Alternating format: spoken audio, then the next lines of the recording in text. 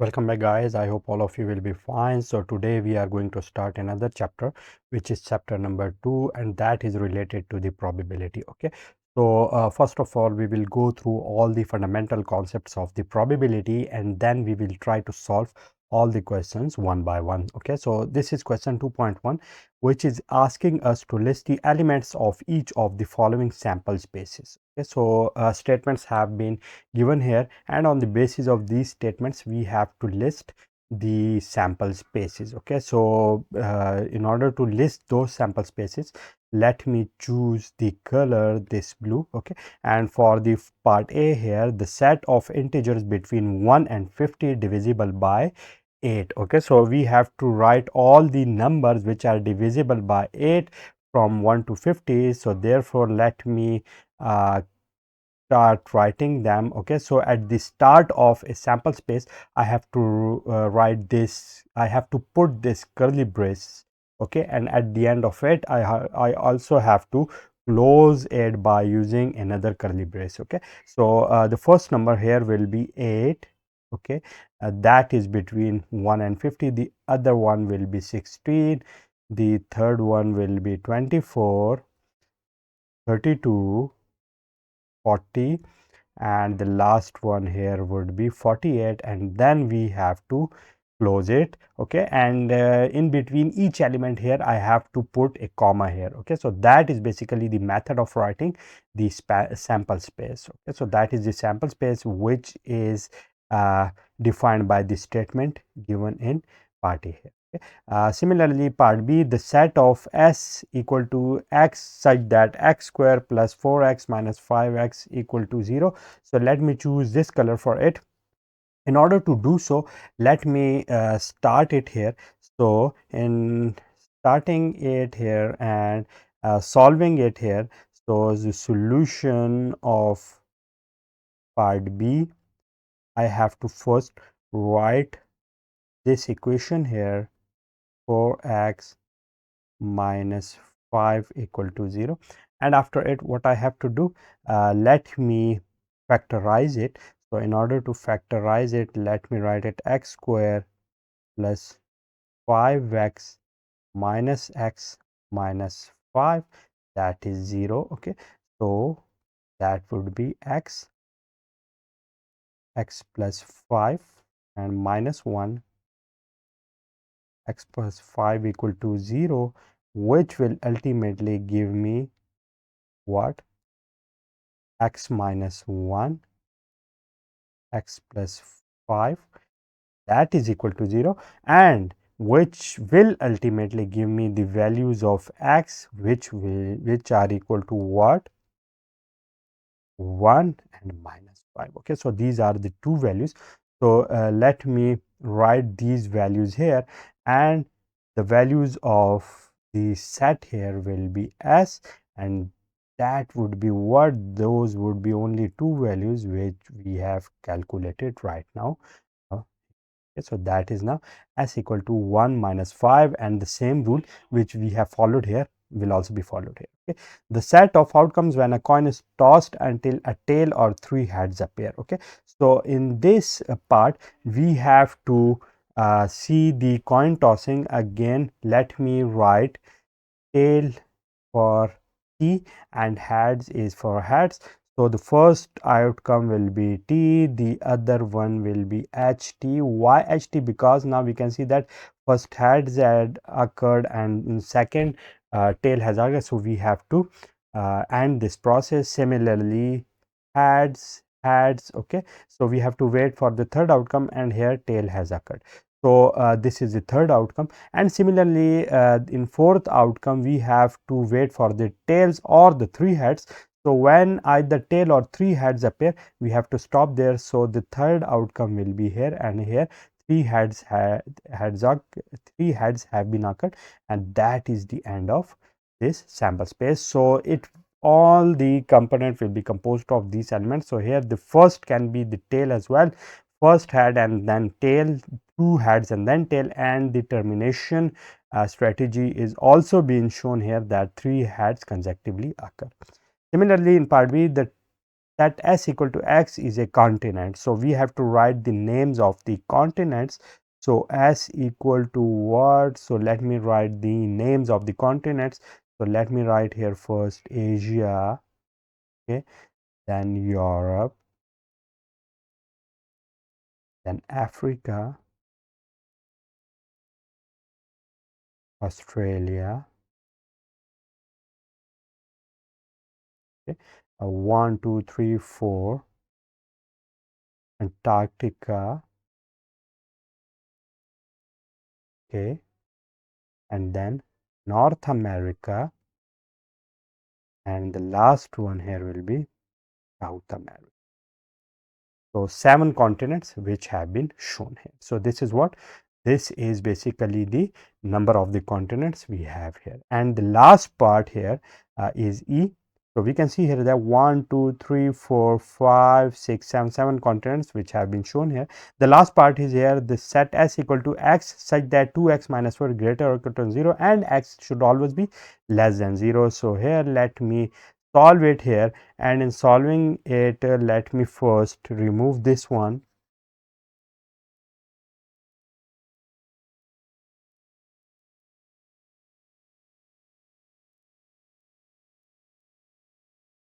Okay, so this is part E, and here we have 2x minus 4 greater or equal to 0, which if 4 is added at the both sides, what I will get 2x greater or equal to 4, and dividing both sides by 2, I will get here x should be greater or equal to 2.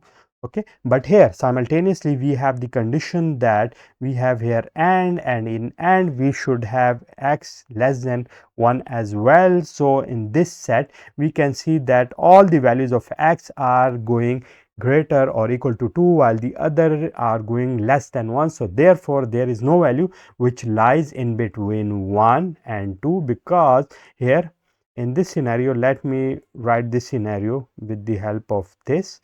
Okay, so x should be less than 1, and here this should be greater or equal to 1, or let me use another color for it, this one. This should be greater or equal to this one, while here let me make it more clear. Here it will be like this one. Okay, because x is not included. So there is nothing which we can have here. Okay, and that's why here we will get what S will be the phi, or I can also call it the empty space, empty set. So here the sample space is the empty set. Okay, so that is basically the solution of question 2.1, and here we have seen that how to calculate or how to find different sample spaces if statements are given. So with the passage of time we will go beyond the sample spaces and probabilities, and we will dive into the details of more advanced concepts. So till then, take care of yourself, and I will see you with some more advanced concepts in our upcoming video. See you soon. Welcome back, guys. I hope all of you will be fine. So this is question 2.2 of chapter number 2, which is related to the probability.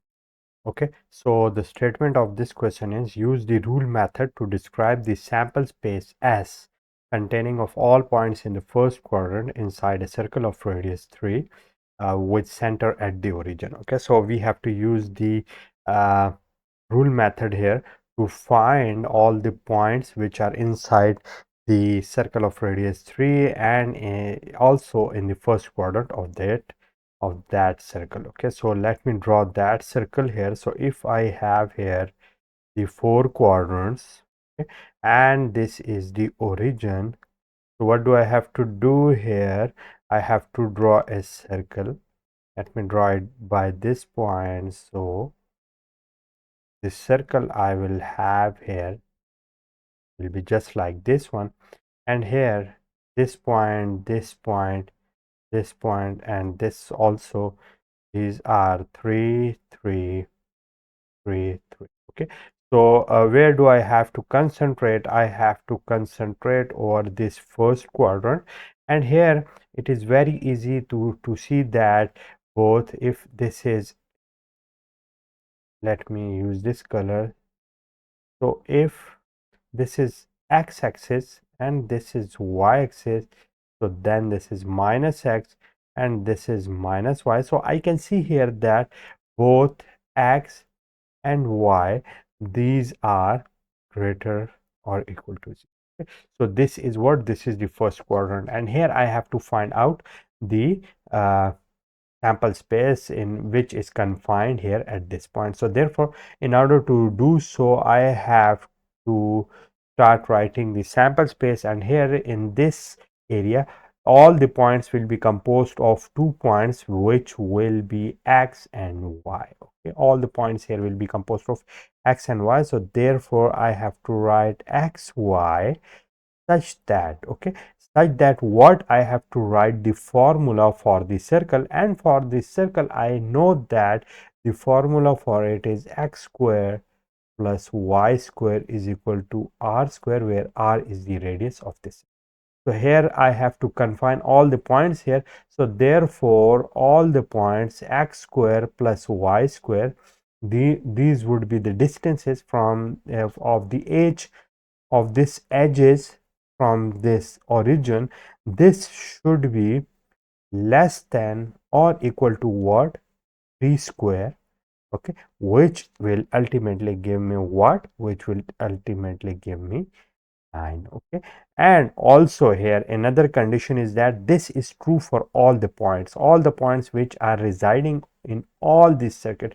So therefore, in order to confine it here, I know that the condition here is that both x and y should be greater than 0. So therefore, in order to end it, I have to write here x should be greater or equal to 0, and similarly y should be greater or equal to 0.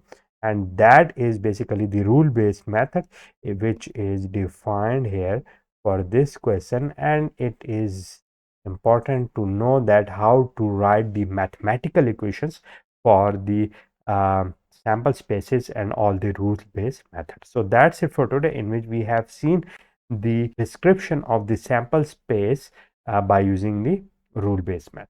So I will see you with some more interesting stuff in our upcoming video. See you soon. Welcome back, guys. I hope all of you will be fine. So this is question 2.3, and here we have to find that which of the following events are equal. So we have some events which are listed as part A, B, C, D. So in part A, the event A has been written explicitly, while in B, C, D we have some statements and the implicit representation of the set. So therefore, in order to compare them easily, what do I have to do? I have to write them in the explicit manner. So therefore, starting with part B here, so what is this here? X, B is equal to x, such that x is a number on a die. So on a die we have what? Let me use this blue color. So on a die we have how many numbers? So I have numbers which starts from 1, 2, 3, 4, 5, and 6. So this is the sample space which represents event B. Okay, so that is what we wanted to find. Similarly, in part C, what do I have to do? I have to see that C is equal to x, such that x square minus 4x plus 3 is equal to 0. So therefore, in order to solve it, we have to factorize it and find the factors of this equation. So therefore, in order to factorize it, let me write it here: x square minus 4x plus 3, that is equal to 0. So let me factorize it: x square minus 3x minus x plus 3, and that is equal to 0. And now, in order to find the commons of them, so x minus 3, and similarly minus 1 x minus 3, that is equal to 0, which will ultimately give me x minus 1 and x minus 3, that is equal to 0, and ultimately it will give me how many points? It will give me 2 points, which would be 1 and 3. Okay, so therefore here C would be what? In order to write this C, what values would it have? It would have 1 and 3. So this is set C. Similarly, statement D or part D of my question is that D is equal to X such that X is the number of heads when 6 coins are tossed. So how many heads can I have if 6 coins are tossed? So let me write it D. So I may have 0 heads because that is also the possibility that 6 coins are tossed and I don't get any heads here, and all of them will be tails. I may also have 1 heads out of these 6. Similarly, 2 heads, 3 heads, 4 heads, 5 heads, and also I may, this is also the possibility that I may have get all heads. Okay, so that is 6. Okay, so therefore this is what, this is D. So similarly, I have here A equal to 1 3, and B is this, C is 1 3, D is 0 to 6. So therefore it is very easy to see that the A and C, these two are equivalent. Okay, so therefore I can see that this A and C, these two are equivalents, and therefore all others are distinct. So that's it for today, in which we have to find out the explicit representation of the sets or sample space from their implicit representation. So that's it for today, and then I will see you with some more interesting stuff in our upcoming video. See you soon. Welcome back, guys. I hope all of you will be fine. So this is question 2.4, and the statement of it is an experiment involves a tossing an experiment involves tossing a pair of dice. Okay, so we have a pair of dice or 2 dice. Okay.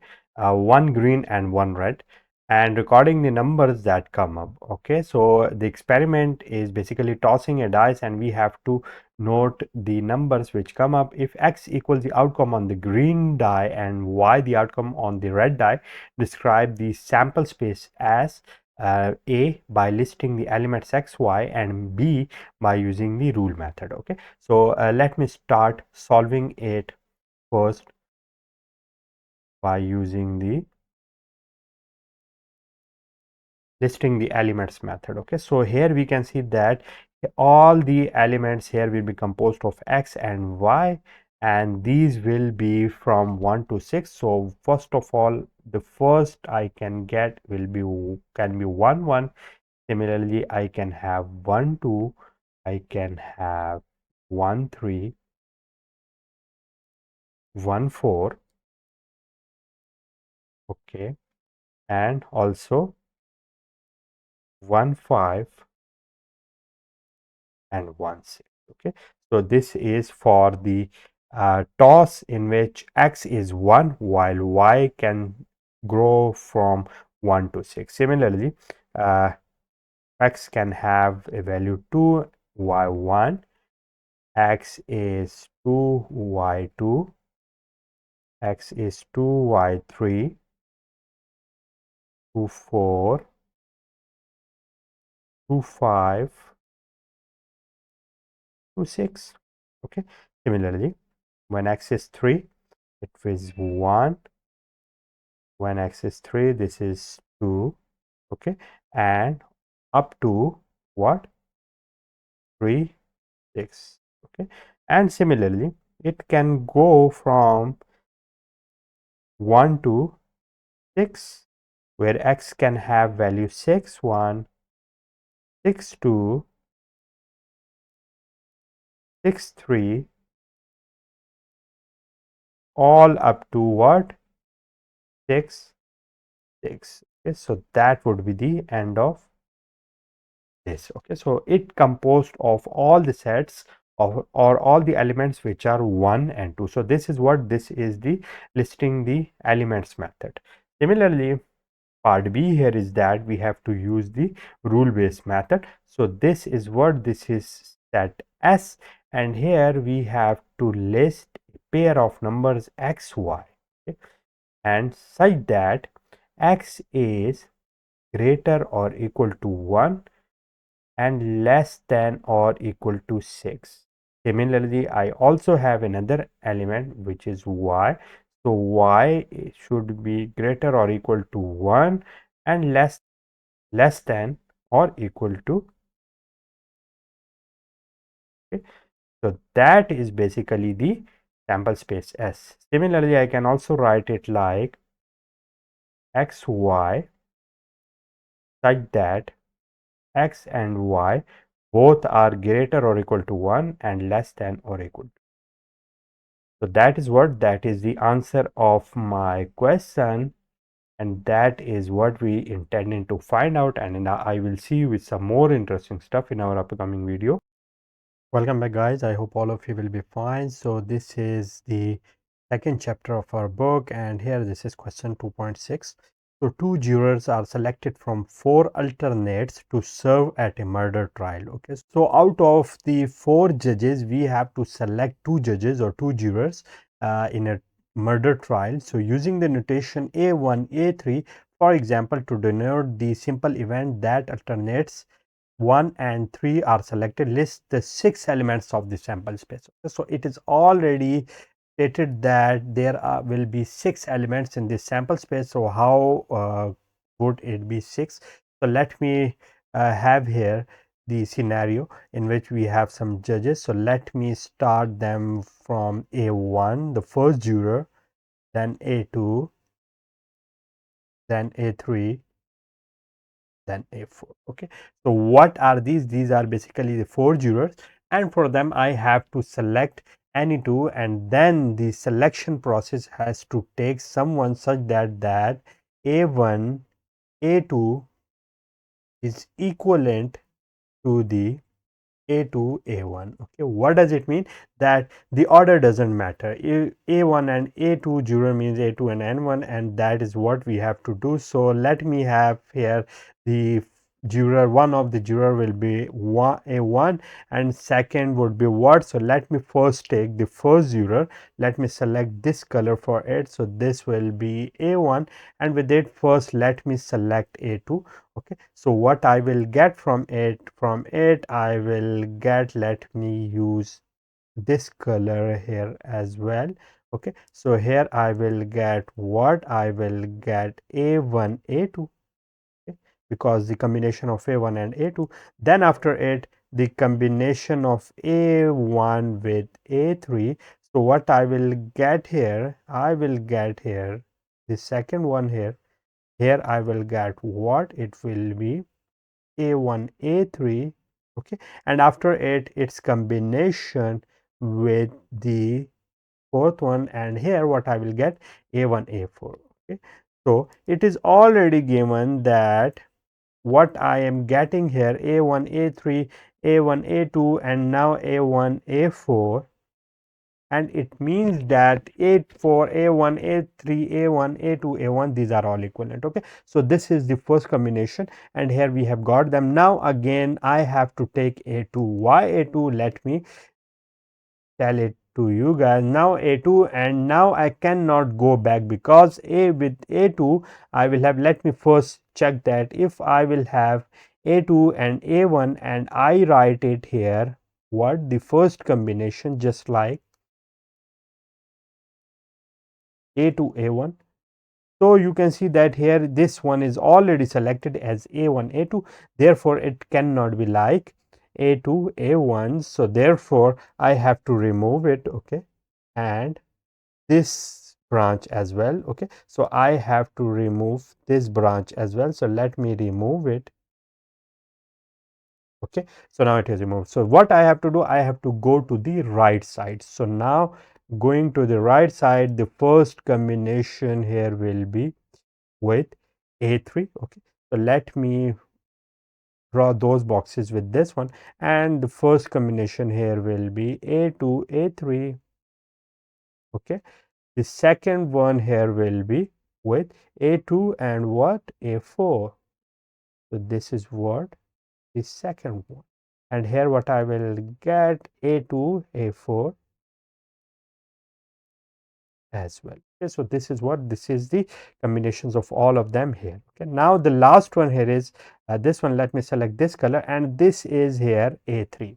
Okay, you can again see here that if I will go to the left one and start making the combinations of it with a1 2, I will see that with a3 a1 I also have a combination here as well. With a3 a2 I also have a combination here as well. So as I have previously told you that the sequence of the combination doesn't matter, so therefore a2 a3 means a3 a2, so therefore I have to go to the right side and the only combination it will make it with the a4. So therefore the only one combination here will be what?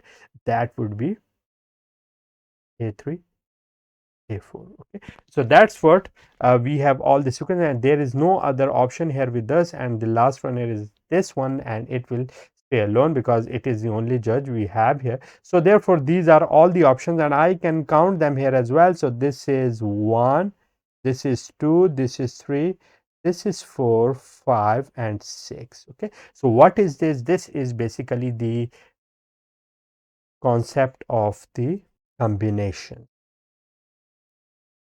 Okay, can be.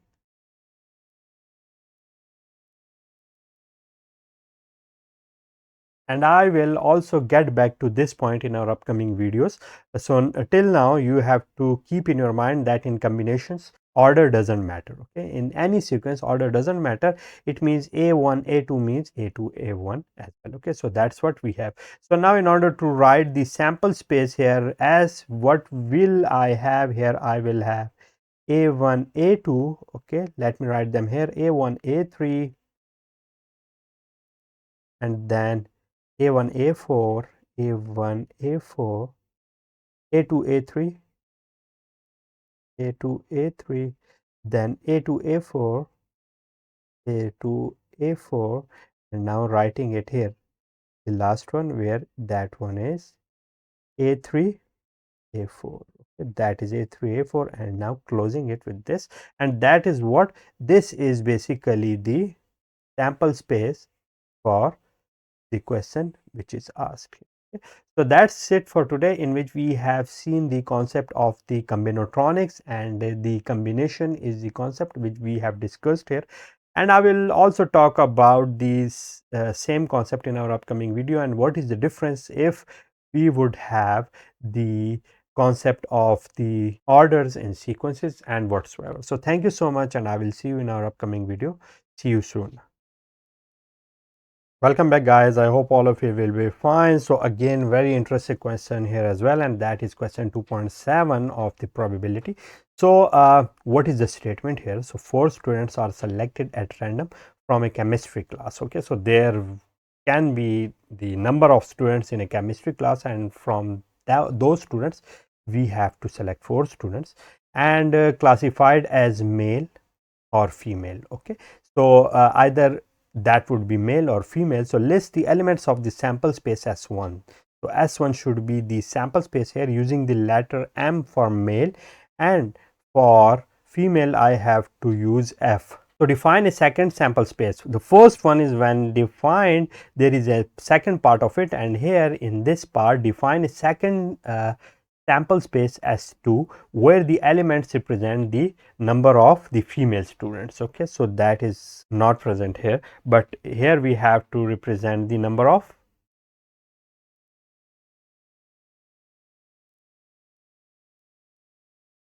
female students.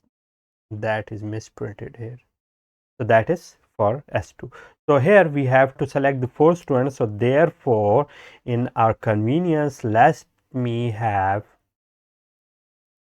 a window in which I will have what? 4 slots. Okay, so there I have 4 slots. In these slots we can have the any number of students here. So in the first slot, this is slot 1, this is 2, this is 3, this is 4. So here in first slot, how many option would I have? So I can either have here male or female. Okay, either I will have here male or female. Okay, so let me write it with any other color. Let me use this one. So either I will have here female or male option. So therefore here I have what? I have 2 choices. Similarly here in second slot, how many choices would I have? So again, the replication is allowed because I can also have here male or female student, and that is also a random sampling. So therefore either female or male here as well. In third slot, I can either have female or male, and similar options are available for the fourth slot as well. So in each slot here I have two options. Yes, so these are basically the two options, and here it would be male or female, and male and female, and male or female, and male or female. So what is this? I can see that here I am applying the concept of and and here as well. Okay, I can see that it has been and and so therefore I have to multiply them together. This is the AND operation, and multiplying them together and seeing that what is it, so it would be 1 plus 2 plus 3 plus 4. So if the bases are same, the exponents will be added together and only a single base has to be written here. Okay, so the single base here is 2, and the addition of the exponents will give me 4, which will ultimately give me the 16 possible combinations of all these points. Okay, so what would be those combinations? So let me start writing them here, and let me represent male with this orange color, and female, this will be male, and female with this blue color. Okay, so let me start writing them, and let me have in first slot all the elements I would have would be male. So male, male, male, and male. Okay, so the first one is male. Then in second one, let me have male, male, male, and the last one here is the female. Okay, then let me have here male, male, and here at this option I will have female. Okay, and here the male. Okay, and similarly here in the fourth one I will have here male, male, and here what would I have? I have here female and female. It can also be an option here as well. Okay, so after it, what will be the options? So I will have here male, then the female, and then male. Okay, similarly here I will have male, and here female, and then again male, and then female as well. Similarly here male and female, and here female as well, and here. So in the last one, what would I have? I will have here male, and here female, female, female. So how many combinations I have here? So it is 1, 2, 3, 4, 5, 6, 7, 8. So 8 other combinations are left, and let me start writing them here.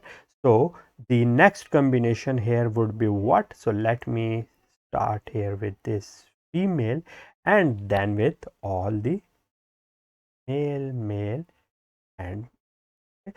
So then again female, okay, and then male, male, and the last one here would be the female.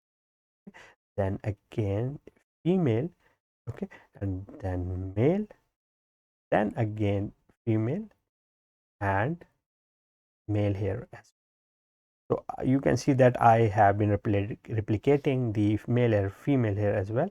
So female, and here let me write here male, and the last two here would be female and female. Again here female, female, and the last two would be male and male. Okay, and here female, female, and here male and female. Then female, female, female, and male, and the last one here would combine all the females, and this is also another option what we have. So here we have, this is 9, 10, 11, 12, 13, 14, 15, and 16. Okay, so what is this? This is basically the combinations which are basically showing me all the possible outcomes of randomly selecting 4 students out of a class, and those students could be male or female. Okay, so in that here what I would have, so let me remove these sequence numbers because a sample space could not contain them, and it would only contain the sequences what we will have. So these are all the combinations which I will. So these are all the combinations, and in binary communication, if I can write here m with 0 and female with 1, so I can see that in any binary or digital communication systems or in digital arithmetics, I can see that those would be 0 0 0 0 0 0 1 0 0 1 0 up to what I will get here 1 1 1 0 1 and then 1 1 1 1. So this would be the same case here I have got. Okay, so the same scenario, and the how to write the replicating combinations of any binary items, I have shown you the procedure of writing them here, and the same will be followed in any scenario where I will have 2 items. Okay, so that is what that is we have here. This is S1. Similarly, here I can see that here the number of females are 0, here the number of females in these two cases, and here, and in many cases like here I have number of females equal to 1, then here, okay, and here we have number of female equal to 2, then I also have here number of females equal to 3, and here 4. So the number of female I would have here in as mentioned and asked in the second part of this question, I may have 0 number of females, I may have 1, I may have 2, I may have 3, and also I may have 4 number of females, and that is what that is S2, and that is also the answer of second part of my question. Okay. So I hope you have understood how to write different combinations of the items which are 2 in number, and how to replicate them if the order has some meaning in it, and also these are basically have been shown multiple times. If one item has been shown in one position, that item can also be shown in the other locations as well, because replication is allowed. So that's it for today, and I will see you with such stuff and such interesting stuff in our upcoming videos. We will discuss them, and if you have any question, you may ask me in the comment box. Thank you so much, and I will see you soon. Welcome back, guys. I hope all of you will be fine. So this is question 2.10, and the statement of it is, an engineering firm is hired to determine if certain waterways in Virginia are safe for fishing. Okay, so samples are taken from 3 rivers. So we have 3 rivers from which the samples have been taken. So list the elements of a sample space S using the letter F for safe, okay, and N for not safe to fish. Okay, so this is part A. Let me first try to solve part A here. So in part A, we have what we have a window containing the space for 3 elements. Why 3 elements? Because samples have been taken from the 3 rivers. So either those would be safe, just like F, and not safe, just like N. Okay, so what do we have to do? We have to mention all the combinations which corresponds with these 3 spaces. So what can be the options here? So let me first write what not safe, not safe, not safe. Okay, so this is the first combination. In the second one, not safe, and then safe, then not safe, safe, and not safe. Okay, similarly, what next? So not safe, safe. Okay, so the three first combination in which the rightmost location has been fixed with non-safe. Okay, so similarly, the next option, what do we have to do? We have to fix the last location or the MSB here with the safe option here. So safe and what? Not safe, not safe. Okay, similarly, safe, not safe, safe, then safe, safe, not safe, and the last one here would be safe, safe. Okay. So these are the overall options. So how many windows or how many rivers do I have? I have 3 rivers. So in order to find the options or the number of items in the sample space, what do we have to do? We have to write it 2 raised power 3, so it will give me 8. So let me see that the total number of the items in the sample space are 8 or not. So we can see here that here 1 2 3 4 5 6 7 8. So 8 items here. So let me close it, first and last one, and writing commas at the end of each item here. What would I get? This is a sample space which is S. Okay, so this is the solution of part A. Similarly, in part B, what is asked is list the elements of S corresponding to event E. Okay, so now another sample space or another set which is E, which is basically the subset of S, that at least 2 of the rivers are safe for fishing. Okay. So we have to select here the items in which 2 of the rivers are safe or 2 F's are present. So let me mark down them here first. So here no river is safe, no river is safe, one river is safe, one is saved, and here we can see that 2 rivers are saved.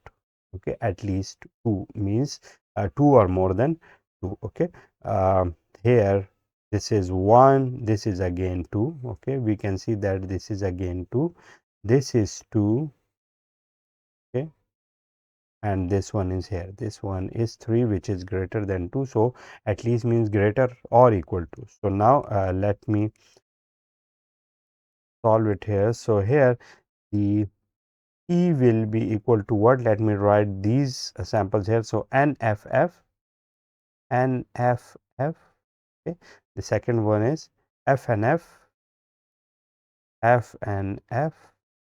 Okay, then FFN, FFN, and the last one is triple F. Okay, so we can see that here we have the condition that at least 2 of the rivers are safe. So at least 2 means 2 or more than 2. Okay, and the last one here is that define an event that has its elements the points which are given here. So we have to write the statement for this. So let me see that what is common here. So by looking at it, we can see that all the items in the middles are basically F. Okay, this is common in between all them. Okay, so we can see that among all of them I have this F, which is in mid river. And what should be the statement here is that here it is showing me that the second river is basically safe to fish. Okay, so what should be the statement here? The statement for it is second river is safe to fish. Okay, or safe for fishing. So this is what? This is the statement for part C. So I think the conceptual overview of the items related to this question are now clear. So if you have any question, you can ask me in the comment box. Till then, take care of yourself and I will see you soon. Welcome back, guys. I hope all of you will be fine. So this is question 2.11 of chapter 2, which is related to the probability, and the statement of this question is The resumes of two male applicants for a college teaching position in chemistry are placed in the same file as the resumes of two female applicants. Two positions become available, and the first, at the rank of assistant professor, is filled by selecting one of the four applicants at random. The second position, at the rank of instructor, is then filled by selecting at random one of the remaining three applicants using the notation M2 F1, for example, to denote the simple event that the first position is filled by the second male applicant and the second position is then filled by the first female applicant. Okay, so on the basis of this data, let me first formulate the strategy that the first male is M1, second male is M2. Okay, first, let me use another color for the female, this one. First female, this is F1, second female, that is F2. Okay, so on the basis of this data, what do we have to do? We have to find the list the elements of a sample space S. Okay, so here we have some sample space, and let me write that sample space here, that is S. Okay, so how many elements will we have in the sample space? So let me first find out. So here again, using the window method, okay, in this window method we have two positions. First is for the assistant professor, second is for the instructor. Okay, so the choices, the number of choices for the first position we have are total 4. When one will be occupied here, the remaining posts or remaining people for the second position will be 3. Okay, so the number of items in the sample space would be 4, 3, 12. Okay, so what are those 12 positions? So let me write them here. So either it can be first male, okay, and second male as well. It can be second male and first male, okay, as well. Okay, similarly M1, F1, M1, F2. Okay, similarly M2, F1 and M2, F2. Okay, also F1, F2, okay, and F2, F1. Okay, so these are all the numbers here we have. Similarly, we can also have the female in the first position as well with these males. So it can be F1, M1, F1, M2.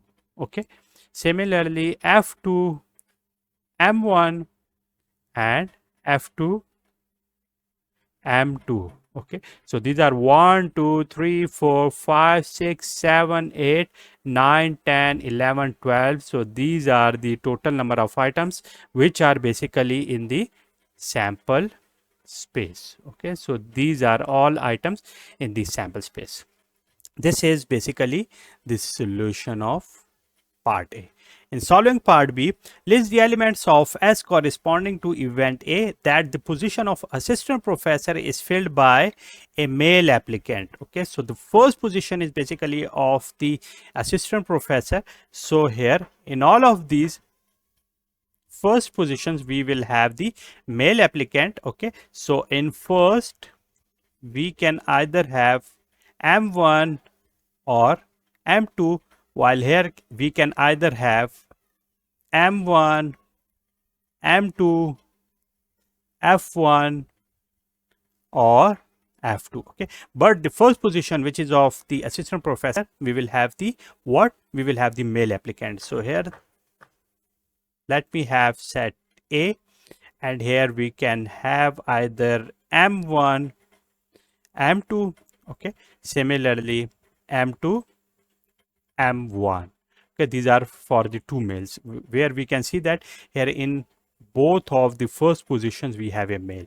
Similarly, in others we will have here M1, F1 and also M1, F2. Okay, let me make it clear. This is F1. Okay, similarly M2, F2 and also here M2, F1. Okay, so these are all the items in which we have the first male position. Okay, and this is what we have here. Okay, so now for part C, list the elements of S corresponding to event B that exactly one of the two position is filled by a male applicant. Okay, so it is what? It is B. So either we will have the first position for the male and it is F1 or M1, F2. Similarly, M2, F1, M2, F2. Okay, so these are the first positions for the male. Similarly, for the second positions, we will have F1, M1 and F1, M2. Okay, similarly, F2, M1 or F2, M2. Okay, so these are what? These are all the items in which exactly one of the two positions is filled by a male applicant. Okay, we can see that here this is the male, this is male, this is male, this is male, and one of the two positions is filled by a male applicant.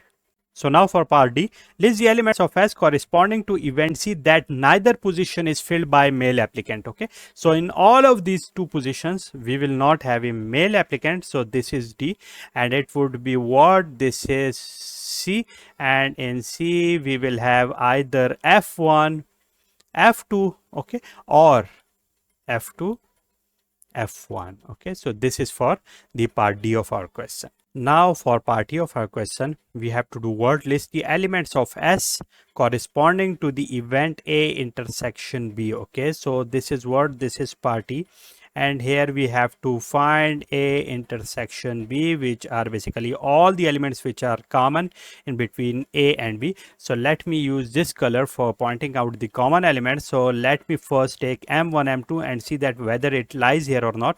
So whether it is here or not in B, so it is not available here, so I'm not going to use it. Okay, similarly M2, M1, whether it lies here or not, let me remove this here. Okay, whether this M2, M1 lies here or not. Okay, so it also doesn't lie here. M1, F1, does it lie? Yes, it is here. Similarly M1, F2, yes, it is also here. M2, F2, does it lie here? Yes, and M2, F1, okay, this is also here as well. Okay, so we have to write these four elements here, which would be what? So let me write them here. These would be M1, F1, okay, this one, also this colored one, which is M1, F2, okay, this one now M2, F1, okay, and the last one is M2, F2, M2, F2. This is for what? This is for E. Now to solve F of my question, list the elements of S corresponding to the event A union C, which are basically the all the elements consisting the elements of A and C. Okay, so let me move down somehow. So for this question, this is F, and for this we have to find A union C. So let me first write all the elements of A, which are M1, M2, M2, M1, M1, F1, M1, F2. Now M2, F2, M2, F2, and M2, F1. Okay. Now let me write all the elements of C, which are F1, F2, and F2, F1. F1, F2, and F2, F1. Okay, we can also see that all the elements here are basically occurring once. Okay, so therefore it's a complete set, which is A union C. Now for G, construct a Venn diagram to illustrate the interconnections and unions of the events A, B, and C. So this is what, this is G, and let me denote the overall space, which is, let me call it S here. This is S, which is the sample space, and here let me represent the first set, which is A by here. Okay, this is A, and their subset is basically, or the other set here is B. So A intersection B is here, so this is also B, and here we have what, this area, we have this one is A intersection B, while this is A, this is B. Okay, also we have here what, we have here C. Okay, so we can see that these are, there is nothing common in between A and C and also B and C, so therefore I have written it separately, and the items which are common in between A and B are written here as well. Okay, so this is what, this is basically the Venn diagram representation of A, B, and C, and also their intersections. Okay, so that's it for today, in which we have seen the solution of question 2.11. If you have any question, you can ask me in the comment box. See you soon. Welcome back, guys. I hope all of you will be fine. So this is problem 2.12 of chapter 2, and the statement of this question is, exercise and diet are being studied as possible substitutes for medication to lower blood pressure. Three groups of subjects will be used to study the effect of exercise. Group 1 is sedentary, while group 2 walks, group 3 swims for 1 hour a day. Half of each of the three exercise groups will be on salt-free diet. An additional group of subjects will not exercise or restrict their salt, but will take standard medication. Use Z for sedentary. Okay, here Z is for sedentary, W for walker, S for swimmer, Y for salt, and N for no salt, M for medication, and F for medication free. Okay, these are some symbols which we have to use here. So what are the different parts of this question? In part A, we have to show all of the elements of the sample space. Okay, so let me first solve it.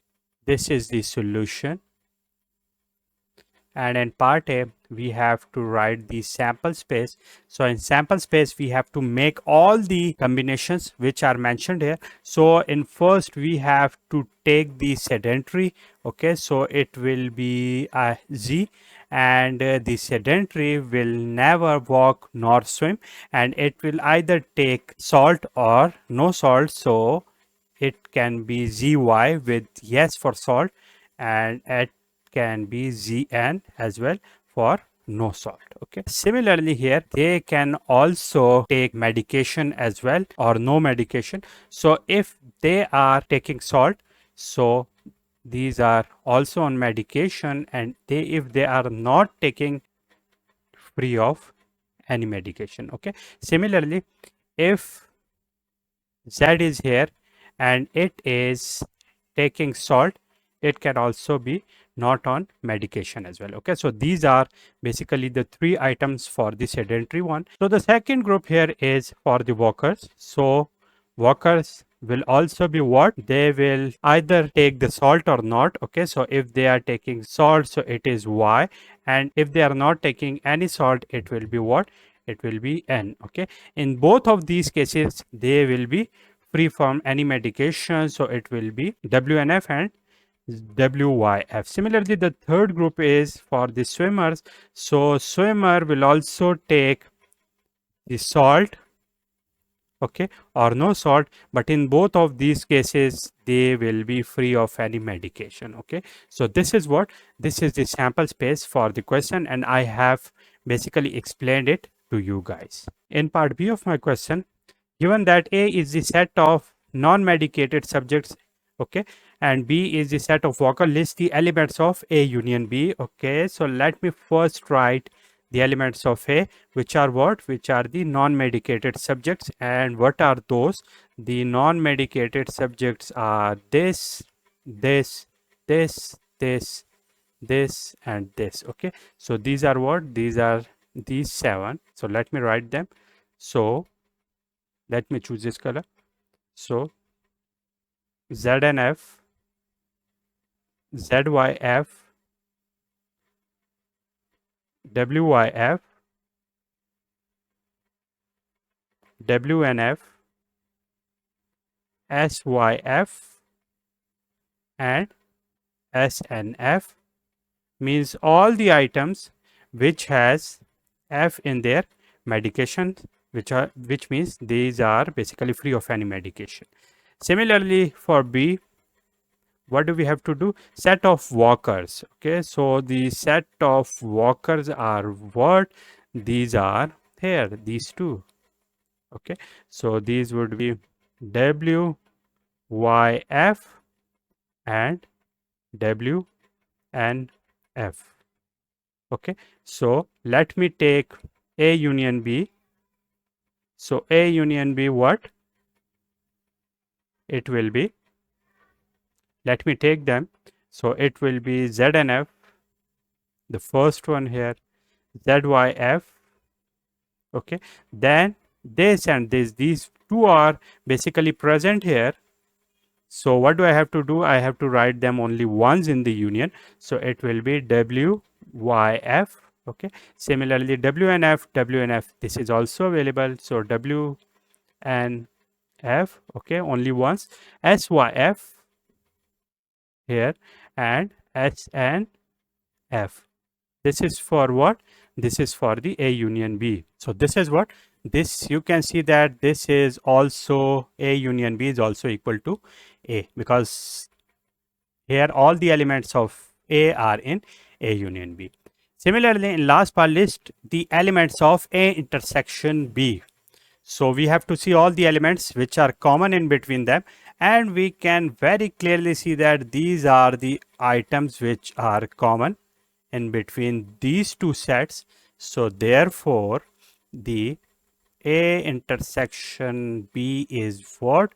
That is B, and that is what? This is WYF and W and F. Okay, so this is what? This is the solution of the question in which I have solved part A, B and C of my question. If you have any question, you can ask me in the comment box. See you soon.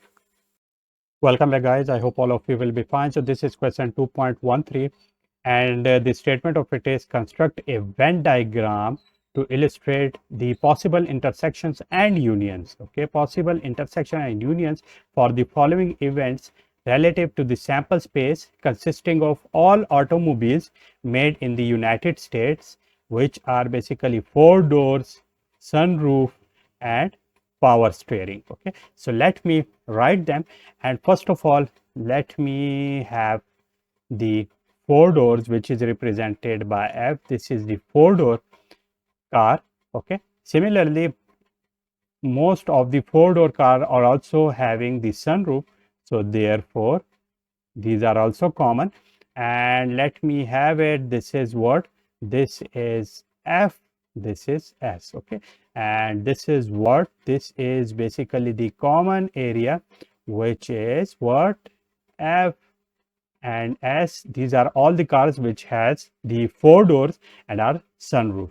Similarly, the last type here is the power steering. So there can be also some cars which are also what? Which are also here. Okay, let me color it as well, this part. Okay, this one here, or I can also write it with it. And this part is what? This is also 4-door and sunroof and power steering. Okay, so this is what? This is the area which basically lies within this range. Okay, and this is what? This basically represent this one, while this one is from this overall area. Okay, similarly we can see that there is also another area. Let me make it this one as well, and this area is what? This is basically the sunroof and power steering. Okay, and also this area, let me have this area as well, and this is what? This is the 4-door and power steering. Okay, so these are basically the areas. Similarly, in order to see the union here, we have here the option, and there are basically all these. Okay, we can see them, and these are all the areas, and these are basically what? These basically represent the 4 doors union, sunroof union, power steering. Okay, just you have to keep in your mind that all these common areas will be represented only once here, because what are these are basically in the sets, and in set every item has to be represented only once. Okay, let me remove this as well, because it is now seems like a very messy. Okay, so here we can see that this is the overall area. Let me highlight it with this, and this is the overall area, which is what? Which is the union, and this one is, let me represent this one for this one. Okay, so this overall area with this yellow color, let me color it with this yellow one. This is all what? This is F union S union P. So this is what we have here.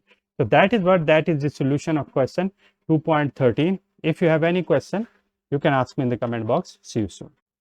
Welcome back, guys. I hope all of you will be fine. So this is question 2.14 of chapter 2, and the statement of it is, if S is equal to 0, 1, 2, 3, 4, 5, 6, 7, 8, 9, and A equal to 0, 2, 4, 6, 8, I mean all the even numbers from 0 to 9, and B is equal to 1, 3, 5, 7, 9, all the odd numbers from 0 to 9, C equal to 2, 3, 4, 5, and D is equal to 1, 6, 7. List the elements of the sets corresponding to the following events. Okay, so these are different events given as part A, B, C, D, E, and F, and here we have to fulfill the requirements of them. Okay, so let us first talk about part A of my question.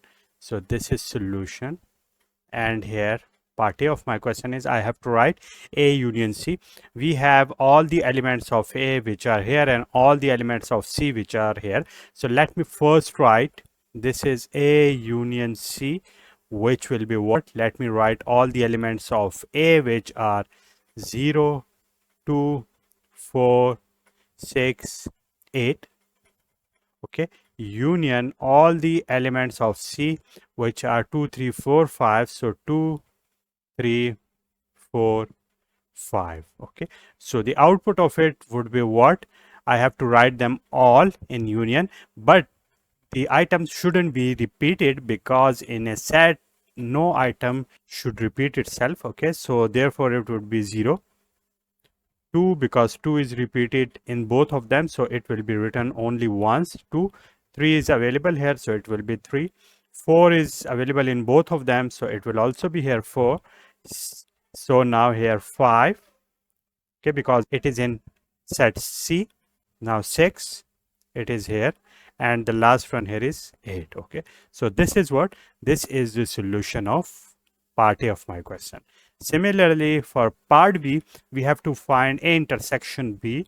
For A intersection B, let me write all the values of A and B. So A is what?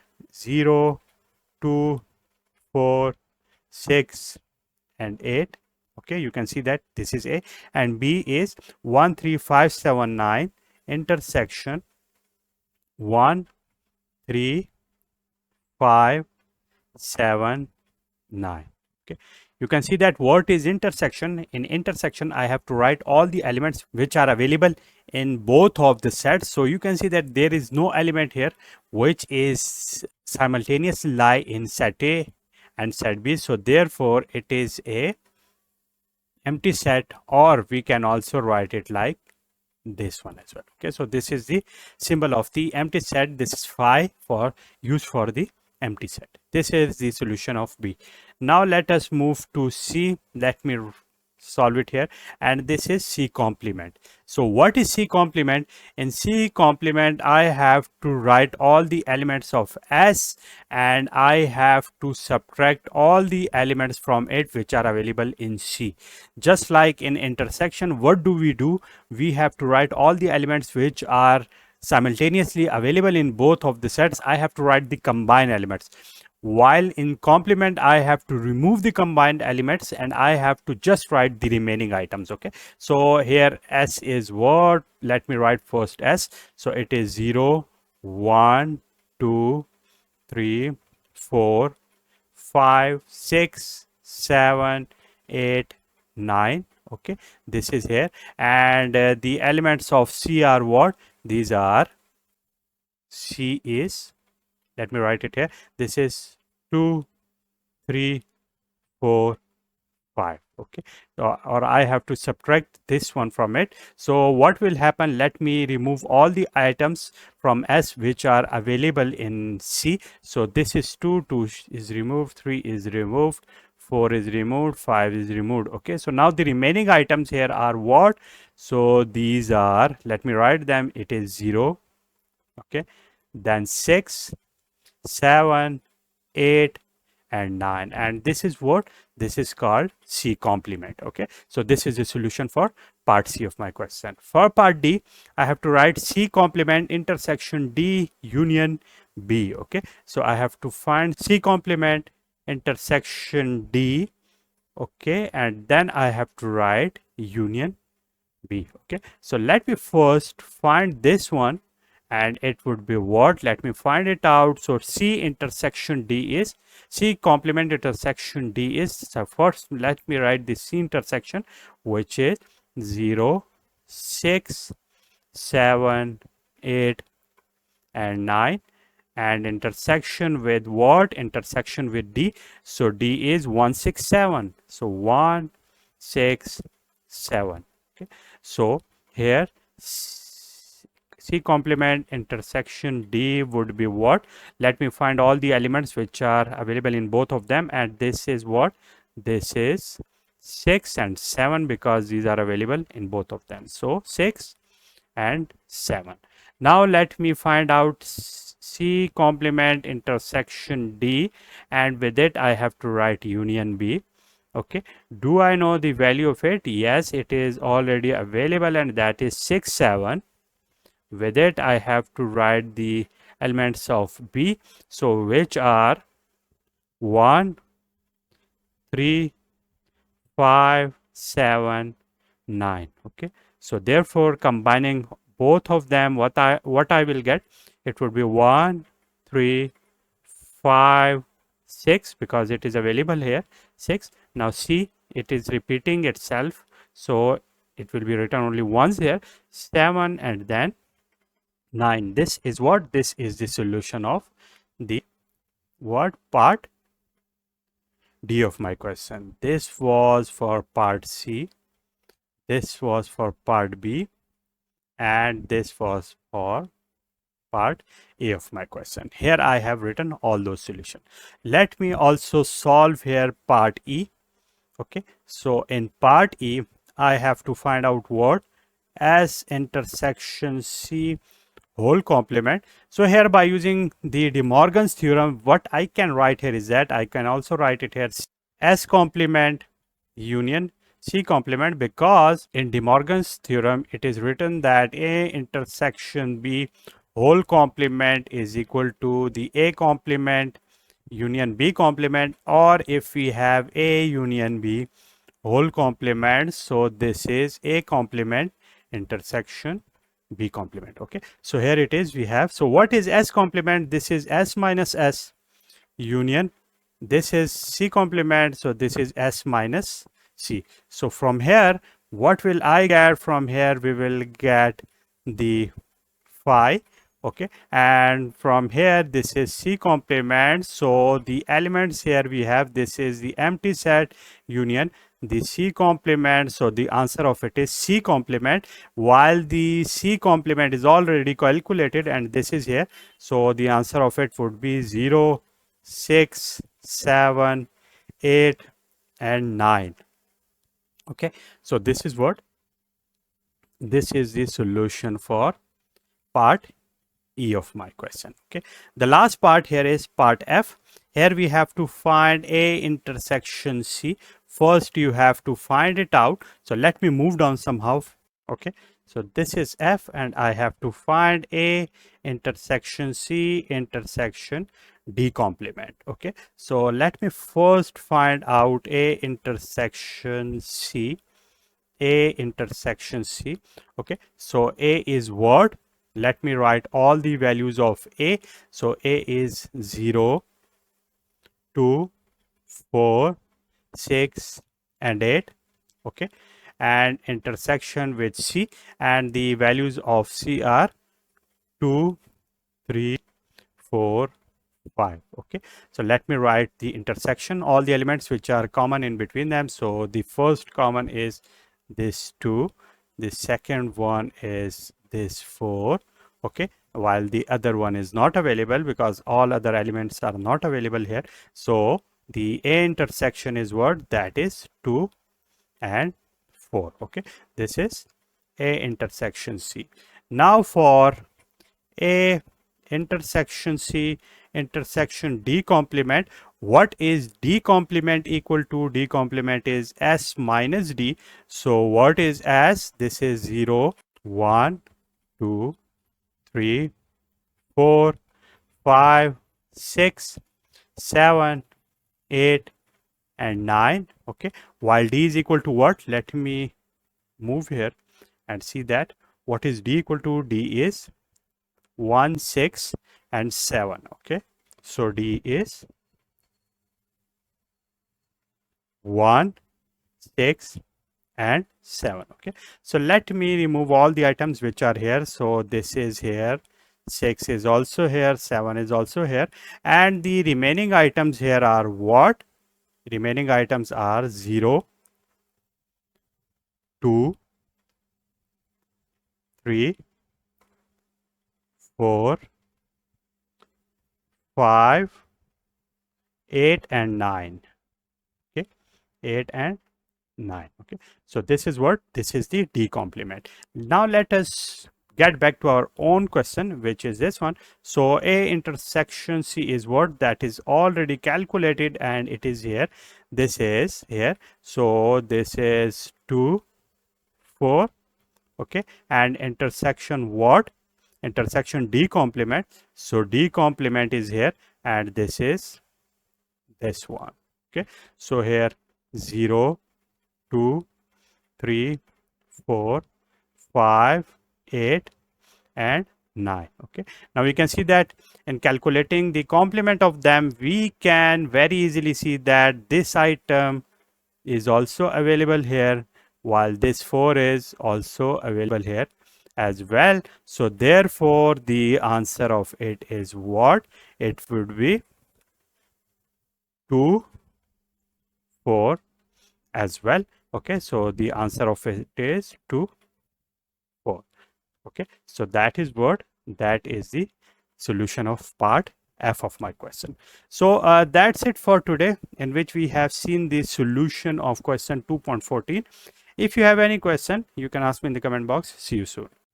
Welcome back, guys. This is question 2.15 and the statement of it is: consider the sample space S equal to copper, sodium, nitrogen, potassium, uranium, oxygen and zinc, and the events A copper, sodium, zinc, B is equal to sodium, nitrogen, potassium and C is equal to oxygen.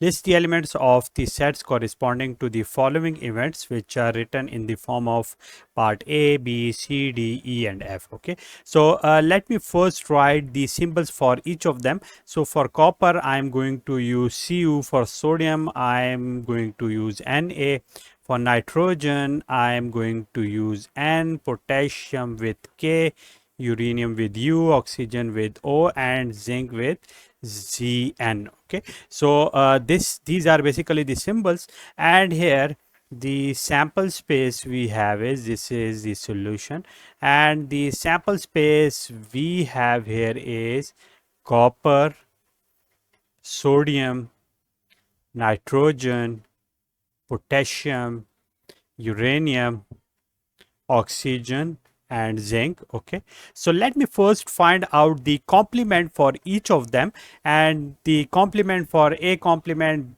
B and C. What we have to do here, we have to find first, let me represent it with A complement, and it would be what? It would be S minus A. Okay, so let me first write all the elements of S which are given here, and then writing all the elements of A which are what? Which are copper Cu, then sodium Na, and then zinc. Okay, so what do we have to do? We have to cancel out all the elements which are available in A and have to write the remaining elements. So the elements which are in A are copper, it is here as well. So it is here, copper is available here. Okay, sodium is also available, and zinc is here as well. So let me write these elements, and the value of A complement would be what? We have to write all the remaining elements, so those would be nitrogen, potassium, uranium, and oxygen. Okay, so these are what? These are for A complement. Now let me represent the B complement with this blue color, and it would be what? It would be S minus B. Okay, so I have to write all the elements of S, and from it I have to remove all the elements which are available in B. So the available elements in B are sodium, so Na. Okay, this is here, nitrogen, and then the potassium, which is K. Okay, so let me remove them from here with this blue color. So it is now sodium, there it is nitrogen, and then potassium. Else I have to write all the elements, so it would be the B complement, so it would be the copper. Okay, then removing the elements which are represented here with the blue color crossed, and the remaining elements are here uranium, oxygen. Okay, and the last one here is this zinc. Okay, the last element, or the last item here is this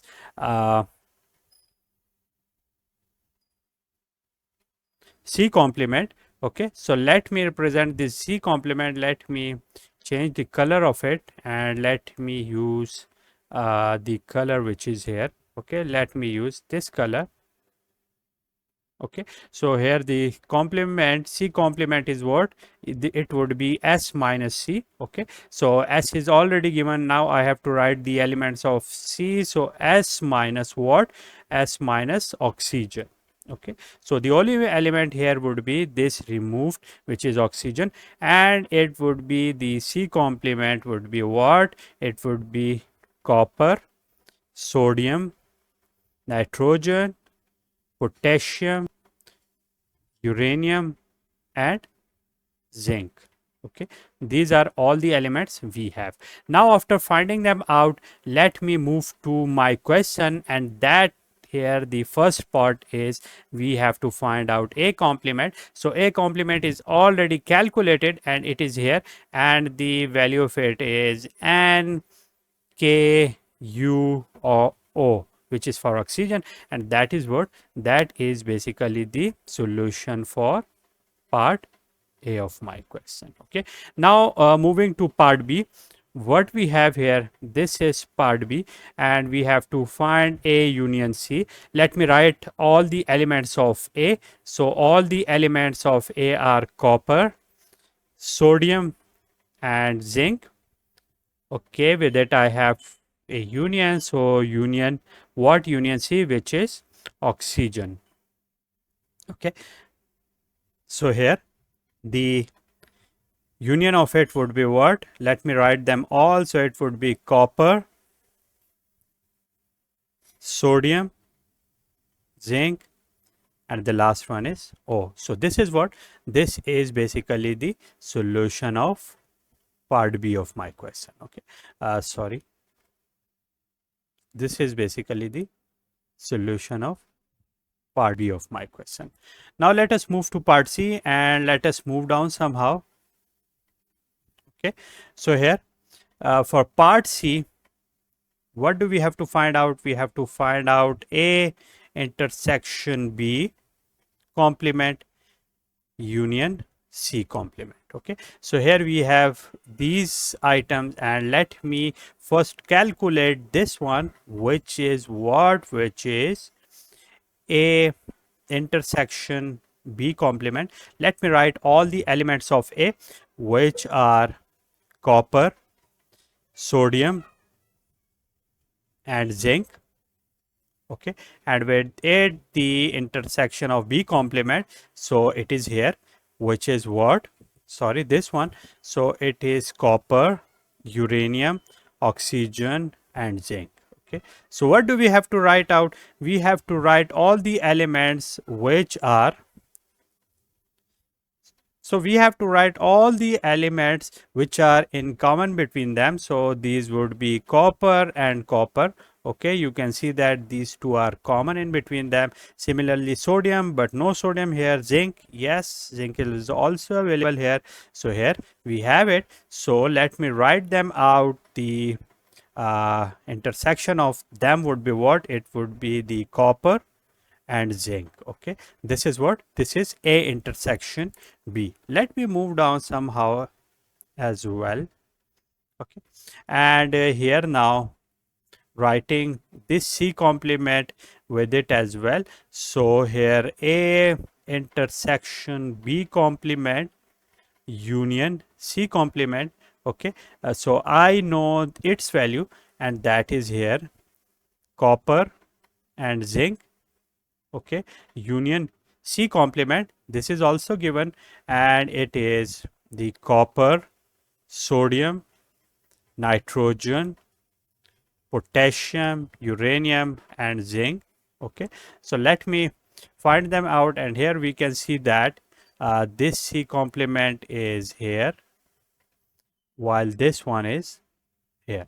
Now let me find out their union, and in finding out the union of it, I have to write them all. So we can see that this copper is here, it is also here, so I have to write it here only once. Okay, zinc is here, also here, so I have to write it once as well. Okay, the other remaining items would be sodium, nitrogen, potassium, and uranium. So this is what? This is the solution for the part C of my question. Now part D is I have to find out B complement intersection C complement. So this is D. It would be the B complement intersection C complement. Okay, let me write them out. The B complement is here. We can see that this is the copper, uranium, oxygen, and zinc. Okay, this is here. Let me also see that whether I wrote it correctly or not. Yes, this one is the correct one. And intersection of it with the C complement, which is what? Which is the copper, sodium, nitrogen, potassium, uranium, and zinc. Okay, so these are what we have. So now I have to do what? I have to find out all the elements which are common in between them. So copper is here, copper is also here, so these two are common. Uranium is here, also here, so this is also common, and also zinc is here and here as well. So I have to write what? Here the answer of it would be the common elements, which would be copper, uranium, and zinc, and this is what? This is basically the solution of my question. Okay, and part D of it. Okay, so that's it for today. Today we have solved part A, B, C, and D of our question. In our next video we will try to solve part E and part F of our question. If you have any of the query or any ambiguity, you can ask me in the comment box. See you soon. Welcome back, guys. So in last lecture we talked about the part A, B, C and D of our question 2.15. Today we are going to talk about part E and F of our question. Okay, so this is part E and this is part F. So let me first talk about part E, which is A intersection B intersection C. Okay, so here let me first find out A intersection B. So in finding it out, let me use the same color. So A is what? A is, let me write all the elements of A, which are copper, sodium and zinc. Okay, with it I have to find the intersection of B, which is sodium and nitrogen, and the last one is potassium. Okay, so what are the elements which are common in between them? I can see that copper, no copper here. Sodium, yes, sodium is here. So sodium is common in between them, and no zinc. Okay, so the intersection of them is basically what? The intersection of them is the sodium. Okay, so after it I have to write what? Here the remaining one is this C. With it I have to write this intersection. So with it intersection C. Okay, so let me write them out. So it would be the sodium.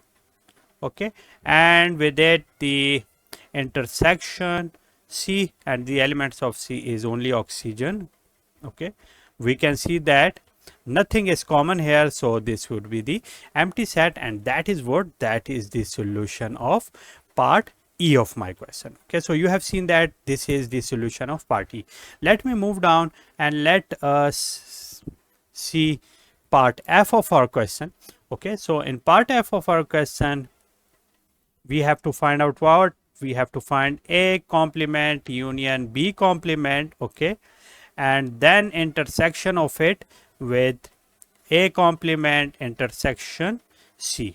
Okay, so let me find them out separately. First let me find it out, then let me find it out as well, and at the end we have to find the intersection in between them. Okay, so let me first find out the A complement union B complement. Okay, the elements here are A complement is nitrogen, potassium, uranium and oxygen. Okay, with it I have to write this union, and with it B complement, which is copper, uranium, oxygen and zinc. Okay, let me write them here, and the union of it would be what? The union of it would be nitrogen. Is there any nitrogen? No, it is only once. Potassium, no potassium here. Okay, uranium, yes, uranium is here and here as well, so I have to write it only once, and oxygen here as well, here as well, so I have to write it only once as well. Okay, also copper here, yes, copper. Okay, uranium and oxygen has been written here, and the last item here is zinc. Okay, so this is what we have here. Now after it I have to find out what? I have to find A complement intersection C. So I have to find A complement intersection C. So A complement is what? Let me write all the elements of A complement. So it would be N, K, U, O. Okay, and intersection with C. So what are the elements of C? So let me see here that C is only O. Okay, so we can see that only this item here is in common in between them, so I have to write here this O. So we have found them here. Okay, so I have to write here what? Here it would be the oxygen, and here A complement union B complement, so it would be the what? It would be here with this green color. So nitrogen, potassium, uranium, oxygen, copper and zinc. Okay, with it I have to find the intersection in between them. I can see that the only common item in between them is this oxygen, so the answer of it would be the oxygen, and that is what, that is the solution of part F of my question. Okay, so that's it for today, in which we have seen the solution of the remaining parts of our question, which is 2.15. If you have any question, you can ask me in the comment box. See you soon. Welcome back, guys. This is question 2.16 and today we are going to talk about it. So the statement of this is, if s is equal to x given that x is greater than 0 and less than 12, m is equal to x such that x is greater than 1 and less than 9, and n is equal to x such that x is greater than 0 and less than 5. Find A m union n, B m intersection n, and C m complement intersection and complement. Okay, so first of all, let us see that what are these S, M and N. Okay, so S is what? S basically lies between 0 and 12, in which 0 and 12 are not included. Okay, so it will be from 1 to 11. Okay, all the elements from 1 to 11, or let me draw them as well. Okay, so let me have them here. Okay, let me have it S. Okay, this is, let me have it M, while this is N. Okay, so this is what, this is S, M, N, and now the values we have are, it is 0 0 0, okay, and this is 1 up to this to 11, means 12 is not included. Similarly for M, we have all the values from 1 to N, in which both of these are not included. So here we will have here 2, okay, 2 up to this is 9, so it is not included, so therefore I have to take here 8. Okay, similarly for N, where X ranges from 0 to 5, where this 0 is not included, so it will contain 1, and also up less than 5 means 5 is not included, so here it will be, let me call it 4. Okay, so let me represent them with different colors. This is what, this is S. Okay, for M we have here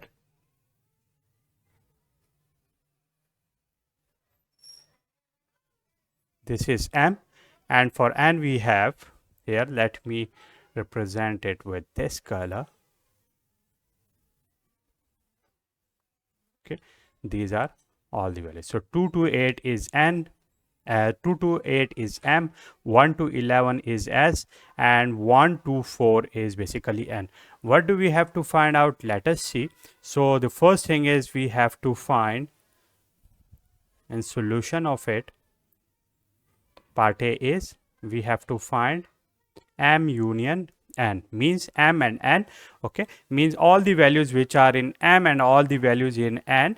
So let me write them here. So M is here and N is here. So we have to take here the lowest and the highest ranges in union. So the lowest range here is 0, because here we can see that in M and N 0 is the lowest, so it will be from 0, and here the highest range is what, that lies in M. Okay, that is in 9. So all the values of X will be in between 0 and 9, such that X, okay, and that is what, that is basically the solution for it. Okay, let me correct it as well. X such that X is greater than 0 and less than 9, and this is for M union N. Similarly, graphically we can also represent it like this is M and this is N, so union of it will be from here all towards here. So this is what, all of this is basically the union, which basically has this lowest limit while this one is the highest limit. Okay, why am I including them here? Because these are included here, while in X is greater than 0 and less than 9, these are basically the included, while 0 and 9 are non included. Okay, so I hope you have got this point. Similarly now for M intersection N, for M intersection n, we have to see the common elements. So therefore in the lowest possible range I have to see the lowest value. Okay, so the lowest value here would be 1, okay, which is in m. Okay, and in the highest range I also have to see the lowest value, and that is in n, and that is 5. Okay, so x is greater than 1 and less than 5, given that x, and this is what, this is the value here. Okay, so I hope you have got my point here, is that in the union you have to see the lowest value in the first limit while the highest value in the higher value, while in intersection you have to see the higher value in lower limit while lower value in the higher limit. Okay, so here this is what, this is union. So let me write it here again. Smallest value in lower limit while largest value in higher limit. You have got my point here, that it is here, while here you have to see the highest value in lower limit while the smallest value in higher limit.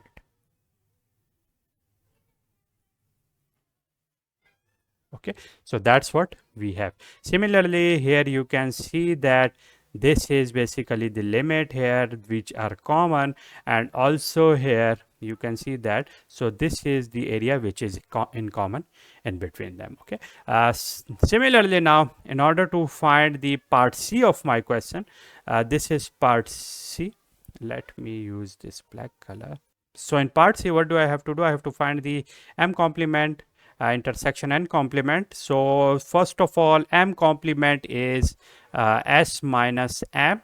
Okay, so s is what? S is all these values while m is here. So let me remove all these values from 8. What will I get here? The first value which will be remaining here would be what? It is starting from 2, so therefore 1 will be remaining here, while the other values, because it is now from 9 to 12, so all other values will be 9, 10 and 11. Okay, this is the m complement. Similarly n complement will be s minus n, so it will be removing all these values from here. So these would be what? These would be removed from the s which is here. So 0 to 5 and 0 to 12. So remaining values will be from 5, 6, 7, 8, 9, 10, 11. So these are all the values which are here. Now in order to find the intersection of them, the intersection of m complement, intersection n complement, we have to see all the elements which are common here. So the common elements are here from 9 to 11. Okay, you can see here as well. So it is what? It would be x, given x is greater than 8 and less than 12. Okay, so that is what? That is basically the solution of part C of my question. Okay, so you have seen that how I have solved it, because now you can see that it is included here while 8 and 12 are not included. Okay, so that's why I have written them here, the highest limits which are not included, and that is basically the closed interval here. So that's it for today, in which we have seen the solution of question 2.16. If you have any question, you can ask me in the comment box. See you soon. Welcome back, guys. This is question 2.17 and the statement of it is let A, B and C be events relative to the sample space S. Using Venn diagrams, shade the areas representing the following events, which are A intersection B whole complement, A union B whole complement and A intersection C union B. Okay, so let us first find the areas, and in order to represent our areas, which will be the answer, I have to use the green color for the answers, okay, or the required area. So now let me first have part A here. So in part A we have here, let me have this sample space. This is basically the sample space S, the overall sample space, and here we have two events which are A and event B. This is A and this is B.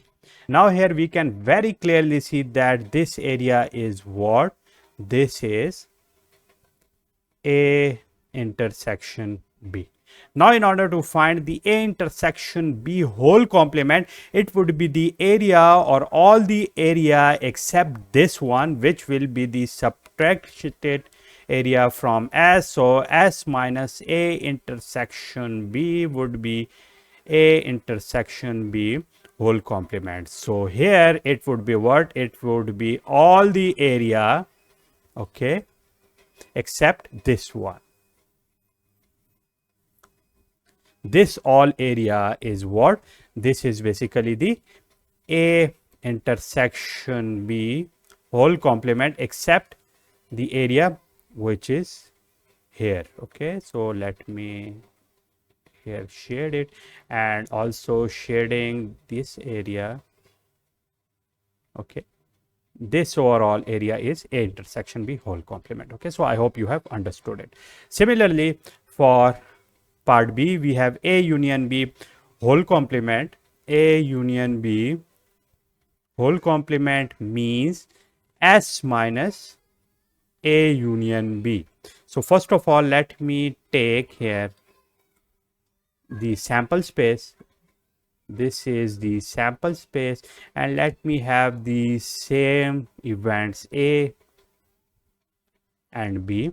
Okay, here first of all let me find A union B. This is A, this is B. So A union B would be what? A union B is all the area which is in between A and B, and this is here, all this area is A union B. Now the overall area, this one is S. In order to find S minus A union B, what would we have? We will have all the area except the area in which these two elements or these two events lie. Okay, so all this area except these ones would be what? This area in green is basically A union B whole complement. Okay, so I hope you have found or got my point. Now the last part is question C, which is A intersection C union B. Let me move down somehow. So let me have here the same. Okay, this is the sample space, and here we have to find out A intersection C union B. Okay, so let me first find A intersection C. So A intersection C would be represented with this color, while the overall of it will be with what? Will be with this green one. Okay, so the first event here, this is S. The first event here is A, this is B, and this one is C. Okay, these are here. So A, B, and C. Now here, in order to find A intersection C, what is A intersection C? So let me see what are the areas which are common in between A and C. So it is this one. Okay, this area is what? This is A intersection C. Okay. Now after finding A intersection C, I have to combine it with B. So with B, the combined area would be here. Okay. So all this area with this one, okay,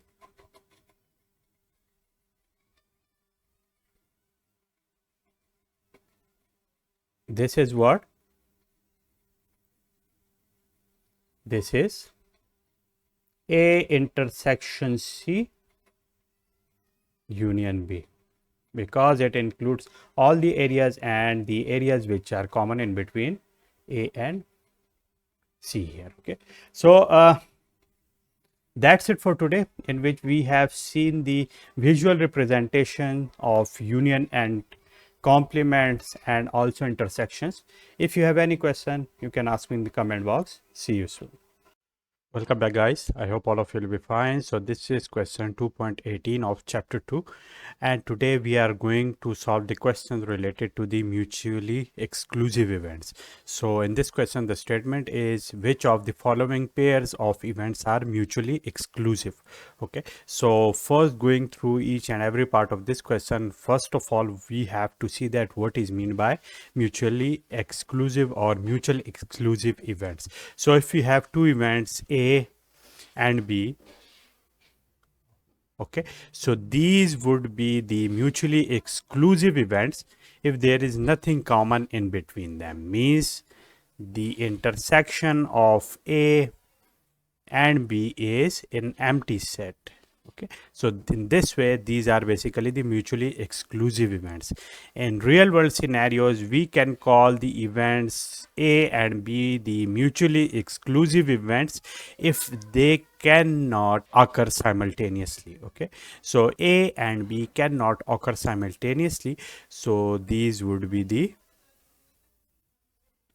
mutually exclusive events. Or in mutual exclusive event, these are strongly dependent events. So I hope you have got my point, that if one cannot occur with the other one, so it means that the other one has been occurring. If one is not occurring, the other one will occur.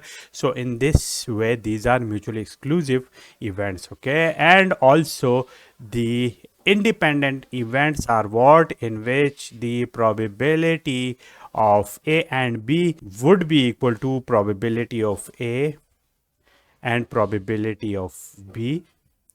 Okay, so here these events would be independent.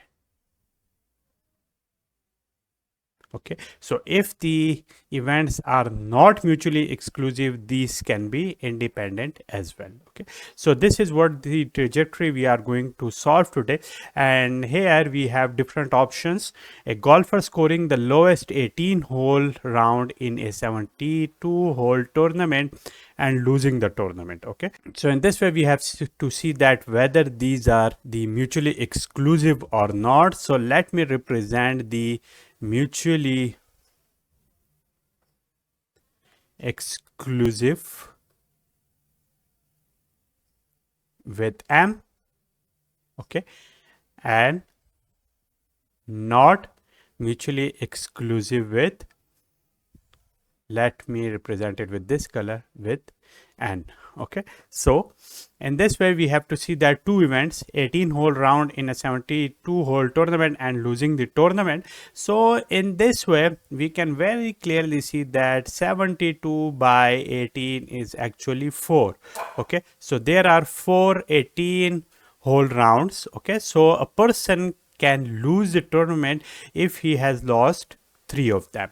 If a person has won only one, so there are chances that 1 2 3 4, if he has won the first one, he may lose the other ones as well. Okay, so these would be 1 2 3. So it is also possible he has scoring the lowest 18 hole round and losing the tournament. So it is also possible. So two can also occur simultaneously, means these are basically not mutually exclusive. Part A is not mutually exclusive.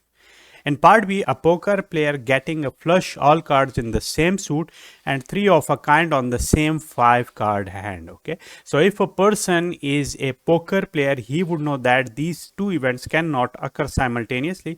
So that's why these two events are mutually exclusive events. Okay, similarly, here in part C, a mother giving birth to a baby girl and a set of twin daughters on the same day. Is it possible to occur the same two events in a single day? Yes, it is also possible. So that's why these two are not mutually exclusive. Okay, part C is not mutually exclusive because these two events can occur simultaneously or in a single day as well.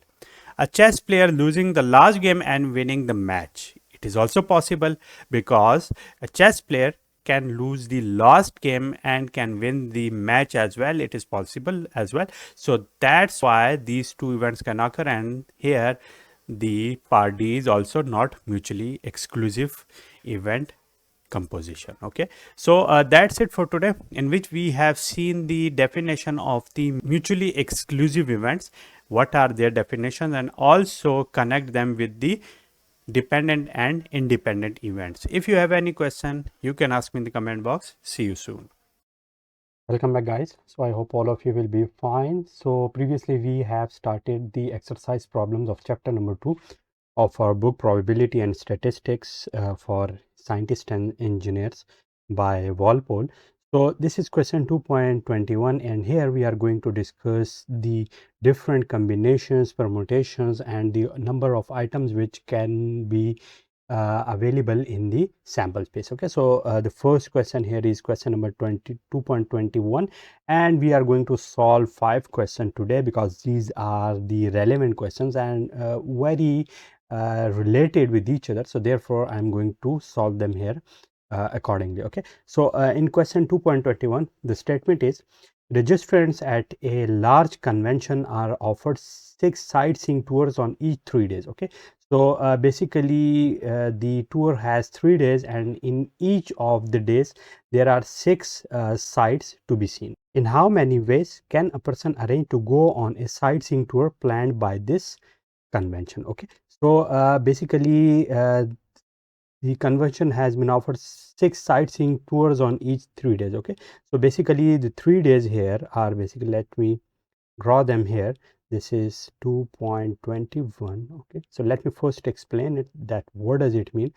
So basically there are first, second and third day. Okay, so these are basically the days we have, and in each day we have 6 options. Okay, 1 2 3 up to 6th one. Okay, so 1 2 3 up to the 6th one. Similarly here, okay, 1 up to 6, and similarly here 1 up to the 6th one. So it is asking me that in how many ways these can be arranged. Okay, so first we have 3 days, and in 3 days we have each day has what? Each day has 6 options. So I can write here n1 multiplied by n2. So this will be what? This will be the total number of options. Okay, so here we can very easily see that n1 is the number of days, which are 3, n2 is what? n2 is the number of options each day has. So this is, so therefore n1 multiplied by n2 is 3 multiplied by 6, and it would be 18. So the answer of this part is 18. Okay, so you may have seen that it is because that each option has more other options, therefore the prime options has been multiplied with the sub options which are here. Okay? So therefore I have done it. Similarly, after it, let me solve the part B of this question, and this is 2.22 of this exercise. So in a medical study, patients are classified in 8 ways according to whether they have a blood type of AB positive, uh, AB negative and so on. These are the blood groups, and also according to whether their blood pressure is low, normal or high. Okay, find the number of ways in which a patient can be classified. So each patient here may have what you may see that. Let me remove this part. Okay, so this is 2.22.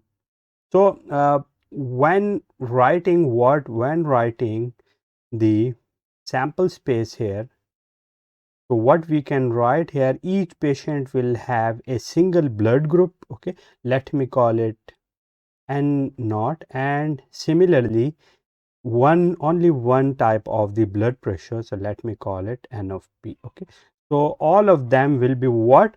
All of them will be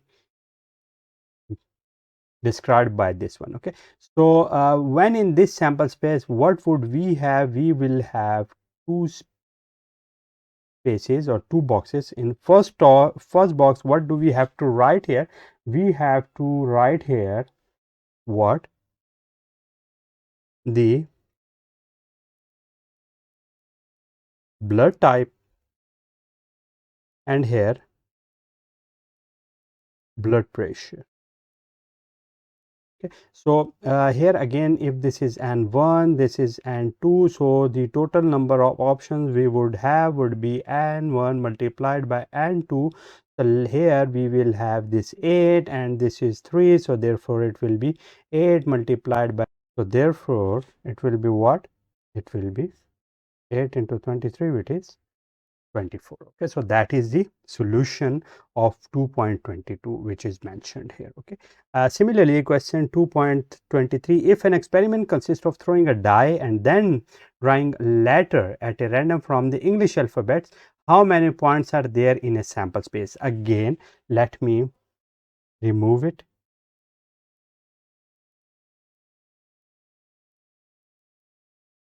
Okay, so this is what? This is 2.23.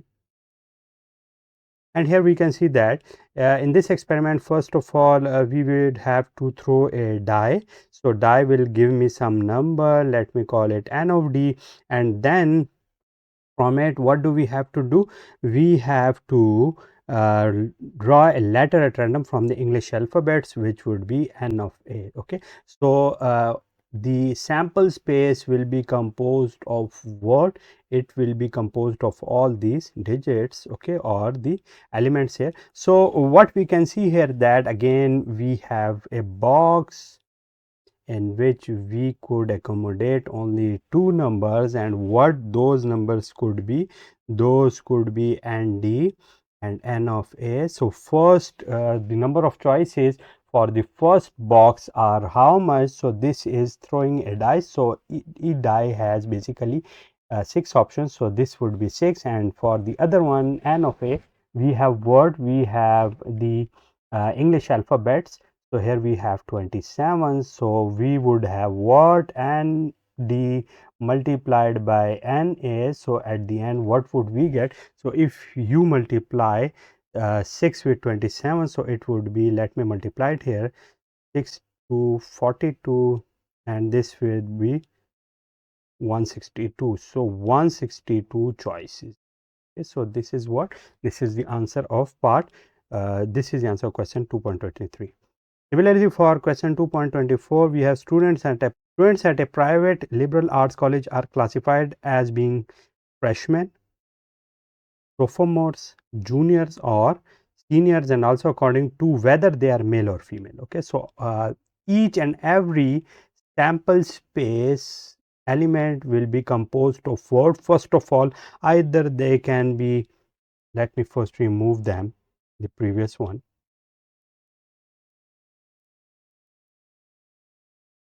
Okay, so again we have 2.24, and again we would have a sample space which would be composed of two elements. So in first element, what would we have? So freshmen, sophomore, juniors, or seniors. 4 options. Out of those 4 options, let me call them an A, and then we can also write whether these are male or female. So this would be NG and gender. Okay, So here each of them will have two options for each student, and these will be included in the sample space. So again, the two spaces or two slots. In first slot, how many options do I have? I have 1 2 3 4 options, and in second slot I have two options, so it will be 4 multiplied by 2, 8. Okay, so there would be 8 total number of what possible classification for the students. Okay, so this is 2.24. So for 2.25, let me solve it. A certain brand of shoes comes in 5 different styles, okay, with each style available in 4 distinct colors. 5 styles, each in 4 distinct colors. If all of its various styles and colors, uh, it if the store wishes to display pairs of these shoes showing all of its various styles and colors, how many different pairs will be will the store have on display? Okay, so as we can see here that these have to be displayed as a pairs. Okay, so we have to display the pair of these shoes in accordance with their color and style. So therefore again, two slots here, so different styles n of s multiplied by what different colors. Okay, so this is n of c. So again the same formula, we have 5 different styles and each style has 4 colors, so these would be multiplied together and here we will have 20 options. Okay, so in solving the questions like this one, what do you have to do? You have to keep in your mind that in a sample space these would have to be displayed as a pair. Okay, just like here, just like here, just like here, and so on. So therefore in solving them, you have to keep in your mind that in these type of questions you have a slot, you will have two slots. Okay, in first slot you will have certain options, in the second slot you will have other options. So if this is n of a, then it is n of b. So with each n of a you can have the n of b number of items.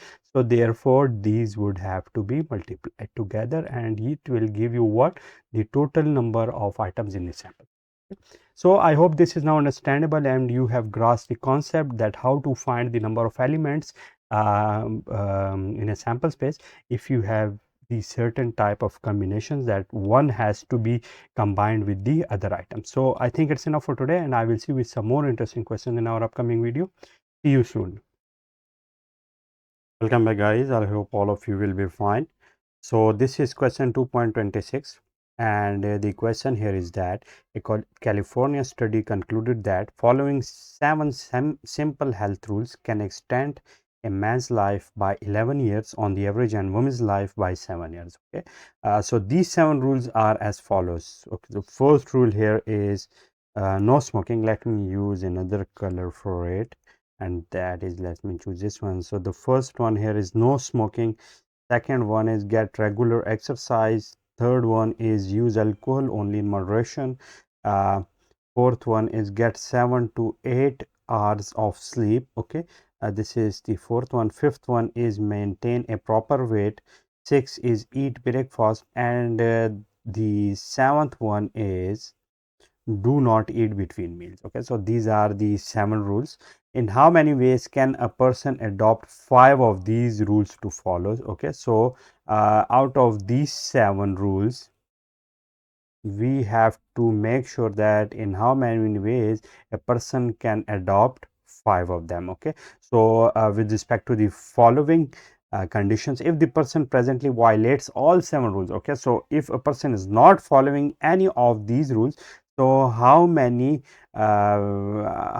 items would be in the sample space that in such a way that he is going to follow any 5 of them. Okay, so in order to do so, let me solve part A here.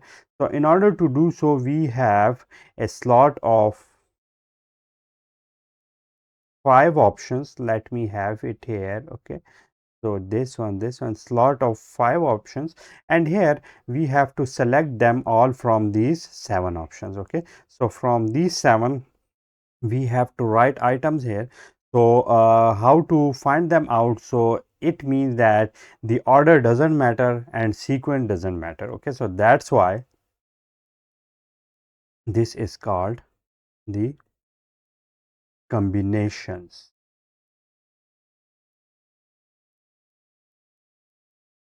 Okay, what is mean by combinations? Combinations means no smoking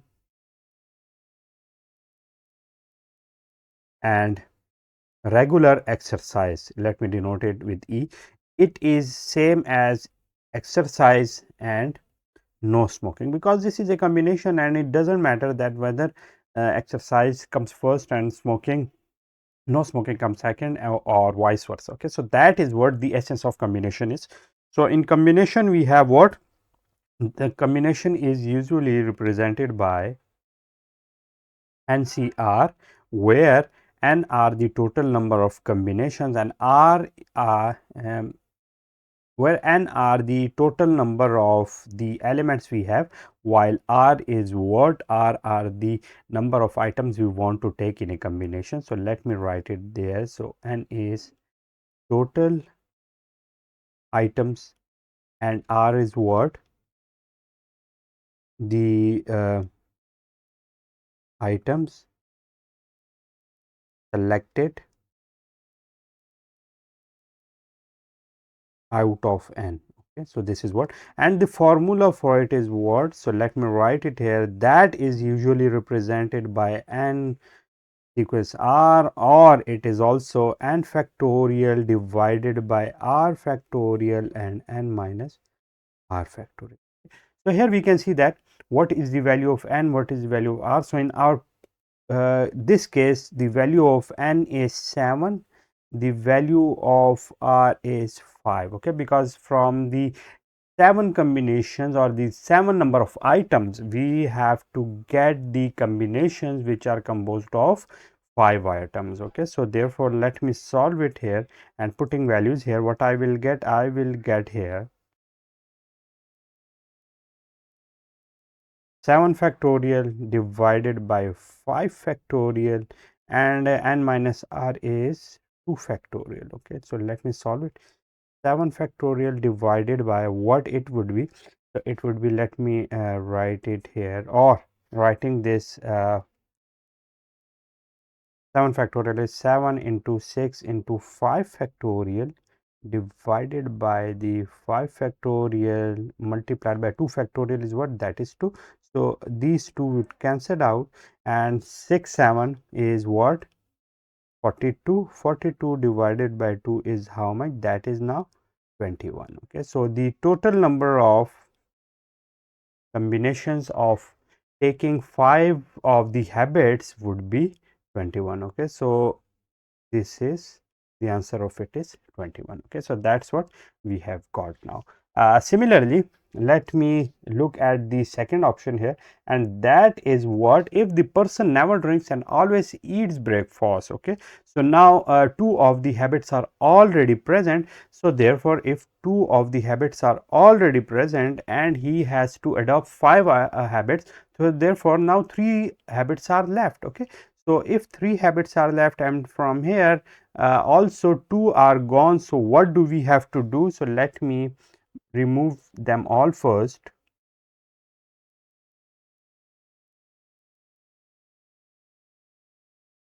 Okay, so here we can see that initially we had the 7 habits, and out of 7 we had to select the sequences of the 5 habits.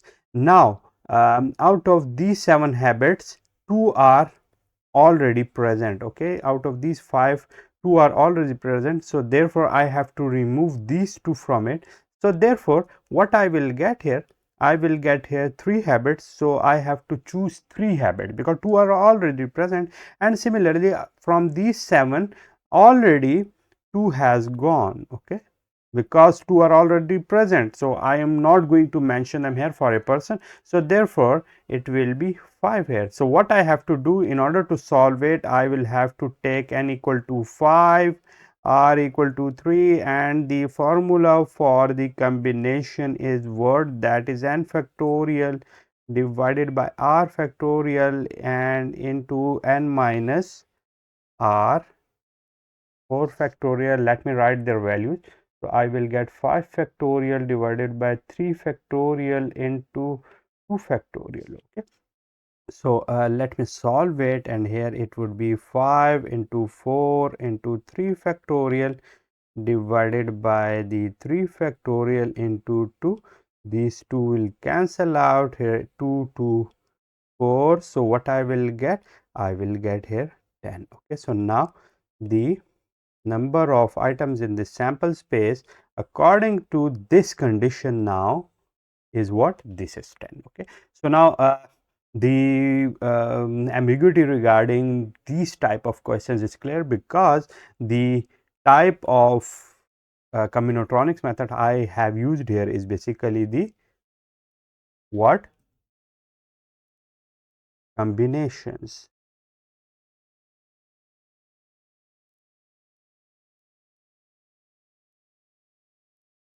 Okay, and the formula for it is given here. It is already mentioned here. Okay, so I think it's enough for today, and I will see you with some more interesting stuff in our upcoming video. Till then, take care of yourself, and I will see you soon. Thank you. Hello guys, welcome back. So today we are going to solve two very relevant questions, and the first one here is 2.27, the second one here is 2.28. So what are these questions? So let me first solve 2.27. So a developer of a new subdivision offers a prospective home buyer a choice of 4 designs. Okay, basically he has a choice of 4 designs. Each has three different heating systems. Okay, a garage or carport and a patio or screen porch. Okay, so these are basically the option he has to offer. So how many different plans are available to this buyer? Okay, so again we have these 4 options, and each of these 4 things, and each has certain type of options. So we can see here that we have here, let me see here, that we have here what? These 4 types, and each has some options. So the first one here is word, that is the number of designs, then the number of heating systems represented by H, a garage or carport, so GC.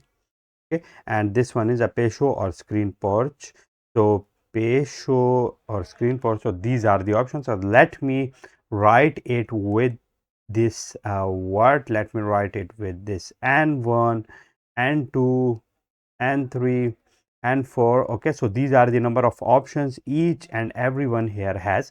So how many options do these have? So the value of N1 is 4. Okay, so the value of N1, the number of options for the first slot is 4. The second slot has 3 options because 3 different heating systems. A garage or carport, so we can see that here we have 2 options, garage or a carport, so I can write here 2.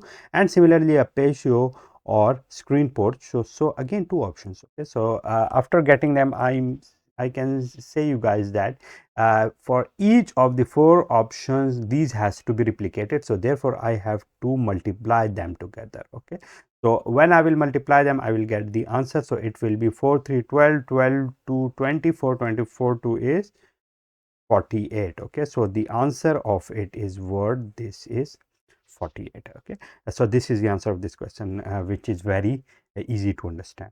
Similarly, for a question 2.28, a drug for the relief of asthma can be purchased from 5 different manufacturers in liquid, tablet or capsule form, all of which come in regular and extra strength. Okay, these can be in regular or extra strength. How many different ways can a doctor prescribe the drug for a patient suffering from asthma? Okay, so we can see that here we have 5 different manufacturers in liquid, tablet or capsule form. So 5 different manufacturers. So again, let me have a slot here. Okay, we have a box here which has some slots. So here the first slot here shows the manufacturer. So how manufacturer do we have? So after manufacturer we have how many forms the drug has been available. So liquid, tablet or capsule form. So let me write F, all of which come in regular and extra strength. Okay, so there is also a strength is also available here. So we have here 3 options. So let me remove this one here. So we have here 3 options.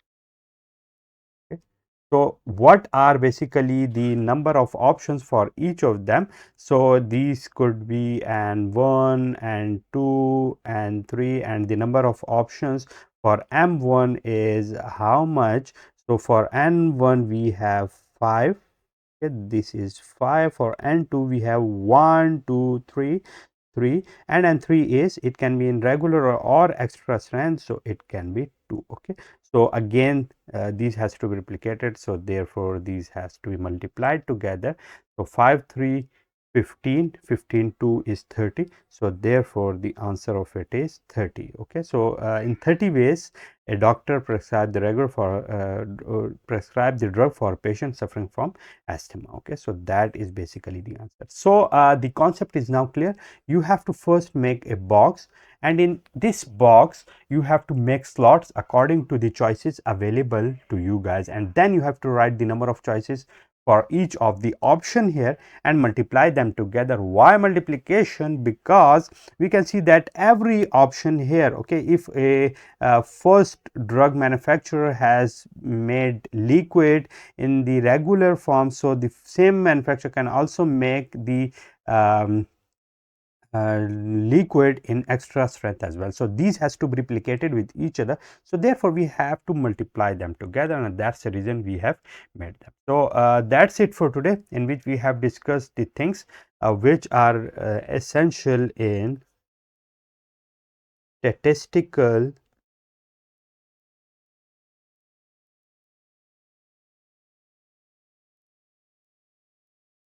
analysis.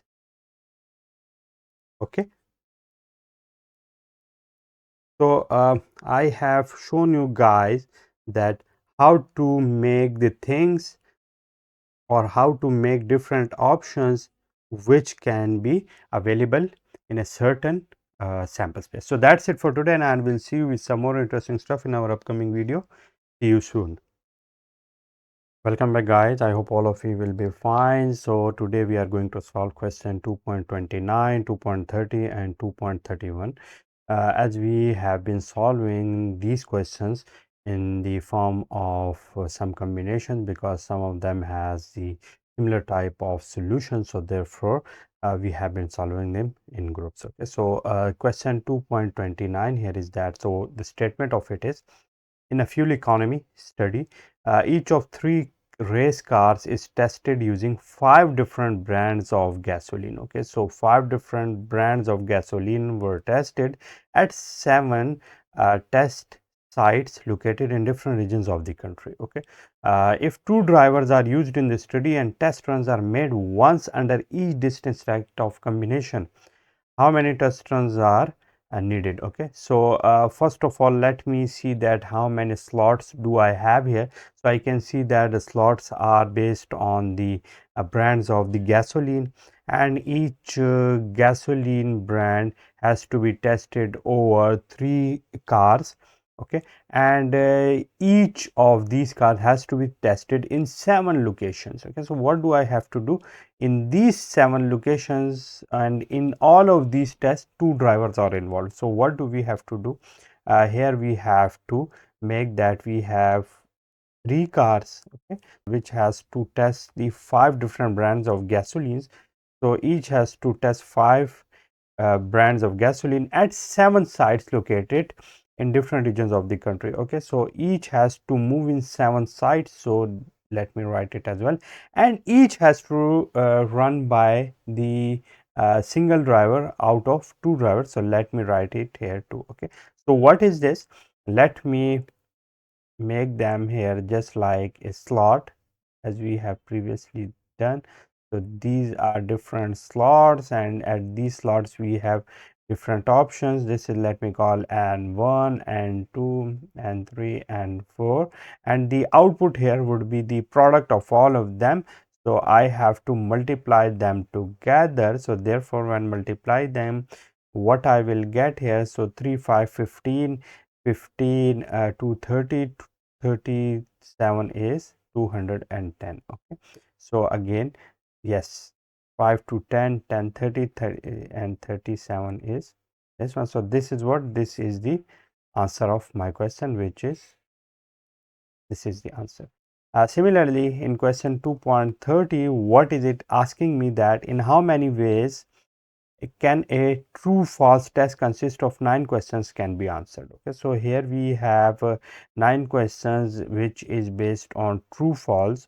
So let me write here what. So initially let me make a full box containing what, containing 9 slots. So here I have 1 2 3 4, and here, here, here, and here as well. So how many slots? 1 2 3 4 5 6 7 8, and one more. So let me make it. So these are now 9 slots. So in each of these 9 slots, these are basically different questions. So let me write it. This is question 1, this is question 2, this is question 3, up to the question number 9, and each question here has how many choices. I can either have true or false here. Okay, so here I may have either true or false, so user can pick either true or false. So here I will have two choices, two choices, two choices. Okay, and in any of these I will have two choices, so each can be replicated with the other one. If this is true, all can be false. If this is true, this is true, this can be false, this is true. So it means that it can be replicated with all the other options, so therefore I have to multiply them together. So therefore it would be 2 multiplied by 2 multiplied by 2 up to the ninth 2, which is what, which is 2 raised to power 9, which will ultimately give me the answer, and that would be 512. So I have 512 different choices for the true false question, which is okay. So that is the solution of question 2.30. Similarly, question 2.31 here. So what is the statement here? A witness to hit and run accident told the police that the license number contained the letters RLH. Okay, so RLH were the letters followed by 3 digits. So in according to this the first of which was 5. So according to this statement, the initial first 3 digits were RLH, and then which are basically followed by 3 digits, in which the first of which was 5. Okay, so let me first draw this box here.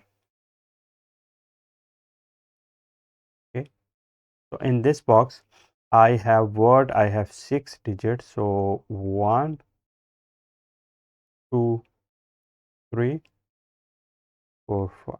Okay, so these are basically the digits. So let me make it somehow clear. So these are the digits, and here how many are given.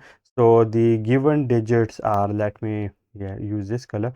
So the first is here R, second is L, the third is H. Okay, this is the car number, and the 3 were left blank, in which he remembers that the out of these last 3 digits, the first was 5.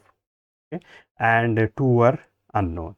If the witness cannot recall the last 2 digits, he cannot recall these 2 digits. Okay, but is certain that all 3 digits are different. Okay, so this one, and this one, these would be different. Find the maximum number of automobile registrations that the police may have to check. Okay, so from this number plate we have to look for the total number of plates or the total number of items in the sample space which the police has to look for. So here let me see that what could be the answer options here.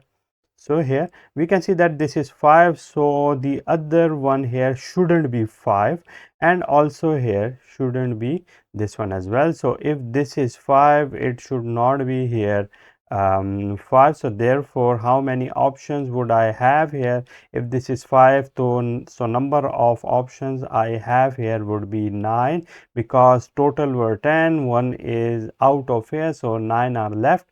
So 9 options are here. And similarly the last one here, if these two has been replicated, so how many options are left with us here? So 10 were here from 0 to 9. Okay, so as two digits are available here, so I cannot use these two digits here, so therefore it would be 10 minus 2, so 8 options were left here, so I will have here 8 options. Okay, so here what is and 1 is 9 and 2 is 8, and these can be replicated with this 5 1, either of the digits can be here, the out of 9 these can be here and here as well, so therefore I have to multiply them together. Okay, so here the number of digits I will have 9 multiplied by 8, and the total number of options here will be 72. Okay, so what is the answer here? So police has to look for 72 number plates, because these are the constant ones, and all the number plates will be changed in accordance with the digits available in these two locations. Okay, so I hope these concepts are now clear and you have understood what are the underlying concepts of solving these type of questions, how to approach them, how to make a conceptual block here and then divide it into different slots and then writing your choices in each of that block. So I think it's enough for today, and I will see you with some more interesting stuff in our upcoming video. See you soon. Welcome back, guys. I hope all of you will be fine. So this is question 2.32 of our book, which is written by Walpole. So in this question, the part A here is that in how many ways can 6 people be lined up to get on a bus? Okay, so again we have 6 people, and in order to ride in a bus, they have to line up. And what are the different ways of lining up? Okay, so again let us use the same scenario of this overall block, okay, and this box, and in this box we have again different slots. So let us make 6 slots, and these 6 slots are basically 6 people which can be lined up to get on a bus. Okay, so here in the first here, what are the options for me here? That this is in how many people can be here in this first slot, so I may have 6 people here. So after getting a person here, how many will be left? So 5 will be left because 1 will be accommodated here. Then when the second will be accommodated here, 4 will be left. Okay, then here 3 will be left, then here 2 are left, and for this last spot I will have only 1 person. Okay, what are the options here for each spot? Here we have written them here, and here these should have to be multiplied together. Why multiplied together? Because here when I will have here 6 options, so these 6 options have to be replicated with all the options or all the people which are here. Okay, any one of the person can be here while these can be changed. Similarly, any 2 of the persons can be here and these can be replicated.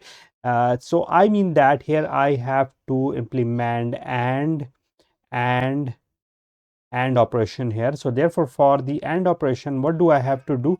I have to implement the multiplication rule. Okay, so multiplying them together, what I will get? I will get 6 multiplied by 5 multiplied by 4 multiplied by 3, 2 and 1, which is basically 6 factorial, and this is what?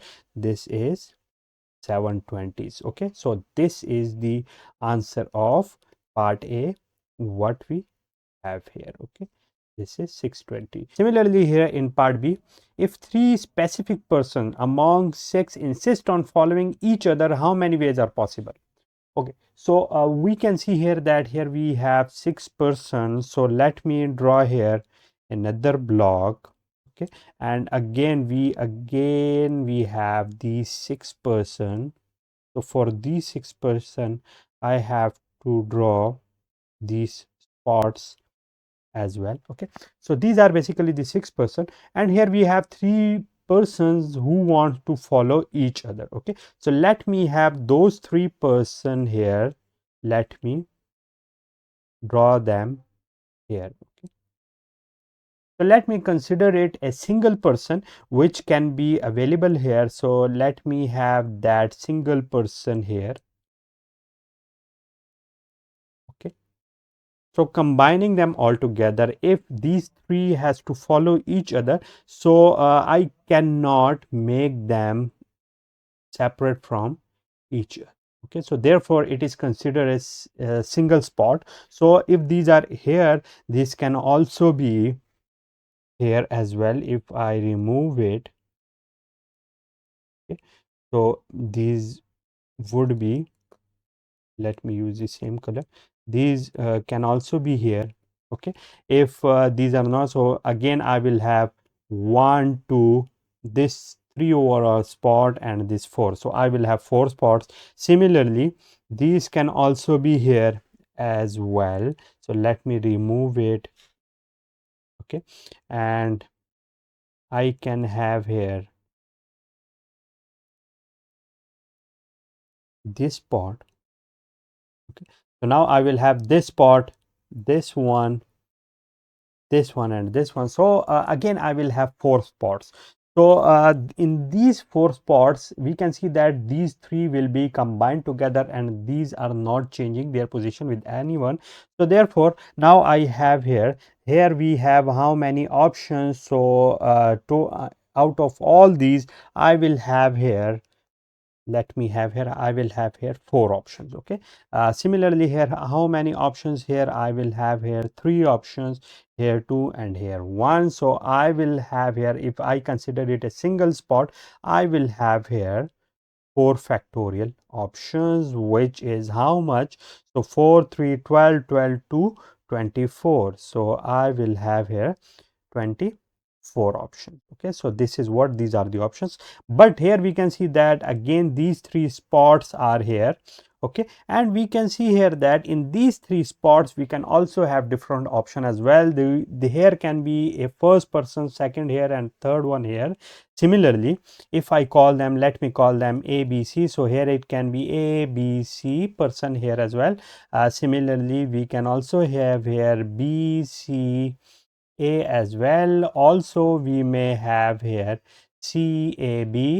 Okay, and different options. Okay, these options are available here. So therefore initially how many options would I have here? In this part I will have here 3 options, here I will have 2 options and here 1.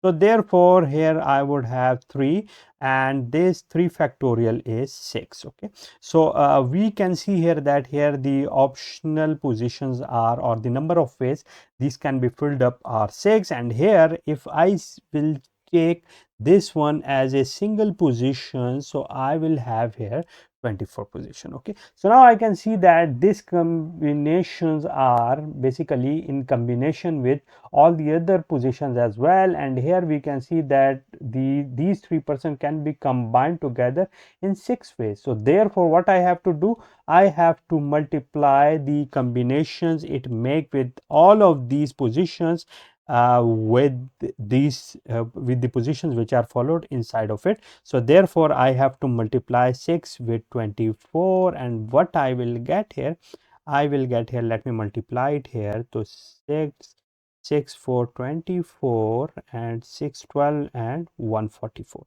Okay, so I will have here 144 total number of what, total number of possible ways. Okay, so this is the answer of part B here, in which 3% insist in following each other. Okay, so this is part B of my question. So the last part here is that if 2 specific persons among 6 refuse to follow each other, how many ways are possible? In previous question 3 persons were insisting on following each other, but now in this part 2 person or 2 specific persons are now refusing to follow each other. So what do we have to do? Let me first remove all this. So let me first remove all this and I will solve it here, because this one is also a very interesting part of this question. So in part C, let me again consider this box. Okay, and again we have 6 slots. Okay, so the 6 slots here are these 1 2 3 4 5 6. These are the 6 slots, and we have 6 people which are following each other. So 2 specific persons are insisting of not following each other. So what do we have to do? So let us first try that if we have two persons which are insisting on following each other. Okay, so what would happen if two persons are insisting on following each other? So the all possible ways which we have considered in part B, let me again follow that as well. So again, let me have either these two, okay, or these two, or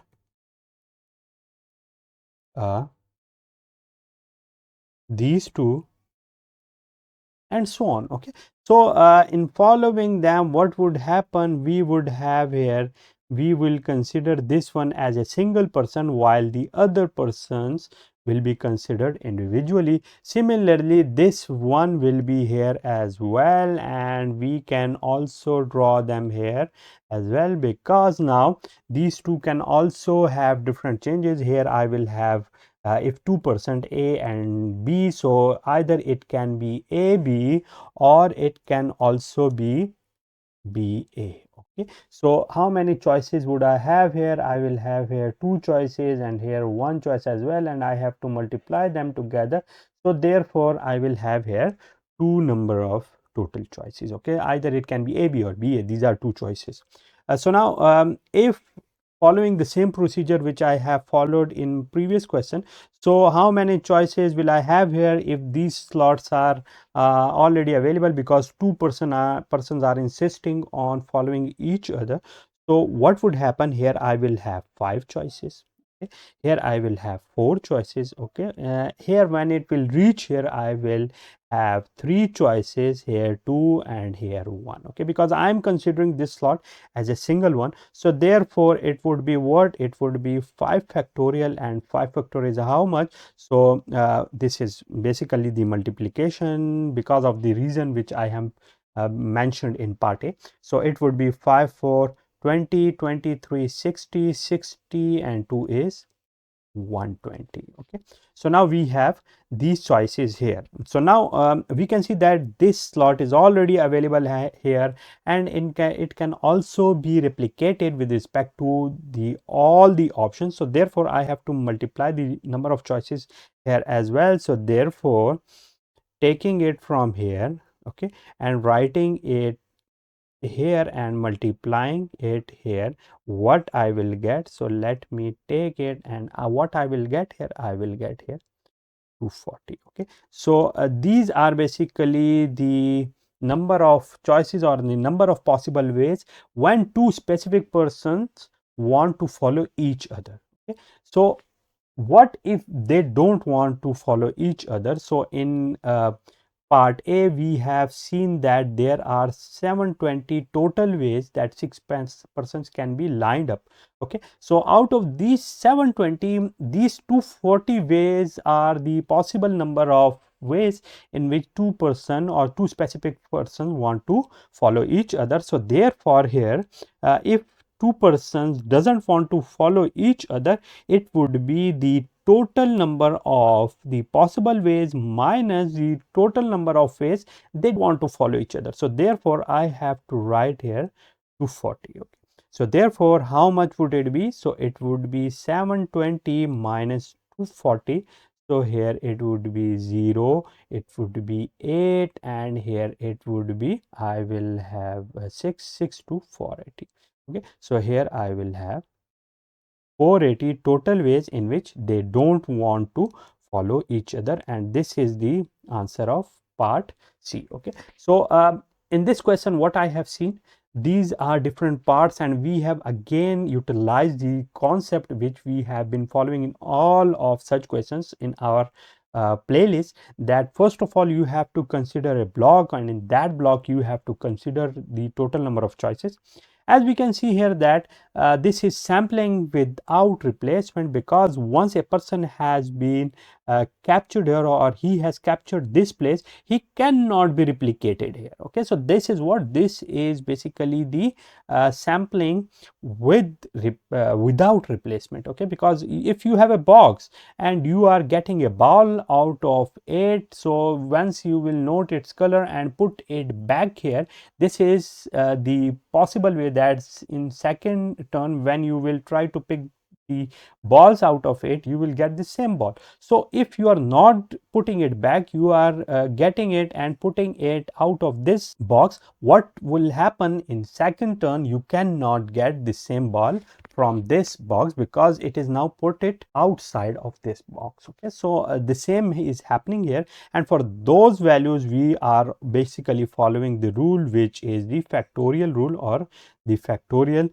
which has been followed here. Okay, so I think the conceptual overview or the conceptual point which have to be conveyed through this question is now clear. So if you guys have any ambiguity, you can ask me in the comment box. So I hope all the ambiguities now are now cleared. So thank you so much, and I will see you with some more interesting stuff in our upcoming video. Thank you so much. Welcome back, guys. So I hope all of you will be fine. Today we are going to solve question 2.33, and the statement of it is, if a multiple choice test consists of 5 questions. Okay, so there are basically 5 questions in a test, each with 4 possible answers of which only one is correct. Okay, so in how many different ways can a student check off one answer to each question? Okay, so before solving the two parts of this question, let me see that what is the scenario here. So I will show you that what is the scenario here. So I have 5 questions, so let me draw them in a way of this column box.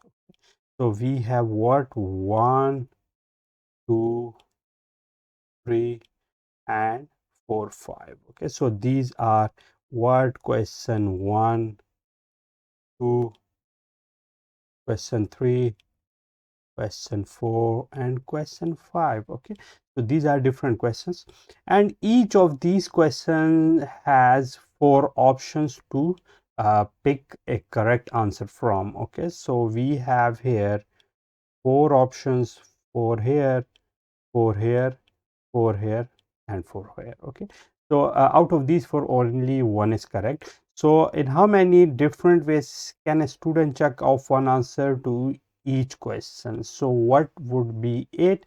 So if I call it N1, N2, N3, N4 and N5, so here the total number of different ways of selecting the answers here would be what? That would be the N1 multiplied by N2 multiplied by N3 multiplied by N4 and multiplied by N5. Okay, because with each option here the other options will be replicated or connected. Okay, so therefore here it would be 4 multiplied by 4 multiplied by 4 multiplied by 4 and multiplied by 4, which will ultimately give me 4 raised to power 5. Okay, so that is basically the answer of my question, or it can, you can also calculate it, that how much it is by using the calculator.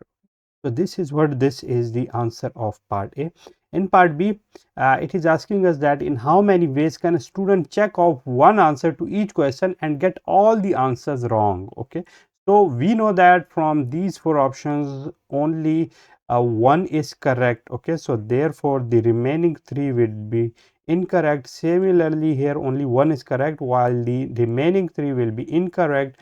Similarly here, similarly here and similarly here as well. So if he doesn't have to select the correct one, how many options would he have? So he would have again N1, N2, N3, N4 and N5 total number of options to select from. So therefore now he will, instead of selecting any 4, he will select 3 from each of the question. So therefore it would be 3 multiplied by 3 multiplied by 3 multiplied by 3 and multiplied by 3, which will be 3 raised power 5. Okay, so this is what, this is the answer of part B here. Okay, so I hope you have got the concept here that whatever it is, they will replicate it with the other option here as well. So what does it mean? So suppose if I have answered for first question A and for the other questions I have B, B, B, B. Okay. So for this A, all the B's are selected, and similarly for this A, the other replication can also be like D, D, D, D, D. Okay. Similarly here, C, C, C, C, C, and also here A, A, A, A. So we can see that for each of the option here, these have been replicating. Okay. Similarly, after it, what I will get? Suppose I will have here A, A, A, A, and here B. Okay. What will happen here if A, A, A, A, A? So here C, and so on. So we can see here that this column has been replicating itself with all the other options. So therefore, the total number of options which will be here will be what? These would be what? These will be multiplied with the options with the other column. So here I will have the different number of options here, n1, n2, n3, and 4 and 5, and from it I will get that the answer would be this one. Okay, these has to be replicated here. So that is the solution of this question, and I hope that you have got the instant that why did I multiply them together, and that is explained here by using this one. Similarly, the other options here as well.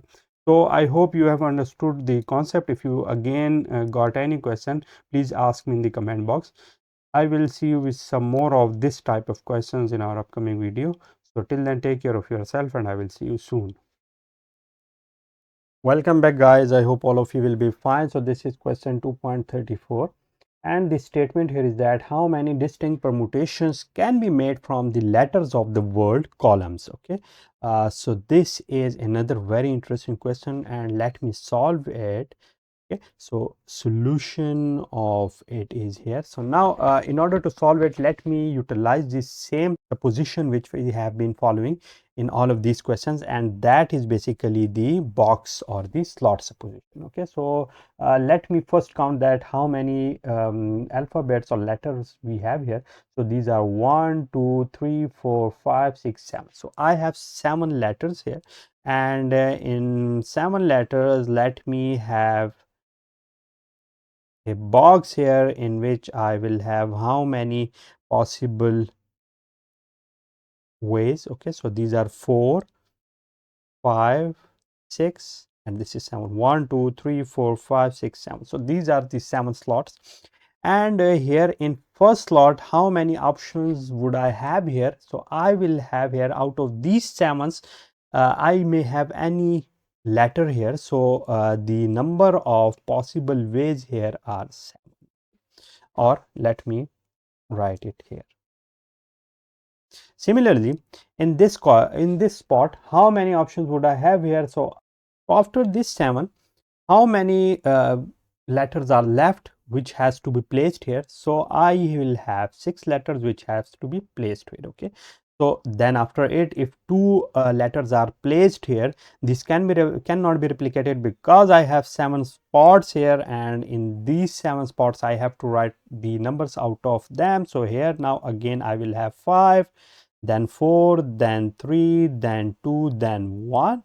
Okay, so what is this? This is basically the 7 factorial. Okay, so in 7 factorial ways, or 7 factorial are the different permutations or different words which can be made of all the letters which are mentioned here, and these are C O L U M N S. So this is what the answer of it is, what? 7 factorial. Similarly, in solving part B here, what is this? How many ways of these permutations start with the letter M? Okay, so we have here again these 7 letters, and we have to find the ways that how many words can be made out of these letters in such a way that the first part has been captured by the letter M. Okay, so when this M has been replaced here, so I will know that here at first part I will have which letter? Here I will have M. Okay, so let me have here M. Okay. So if m is available here, that's what I know now, and therefore in order to put other numbers in these places, what I will have here, here I will have 6 options. Okay, here I will have 5, here 4, here 3, here 2, and here 1, and these have to be multiplied together. So therefore here I will have how many permutations? Here I will have 6 factor, because the first location is now captured, and this is what I know. I have to make changes in the other locations or other spots which are here. So therefore these are 6 factorial, and this is what the answer of part B. Okay, so I hope you have understood the underlying concept of this question, which is basically the sampling without replacement. Okay, so you can see that once I have put it some number here, it cannot be replicated at the other spots. Similarly, when another letter has been placed here, it cannot be replicated in the other positions or in other spots as well. Similarly, if third is placed here, it cannot be replicated, and so on, because this is now what? This is the sampling without replacement. Okay, because these words or these letters cannot be replaced again once these are put it in one location or in one spot. So I hope the concept is now clear, and I will see you with some more stuff in our upcoming video. See you soon. Welcome back, guys. I hope all of you will be fine. So today we are going to talk about question 2.35 and question 2.37.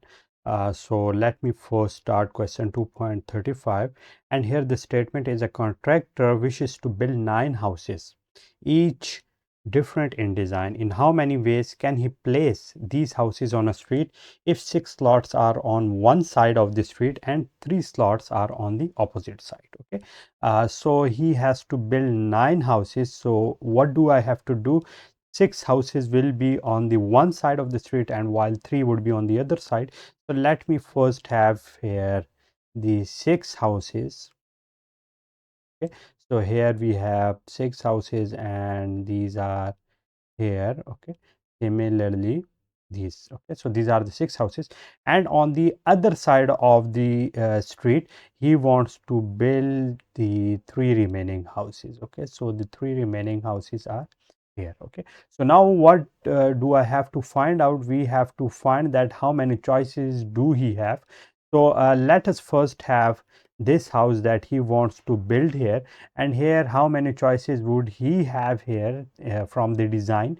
So he will have here the 9 choices. So therefore he will have here the 9 choices, and all the houses should be of different design. So therefore it will be here 9, and how many designs will be left here? So here it would be 8, here 7, here 6, 5, and 4. Similarly, after building these 6 houses here, how many choices would he have here? So we can see here that these are the 3 houses, and he will have here 3 choices. Okay, similarly here 2, and here 1. Okay, so here how many choices will I have here in these 6 houses?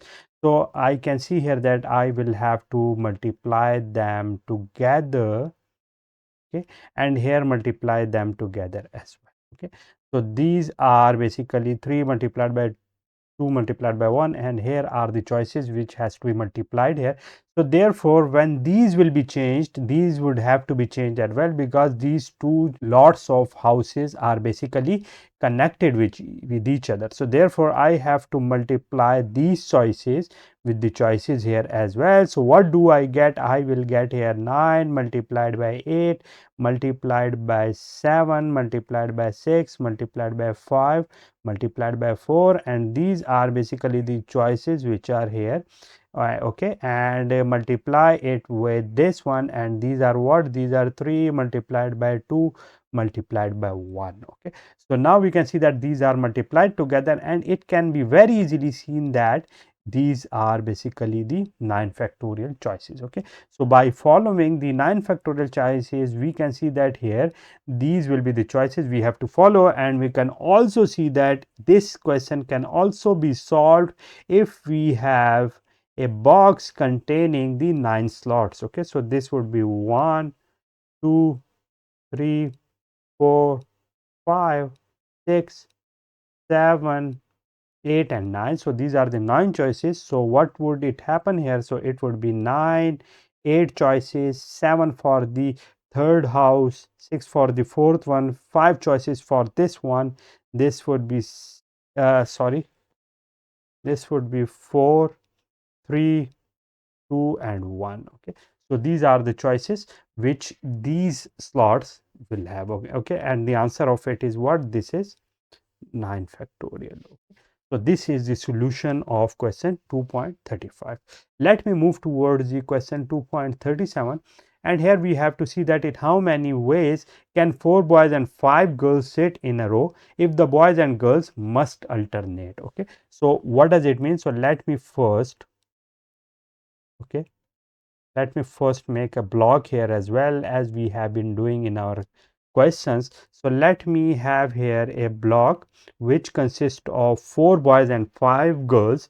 So therefore this block will consist of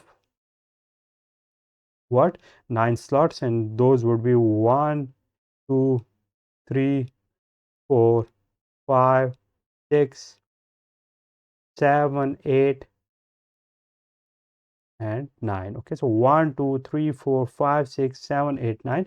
So these are basically 9 blocks, and here each and every boy has to sit in such a way that boy and girl has to alternate. Okay, so if I will have to see the number of boys and number of girls which has to alternate, so here let me first have a boy and then a girl.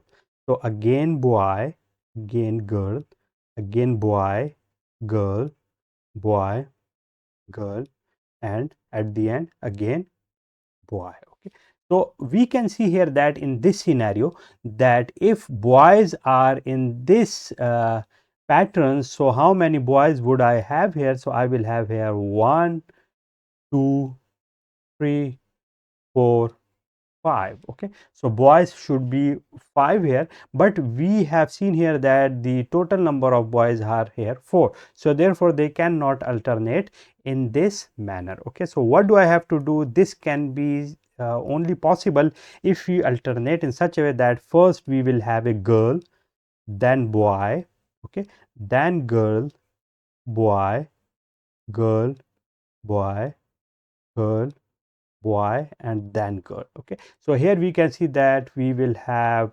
1, 2, 3, 4, 5 girls, and we can see here that, let me use this one, so we will have here 1, 2, 3 and 4. So we will have here 4 boys. Okay, so this is the possible alternation between the boys and girls. And what do we have to do here? We can see that the first one here will be the girl. So how many choices will I have here in the first location? We can see here that here all the 5 girls will be available. So here I will have 5 choices in this first slot. Okay, similarly here I should have a boy.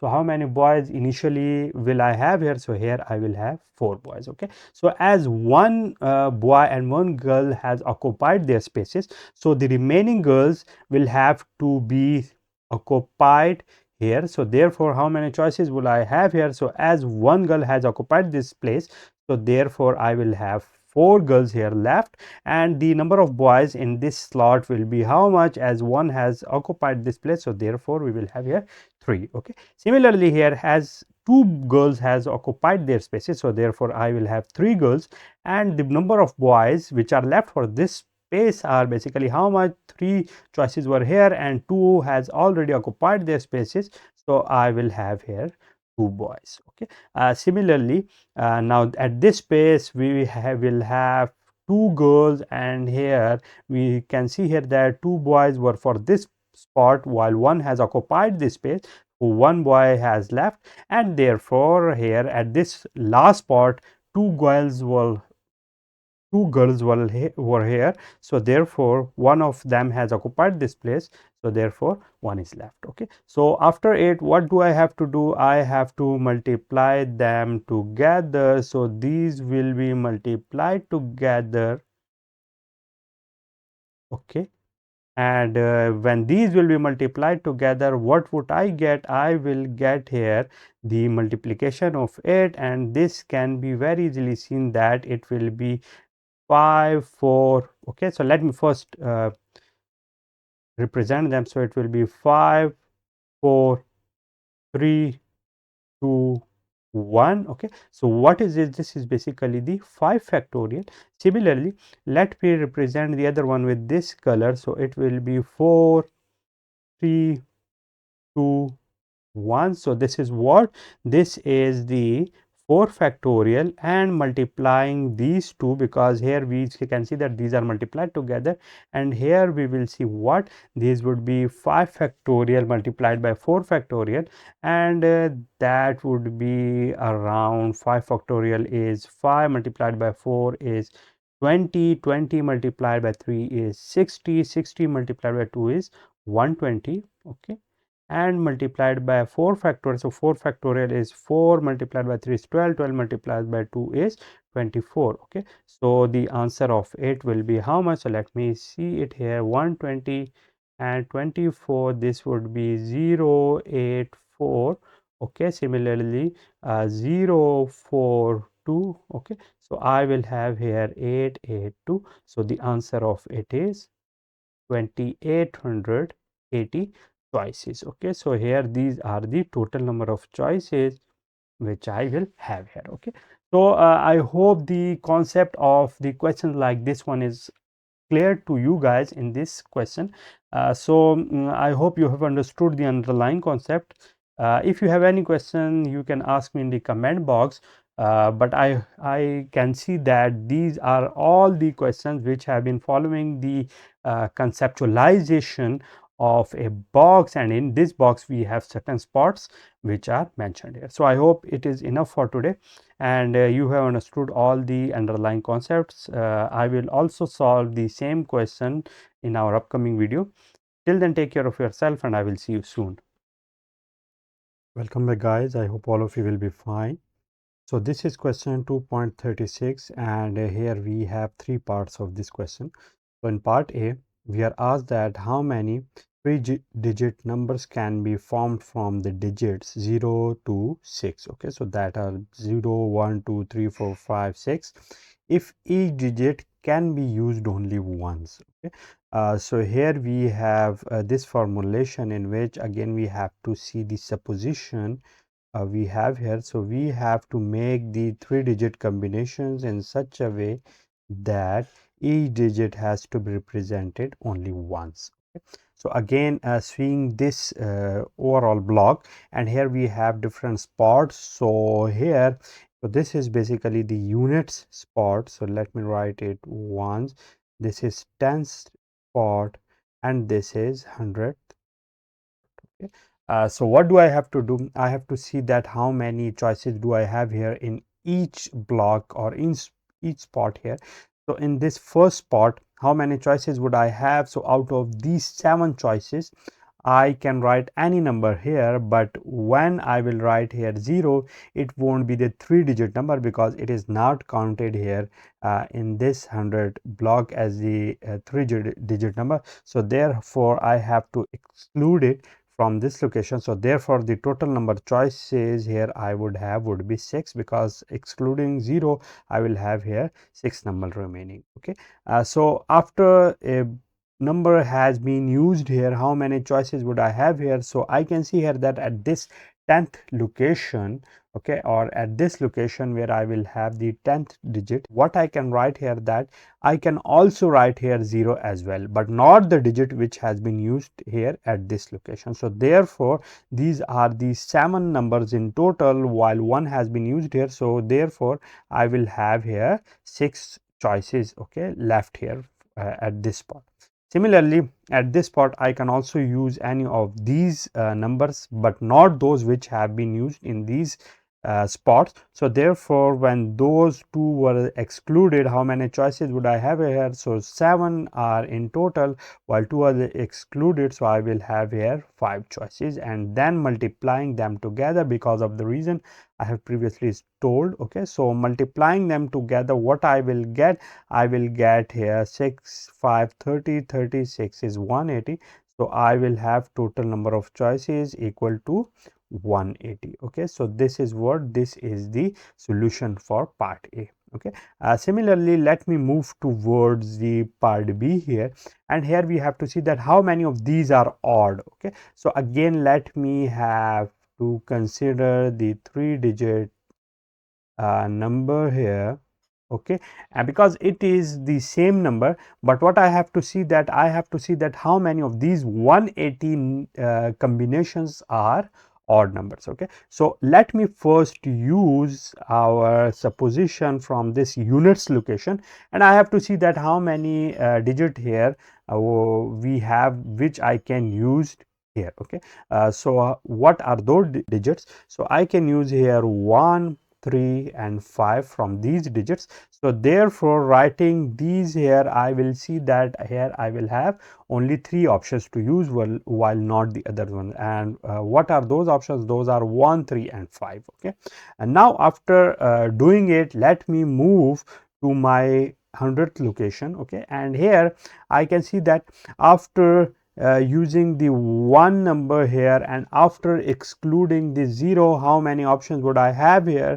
As the only combinations or the only numbers I will have here would be 0 will be excluded, and all the number which has been used at this one location or unit location will be excluded. So I will have here 5 options. Okay, so 5 options will I have here, and those will be used here.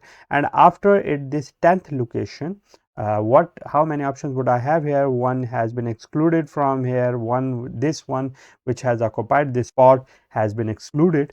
So how many options would I have here? So I will have here how much? 7 minus 2 are 5 as well, because I can also use 0 here as well, but not at this 100th spot. So multiplying them together, what I will get? I will get here 5, 5, 25, 25, 3 is 75. So out of these 180 locations, I will have here 75 numbers which are odd. Okay, so you have to keep in your mind, first of all, you have to fill the location to which you are most concerned, because for all the odd numbers, if the number here at this unit location is odd, that number would be odd. So therefore, you have to fill this location, or seeing the condition mentioned here, you have to spot on this question. So that is basically the supposition you have to make in this question, and the same scenario will have to be fulfilled in such questions in future. Okay, similarly, in part C here we have how many are greater than 330. Okay, so we have to find out all the numbers which are greater than 330. So we have to find out all the numbers which are greater than 330 and composed of these digits. So therefore, I am going to divide this question in 2 parts. So the numbers which are greater than 330 has been divided into 3 parts. The first one is greater than 399. Okay, and the numbers which are between 330 and 399. Okay, so we have to split it in these 2 scenarios. And first of all, so this is greater than this one and greater than this one as well. So let me first use this first scenario, and here we have to see that in this scenario, when the number will be greater than 399, I will have here 3 digits 1, 2, 3, and here we can see that all the numbers which will be here will be composed of how many digits? So those would be 4, 5, 6, and these would be in the 100th location, which is here. Okay, so I can very easily see that here how many choices do I have here. So these can be made of either 4, 5 or 6, or so I will have here 3 choices. Okay, so after filling this 100th location, I can fill this mid location, 10th location or 10th spot by using any of the number which is mentioned here apart from the number which has been used here. So therefore the 7 numbers minus the number which is used here would be 6. Similarly, the two numbers which are used here and using the any other number here, I will have here 5 choices. Okay, so then multiplying them together and I will get 3, 5, 15, 15, 6 is how much? So this would be 90. Okay, so the answer of this is 90 of this section. Similarly, for this section where all the numbers should lie between 330 and 339, so let me solve it here, and again this will be composed of the 3 digits here as well. So I have to see that how many choices do I have here, because these choices has been removed and these are placed here. So these are already removed. So I cannot use here 4, 5, 6. Okay. Similarly, if I will use here 0, 1, 2, those would be not included in this limit. So I cannot also use these numbers as well. So what is the choice here? The only choice here is the number 3. So therefore I will only have this one choice here, and that is this 3. Okay, similarly, how many choices would I have here? So here I can use how many numbers can I use here? So here I can use the numbers apart from 0, 1 and 2. Okay, I cannot use them here. Similarly, 3 is already used here, so therefore I cannot only use this 3 here as well. So therefore these are the 7 numbers. 7 minus these 4 are how much? These are basically the 3 choices which I have to use here. So after it, what are the remaining numbers? So after them, at the units location, I can use any number, but not those which are already used here. So therefore those would be 7 minus 2. So 7 minus 2 is 5. So now after it, I have to multiply them together, and here I will get what? This would be 15. Okay, so these are basically the two choices which I have to make. So after dividing them into these two choices, what I have to do? I will have to add them together. Okay, so these two choices should have to be added, because these number plus these numbers are the numbers which are greater than 330. So therefore the answer of it will be what? That would be 90 plus 15, and that is 105, and that is the answer of my question, which basically shows me the numbers greater than 330. So that is basically the answer of my question part. So I hope you have understood the underlying concepts which we have been doing here, and I have made this clear to you guys that how to approach any questions like this. Okay? So I hope the ambiguities are now clear. So if you have any question, you can ask me in the comment box. So see you soon. Hello guys. So this is question 2.38.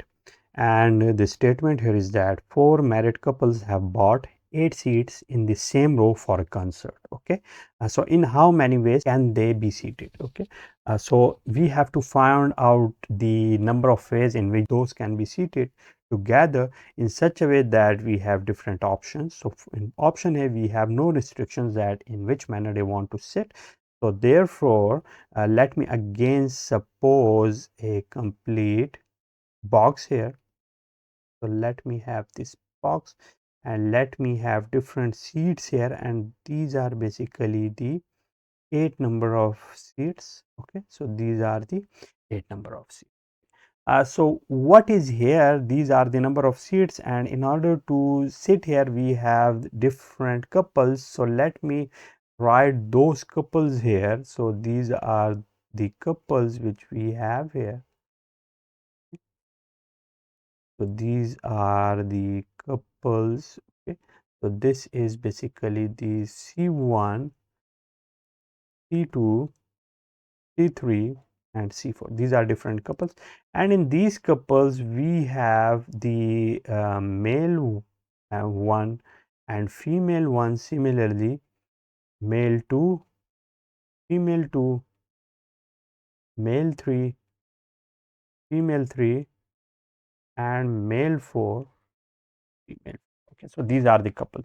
Here we have no restriction that in what manner they want to sit.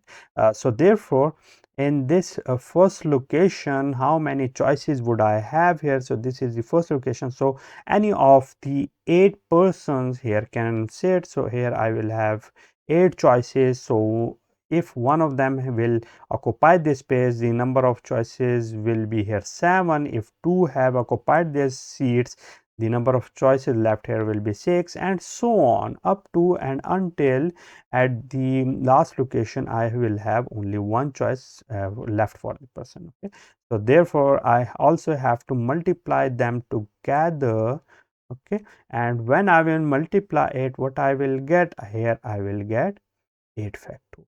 Okay, so these are the different ways in which they can be seated together. Similarly, in part B, if each couple is to sit together, okay, so in part B, we have to see that these are the scenarios that each and every couple has to sit together. So therefore, what I have to do in these 8 cases, I have to write in such a way that each slot will be occupied by a couple. So it can be couple 1, couple 2, couple 3, couple 4 and so on. Okay, so this is the first spot which is composed of 2 seats. So let me write here, these are the 2 seats. So this is basically for an first couple, this is for the second couple, this is for the third couple. Okay, and let me have this one for the fourth couple. Okay, so when seating them together, how many choices will be here for the couple? So here any of the 4 couples can be seated together, so here the number of choices would be 4. Okay, similarly at this location, when one couple will be seated at this first spot, how many couples will be left to occupy this space? So 3 will be left. Similarly, when 2 will occupy these spots, how many couples will be left? So 2 will be left, and here we will have 1. Okay, so multiplying them together and I will get here 4 factorial. So these are the different number of ways where couples can be seated together. But here in each of these choices, we can see that either it can be male and female, or it can be female and male here as well. Okay, so therefore, in order to do so, again we have to consider for each of the couple what we have to consider this spot, in which for the first spot we will have 2 choices, male and female, and for the other one we will have only one choice left. So therefore we will have here 2. Okay, so for each of them we will have 2, 2, 2 and 2. So each of them, for each of them I will have 2 choices, so therefore I have to multiply them together as well. So apart from the couple location, we will also have this one, and it would be what? This would be 2 raised to the power 4. So that is what? That is 2 to 4, 4 to 8, 8 to 16. So therefore I will have here 16. Okay, so now after 8, what I have to do? I have to multiply this one and this one together, because these has to follow accordingly. So therefore, writing it here, I will get here 16 multiplied by 4 factorial, and 4 factorial 4 multiplied by 3 multiplied by 2, so that is 24. So what answer I will get here? Here I will get 384, and that is the answer of my question part B. Okay, so if each couple has to get together, so that is the answer of this one. So let me remove them here as well, and let me proceed to the part C here. So in part C, we are asked that if all the men sit together to the right of all the women. Okay, so what would be the scenario? So men want to sit at the right side of it. So if this one is the here, and here this is the right side, this is the left side. So if all the men want to sit here, we will have this combination in which all the female will sit here, okay, and all the men will be seated here. So therefore what I have to do here, I will have 4 seated seats at the left side, and similarly 4 seats at the right side here as well. So now filling it, how many choices would I have here? So I have 4 females as well, so therefore the number of choices for the first seat here would be 4. Similarly, if one female will be seated here, the number of choices here will be left would be 3. Similarly, here we will have 2 are seated, so the number of choices here would be 2, and here we will have 1. These have to be multiplied together, and here we will have 4 factorial. Okay, so these are for what? These are for the females. Okay.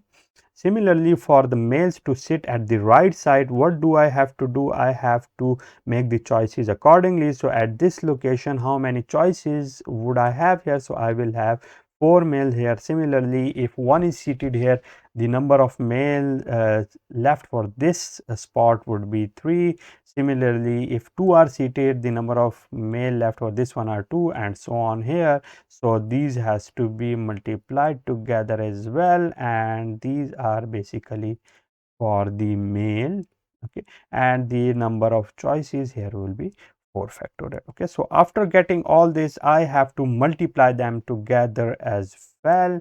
So here it would be what? So 4 multiplied by 3 is 12, 12 multiplied is by 2 is 24. So 24 multiplied by 24, and here the number of choices will be 576. Okay, so that is basically the answer of part C here. So I hope you have understood the conceptual overview of this question as well.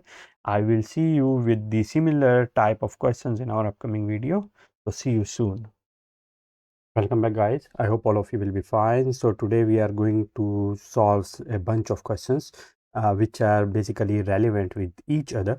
So these are basically starting for the question number 2.39, and the statement of this question is: in a regional spelling bee, the 8 finalists consist of 3 boys, okay, and 5 girls. Okay, so there are basically 8 contestants. Find the number of sample points in the sample space S for the number of possible orders at the conclusion of the contest for A, all 8 finalists, and B, the first 3 positions. Okay, so what are the options for part A here? So again, let me consider the same box for part A, in which we have to consider the number of options, that which one will be first, second, third, fourth, fifth, sixth, seventh, and eighth position. So let me consider it here. Okay, so we have here different positions. This is first, second, third, fourth, fifth, sixth, 7th, and 8th. Okay, so here, in order to do so, how many options would I have here for this position? So I have here 8 options, because none of the contestants has basically followed or occupied this space at the initial point. So therefore this is 8. Similarly, when the one contestant has been placed at the first position, so 7 are left here. So 7 for the second position, 6 for the third, 5 for the fourth position, 4 for the fifth, 3 for the sixth, 2 for the seventh, and only 1 for this eighth position. Okay, so after getting it, we have to find out the distinct order pairs. So therefore they have to be multiplied together, because these would be what? These would be the orders in which I can get the answer. So it is basically what? This is basically 8 factorial, and that is basically the answer of part A. Similarly, to solve part B, we have to do what? We have to see the total number of possibilities for the first three positions, and these are what? These are basically here. Okay, these are basically the positions which are here. So in order to do so, what do I have to do? I have to make a slot here. Okay, and this would be what? It would be consist of these three options. So it is, let me have first position, then second, then third. So as we have done here, there would be 8 possibilities for the first position. Similarly, for the second we will have 7, and for the third we will have 6. So 8 multiplied by 6 multiplied by 7, and this is what? This is 8 6 56. So 56 multiplied by 6, so this is 36, so 336. Okay, yes, so these are basically what? These are the number of possible order pairs in the sample space. Okay, so these are the number of options we have. Okay, so this is the answer of part A, this is for part B, and that's what we have done. Okay, similarly, now in order to proceed to part 2.40, let me clean it first. So after cleaning it, we will see that in part 2.40, in how many ways can 5 starting positions on a basketball team be filled with 8 men who can play any of the positions? Okay, so in how many ways can 5 starting positions on a basketball team be filled with 8 men who can play any of the positions? So this is what, here we have 8 men. So 1 2 3 4 5 6 7 and 8, and these are basically the persons we have here.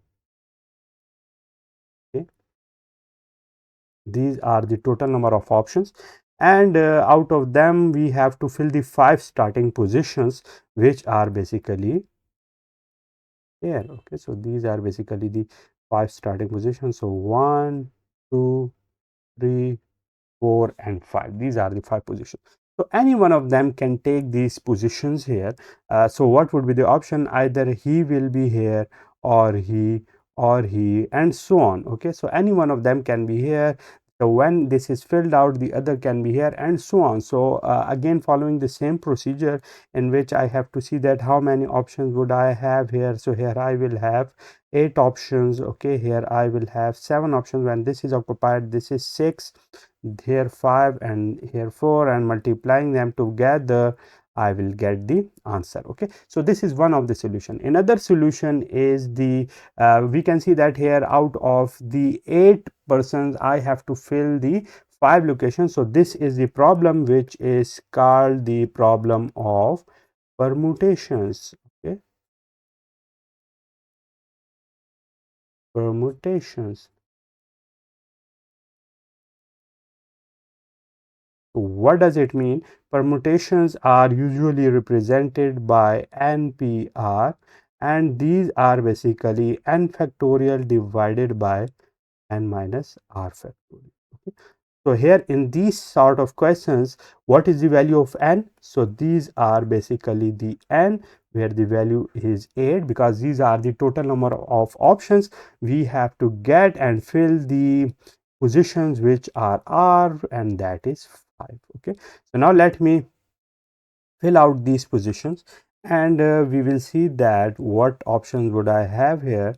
So I will have here 8 factorial divided by 8 minus 5 factorial. Okay, so what would I get? I will get here 8 factorial divided by 3 factorial. Okay. So let me proceed it here. So it would be what? This would be 8 factorial divided by 3 factorial. So this is basically 8 multiplied by 7 multiplied by 6 multiplied by 5 multiplied by 4 multiplied by 3 factorial as well, and here divided by the 3 factorial. So when I can see that these two will cancel out, the answer of it will be this one. Okay, so this is what? This is basically the same thing which we have done here, but this is the formula for it. Okay, I can show you guys that this is basically the formula, while this is the conventional way of doing these kind of problems. Okay, so I hope you have understood that by using the permutations formula we can also find out the problems or tackle down the problems like this one. Okay, so I hope it is clear now. So let me proceed to the question 2.41. So find the number of ways that 6 teachers can be assigned to 4 sections of an introductory psychology course if no teacher assigned to more than one section. Okay, so again this is the same type of question. Here we have 6 teachers, so let me reduce the number here to 6. So when the numbers are reduced to 6, so it would be here 6 teachers, and we have here 4 options, so let me remove it as well. Okay, so it will be here 4, and now removing them as well here. Okay, so what I will get here, I will have R is changed and is also changed. So let me use the R equal to what? R is 4 and N is equal to 6. Okay, and here by putting these values I will get 6 factorial divided by 6 minus 4 is 2 factorial. Okay, so if these are 6, so therefore this thing is also changeable. Okay, so we have 4 options, and out of those 4 options we have 6 teachers. For the first one we have 6 options, then for the second I have 5, then 4, then 3, and these have to be multiplied together because the total number of options is now 6. So therefore now also putting the values here in this formula by the formula method, what we can do here is that here we can also have 6 multiplied by 5 multiplied by 4 multiplied by 3 multiplied by 2 factorial whole divided by the 2 factorial. These two will cancel out, and we will see that the answer of it is just like here we have in this question. Okay, so this is the same method we have previously seen. So I hope the questions now are clear to you guys. In this questions or in this video we have covered 3 questions, which are 1, 2, 3. In our next video we will try to solve the 3 remaining problems, which are 2.42, 43 and 42.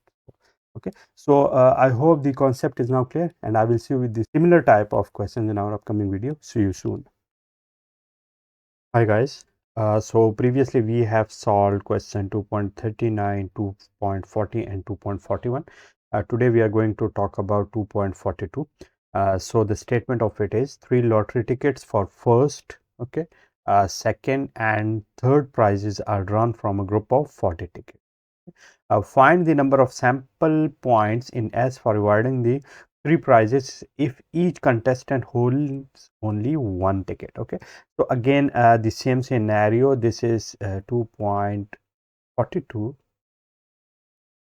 and the same scenario in which we have 3 options here: first, second and third, and for each option here we have the different number of possibilities. So for the first one we have 40 possibilities, for the second we will have 39 because one has been occupied with this position, and the third one here we will have 38, and multiplying them together I will get the answer. Okay, so apart from it we can also see that this is the permutation problem, and we can also use here the formulation, which is NPR. So NPR is n factorial divided by n minus r whole factorial. So in this scenario the value of n is 40, the value of r, which are basically the number of options available at a time, so these are 3. So putting them here we will have 40 factorial divided by 40 minus 3. Okay, 40 minus 3 factorial. Okay, so what I will get from it, I will get here 40 factorial divided by the 37 factorial, or I can also simplify it like 40 multiplied by 39 multiplied by 38 multiplied by 37 factorial whole divided by the 37 factorial. We will see that these two will cancel out, and at the end the answer of it will be 40 multiplied by 39 multiplied by 38, which is similar like this one. Okay, so these two answers are basically coincides with each other. So that is basically the answer of question 2.42. Okay, so that is the solution, which I hope you have understood. Now removing it and moving to the question 2.43. So let me start doing that.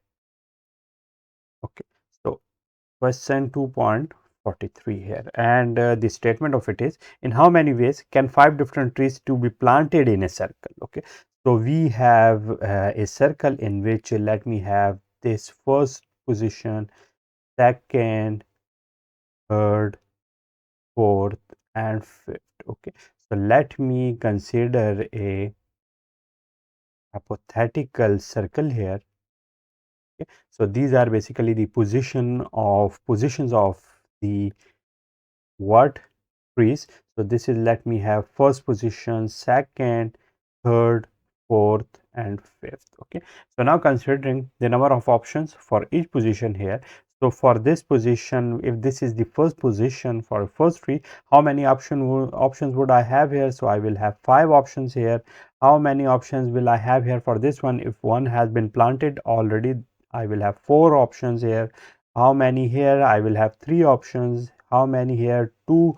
And here for the last one, I will have only 1 option. Okay, so after them, each of them can be replicated with each of the other ones, so these has to be multiplied together. Okay, so at the end, what I will get here 5 multiplied by 4 multiplied by 3 multiplied by 2 multiplied by 1, so which is basically the 5 factorial. Okay, so the answer of question 2.43 is 5 factorial. You can calculate it by using any thing here, but if you calculate it, that would be 5 multiplied by 4 is 20, 20 multiplied by 3 60, 60 multiplied by 2 is 120, and then 120 multiplied by 1 is 1, so that is 120. Okay, so I am not calculating it in many questions, so in that case you can calculate it by yourself. Okay, so that is the solution of question 2.43. Now moving towards the 2.44, what is the statement here? The statement here is that in how many ways can a caravan of 8 covered wagons from Arizona be arranged in a circle?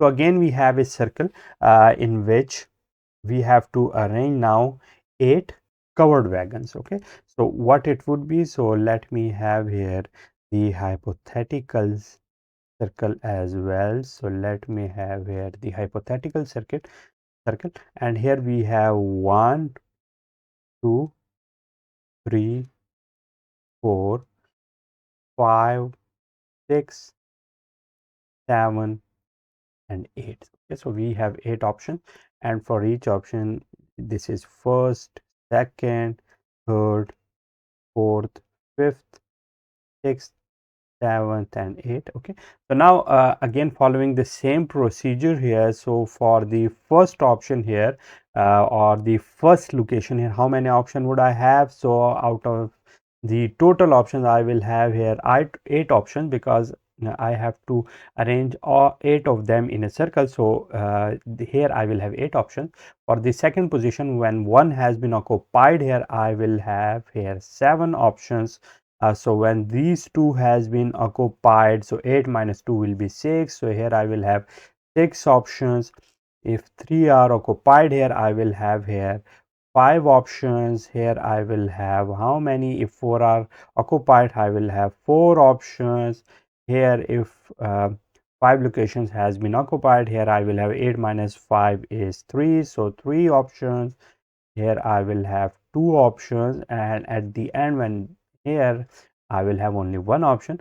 So again at the end I have to multiply them together as well. Okay, so I will see that multiplying them together is the option.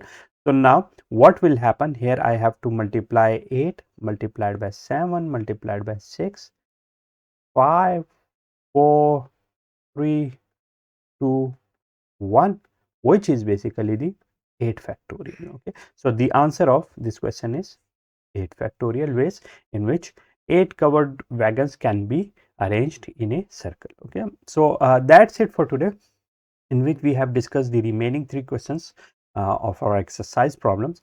So I will see you with the similar type of questions in our upcoming video. Thank you so much. Hi guys, so this is question 2.45, and here we have to find out that how many distinct permutations can be made from the letters of the word infinity. Okay, so this is question 2.45, and here we have a word. Let me write it here, infinity. Okay. Or I can also write it by using different colors, but let me first tell you that what is the concept behind it, to find the number of distinct permutations from the letters of this word. Okay, so if we have the total number of items equal to n, and it is composed of the items k1, k2, k3, and here basically k1 are the number of items in k1, number of the second items, this is item 1, this is item 2, and this is number of the items of the third thing. Okay, so how can we find out here the total number of permutations here? So here in that case we have to find out the n factorial divided by the k1 factorial, k2 factorial, and k3 factorial. Okay, similarly here you have to keep in your mind that you should have the total number of n is equal to the k1 plus k2 plus k3. Okay, so this is basically the what, this is basically the condition for this one, and this is called the multinomial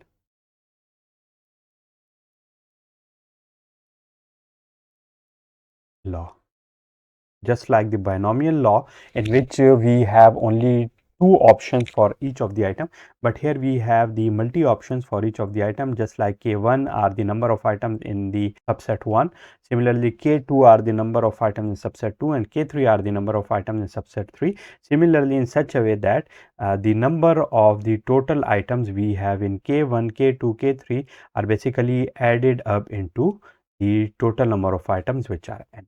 So here we have this word infinity, and it is composed of some letters. So how many letters will I have here? So the number of items I have here are basically 1, 2, 3, 4, 5, 6, 7, 8. Okay, so the total number of letters here we have are n equal to k. Okay, similarly here we have different k's here as well. So let me write them here. If we have here k1 in such a way that k1 is I. So for I we have how many items? So for I have 1 I, 2 and 3. So we have 3 k1. Okay, similarly for the k2, let me have here k2 equal to this n. Okay, so how many n's will I have here? I have 1 n, and similarly 2 n. So this is n, and here we have 2 n's. Okay, similarly we have here f. Sorry, let me use another color for it, and let me use this black. So this is f. So k3 is what, that is f, and how many items will I have here? So I have here one item of this f, and the last two are t and y.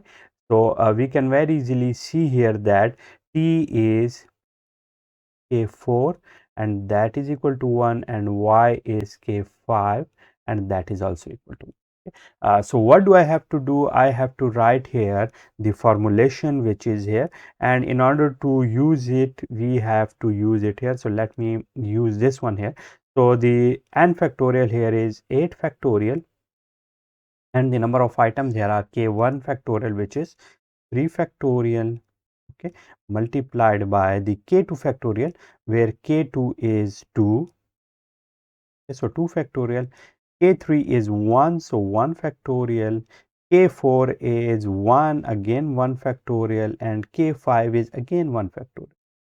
So we can also here see that 3 plus 2 is 5, 5 plus 1 is 6, 6 plus 1 is 7, and 1 is 8. So we can see that adding them all together I will get 8, which is basically the n. So this condition is already fulfilled here.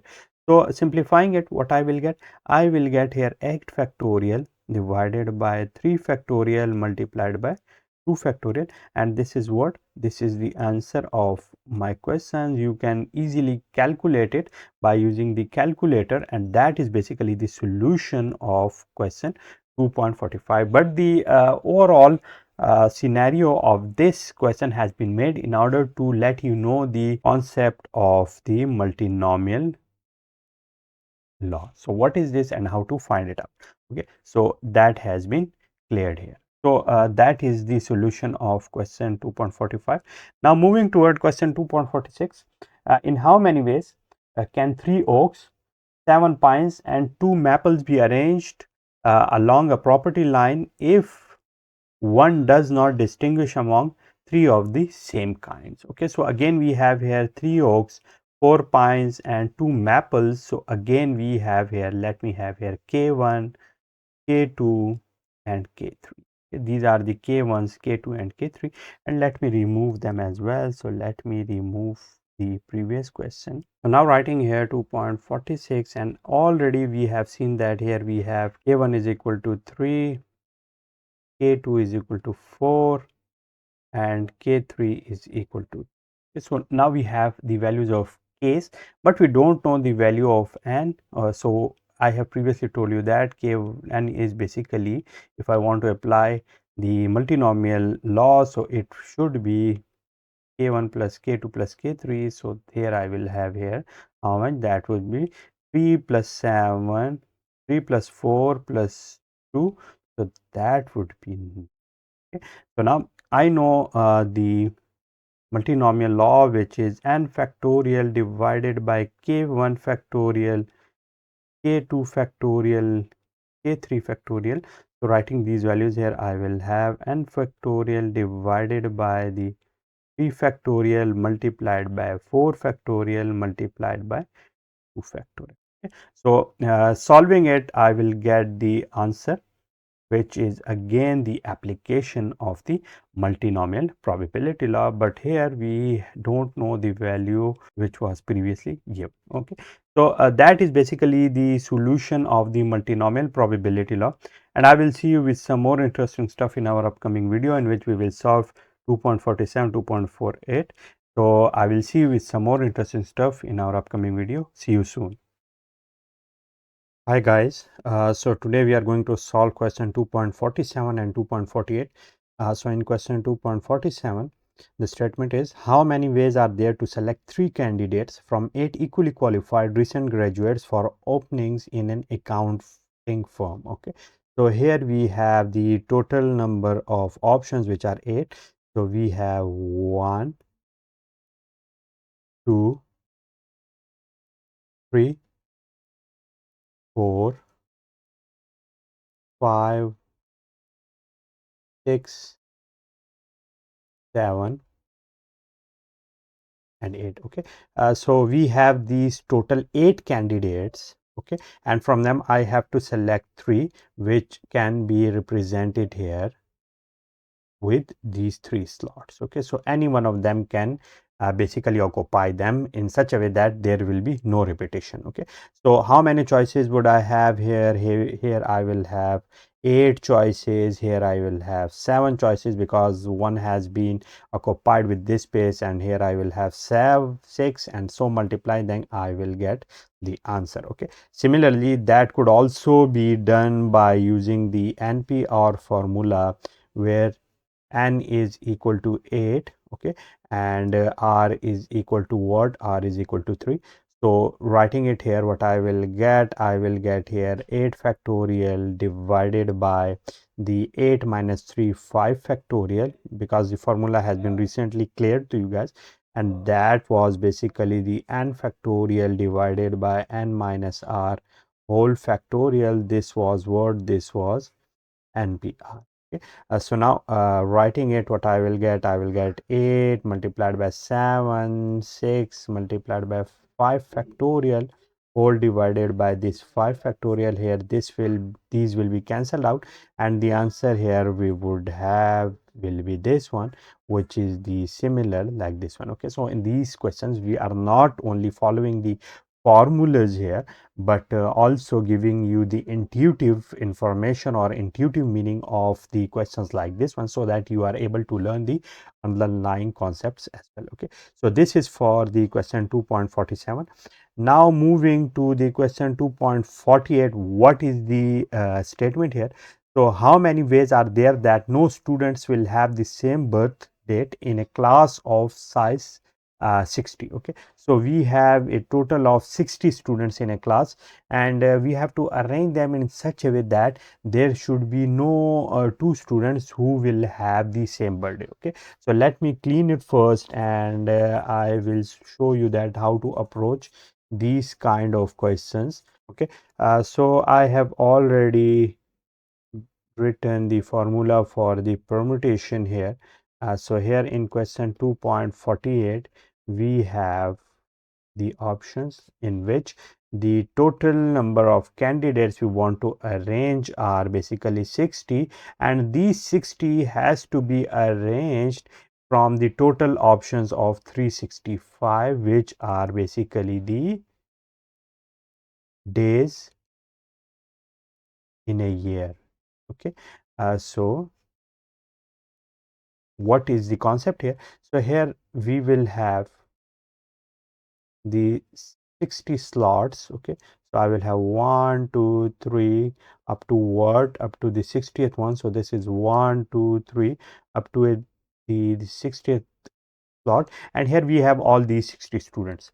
So in such a way that each of the student birthday is different than the other one. Okay, and no two students, at least two students shouldn't have the same birthday. So how many options will I have here? Again, following the same procedure. So here I will have 365 options. So one has been occupied here. So here then I will have 364. Okay, when it will be occupied, here I will have 363, and so on. So here I will have, and these will be occupied, so here I will have 305 options. So at the end we will have to multiply them together as well, so that will be the solution. So in these type of questions, it is not very easy to get this type of block and then multiply them together. So therefore what we do here, we apply this formula, okay, in such a way that here the total number of options we have are 365, and the number of items we want to take at a time are 60, because these are the 60 people, and we have to arrange them in such a way that there would be no repetition. Okay, so this is what this is called permutation. Okay, so writing it here in this formula, what I will get, 365 or 60, and here I will have 365 factorial divided by 365 minus 60. So I will have here 305 whole factorial. Okay, so that would be what, that would be the answer of my question. Okay, what you can do here is that you can use the calculator to calculate it, and here you will get the answer. But the intuition here is to guide you regarding the questions like this one, because these are the questions you may have in your interviews, and many opportunity you will have in which you may encounter the questions like this one. So I think it's enough for today, in which we have discussed all the questions like this one, and this is also the end of this section as well. In our next section, we will try to formulate the strategies to find the probabilities of different events, and we will proceed in such a way that we will move to the higher and advanced concepts in our upcoming video. So if you guys have any question, you can ask me in the comment box. So I will see you soon. Take care of yourself, and see you. Hello guys, this is question 2.49, and we have to find the errors in each of the following statements. Okay, these statements are given, and we have to find what, we have to find the errors in these statements. So the first statement is the probabilities that an automobile salesperson will sell 0, 1 or 3 cars on any given day in February are respectively 0.19, 0.38, 0.29 and 0.15. Okay, so these are basically the different probabilities, which are probability of 0, probability of 1, probability of 2 and probability of 3 cars. Okay, and I know that in the probability case, what do we have to do? If I will add them all the probabilities should give me the answer of 1, because the probability of any event A is always greater or equal to 0 and less than or equal to 1, okay, because that is basically the range in which the probabilities should lie under, okay. So here let me start writing all the probabilities here, and here in order to see that what are the different probabilities, let me use this color.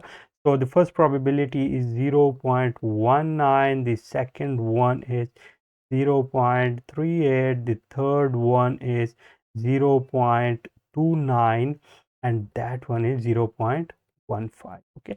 So let me add them, and after adding them I will see that what are basically them. So let me add them. So 9, 8, 17, 17, 9 is 26, 26, 5 is 31, 1 here and 3 here, 3, 1, 4, 4, 3, 7, 7, 2, 9, 9, 1, 10, okay. So 1 here, and this would be 1.01, which is basically greater than this range, okay. So therefore the actual issue here is that all the probabilities are not in between this range. So therefore the error here is that these are basically the incorrect statement, okay. So that is basically about the part A of our question. Similarly, in part B, the probability that it will rain tomorrow is 0.40, and the probability that it will not rain tomorrow is 0.52. Again, we have the probabilities of two events.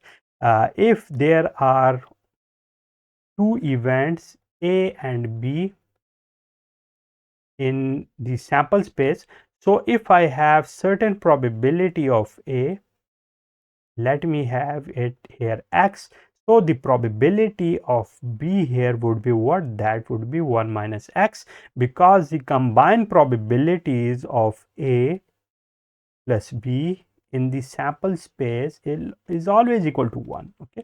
So here in order to add them together, what I will see that the probability of rain, okay, plus the probability of no rain, let me add them together, and I will see that this is what? This is 0.40 and this is 0.52, so 0.4 and 0.52. So here I will get what? Here I will get 0.92, which is what? Which is incorrect, because it must be equal to 1 due to this statement which is given. So that is basically the incorrect statement. Similarly, in part C, the probabilities that a printer will make 0, 1, 2, 3 or 4 or more mistakes in setting a document are respectively 0.19, 0.34, minus 0.25, 0.43 and 0.29. Okay, so what is the issue here? There is an issue, and that is basically this negative probability. As I have already told you that this should be the range in which the probabilities should lie. So that is basically the issue which we can see here as well, okay. Similarly, in part D, on a single drop from a deck of playing cards, the probability of selecting a hurt is 1 by 4, okay, that's correct. The probability of selecting a black card is 1 by 2, okay, that is also correct. And the probability of selecting both a hurt and black card is 1 by 8. Oh, so that is basically the issue, because in a single turn or in a single chance, a person cannot pick both hurt and black card as well. So therefore it is not possible that of selection of a black and a hurt card in a single time. So therefore that is the issue, that these cannot occur simultaneously, and that is the solution of this type of problem, in which we have demonstrated them here. We have seen that what are the issues of the probabilities, or what are the conditions which are negating the basic probability laws, okay. So that's it for today, and I will see you with some more stuff in our upcoming video. See you soon. So today we are going to talk about the probabilities, and in this question we have to assume that all elements of S in exercise 2.8 on page 42 are equally likely to occur, okay. So what do we have to do? We have to find the probability of event A, probability of event C, and probability of event A intersection C. Okay. So without going into the details of the exercise problem 2.8, let me have here my own sets. So let me have here the sample space, and in this sample space I have different numbers which ranges from 1 to 10. Okay, so I have here 1 2 3 4 5 6 7 8 9 and 10. Okay, similarly set A is basically composed of all the odd numbers between 1 and 10, so those would be 1 3 5 7 and 9. Okay, and let me have C equal to what? All the even numbers between 1 and 10, so those would be 2 4 6 8 and 10. So what do we have to do here? Part A is to find the probability of event A. Okay, we have event A, we have the sample space, and we have the set C here as well. So let me start here part A, and in part A, in order to find the probabilities of any event X, what do we have to do? We have to find the number of elements in X, okay, and the total number of elements or items in the sample space. Okay, so that is basically the generic formulation of finding the probability of the any event. Okay, so whatever elements and how many elements do we have in the event, those would basically demonstrate the chances of the occurrence of that event. Okay, so here in order to find the probability of A, what do I have to do? I have to find the number of elements in A, okay, divided by the number of elements in the sample space. Okay, so let me start it here, and I can see here that the probability of A, the number of elements in A are how many? So let me count them, and these are 1 2 3 4 5. Okay, so we have 5 elements in the sample space in the event A. Similarly, how many elements are there in the sample space? So we have 1 2 3 up to 10, so these are the total number of elements which are 10, so it will give me 1 by 2, which is 0.5. okay, so that is what, that is the probability of event A, which can be used anywhere because all the element here have the probabilities which are equal, so these are equiprobable. Okay, similarly, in order to find the probability of C, what do I have to do? I have to use the same formula which is here, and in order to find the probability of P of C, I have to find out the number of elements in C divided by the number of elements in S. So number of C are 1 2 3 4 5, again 5. The number of elements in S are 10, so it would be again 1 by 2, which is 0.5. okay, so that is basically the answer of part B. Okay, let me correct it. Okay, so that is the answer of part C. Similarly, in order to find the probability of A intersection C, what do I have to do? First of all, I have to find out A intersection C. What is mean by A intersection C? I have to see that what are the elements which are common in between A and C. Okay, so we can see here that we don't have any item in common between these elements. Okay, we can see here that there is no element which is common, so A intersection C is what? That is basically the empty set. Okay, so empty set is usually represented by this phi, or it is represented by this empty set. Okay, so therefore, in order to find the probability of A intersection C, let me find out the probability of intersection C. What I have to do? I have to find out the number of elements in intersection C and divide it over the total number of elements in the sample space. So therefore, as the total number of elements in intersection C are 0, while the number of elements in S are 10, so therefore the output of it is also 0. So that is what, that is the answer of this part of my question. Okay. So I hope you have understood the basic concept of these type of questions. So I will see you with some more interesting stuff in our upcoming video. See you soon. Hello guys, so this is question 2.51 and the statement here is that a box contains 500 envelopes, okay, of which 75 contains $100 in cash, 150 contains $25 cash, and 275 contains $10 cash. Okay. An envelope may be purchased for $25. What is the sample space for the different amounts of money? Okay, so let me first solve the first part of this question, and that is the sample space for different amounts of money. So we can see here that which are the different amounts. So we have here the amount of 100, similarly the amount of 25, okay, and also the amount of $10. Okay, so how many envelopes are of $100? So these are basically 75. Okay, how many of the 25? So these are 150. Okay, and how many are of $10? These are 275. So these are the different amounts of the envelopes. Okay, so what is basically the sample space? So sample space is basically composed of all the amounts in dollars. So those would be the $10. Okay, similarly $25, and the last one here would be the $100. Let me also put dollar sign with it as well.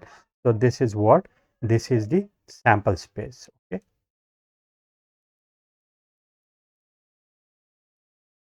we have to find out the what is the sample space for different amount of money and then assign probabilities to the sample points. Okay, so now we have to assign probabilities to different amounts. So let me assign probabilities.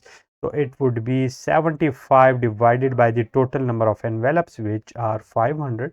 So this would be the probability of it. Here it would be 150 divided by the total amount, that is 500, and for it what it would be, so that would be 275 divided by the 500. Okay, so these are the probabilities associated with each of the envelopes. So it would be of $100, it would be of $25, and here it would be of $10.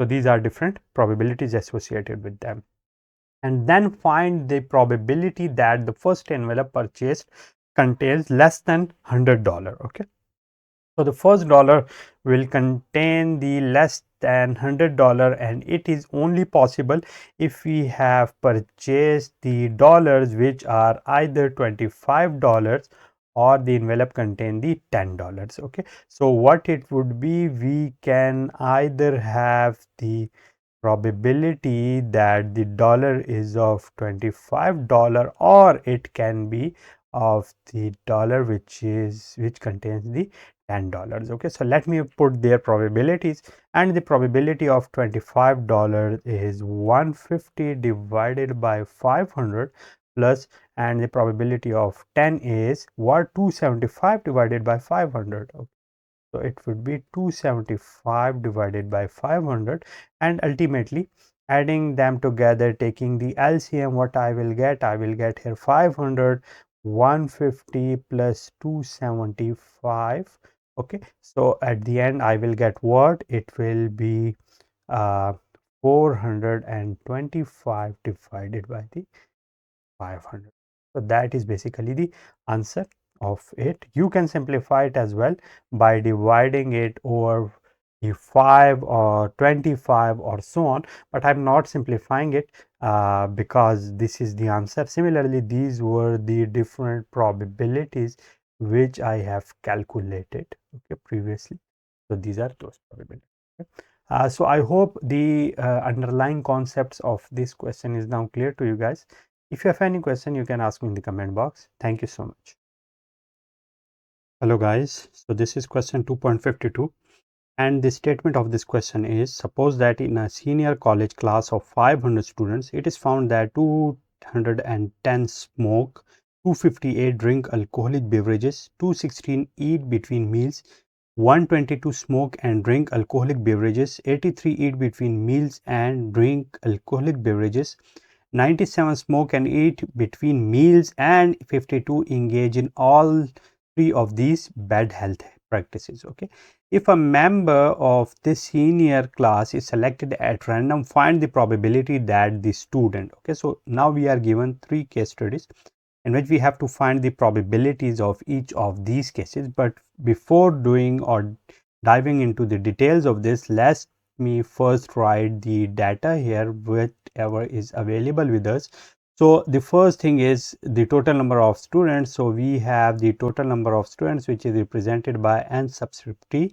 So these are basically 500. So we have 500 students.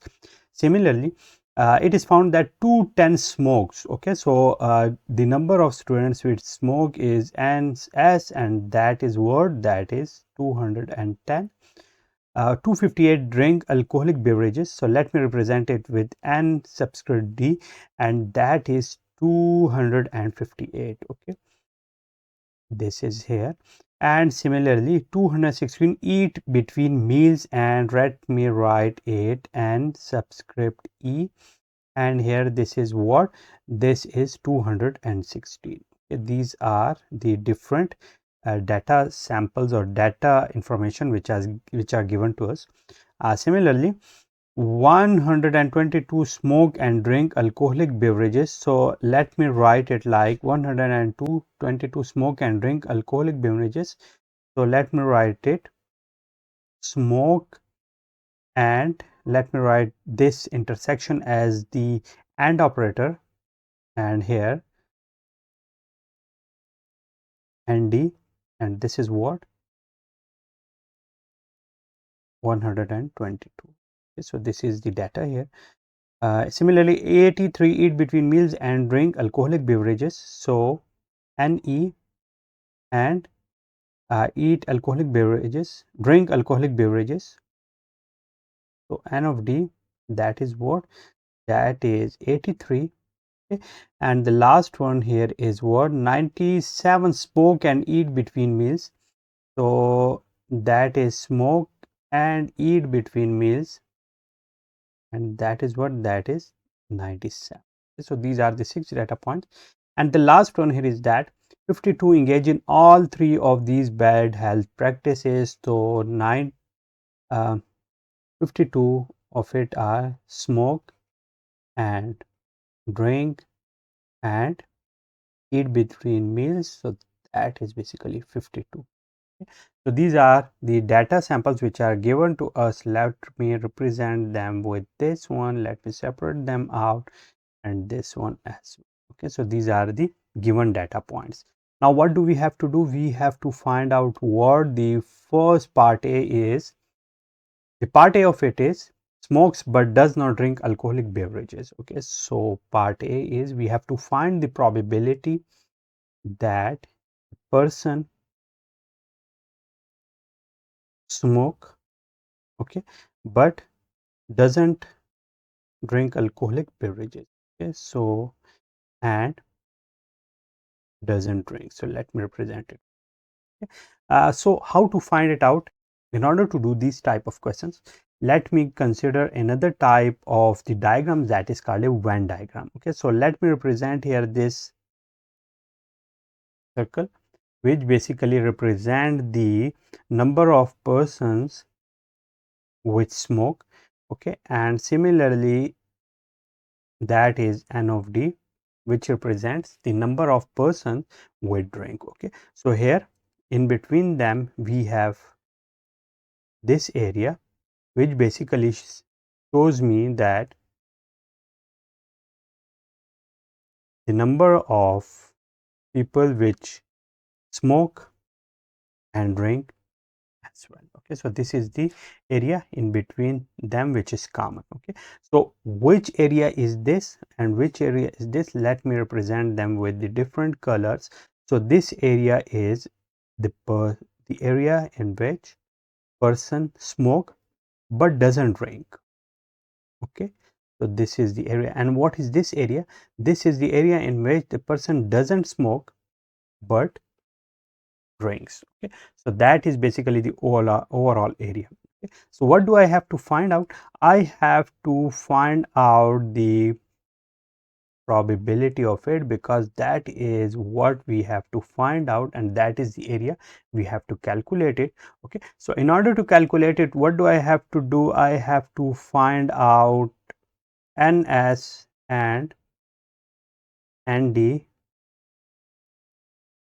complement. Okay, the area or the number of people who smoke but doesn't drink. Okay, so in order to find out, we can see here that how to find it out. We can see that all of this area is basically n of s, which is represented here by this n of s. So this is n of s, and from it I have to subtract this area. Okay, so this is the common area in between nd and s, so I have to subtract it. So therefore minus ns and d. Okay, so I have to subtract these areas. So let me write their value. So the ns is here, which is given 210, and do I know the value of ns and nd? Let me search. So that is also given here, so that is minus 120. Okay, so calculating it, what I will get? I will get here 88. Okay, so that is what, this is the number of people who smoke but doesn't drink. Okay, so in order to find the probability of it, what do I have to do? I have to find the number of people, okay, who smoke but doesn't drink divided by the total number of people. So now I know all of this, so that is 88, which I have calculated now, and this is 500. So this is now the answer of my question, which I wanted to find out. Okay, so that is the solution of the part A of my question, which I have done here. Hello guys, so this is question 2.52, and the statement of this question is: suppose that in a senior college class of 500 students, it is found that 210 smoke, 258 drink alcoholic beverages, 216 eat between meals, 122 smoke and drink alcoholic beverages, 83 eat between meals and drink alcoholic beverages, 97 smoke and eat between meals, and 52 engage in all three of these bad health practices. Okay, if a member of this senior class is selected at random, find the probability that the student. Okay, so now we are given three case studies in which we have to find the probabilities of each of these cases. But so in order to solve question B, what do I have to do? Let me remove all this. So removing it, what I will do?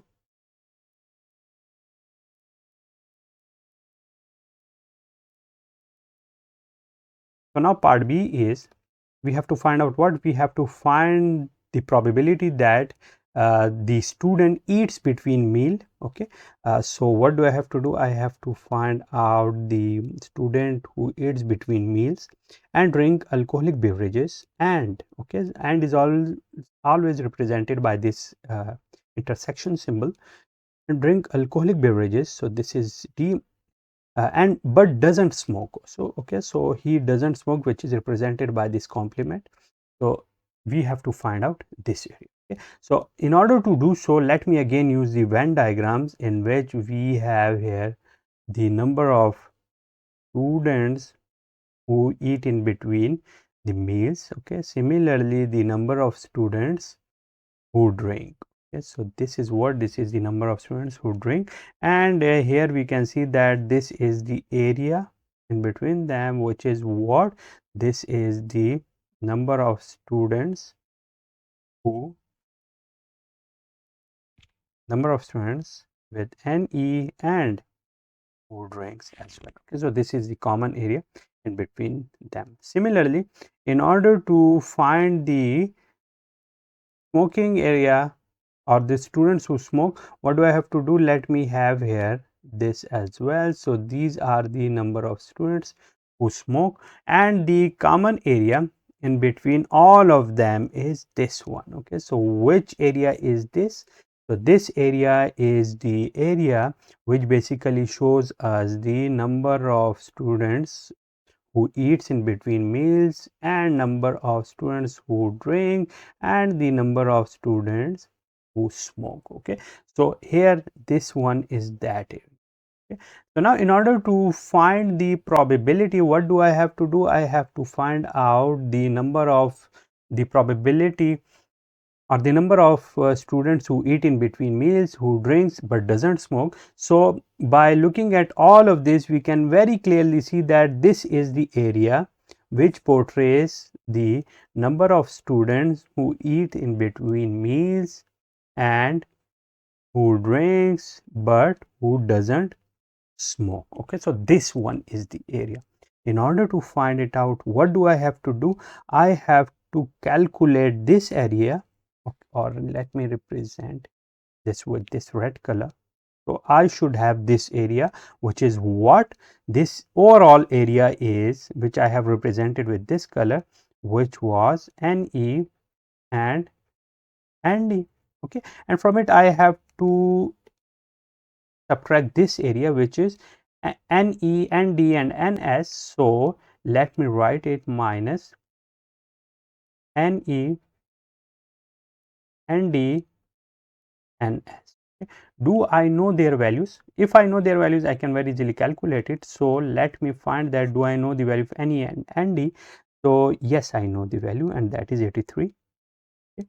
So the 83 is given here. Do I know the value of NE, ND and NS? Yes, it is already given here, and that is 52. Okay. So subtracting them, what I will get? I will get here 31. Okay, so the number of the students which are here are basically this. So this is 31, which is represented by this yellow color. So now in order to find the probability of it, I have to find out the number of E and number of D and number of S complement divided by the total number of students. So let me write their values here. So writing their values, let me write them here.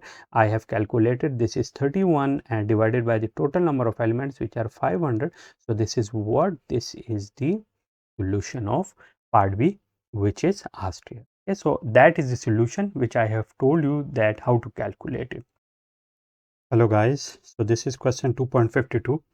And the statement of this question is, suppose that in a senior college class of 500 students, it is found that 210 smoke, 258 drink alcoholic beverages, 216 eat between meals, 122 smoke and drink alcoholic beverages, 83 eat between meals and drink alcoholic beverages, 97 smoke and eat between meals, and 52 engage in all three of these bad health practices. Okay, if a member of this senior class is selected at random, find the probability that the student. Okay, so now we are given three case studies in which we have to find the probabilities of each of these cases. Now part C.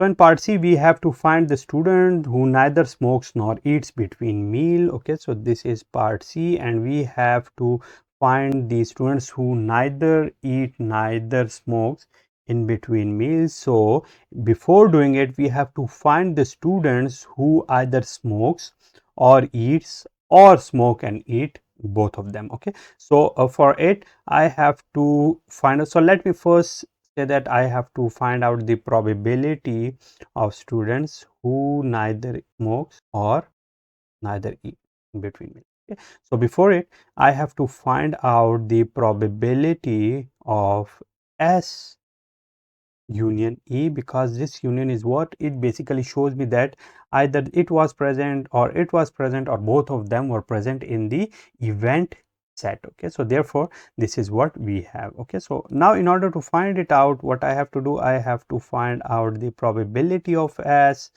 plus probability of E. Okay, so after it, minus probability of S intersection.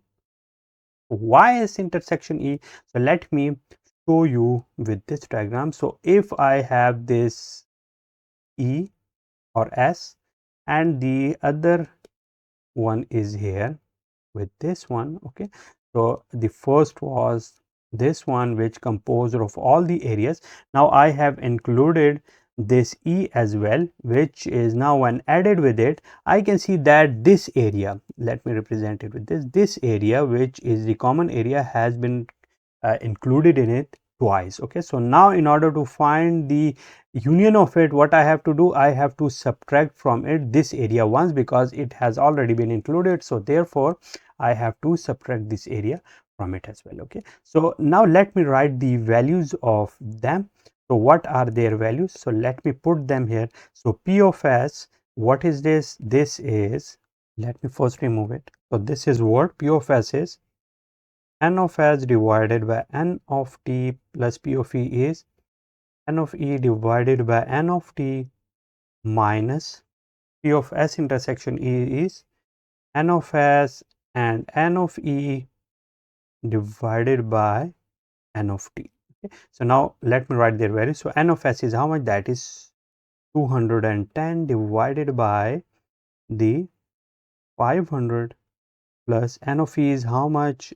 That is 216 divided by 500. So do I know the value of NS and NE? So that is already given here, NS and NE, and that is 97 divided by 500. Okay, so once I will calculate it, I will get what, if you will add them together, find the LCMs, what you will get here 329 divided by the 5. Okay, so that is what that is here we have. So this one is here, and this is 329 divided by 5. So now in order to find the value of the person who neither smoke neither eat in between meals, what I have to do, I have to find here the probability of student who neither smoke neither eats in between meals. So what do I have to do in order to find it out? We have to find it by subtracting this probability of S and E. Okay, so now writing it 1 minus 329 divided by 500 here. Okay, what I will get at the end, finding it out, what I will get here, I will get here 171 divided by 500. Okay, so that is what, that is the solution of part C which we wanted to find out. Okay, so I hope you have understood the underlying concepts of the questions like this one, and I hope you have understood the steps which I have taken in this question. So I will see you with the similar type of questions in our upcoming video. See you soon. Welcome back guys, this is question 2.53, and the statement of it is the probability that an American industry will locate in Shanghai, China is 0.7. The probability that it will locate in Beijing, China is 0.4, and the probability that it will locate in either Shanghai or Beijing or both is 0.8. Okay, so let me write the given data first. So given data here is, we have this given data, and the given data here is, let me write the Shanghai with this S and Beijing with B. So the probability of Shanghai is what? That is 0.7. Okay. Probability of Beijing is how much? That is 0.4. Okay. So the probability that it will locate in either Shanghai or Beijing or in both is basically the union. Okay, why is it union? Because in union either Shanghai or Beijing or both can be present in the event sets. So therefore what do I have to do? I have to write probability of S union B is how much? That is 0.8. Okay, so what is the probability that the industry will locate part A in both cities and in neither city? So let me solve part A here, and when it will have to be located in both cities, it will be probability of S and B, Shanghai and Beijing. So how to calculate? We know the very famous formula, and that is probability of S union B is probability of S plus probability of B minus probability of S intersection B. So now changing their positions, what I will get probability of S and B is probability of S plus probability of B minus probability of S union B. Writing their values, what I will get 0.7 plus 0.4 minus 0.8. Okay. So adding them together, I will get here 0.3, which is probability of Shanghai and Beijing together. Okay. So that is the solution of part A here. Okay. So in neither city, what do I have to do? I have to calculate the probability that it is neither in Shanghai nor in Beijing. Okay. So it will be what? It will be 1 minus what when it will be in Shanghai or Beijing or any one of them. So I have to find the inverse of them. Okay. So in order to find the inverse of them, I have to calculate the complement of it. So that would be 1 minus probability of S union B. Okay. Writing their values, that would be 1 minus 0.8 because 0.8 has been given here, and at the end the answer of it will be 0.2. Okay. So that is what? That is the solution of part B. Okay. So I hope you have understood the concept behind this type of questions, and I will see you with some more interesting questions in our upcoming video. See you soon. So this is question 2.54, and the statement of it is, from past experience, a stockbroker believes that under present economic conditions, a customer will invest in tax-free bonds with a probability of 0.6, will invest in mutual funds with a probability of 0.3, and will invest in both tax-free bonds and mutual funds with a probability of 0.5. At this time, find the probability that a customer will invest in either tax-free bonds or mutual funds, and B is in neither tax-free bonds nor mutual funds. Okay. So first of all, what do we have to do? We have to write the given data. Okay. So whatever the data is, we have to write it, and we have to comprehend the data which is available here. So the customer will have to invest in tax-free bonds. Okay.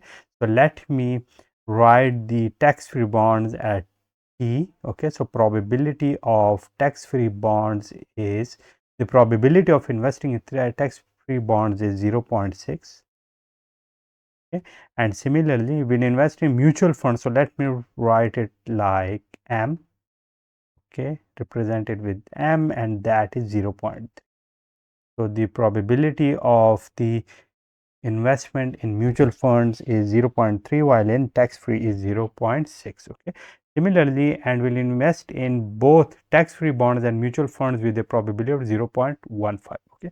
So previously I have told you that the intersection here is used as an and sign, okay, in which what is expected that both of the condition will have to be satisfied. Okay. Similarly, U is the union, which is used as an or, in which any one or both can be applied together. So this is the or condition. Okay. Either one or second or both. Okay. In which it is important that both of the conditions should satisfy. Okay. So that is here. So now here there is, we can see that there we have and, so therefore we will have to write here what? Here we will have probability of investing in tax free and mutual funds is how much? That is 0.15. Okay. So what do we have to do? We have to find different situations. So now here in either tax free bonds or mutual funds, so that is here. So we have to find the either tax free bonds or mutual funds. So again we can see that here we have the or condition. So for or we can see that we have to use the union. Okay. So what do I have to do? I have to find the probability of tax free or mutual funds. So we can have a formula, and that is the probability of T plus probability of m, okay, so and after it minus probability of t intersection. Okay, all of this data is available.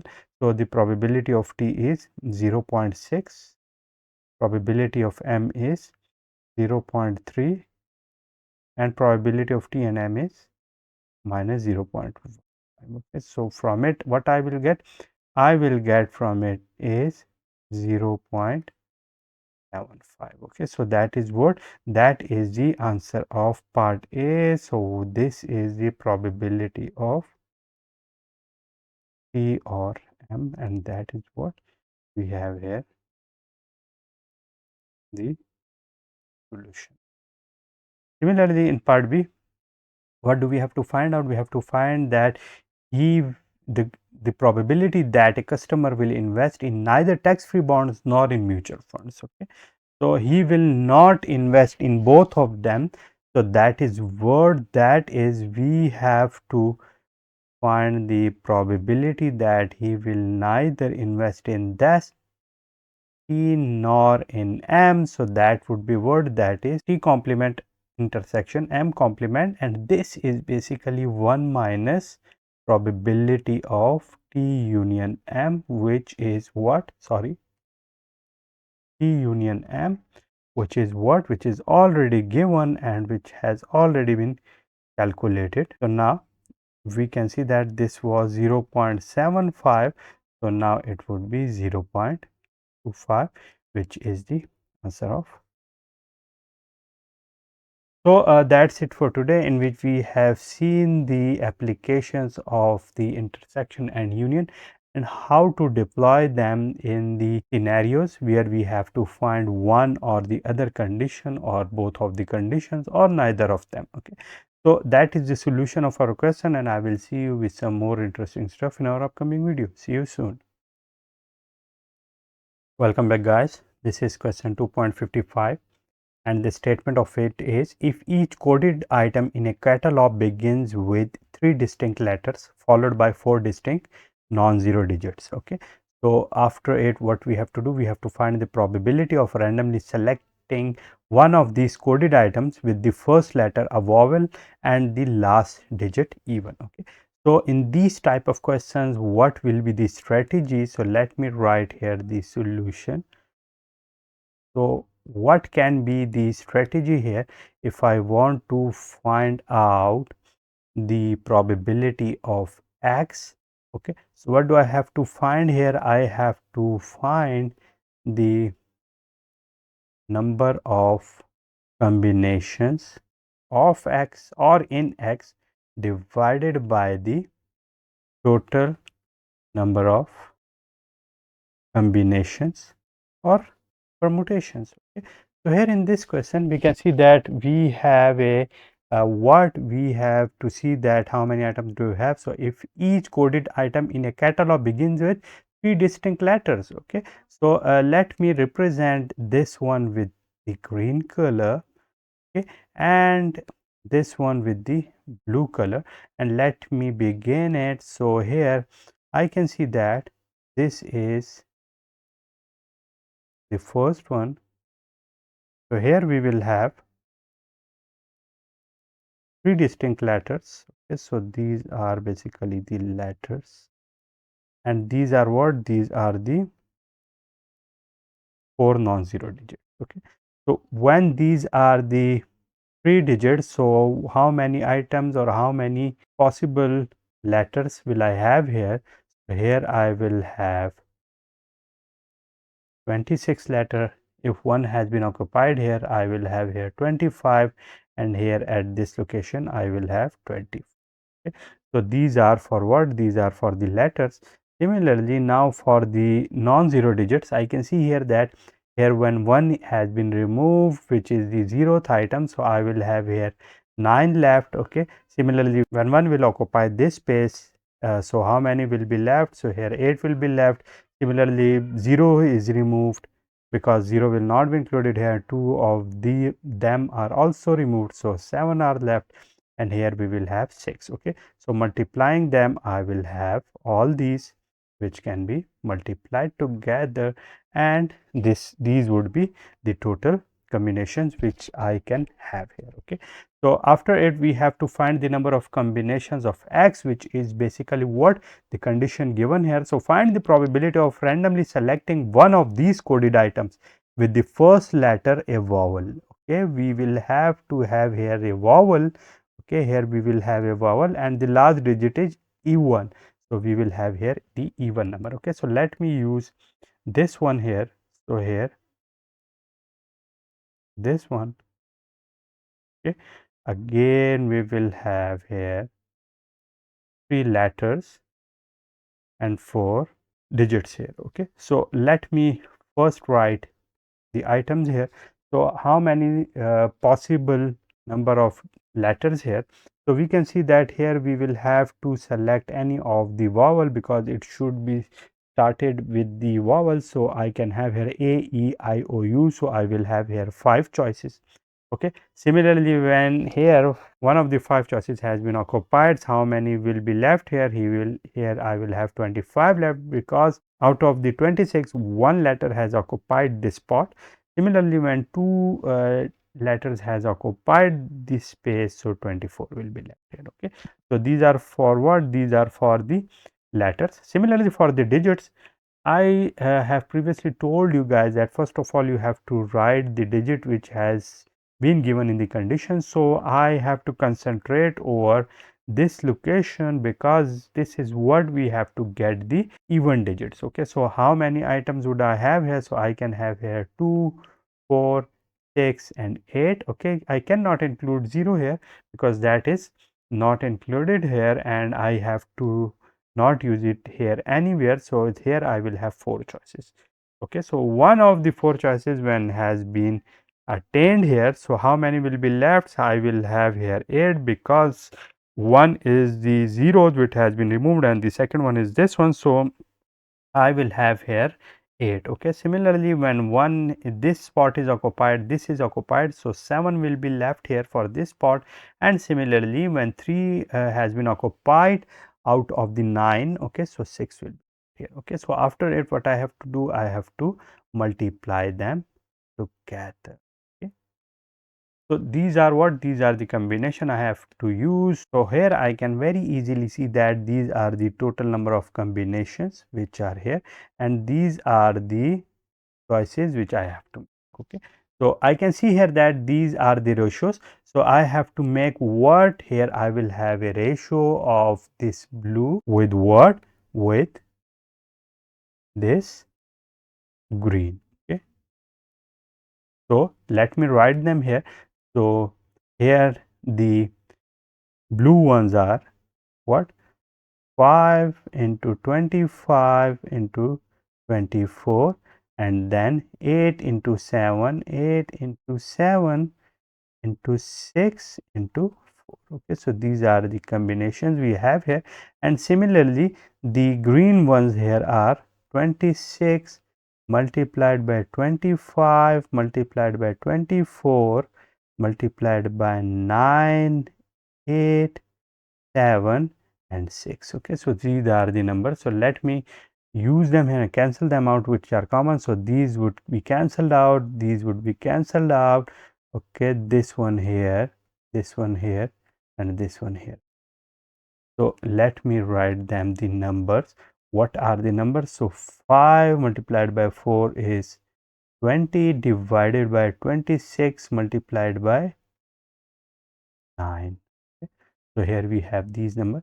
So when these will be cancelled out, I will get here 10 divided by 13 multiplied by 9.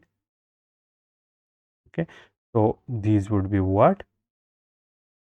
These would be 10 divided by 117. So that is what? That is the answer of my question which has asked me. So in this type of question, what do you have to do? You have to write the number of combinations according to the particular condition and the total number of combinations which are possible in the same scenario. So that is basically the type of the strategy which you can employ in any of the questions which are like these. Okay. So that's it for today. If you have any question, you can ask me in the comment box. Thank you. Hello guys, this is question 2.57, and the statement it has is an automobile manufacturer is concerned about a possible recall of its best selling 4-door sedan. Okay. So, if there were a recall, there is a probability of 0.5 of a defect in the brake system. Okay. So, let me write them here. So, the given data will have to be written here. So, this would be what? This would be the given data, and I am going to write it as I will proceed. So, there is a 0.25 probability of a defect in brake system. So, let me write it PB, and that is 0.25. Okay. Similarly, 0.18 of a defect in the transmission. So, I am going to write it like P capital T, and that is what? That is 0.18. And 0.17 of a defect in the fuel system. So, I am going to write it F, and that is what? That is 0.17, and 0.40 of a defect in some other area. So, I am going to write it like P of O, and that is 0.40. Okay. So, after it, what do I have to do in part A? What is the probability that the defect is the brakes or the fueling system if the probability of defects in both systems simultaneously is 0.15. Okay. So, in part A of it, the probability what I have to find out is the probability of B or fueling system. Okay. So, I have to find the probability of in any one of them if the probability of defects in both systems simultaneously is 0.15. So, B and F simultaneously is how much? That is 0.5. Okay. So, in previous lectures, I have told you guys that this OR is usually used or done by the unions, while this AND is basically implemented by using the intersections. Okay. So, therefore, using the same strategy here. So, what do I have to find out? I have to find out the probability of braking and fuel system. I have written here C, while this is F. B or F, the probability of it, and what are basically the given amounts here. So, those are basically B and F, and that is 0.15. Okay. So, in order to find it, what do I have? I have a formula which can be written as the probability of B union F. So, that is the probability of B plus the probability of F minus probability of B intersection. So, putting these values, what I know? Do I know the value of P of B? Yes, this is given. So, that is 0.25. P of F is 0.17. Okay, and probability of B intersection C is 0.15. So, minus 0.15. So, now writing them here, calculating them, what I will get from here? I will get what? 0.17 minus 0.15. So, that would be 200. So, I will have here 0.25, and here I will have plus 0.02. So, it will be 0.27. Okay. So, that is what? That is the probability of B or F which we have calculated, and that is basically the solution of what? Part A. Okay. So, that is basically the solution of part A. Now, in order to proceed towards the part B, what do I have to do? I have to find out here what is the probability that there are no defects in either the brakes or the fueling systems. Okay. So, if there is no defect in any one of them, what would happen here? So I can very easily see that. So let me remove them from here. So now here part B. And if I want to find out that there should be no defects, it means it should be the complement of the defects in any one of them. So I want to find out the probability that there is no defect in brakes and there is no defects in fuel as well. So you know that this intersection basically demonstrates the AND statement. So it would be what? It would be 1 minus what? Probability of B or F. Okay, so if B or F or both of them. So this basically is the OR statement. So let me write these values here. So it would be 1 minus 0.27, which will ultimately give me what? It would be 0.73, which is what? The probability of neither brakes issue and nor fuel issue. Okay, so that is what? That is the solution of part B, which we wanted to calculate. So that's it. So I hope you have understood all the steps which we have taken here and or the underlying concepts which are related with the questions like this one. You have also understood the essence of the union and intersection and how to deploy them in dealing with the available data. Okay, so that's it for today. See you soon. Hello guys, I hope all of you will be fine. So this is question 2.57. And the statement of this question is, if a letter is chosen at random from the English alphabet, find the probability, okay, that the letter A is a vowel exclusive of Y. Okay, so we are not including Y in the vowels, and that is already not included in the vowel as well. So what will be the strategy here? So let me first write the generic formula for finding the probability of the situations or the events like this one. So in order to find the probability of the events like these one, what do I have to do? I have to find the probability of, let's say, event X. Okay, so what would happen here? I have to write the number of items in X, okay, divided by the total number of items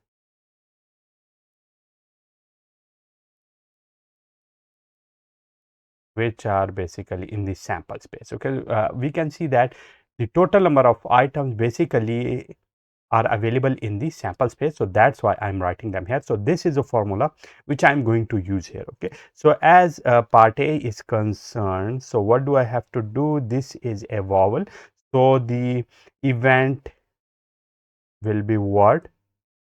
Event. So let me call this event X, and this event basically consists of all the items which are A, E, I, O, U. Okay, and the total number of alphabets or letters in English are 26. Okay, and now these are what? These are 1, 2, 3, 4, 5. So in order to find the probability of X, what it would be? It would be the number of items in X, which are 5, okay, divided by the total number of items which are basically the English alphabets. So these are 26, and that is what? That is the answer of part A. Okay, similarly in part B, we have to list somewhere, we have to find the probability of the letter that are listed somewhere ahead of the J. Okay, so here let me call this event Y. Okay, and the set it is consist of basically what? All the numbers which are lying before J. So these would be A, B, C, D, E, F, G, H, and I. Okay, so after it we will have J. So this is what? This is event Y. So the number of items here are 1, 2, 3, 4, 5, 6, 7, 8, 9. Okay, so the number of items here are 9. So now if I want to find the probability of Y, what it would be? Using the same formula which is here. So using this formula, writing the number of items in Y, which are 9. So 1, 2, 3, 4, 5, 6, 7, 8, 9. Okay, divided by the total number of items, which are again 26. Okay, so that is what, that is the solution of part B.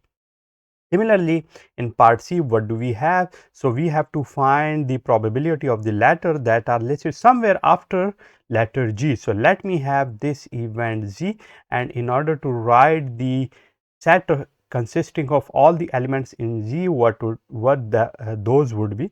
So those would be, it is G, so after them would be H,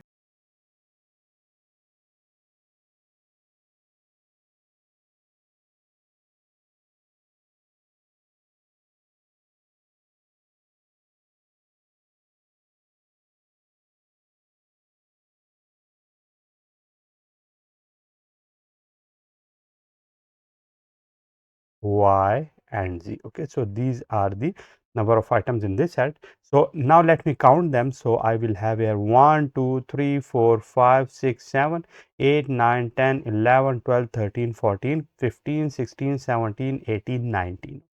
So now in order to find the probability of Z using the same formula which is here, and now this formula, let me underline this one as well. This is the formula, and writing it now here, what I will have, the probability of Z would be, the number of items here are 19 divided by, okay, so that is what, that is the solution of part C. Okay, so this is the solution of part C, this is of part B, and this is of part A. So that's it for today, in which we have seen that how to find out the probability of the events where we have a certain number of fixed elements in the sample space, and out of that sample space we have certain conditions to pick different numbers. Okay, so that is basically the outline or the underlying concepts for all the questions like this. Okay, so that's it for today, and I will see you with some more questions in our upcoming video.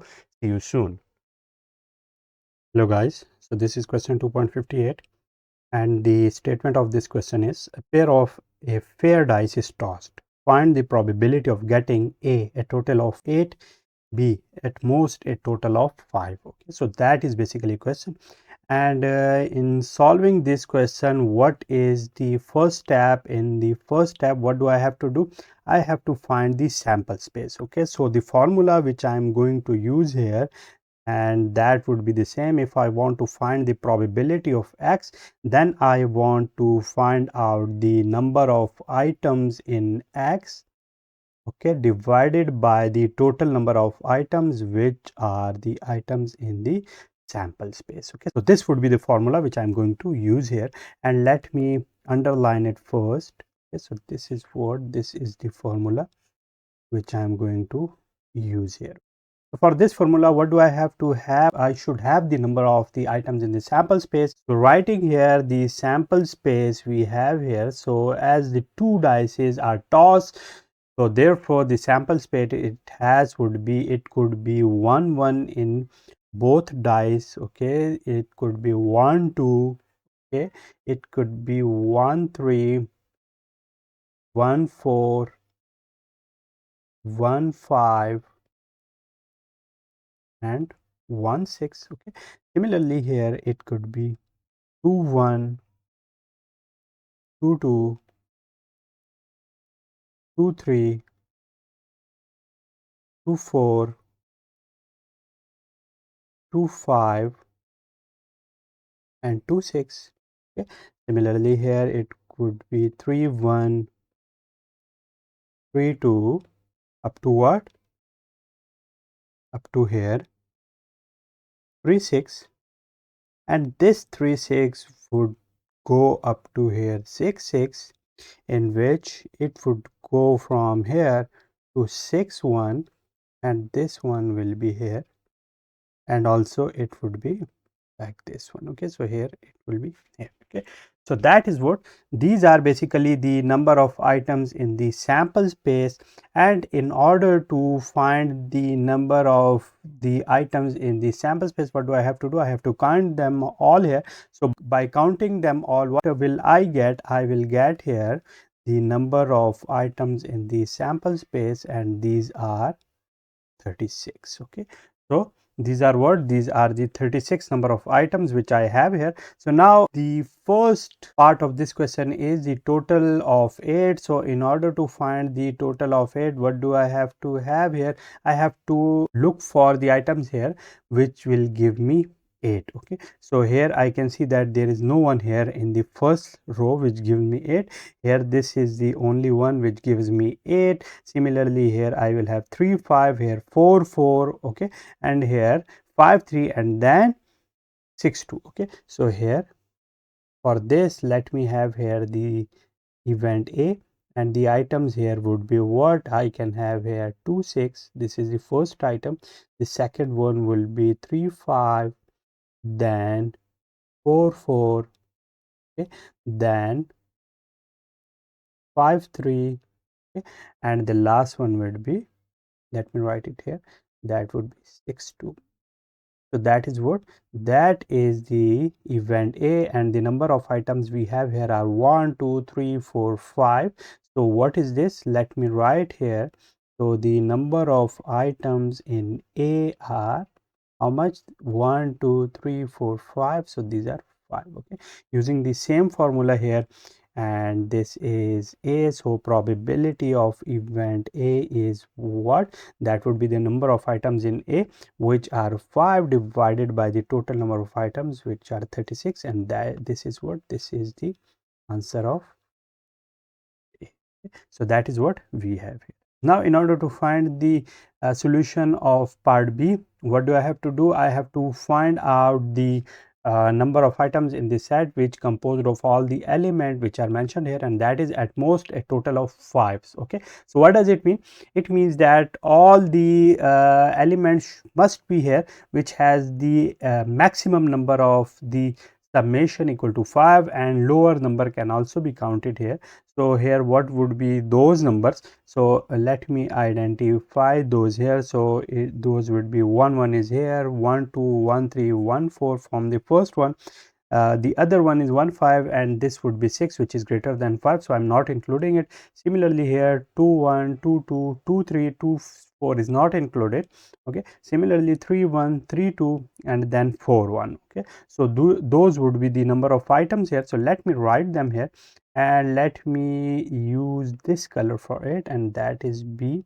So for B, the number of items would be, it will be 1 1 1 2 1 3 1 4. Okay, so this will be in the first row. So or let me, okay, so this would be in the first row. Similar in the second row, I will have 1 2 3 items, and 1 2 items, and the last one here. So how many would it be? So it would be 1 2 3 4 5 6 7 8 9 10. Okay, so the total number of items in set B are 10. Okay, so let me write the solution of it here. So the probability of B would be the 10 divided by the total number of items in the sample space, that is 36. Or simplifying it, what I will get? I will get here 5 divided by 18, and that is what? That is the solution of part B, which I wanted to find out here. Okay, so that's it for today, in which we have seen the solution of the two parts and how to find the probability of different events which are the subset of any other sample space. So that's it for today, and I will see you soon. Hello guys, I hope all of you will be fine. So this is question 2.61, and the statement of it is: in a high school graduating class of 100 students, 54 students studied mathematics, okay, 69 studied history, and 35 studied both mathematics and history. Okay, so if one of these students selected at random, find the probability that. Okay, so after it we have some options. So before it, let me write the given data. So the given data we have here is, that is a given data. So in a given data, let me represent the total number of students as ST, and these are 100. Okay, similarly students who studied mathematics, let me represent them with SM, and these are 54. Okay, Similarly, students who studied history are S of H, and these are 69 in number. Okay, and 35 students both studied both mathematics and history. So I have to write studied both mathematics, and in order to represent, and I am going to write here this intersection symbol, and with it I am going to write this H as well. Okay, because they have studied both maths and history as well. So these are 35 in number. Okay, so after, what do I have to do? I have to find the student took mathematics or history, any one of them. Okay, so in order to do so, I'm going to write the solution of it here, and the solution of part A is I have to find the probability that the student took mathematics or history. So either I have to write SM or SH. So as I have mentioned in my previous videos, that wherever this or comes, I have to use the union. So therefore it will be union, which will be here. So I have to find the probability of the student who have taken either mathematics or history, and I have also known that in order to find it, what will be the formula? The formula for it will be probability of SM plus the probability of SH minus the probability of SM and SH. Okay, so this is the formula which I have to find out. I have the numbers which are mentioned here, but I don't know the probabilities which I have to find out. So therefore, in order to find the probability of SM, what do I have to do? I have to write the number of students who have taken mathematics divided by the total number of students. So both are present here. So therefore, it would be 54 divided by 100. Okay, similarly the probability of S of H, and it would be what? The number of students who have taken the history divided by the total number of students. And similarly for both of them, I have to write the probability of the students who have taken mathematics and history. So it would be the number of students who have taken these two subjects divided by the total number of students. So this is basically the calculate data. Let me put it here, and what I will get here, it will be what? It will be probability of SM, that is 54 divided by 100. Okay, similarly probability of SH, that is 69 divided by 100, and now minus P, SM and SH, that is basically 35 divided by 100. Okay, so taking their LCM and then finding the summations, what I will get here, I will get 8. So after it, what I will get, it will be 88 divided by 100. So that is what? That is the solution of part A. Okay, so we have found out the solution of part A.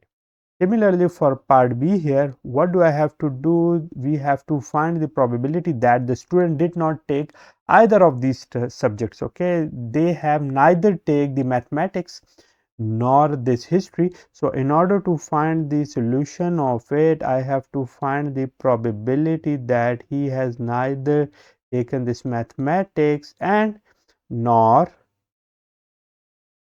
history. So it will be what? It will be 1 minus probability of taking either mathematics or history or both of them. Okay, so this is what? This is a condition which corresponds with either any of the options or both of them, that is basically the union, and basically satisfies the conditions where both of the given conditions are basically true. Okay, so now we have already found out the value of this one here, so let me put it here. That would be 1 minus 88 divided by 100.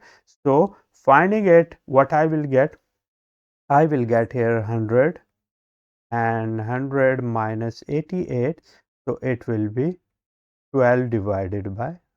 Okay, so that is what? That is basically the solution of part B which I have found out here. Okay, so that is what we had to find out.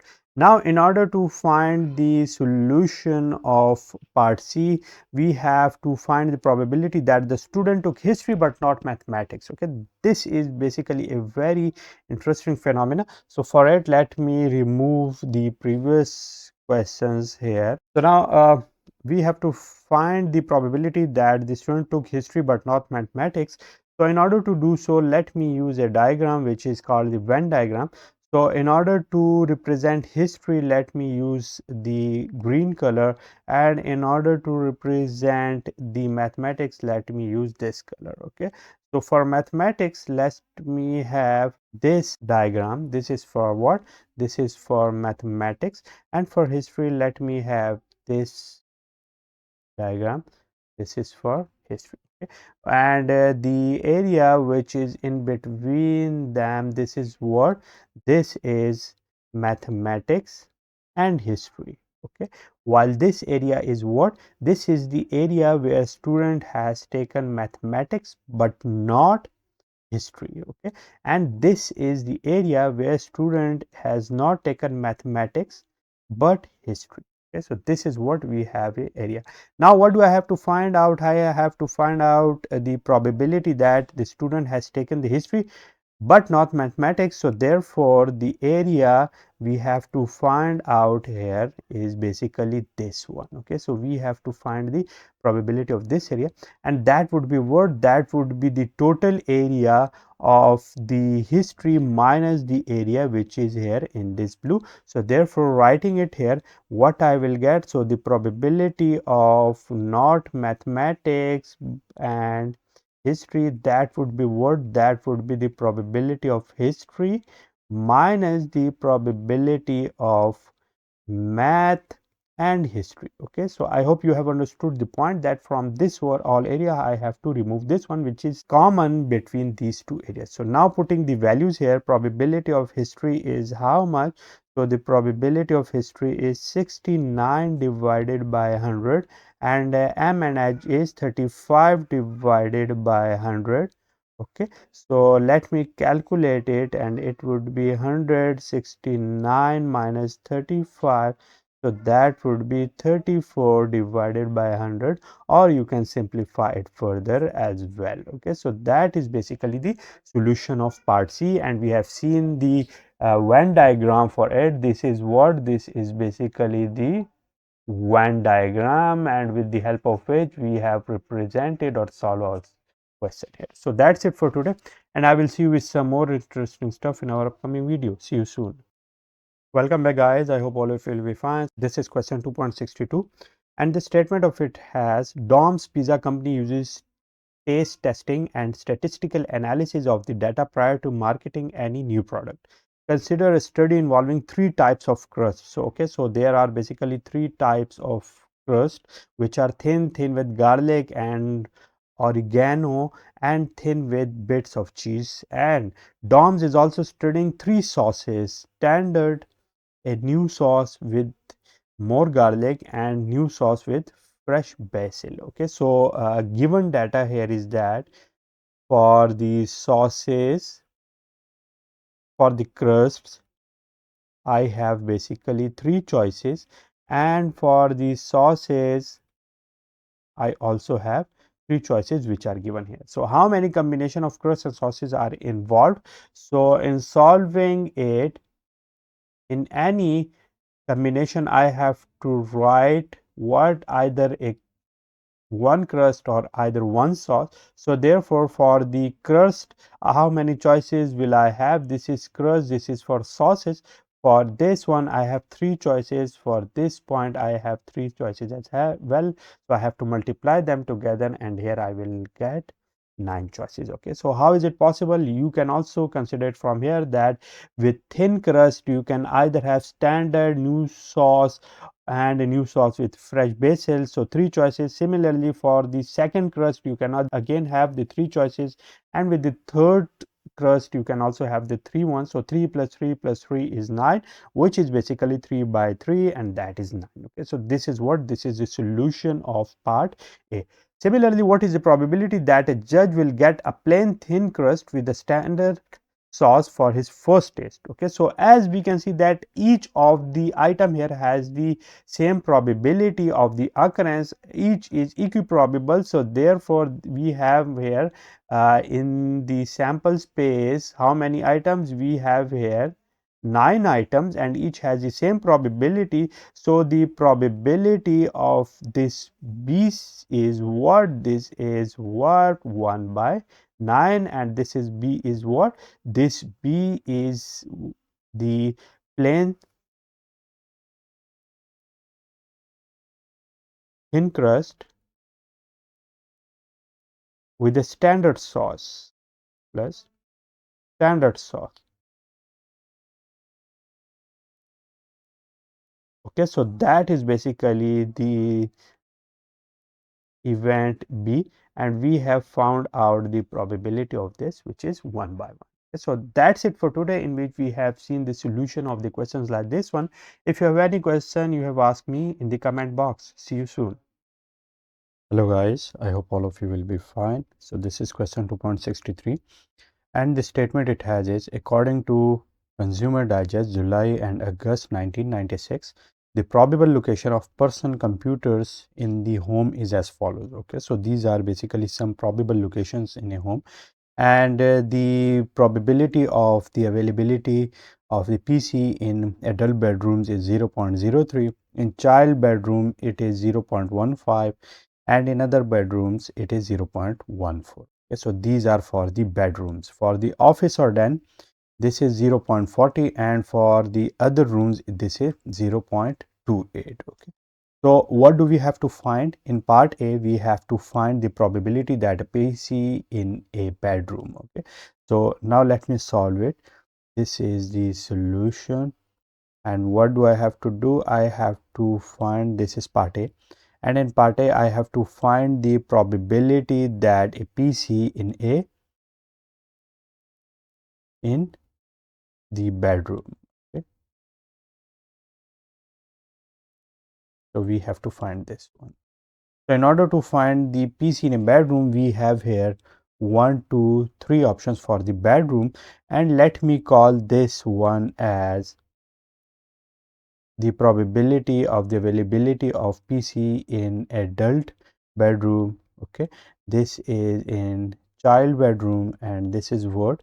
In others bedroom. Okay, so these are for the bedrooms, and here we have these probabilities, and what do I have to do? I have to find the probability that the PC would be in adult's bedroom, or in child's bedroom, or in others bedroom. Okay, so here the formula for it will remain the same, but here you have to keep in your mind that in these formulas what will happen here. Here in any situation, A intersection C will be 0, probability of C intersection others office is others bedroom is 0, and probability that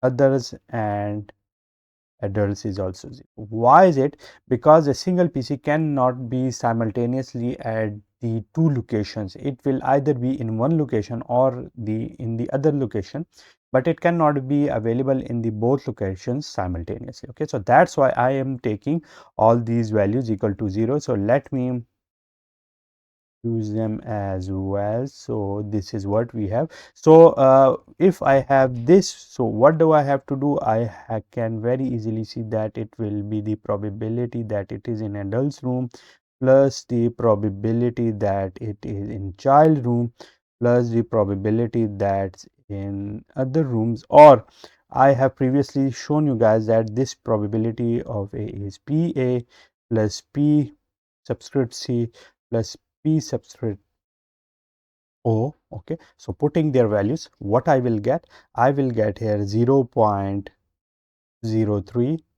plus 0.15 plus 0.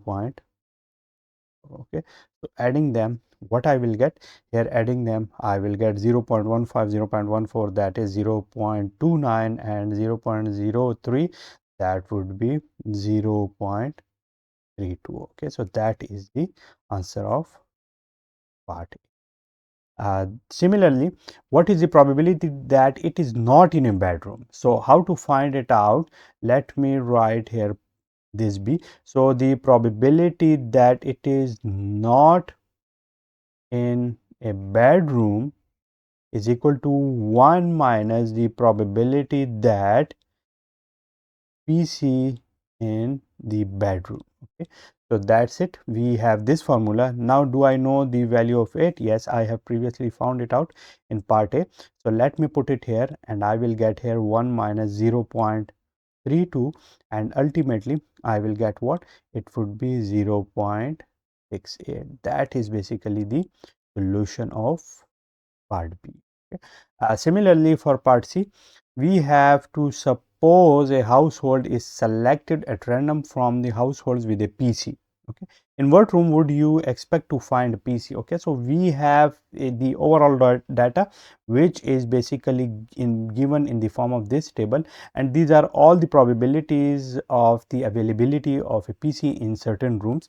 So if I have to pick a house at random from the different houses having a PC, so I can expect here that the higher probability of the availability of PC here is 0.40, and that is in the office or den. Okay, so it is highly probable that I will find that PC in the office or in den. Okay, so that is basically the solution of what? This is basically the solution of part C. Okay, so that's it for today, in which I have studied the applications of the data, that how to find out the availability of different items in different rooms.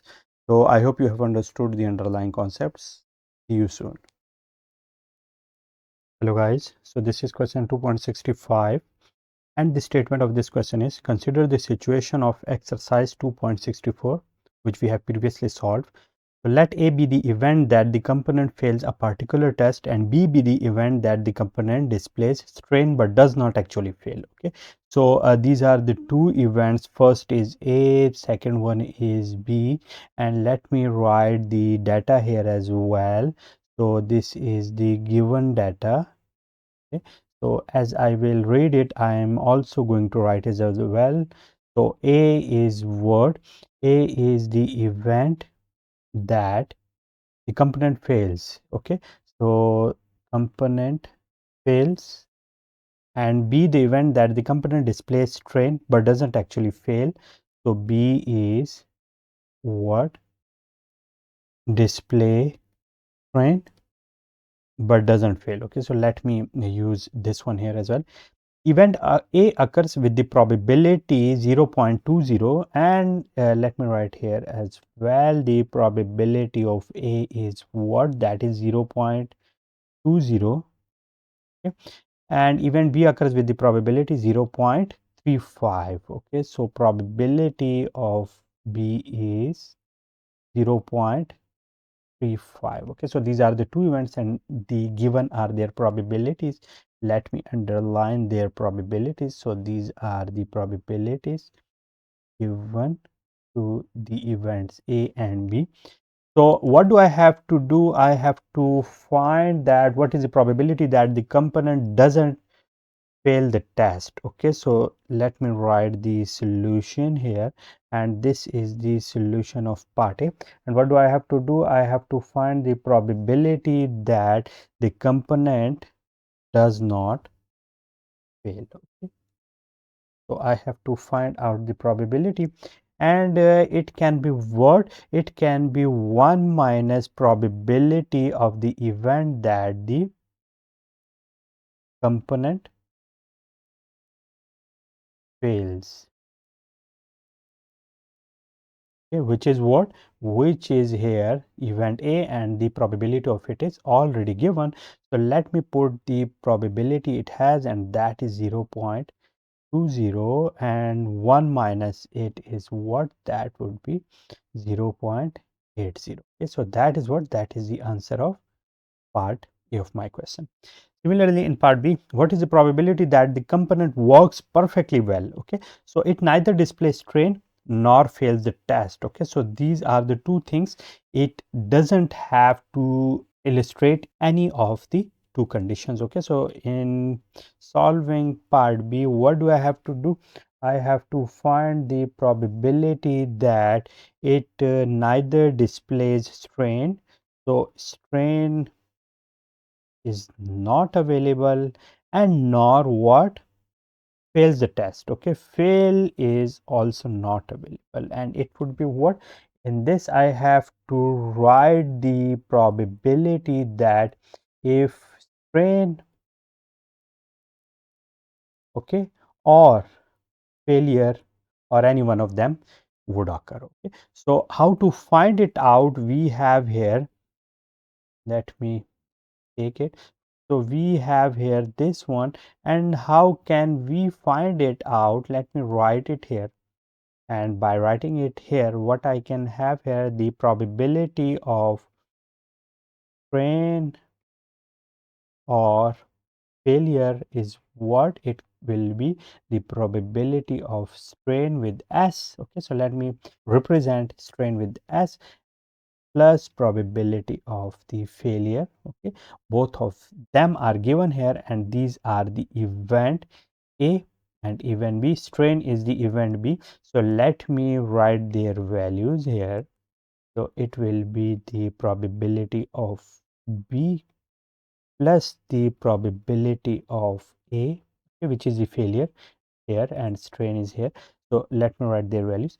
It would be what? 0.35 plus 0.20, and ultimately I will get 0.55. Okay, so this is the value of it. So let me take this value and put it here back.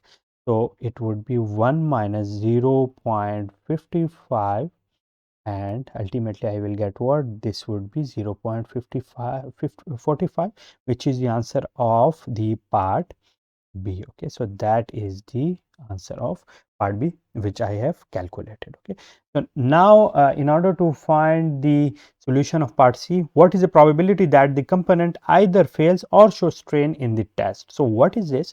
This is the same thing which I have found out here, and this is this one, okay, which I have calculated here, and this is what? This is the part C, and I have found out the probability of it as well, and that is the solution of part C as well, in which I have found out that the probability of failure or strain. So I have simply added their probabilities, and at the end I have found it out. Okay, so if any one of them or both of them can be occurred, is represented by this union, or if I don't want to find any one of them, what do I have to do? I have to find the intersection of the complements of the both events. So that's it for today, in which I have solved three parts of the question 2.65. If you have any question, you can ask me in the comment box. Thank you so much. Welcome back, guys. This is question 2.66. And the statement it has is factory workers are constantly encouraged to practice zero tolerance when it comes to accidents in factories. Accidents can occur because the working environment or conditions themselves are unsafe. Okay, so either the working environment or conditions are unsafe. On the other hand, accidents can also occur due to carelessness or so-called human error. So there are basically the two causes of the accidents. One are the unsafe conditions, while the other one are the human error. Okay, so these are the two main factors which has been found out by the data available in the industry or in the factories. So in addition, the workers shift 7 a.m. to 3 p.m. day shift, 3 p.m. to 11 p.m. evening shift, or 11 p.m. to 7 a.m. graveyard shift may be a factor. There are also some factors which are the time shifts, which has been divided into 3 shifts. During the last year, 300 accidents have occurred. The percentage of the accidents for the condition combinations are as follows. So this is the data of the what this is the data of the accidents in which I have listed the shifts, also the unsafe conditions, and also the human errors as well. If an accident report is selected randomly from the 300 reports, so I have to find out what is the probability that the accident occur on the graveyard shift. So I have to find out the probability that the accident has occurred in the graveyard shift. So in order to solve it, let me solve it here. This is the solution, and in order to find the solution of part A, what do I have to do? I have to find the solution of graveyard, and in graveyard shift I may have either unsafe condition or human error as well. So the probability of it, let me write it event A. So the probability of event A would be what? It would be the 2% and 30%, which in probability is basically 0.02, okay, and 30% is 0.30, and I have to add them together because this graveyard is composed of this graveyard shift can have accidents due to unsafe condition or human error as well. So therefore the probability of it is 0.32, and that is the solution of part A. Similarly, now moving towards the part B, what do I have to do? What is the probability that the accident occurred due to human error?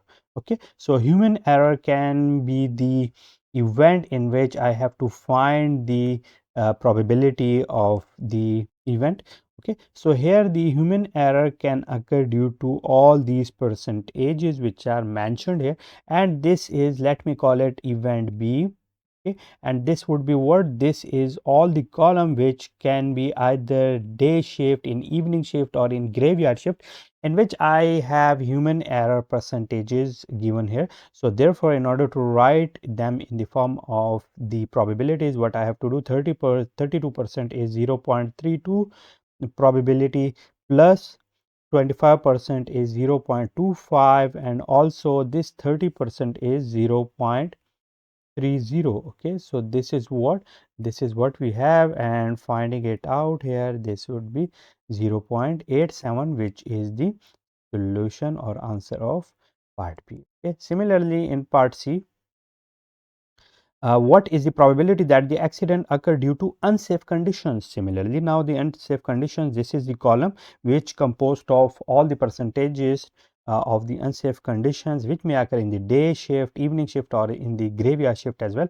So I have to add them together. Let me call it event C. So event C would be what? 5% is 0.05, plus 6% here is 0.06, and the last one here is 2%, which is 0.02. okay, so let me add them together and I will get here 0.13, and that is the answer of part C. Okay, the last one here is, what is the probability that the accident occur on either the evening or the graveyard shift? Okay, so evening, here I have to find out what. Let me have this event D. So probability of event D is what? That would be the probability that the event will occur, the accident will occur either on the evening. So let me write it evening or graveyard shift. Okay, so let me EUG. Okay, so or we can also find it out. These are the two conditions with which we have to find out the probabilities. Okay, so these are the two, or we can also find it out from all of these conditions by what? We can also find it out by 1 minus probability that the accident will occur in the day shift. Okay, so it will be probability that it will be in the day. Okay, so what is the probability of the accident in the day? In day, it can be either due to unsafe condition or due to human error. So it will be 1 minus probability of the unsafe, okay, or probability of the human error, okay, which is now 1 minus probability of unsafe condition in day is 5%, which is 0.05, and also the human error is 32%, so that is 0.32. okay, so let me find it out, and I will here get 0.37. okay, so let me take it here, and let me write it here as well, and 1 minus 0.37 would be 0.63. okay, so that is the solution of part D. So that's it for today, in which we have solved question 2.66 by using different scenarios which are mentioned here, and this is the data which I had to analyze, and on the basis of different results I have to find the solution of the different points which are asked. So that's it for today, and I will see you with some more interesting stuff in our upcoming video. See you soon. Welcome back, guys. So in previous video we have seen the solution of example 2.32, okay, and the answer of it we have got, and on the basis of it we have also seen the limits which are mentioned here, and how can these limits are summed up to 1. okay, so now on the basis of it, let me solve different parts of question 2.67, and the first part of it is, what is the probability that no more than 4 cars will be served by the mechanic. okay, so this is part A. Let me write it the solution. okay, this is the solution of part A, and what do I have to find out? I have to find out that there are no more than 4 cars which are served by the mechanic. So cars are less than or equal to 4, so we can also write it like probability of the cars equal to 4 plus the probability of the cars equal to 3. okay, which are basically mentioned here in these two scenarios, and this is what these are the number of cars less than 4 equal to 4. okay, so this is 3, 4. Now putting their values here, what I will get, the probability of cars equal to 4 is 0.19, and the probability of cars equal to 3, that is how much? That is 0.12. Adding them all together, I will get 0.31. okay, so that is the solution of part A of this question. okay, similarly for part B, let me write here, for part B, what is the probability that he will service fewer than 8 cars? okay, so what do I have to do? I have to find the probability that he will service the number of cars which are fewer than 8. okay, so 8 are basically all of them, so I have to add the probability of 3, 4, 5, 6, 7, all of them all together, so it will be difficult for me. So I can see here that if this is less than 8, I can also have the other part of it, and that is what? That is the probability of cars greater than or equal to 8. okay, I know that I have already the probability of the events where the cars are greater or equal to 8. So let me put it here, and I will see that this is 0.07, so it will be 0.07. so by adding the probability of only one event, I can have the final results, and it would be 0.93, and that is the probability of the event that the serviced cars will be less than 8 number of cars. okay, so that is the solution of part B. Similarly in part C, what is the probability that he will service either 3 or 4 cars? So what is this? He will have to service the number of cars equal to 3 or 4 cars. So or is usually represented by this union, or the number of cars is equal to 4. So there I have. So now here I have to do what? I have to add them together, because now the probability that cars are equal to 3 plus the probability of cars equal to 4. okay, so these are the two events which are here in this union. Okay, so these are basically the two events. Let me underline them here as well. This is the first one, this is the second one, while this one is now put it here and this one here. Now putting their probabilities, which I already know, this one is here, this one is here. So now let me put them here and I will get one.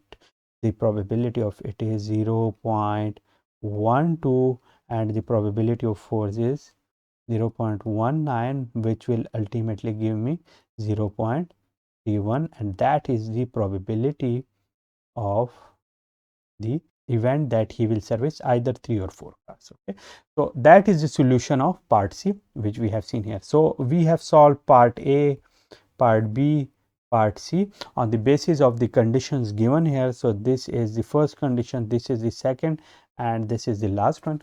So if you guys have any question, you can ask me in the comment box. So that's it for today, and I will see you soon. Welcome back, guys. So I hope all of you will be fine. This is question 2.67, and the statement here is that consider the situation of example 2.32. Okay, so the example here is 2.32 on page 58. So what is that example? Let me have it here. So this is the example 2.32. The probabilities that an automobile mechanic will serve 3, 4, 5, 6, 7, or 8 or more cars on any given workday are respectively 0.12, 0.19, 0.28, 0.24, 0.10, and 0.07. Okay, so let me first write them here. So I have the number of cars here and their respective probabilities here. What? So let me write them here. So I can have here 3, 4, 5, 6, 7, 8 or more. Okay, so I have different cars here. For the 3 I have 0.12, for 4 I have 0.19. Okay, I have 0.28 for 5, for 6 I have 0.24, 0.24. Okay, for 7 I have 0.10, 0.10, and for 8 or more I have 0.07, 0.07. Okay, so by adding them all, you will see that all of them will be added to 1. Okay, so the answer of it will be 1, and that is the essence of the probability. Okay, so on the basis of it, what do I have to find out here? That is the question or example here. So let me first find the solution of this example, and let me tell you what is inherent in it. So what is the probability that he will serve at least 5 cars on his next day at work? Okay, so in this example I have to find out the probability that he will service cars, at least 5 cars on the next day. Okay, so the cars should be greater or equal to 5. Okay, or it can be what? It can also be 1 minus probability that he will service cars less than 5. Okay, so how is it possible? I previously told you guys that always the probability of cars greater or equal to 5 plus the probability of cars less than 5, this ultimate sum of it will always be 1, because this is the overall scenario here. Because here you can very easily see that the cars greater or equal to 5 are here, while the cars less than 5 are here. Okay, so this is the overall, which is 1. Okay, so having it all the ranges lies here, what we have here, we can see that here this is the same range we have here, which has been graphically illustrated here in these cars. Okay, similarly from it I can also have a formula which is here. Now putting all values here, what we can see that probability of the cars greater or equal to 5 is 1 minus probability of cars less than 5. So these are what? 1 minus probability of the cars less than 5 are which? So these are the probability of the cars equal to what? 4 plus the probability of the cars equal to 3. Okay, so these are the two scenarios which has been mentioned here, and these are the probabilities which I already know. Putting them here, I will get what this would be 0.19, okay, and it would be 0.12. Here we have here is okay, so it would be 1 minus 0.19, 0.12 is 0.31, which will ultimately give me 1 minus 0.31 is 0.6. Okay. So that is what, that is the solution of the example 2.32. Okay. So as we have seen all the scenarios which has been going on here, I will try to solve the question 2.67 in our upcoming video. So you are expected to grasp all the concepts which are now illustrated in example 2.32.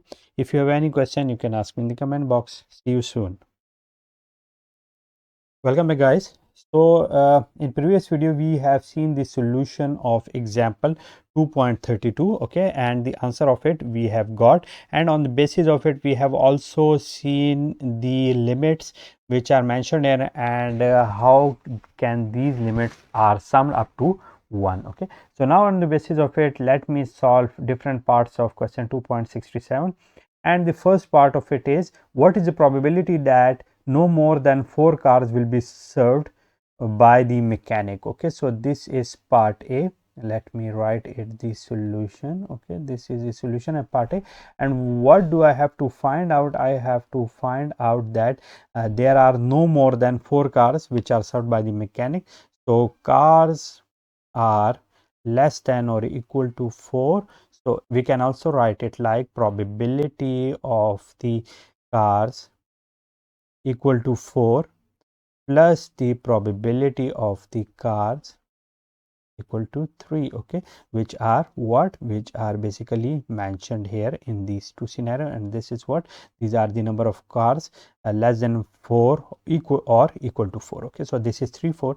Now putting their values here, what I will get, the probability of cars equal to 4 is 0.19, and the probability of cars equal to 3, that is how much, that is 0.12. Adding them all together, I will get 0.31. Okay, so that is the solution of part A of this question. Okay, similarly for part B, let me write here, for part B, what is the probability that he will service fewer than 8 cars? Okay, so what do I have to do? I have to find the probability that he will service the number of cars which are fewer than 8. Okay, so 8 are basically all of them, so I have to add the probability of 3, 4, 5, 6, 7, all of them all together, so it will be difficult for me. So I can see here that if this is less than 8, I can also have the other part of it, and that is what, that is the probability of cars greater than or equal to 8. Okay, I know that I have already the probability of the events where the cars are greater or equal to 8. So let me put it here, and I will see that this is 0.07, so it will be 0.07. so by adding the probability of only one event, I can have the final results, and it would be 0.93, and that is the probability of the event that the serviced cars will be less than 8 number of cars. Okay, so that is the solution of part B. Similarly in part C, what is the probability that he will service either 3 or 4 cars? So what is this? He will have to service the number of cars equal to 3 or 4 cars. So or is usually represented by this union, or the number of cars is equal to 4. So there I have. So now here I have to do what, I have to add them together, because now the probability that cars are equal to 3 plus the probability of cars equal to 4. Okay, so these are the two events which are here in this union. Okay, so these are basically the two events. Let me underline them here as well. This is the first one, this is the second one, while this one is now put it here and this one here. Now putting their probabilities, which I already know, this one is here, this one is here. So now let me put them here and I will get one. The probability of it is 0.12 and the probability of force is 0.19, which will ultimately give me 0.31, and that is the probability of the event that he will service either 3 or 4 cars. Okay, so that is the solution of part C, which we have seen here. So we have solved part A, part B, part C on the basis of the conditions given here. So this is the first condition, this is the second, and this is the last one. So if you guys have any question, you can ask me in the comment box. So that's it for today, and I will see you soon. Welcome back, guys. So I hope all of you will be fine. This is question 2.67, and the statement here is that consider the situation of example 2.32. Okay, so the example here is 2.32 on page 58. So what is that example? Let me have it here. So this is the example 2.32. The probabilities that an automobile mechanic will serve 3, 4, 5, 6, 7, or 8 or more cars on any given work day are respectively 0.12, 0.19, 0.28, 0.24, 0.10, and 0.07. Okay, so let me first write them here. So I have the number of cars here and their respective probabilities here. What? So let me write them here. So I can have here 3, 4, 5, 6, 7, 8 or more. Okay, so I have different cars here. For the 3 I have 0.12, for 4 I have 0.19. Okay, I have 0.28 for 5, for 6 I have 0.24, 0.24. Okay, for 7 I have 0.10, 0.10, and for 8 or more I have 0.07, 0.07. Okay, so by adding them all, you will see that all of them will be added to 1. Okay, so the answer of it will be 1, and that is the essence of the probability. Okay, so on the basis of it, what do I have to find out here? That is the question or example here. So let me first find the solution of this example and let me tell you what is inherent in it. So what is the probability that he will serve at least 5 cars on his next day at work? Okay, so in this example I have to find out the probability that he will service cars, at least 5 cars on the next day. Okay, so the cars should be greater or equal to 5. Okay, or it can be what? It can also be 1 minus probability that he will service cars less than 5. Okay, so how is it possible? I previously told you guys that always the probability of cars greater or equal to 5 plus the probability of cars less than 5, this ultimate sum of it will always be 1, because this is the overall scenario here. Because here you can very easily see that the cars greater or equal to 5 are here, while the cars less than 5 are here. Okay, so this is the overall, which is 1. Okay, so having it all the ranges lies here. What we have here, we can see that here this is the same range we have here, which has been graphically illustrated here in these cars. Okay, similarly from it I can also have a formula which is here. Now putting all values here, what we can see that probability of the cars greater or equal to 5 is 1 minus probability of cars less than 5. So these are what? 1 minus probability of the cars less than 5 are which? So these are the probability of the cars equal to what? 4 plus the probability of the cars equal to 3. Okay, so these are the two scenarios which has been mentioned here, and these are the probabilities which I already know. Putting them here, I will get what? This would be 0.19, okay, and it would be 0.12. Here we have here is okay, so it would be 1 minus 0.19. 0.12 is 0.31, which will ultimately give me 1 minus 0.31 is 0.6. Okay. So that is what? That is the solution of the example 2.32. Okay. So as we have seen all the scenarios which has been going on here, I will try to solve the question 2.67 in our upcoming video. So you are expected to grasp all the concepts which are now illustrated in example 2.32. If you have any question, you can ask me in the comment box. See you soon.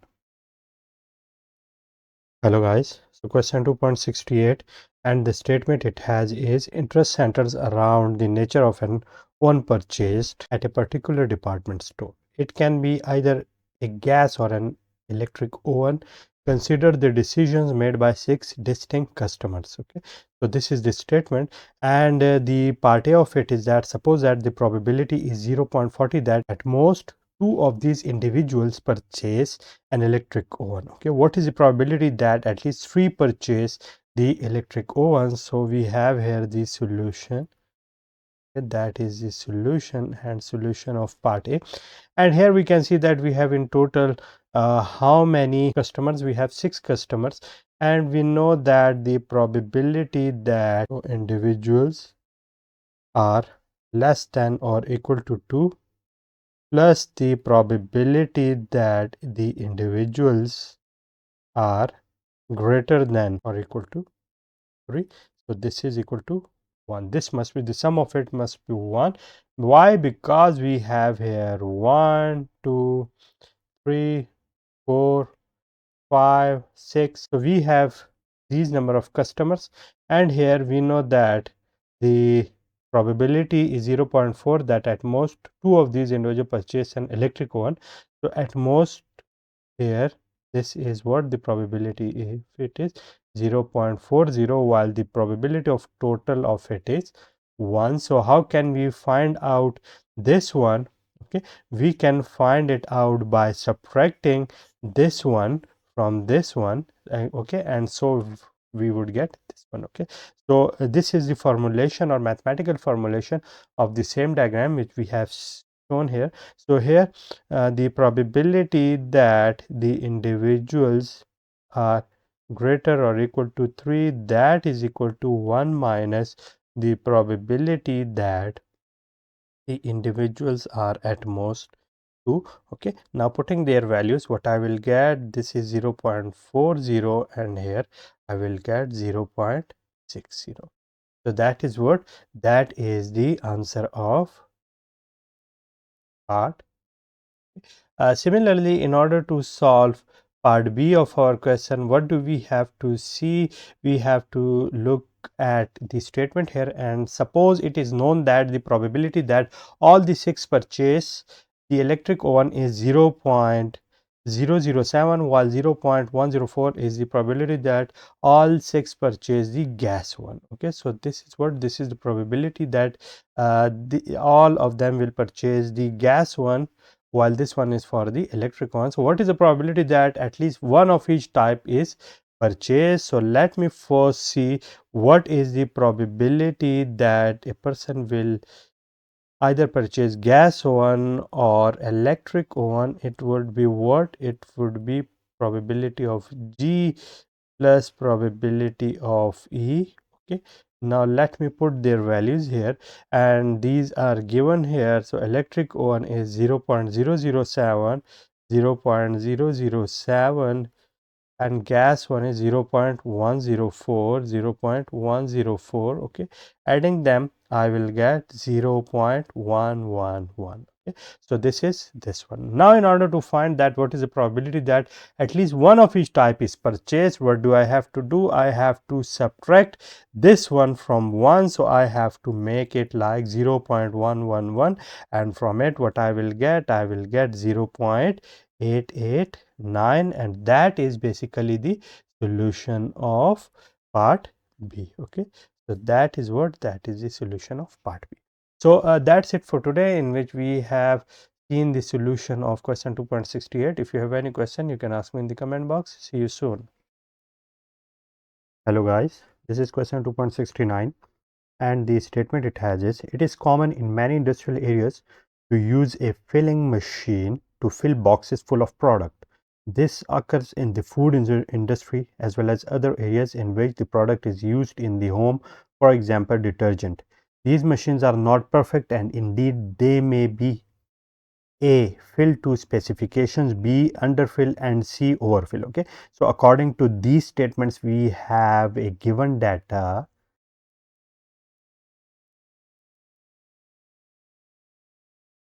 okay, which basically lies in three ranges, which may be A, B, C. Okay, we may categorize or classify the overall detergents in the form of A, B, or C, where A is word, A is fill to specifications, so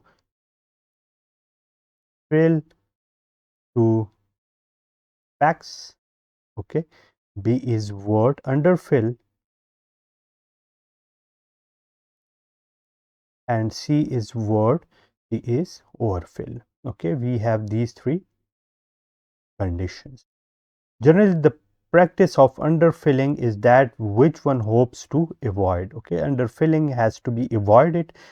So let PB is word, that is 0.001, which is the probability of the underfill, while probability of fill to specs is 0.990. Okay, so that is basically the probability. Let me write it with the help of this black color. So probability of A is word fill to specs is 0.990, which means it's a very good system because the probability of fill to specs is higher, while the probability of the underfill is, probability of B is what or how much, that is 0.001, 0.001.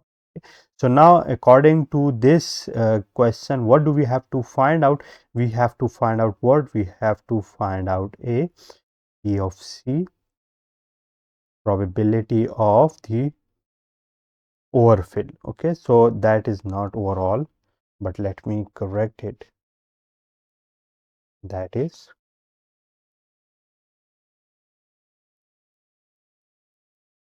overfill. Okay, we have to find out the probability of the overfill, and that would be how much it would be.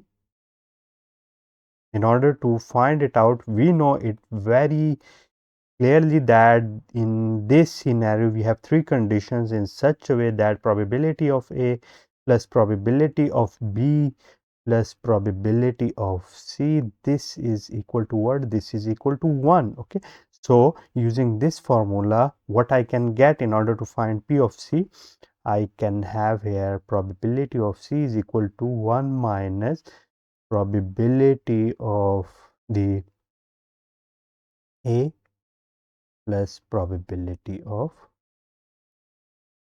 B. Okay.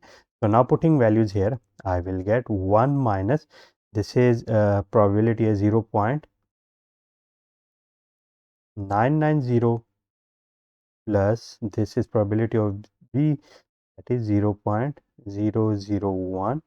Okay, so now let me move here. So probability of C would be 1 minus 0.991, or ultimately I will get here 1 minus 0.999, so I will get here 0.00. Okay, so that is what, that is the answer of part A. Okay, similarly, what is the probability that the machine does not underfill? So now in order to find the answer of Part B, we have to find out the probability that it doesn't underfill. So the probability of underfilling is given, which is B. So I want to find out the probability of B complement. So it would be 1 minus probability of B. Putting values here, 1 minus, this is 0.001. Okay, so I will get here how much? That would be 0.999, which is quite high, okay, because the system is very efficient. So this is the answer of part B. Similarly, what is the probability that the machine either overfills or underfills?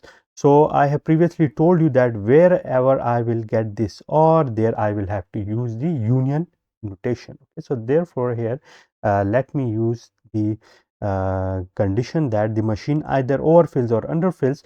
So overfill and underfill, these two are given here. So I have to write here probability of B or C or any one of them.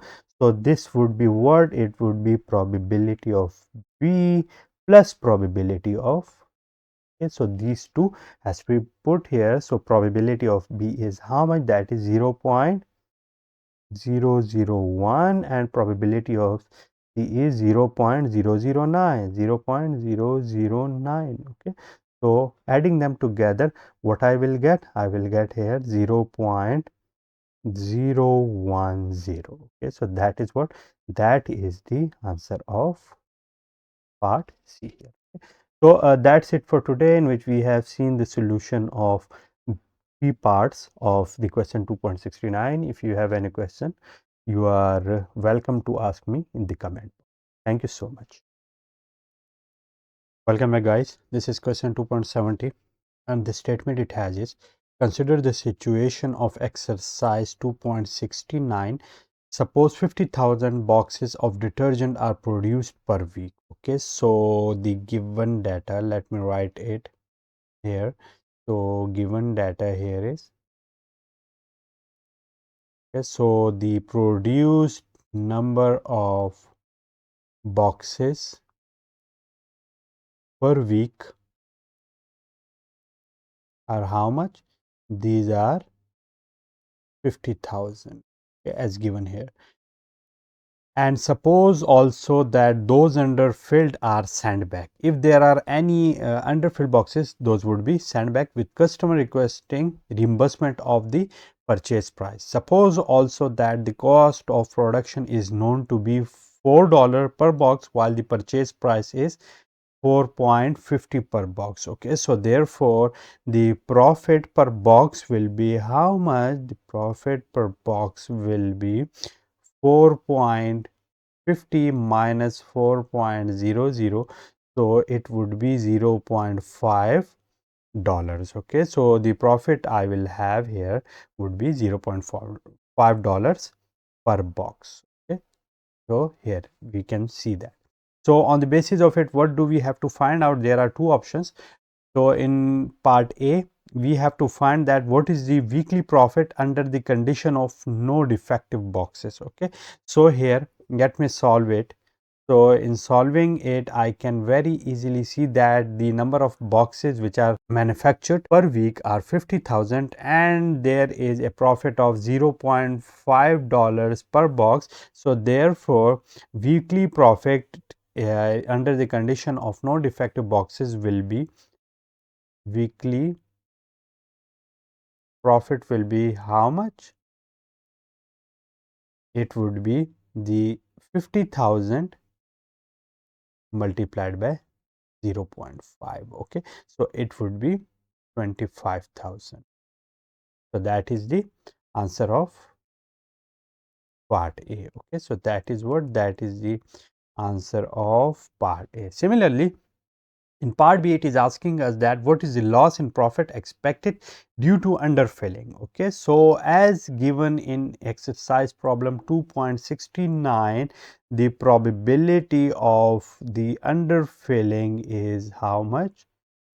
You can also see in problem 2.69 that it was basically 0.001. Okay, So, as the probability of it is already given, so therefore, the total number of boxes which can be underfilled per week can be calculated by 0.001 multiplied by this 50,000. Okay. So, now multiplying them together, I will get here 50, and these are the number of boxes which will be underfilled.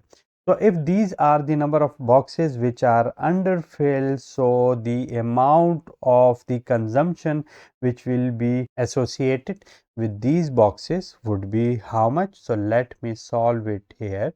So, I will have here 50 multiplied by 4.5, which is basically the $4.50 per box. When you have to sell it, that would be here. So, calculating it, what I will get here $225.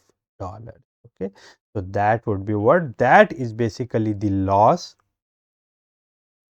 which we will have if we will found any underfill items with the probability given here in this scenario, which is here.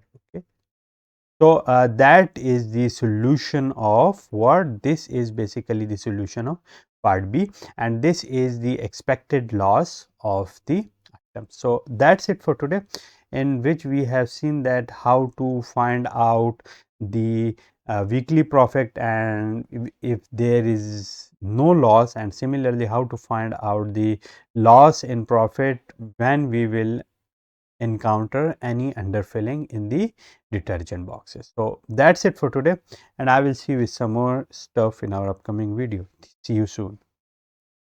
Welcome back, guys. This is question 2.71, and the statement it has is, as the situation of exercise 2.69 might suggest, statistical procedures are often used for control of quality. It is industrial quality control. At times, the weight of a product is an important variable to control. Specifications are given for the weight of a certain packaged product, and a package is rejected if it is either too light. Okay, it can be either too light or too heavy.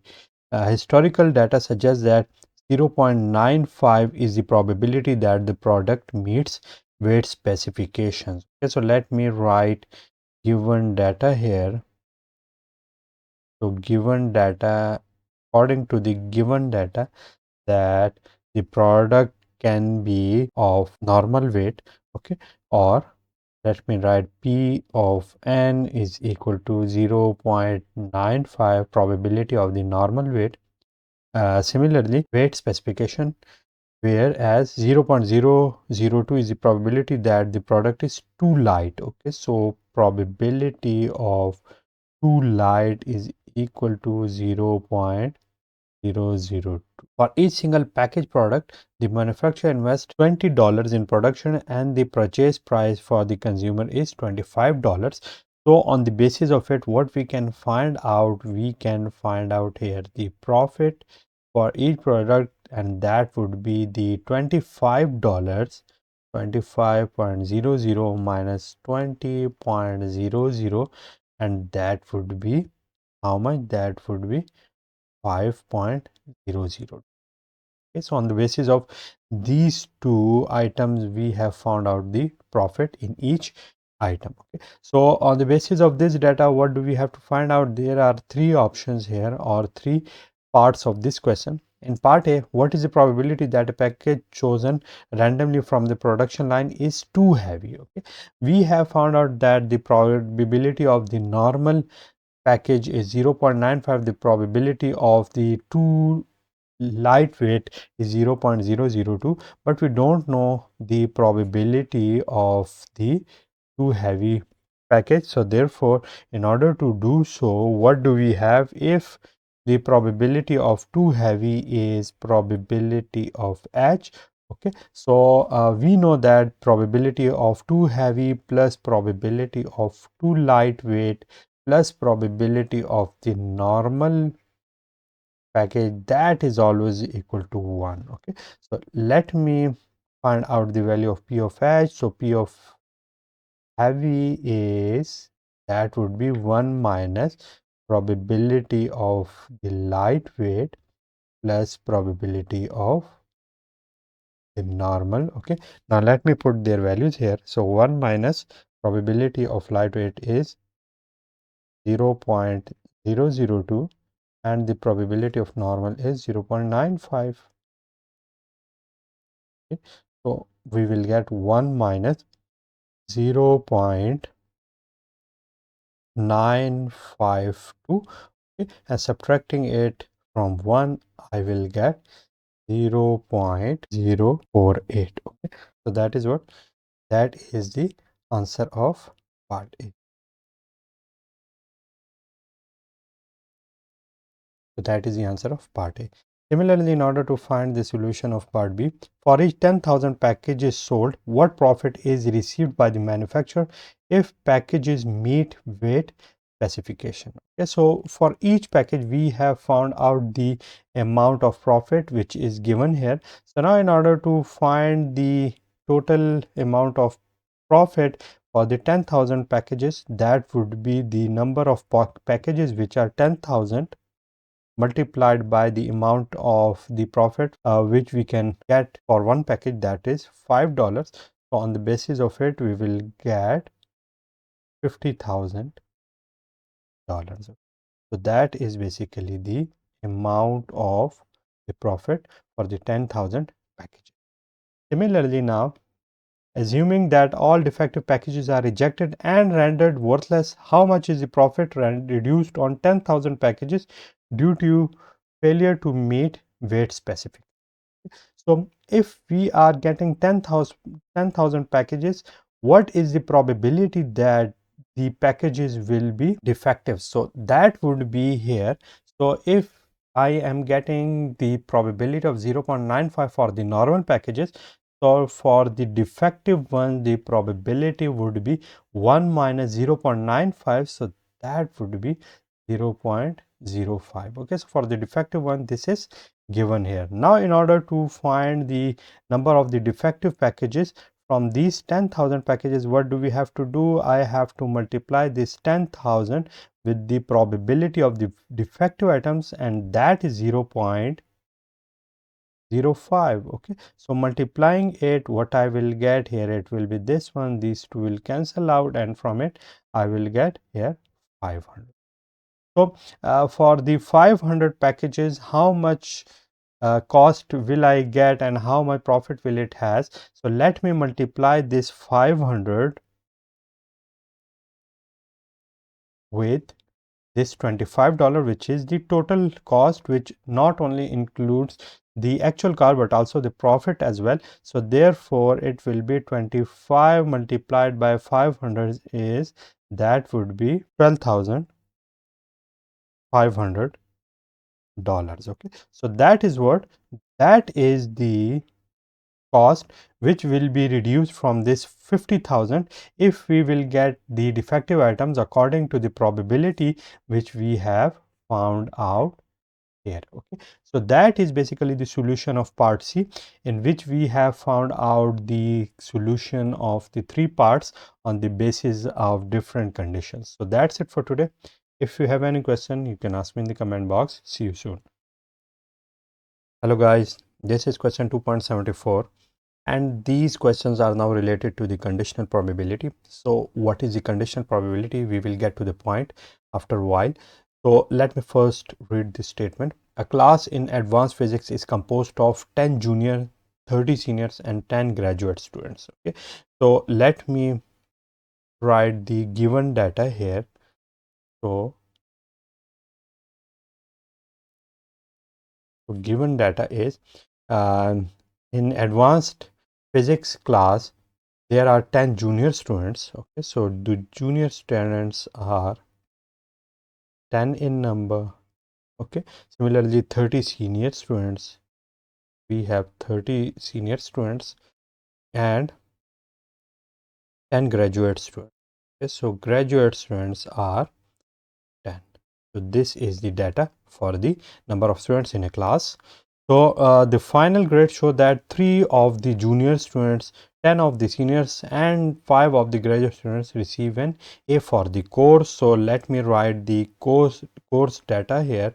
So here I can write with this black color, and 3 of the juniors, okay, and 10 of the senior, and similarly 5 of the graduate students have received A grade. Okay, so these are the grade A students, these are the total number of students, okay, and these are the symbols I have been using for different cadre of the student. So these are basically the number of students and the number of students who has got A. If a student is chosen at random from this class and is found to have earned A, what is the probability that he or she is a senior? Okay, so let me solve it here. Solution of it is here, and what do we have to find out? I have to find out the probability that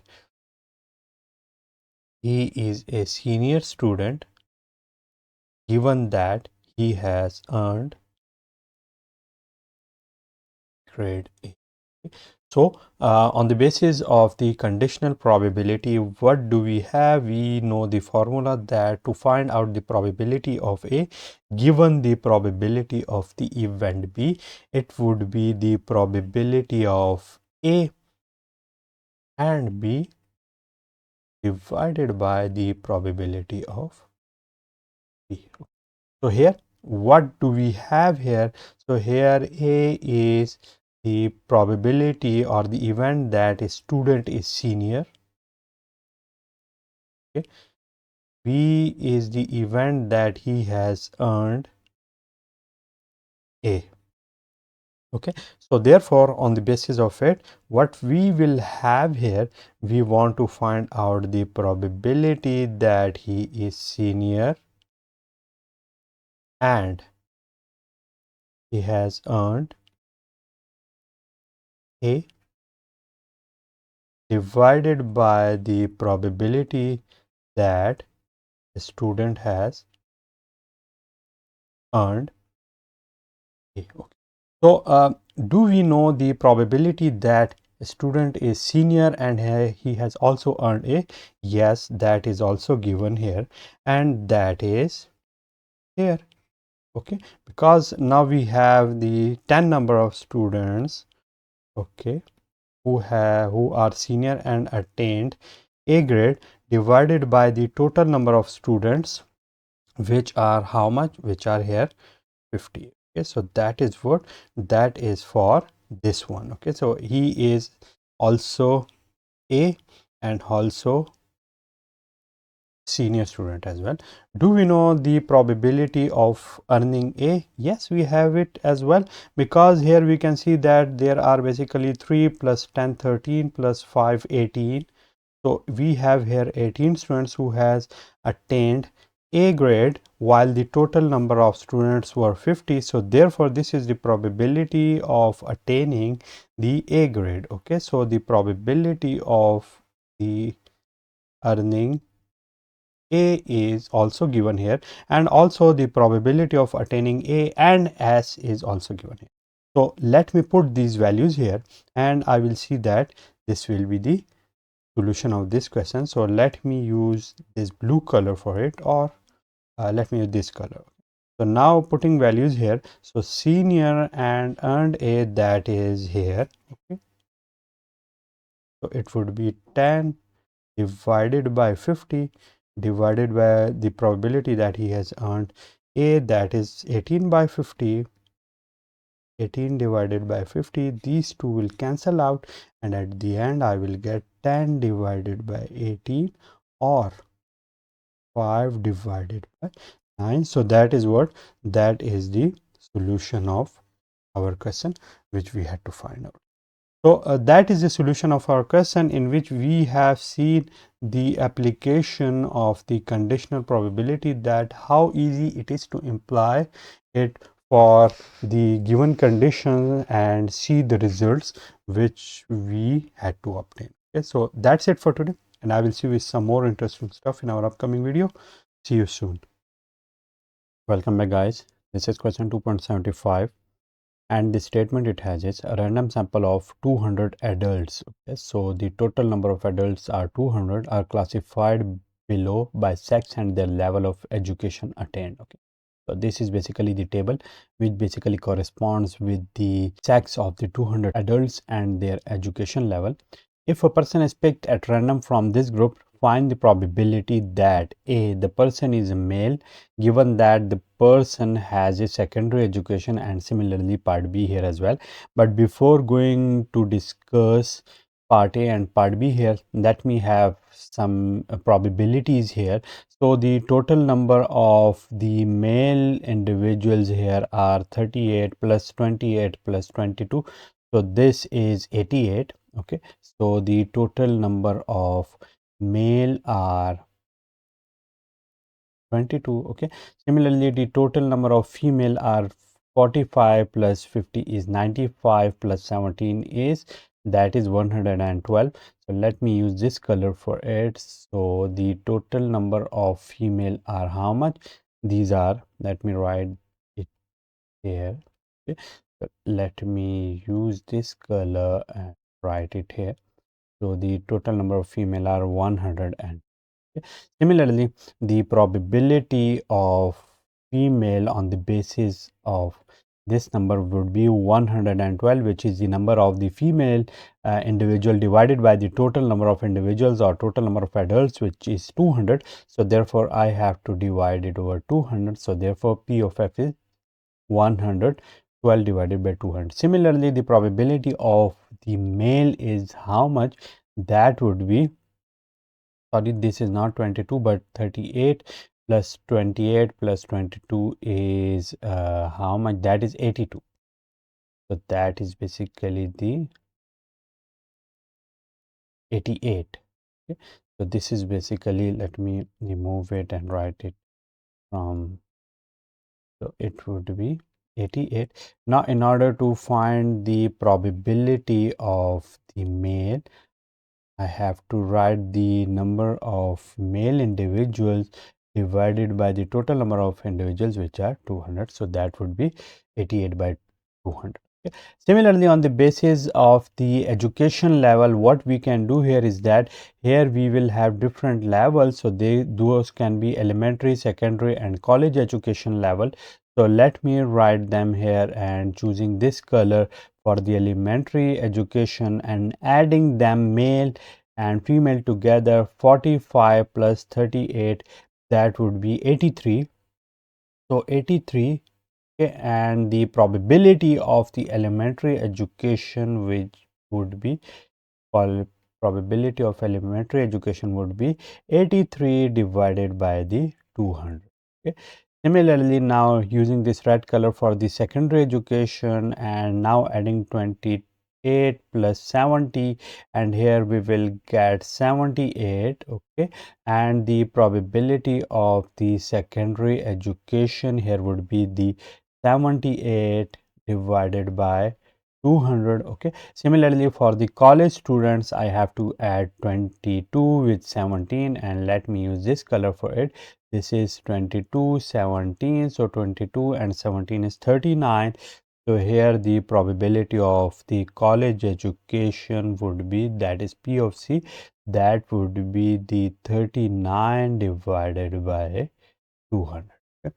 So we have found out different probabilities on the basis of this table, and you would also know that how to find out the probabilities of different elements. First of all, what we have done here is that in order to find the probability of the males, we have found out all the sum values here. Then for the female, I have summed all these values. Okay, these are the column wise values, and then divide them over the total number of adults. Similarly, for the education levels, what I have done, I have added all these values on the basis of these rows. Okay, here for the secondary this one, and for the college level this one. Okay. So those were what? Those were different levels which I have made use of here. Okay, so now in order to find the solution here, we have now different probabilities which we have found out.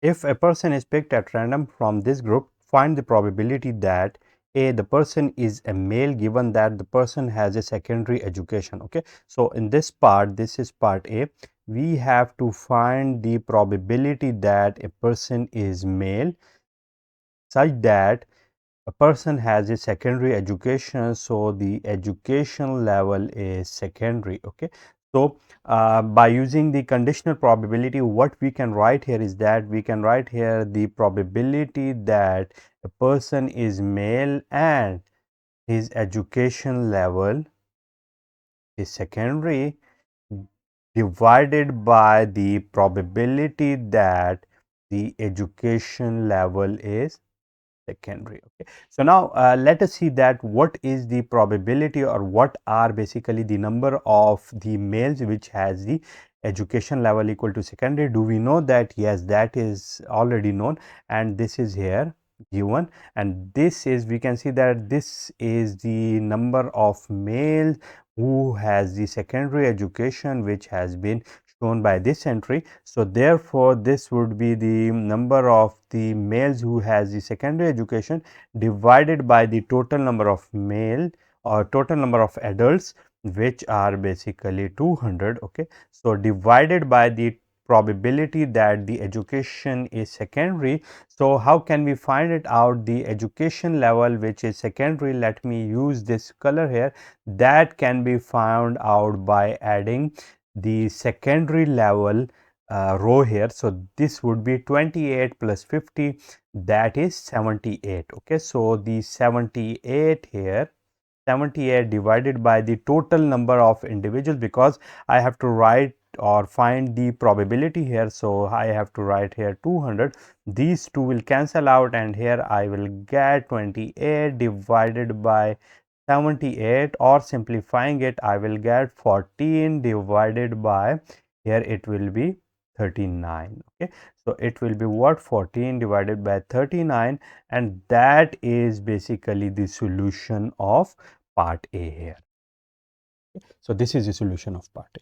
Similarly, now solving part B, the person does not have a college degree given that the person is a female. So what do I have to find out? I have to find out that the education level of a person does not have a college degree while the sex is given, and that is female. Okay, so on the basis of the conditional probability, what do I have to write here? I have to write that the probability that the education is not college and the person is female divided by the probability that a person or adult is a female. Okay, so now looking at these values, do I know them that what is the probability that the education level is not college degree while the person is a female? So let me see here that, so here I have to remove this column from it, and also I have to see that what is the probability that the person has what, the person is does not have a college degree while she is a female. So that is what, that would be here. Okay, so this is what we will have, in which the person or the adult is a female and he has or she has the elementary and secondary education. So that would be 45 plus 50, and writing it here 95 divided by 200, because the total number of adults here are 200, divided by the, what is the probability that a person is female? Did I know that? Yes, I have already found it out here. So writing it here 112 divided by 200. Okay, these two will cancel out, and here I will get 95 divided by 112, and that is the solution of part B, which I.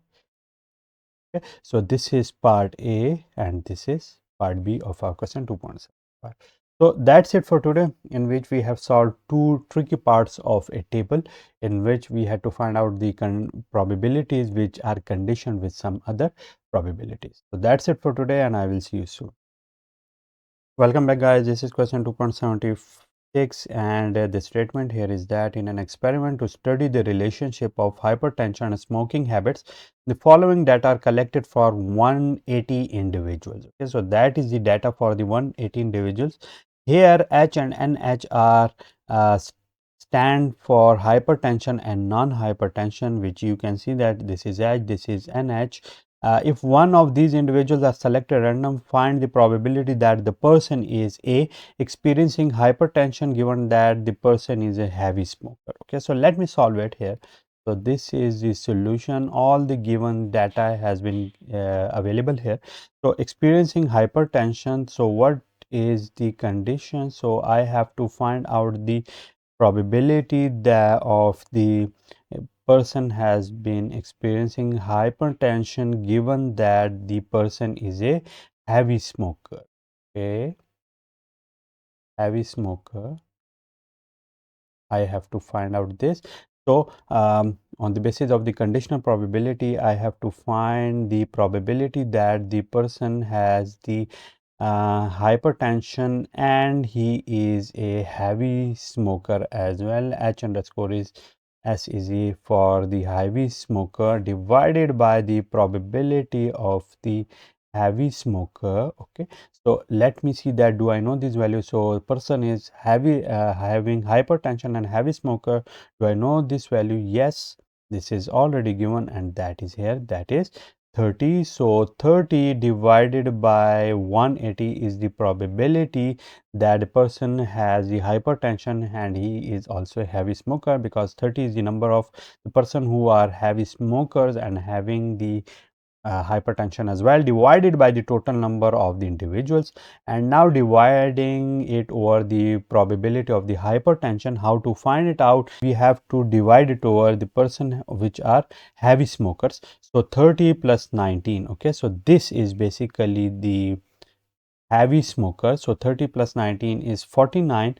So 49 divided by 180 is the probability that a person is a heavy smoker who has been taken randomly. So these two will cancel out, and here I will get 30 divided by 49, and that is what, that is the solution of part A. Okay. So similarly, now probability of a non-smoker, given that the person is experiencing a non-hypertension. So what do I have to find out? I have to find out the probability that a person is a non-smoker.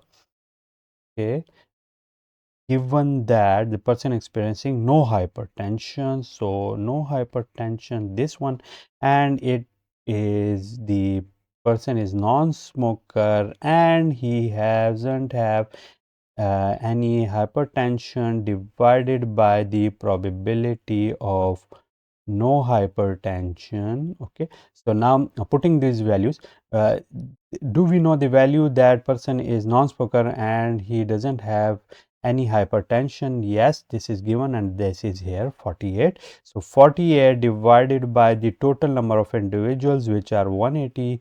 Here is the probability, and the probability that a person is non-hypertensive, yes, that is also given. And how can we find it out? That would be 48 plus 26 plus 19, and that would be the 74 plus 19 is 93 divided by 180. These two will cancel out, and at the end I will get 48 divided by 93, and that is basically the answer of part B. So that's it for today, and I will see you with some more interesting stuff in our upcoming video. See you soon. Welcome back, guys. This is question 2.77, and the statement it has is, in the senior year of a high school graduating class of 100 students. Okay, so with this statement we are also going to write the given data here as well. Okay, so that is basically a given data. Okay, and in given data the total number of students n are 100 in number. Okay, 42 studied mathematics. So mathematics is studied by 42 students. Okay, similar 68 studied psychology. This is P. So 68 studied psychology. 54 studied history. History is represented by H, and that is 54. 22 studied both mathematics and history. So let me write it here. So mathematics and history, let me write and with this intersection symbol. Mathematics and history is studied by 22, okay, 22 students. Okay. Similarly, 25 studied both mathematics and psychology. Mathematics and psychology studied by 25. Okay. 7 studied history but neither mathematics or psychology. So here 7 studied history but neither mathematics nor psychology. So history and neither mathematics. So this is complement and nor psychology. Okay. So nor psychology. So complement here as well. So this is 7. Okay. And 10 studied all 3 subjects. Okay. So 3 subjects are mathematics and psychology and history. These are how much? These are 10 in number, and the last one is that A did not take any of the 3. Okay, so they have neither taken mathematics nor psychology nor history, and these are basically 8 in number. So this is the given data which I have basically written in the form of the notations which are usually used in the probability and statistics. So what do I have to find out? Randomly select a student from the class and find the probabilities of the following events. So these are the events which are A and B. A person enrolled in psychology takes all 3 subjects. Okay, I have to find the probability that a person is enrolled in psychology who has taken all 3 subjects. Okay, so here I have to find out what. So let me write the solution of it here, and here I have to find out the probability that a person has been enrolled in all 3 subjects. So which are these 3 subjects? These are mathematics and psychology and history, such that he has opted for what? He has opted for psychology. Okay, so he has taken psychology, and the probability that after taking psychology he has also been enrolled in all these 3 subjects. So by using the conditional probability, it would be probability of M and P and H, okay, divided by the probability that he would be in psychology. Okay, so let me write their values. So probability that he would be in all these 3 subjects would be here, that is 10 divided by the total number of the students, which are 100. So 10 divided by 100 I will get here, divided by the probability that he will opt for the psychology would be how much? That would be the number of students who have taken the psychology. These are 68 divided by the total number of students. This is 100. So these two will cancel out, and here I will get 10 divided by 68, or simplifying it, I will get 5 divided by 34, and that is basically the solution of part A of our question. Similarly, now solving part B of it. What is it given? A person not taking psychology is taking both history and mathematics. Okay, so I have to find out the probability that he has opted for history and mathematics, given that he is not taking this psychology. Okay, so what would it be? So here, by using the conditional probability, I have to find out the probability of taking history and mathematics and not psychology, divided by the probability that he is not taking the psychology. Okay, so here I have to find, as I don't know these probabilities, you can see here that these probabilities are not given, but I know the probability that I have this mathematics and history, and also the probability that these 3 would be taken. So therefore I have to subtract this value from the value that he will take mathematics and history. So therefore I have to write here 22, and from it I have to subtract this 10 that he has taken all three subjects, divided by the probability of not taking the psychology. Here I don't know the value here. So here I know the value that he has taken the psychology, and the people who did not taken psychology would be the total number of people minus the people who has taken psychology as a subject, and these are here given, which are 60. Okay. So now finding the probability of it, what would I get? Here I will get 12 divided by, here it would be 100 minus 68 is 32, which will ultimately give me 3 divided by 8, and that is basically the solution of part B, okay, which is 3 divided by 8. Let me also write it here.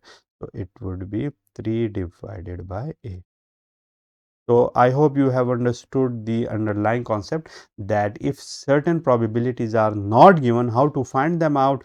We have to write the total number of elements or the total number of people who has taken the certain subject minus the people who has not taken that subject, and from that I will get the answer which we have. So that's it for today, in which we have solved question 2.77, and I will see you with some more interesting stuff in our upcoming video. See you soon. Welcome back, guys. This is question 2.78, and the statement here is that a manufacturer of a flu vaccine is concerned about the quality of its flu serum. Batches of serum are processed by 3 different departments having rejection rate of 0.10, 0.08 and 0.12 respectively. Okay, so let me write here the given data first. Okay, and the rejection rates for different departments, which are, let me have here department A, B, C. So probability of the rejection of department A is how much? That is 0.10. The rejection probability of department B is, that is 0.08, and the rejection probability of C is how much? That is 0.12. So these are the rejection probabilities, and on the basis of it I can also find out the acceptance probabilities as well. So probability of acceptance of A would be how much? That would be 1 minus 0.10, so that would be 0.90. For the department B, the acceptance would be what? That would be 1 minus 0.08, so that would be 0.92, and the acceptance probability for C would be 1 minus 0.12, so that would be 0.80. Okay, so these are the acceptance probability. On the basis of it, let me solve the question, and here the inspections by the 3 departments are sequential and independent. So in part A, what is the probability that a batch of serum survives the first department inspection but is rejected by the second department? Okay, so in part A I have to find the probability that A accepts the serum while B rejects. Okay, so how to find them out? Do we know the acceptance probability of A? Yes, we know. Do we know the rejection probability B? Yes, we know. So let me write the acceptance probability of A. So that is 0.90, and rejection probability of B is 0.08, which are given here. Let me multiply them, and that would be 0.072. Okay, so that is basically the solution of part A. Similarly, now we have to find out the probability that a batch of serum is rejected by the third department. So it means that the 2 departments will accept it. So C will reject it. In that case, A has to accept it, B will accept it as well, while C will reject it. Okay. So C will reject it. Now writing their probabilities, the acceptance probability of A is already calculated and that is 0.90. The acceptance probability of B is 0.92 while the rejection probability of C is given and that is 0.12. So 0.12. So now we have to multiply them together and after multiplying it I will get 0.099. Okay. So that is what? That is the probability that the other two departments will reject it. The other two departments will accept it while department C will reject it, and that is obtained by multiplying the probabilities of the acceptance of the first two departments while the rejection probability of C is multiplied with the acceptance probability of the two departments, and from it I will get this rejection probability. So that's it for today, and I will be see you with some more interesting stuff in our upcoming video. See you soon. Welcome back, guys. This is question 2.79 and the statement it has is in USA Today dated September 5, 1996, the results of a survey involving the use of sleepwear while traveling were listed as follows. Okay, so these sleepwear were for male, female, and total probabilities of them are also given here. Okay, these are underwear, nightgown, nothing, pajamas, t-shirt, and others. So on the basis of it, what do we have to find out? What is the probability that a traveler is a female who sleeps in the nude? Okay, so the solution it has is, this is a solution, and solution of part A is I have to find the probability that female who sleeps nude or in nothing. Okay, so in the table let me search for them. So the female column is this one while the nothing row is this one. This is for the nude. So here we can see that that is basically the entry which it basically crosses. Okay, so now the probability it has is 0.018 and that is basically the solution of part A which we wanted to find.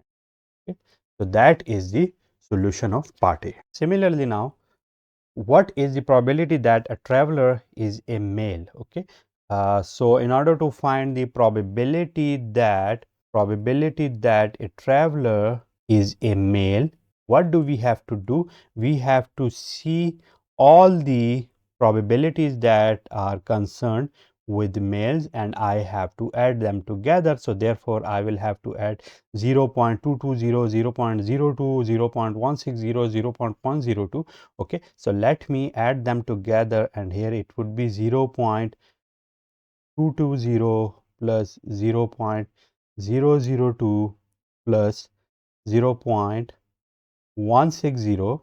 Okay, similarly after 0.102 plus 0.046 and the last one here is 0.084, and adding them together what I will get here, by adding them together I will get 0.614. that is basically the solution of part B which I wanted to find out. Okay, so that is the solution of part B.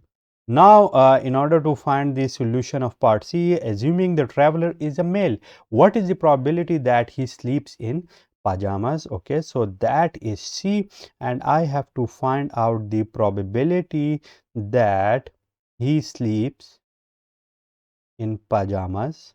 Okay, given that person is a male. Okay, so he is a male. So for it I have to use the conditional probability, and on the basis of the conditional probability I have to use that what is the probability that he sleeps in pajamas. Let me denote it with this P, and for and I am going to use this intersection symbol, and for with it I have to write this male divided by the probability of a male.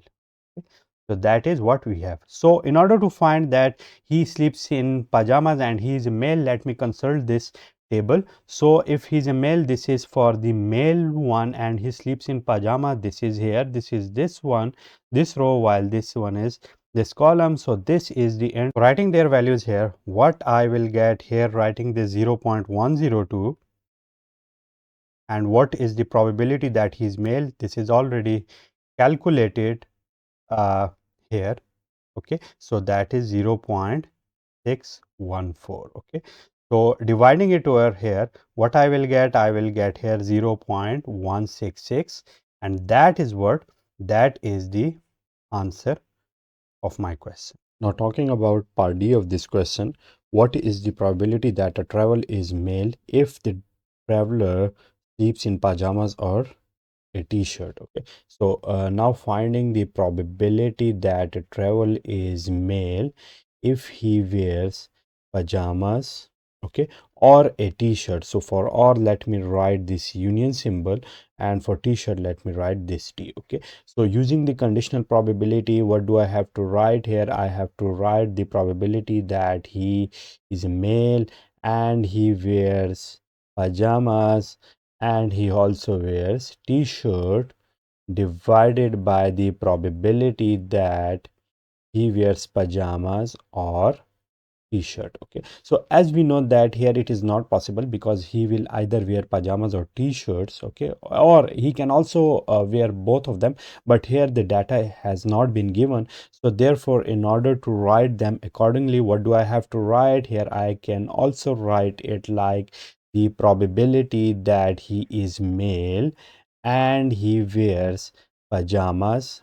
Okay, so this is the probability, or he is male and he wears a t-shirt. Okay, this is the overall probability of this stuff, divided by the probability that he wears pajama or he wears t-shirt. So this will be just like here. So let me write here pajama or t-shirts. Okay, now let me write them accordingly, because using the unions here can also be write the probability of male and pajamas plus probability that he is male and wear a t-shirt, okay, divided by the probability that he wears pajamas plus probability that he wears a t-shirt. Okay, so now we have all the data available. If he is male and wear pajamas, so let me see that where this data is. This is written here. If he is male and wears t-shirt, this is available here. Probability that he wears pajama, this is here, and it is also been written here, and probability that he wear t-shirt is also been written here. So let me write these values here. So probability that he's male and wears pajama, so this is now here, and this is 0.102. 0.102. Similarly, the probability that he is male and wears a t-shirt, this is also been given here. This is 0.046. So 0.046, and dividing it over the probabilities which are given. So probability that he wears pajamas, so this is 0.175. Okay, and the probability that he wears a t-shirt, so this is 0.134. Okay, so now adding them and finding the solution of it. So by adding them we will get what? 0.148 divided by 0.309. Okay, and the answer of it would be what? 0.478.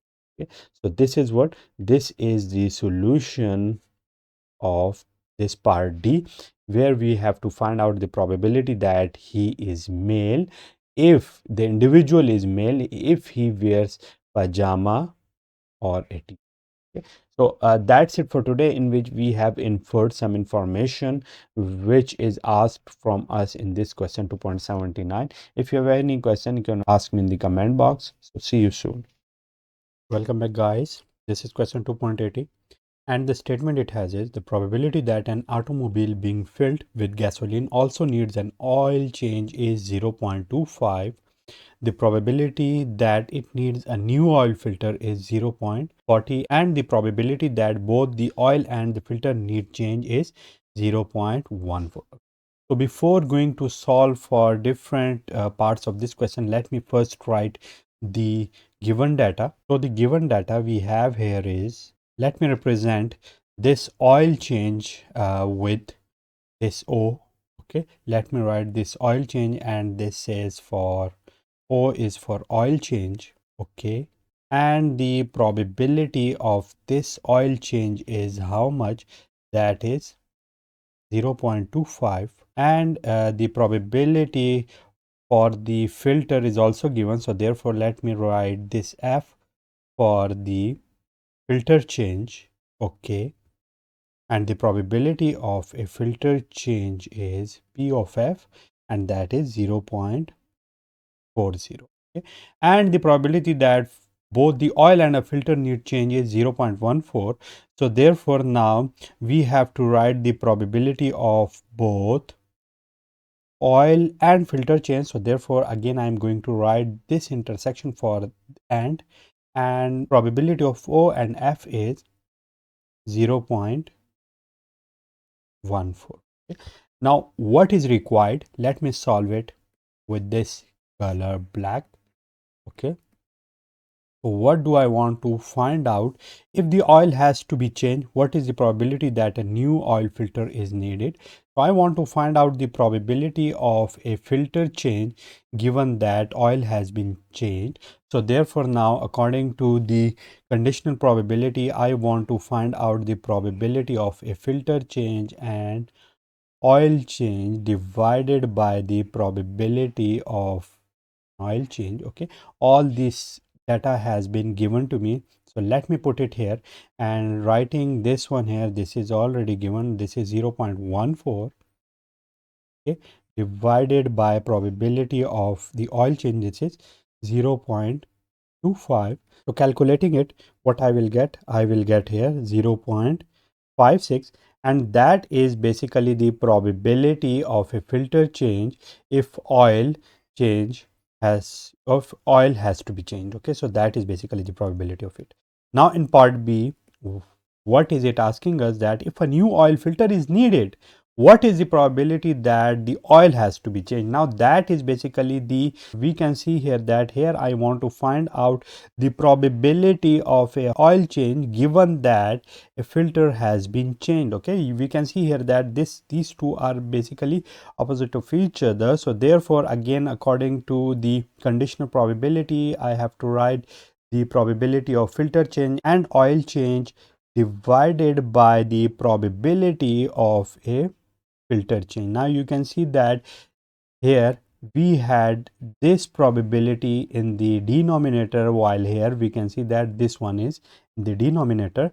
Now putting these values here, again this value is given, and that is 0.14, dividing it over now probability of a filter change, and that is also given, which is 0.40. Using calculator or finding it, what I will get here 0.35, which is basically the solution of part B. Okay, so that's it for today, in which we have seen two scenarios which are completely opposite of each other. Here I want to find out the probability of a filter change if oil has been changed, while here I want to find out the probability of a oil change if filter has already been changed. So I have found out these two values by using the conditional probabilities which are given here. So that's it for today, and I will see you with some more interesting stuff in our upcoming video. See you soon. Welcome back guys, this is question 2.81, and the statement it has is the probability that a married man watches a certain television show is 0.4. Okay, so the probability of a married man watching television show is 0.4, and also let me write the given data here as well. Okay, so the given data here is this. So the probability of a married man watches television show is 0.4. So let me represent this married man with this M, and the probability it has is 0.4. Okay, similarly the probability that a married woman watches the show is 0.5. So let me represent it with W, and this is 0.5. Okay, the probability that a man watches the show given that his wife does is 0.7. So this is basically the probability that a man watches the show given that his wife watches is basically 0.7. Okay, what do we have to find out? Find the probability that. Okay, now we have three options here which I want to find out, so let me write them with this color. And required things here are, okay, so A, I want to find out a married couple watches the show. It means that I want to find out the probability that man and woman both watches the show. I want to find it out. In B, a wife watches the show given that her husband does. So probability of a woman watching the show given that her husband also watches it. And in C, at least one member of a married couple will watch the show. So this is the or statement in which male or female should watch the show. So therefore I have to find out the probability that male or woman will watch the show. Okay, so that these are the things which are required. So now in order to solve them, this is the solution. So in part A, in order to find the probability that man and woman both watches the show, we have to use the conditional probability, and according to which we know that the probability that a man watches a TV show given that woman watches it too is equal to the probability that a man and woman both watches the TV show divided by the probability that a woman watches it. Okay, so now we can see that what do we have to find out? We have to find this value. So therefore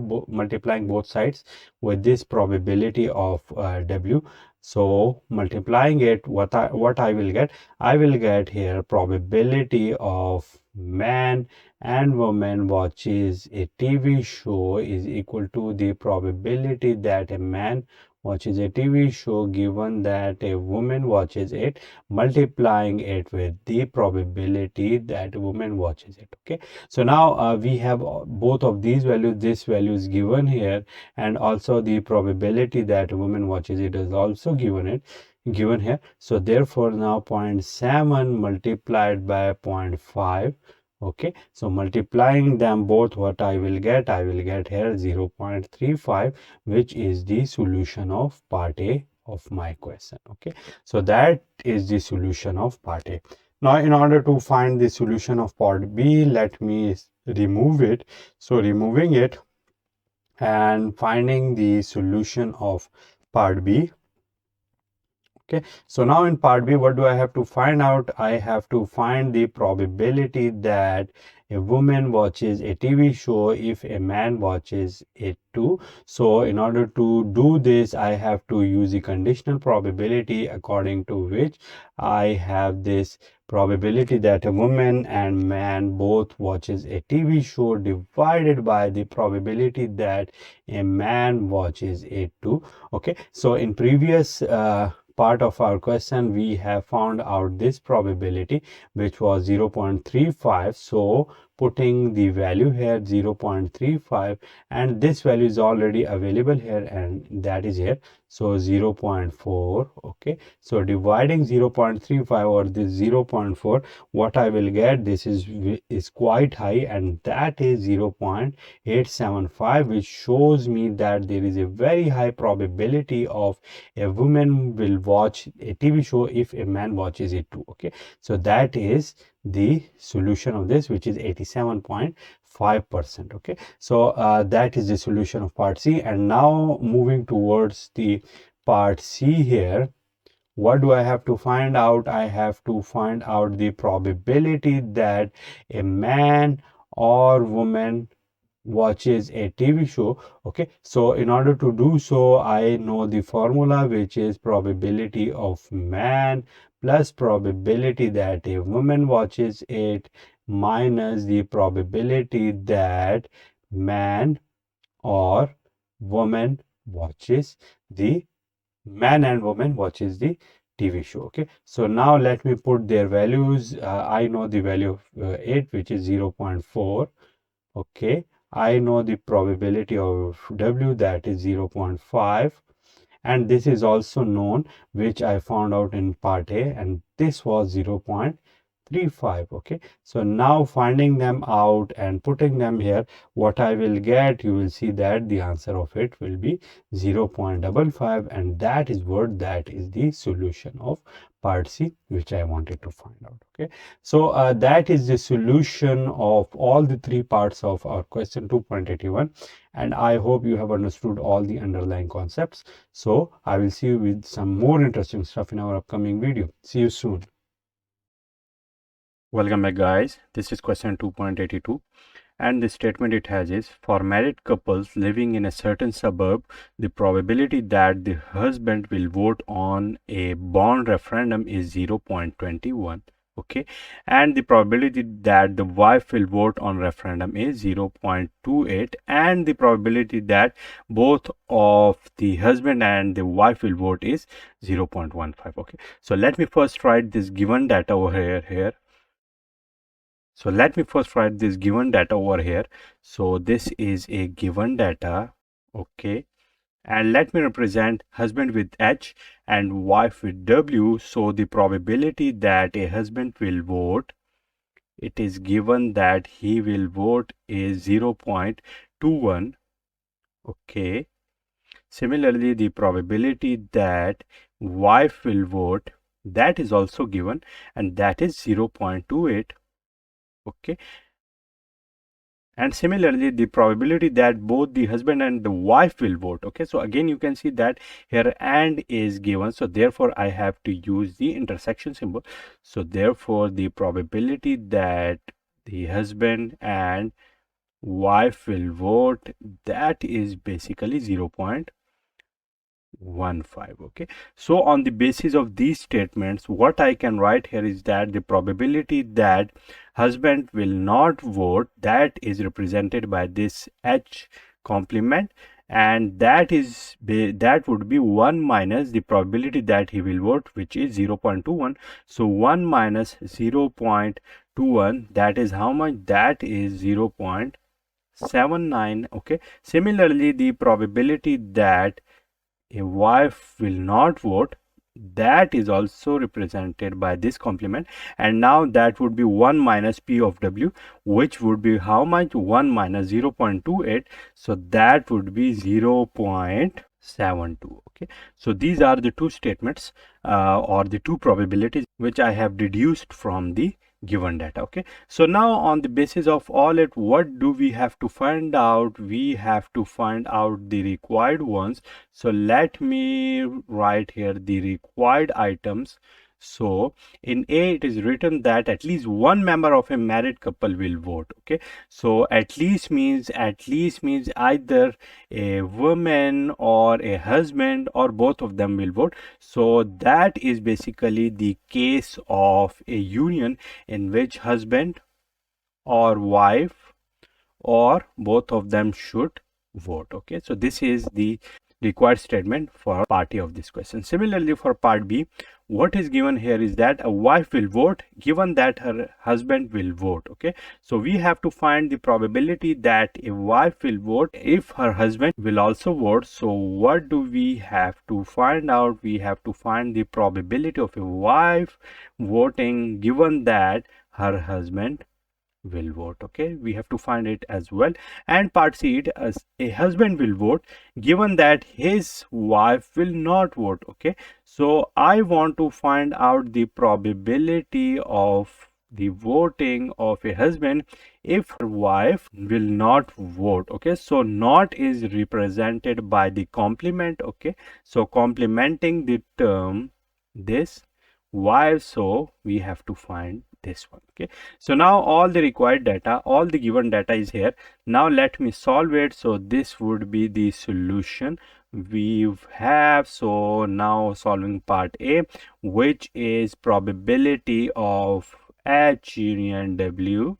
Okay, and we have previously seen that the probability of the unions would be probability that husband will vote plus the probability that wife will vote minus the probability that H and W both will vote. Okay, so now we have all this given data. The probability that husband will vote is here, okay, 0.21. The probability that wife will vote, that is also given, that is 0.28, minus the probability that husband and wife will vote, this is also given, and that is 0.15. Okay, so now solving it, first of all, let me 0.28 minus 0.15, this is 0.13, and 0.13 plus 0.21, that would be 0.34, and this is the probability that husband or wife or both of them will vote, okay, or any one of them will vote. Okay, so that is what we wanted to find out.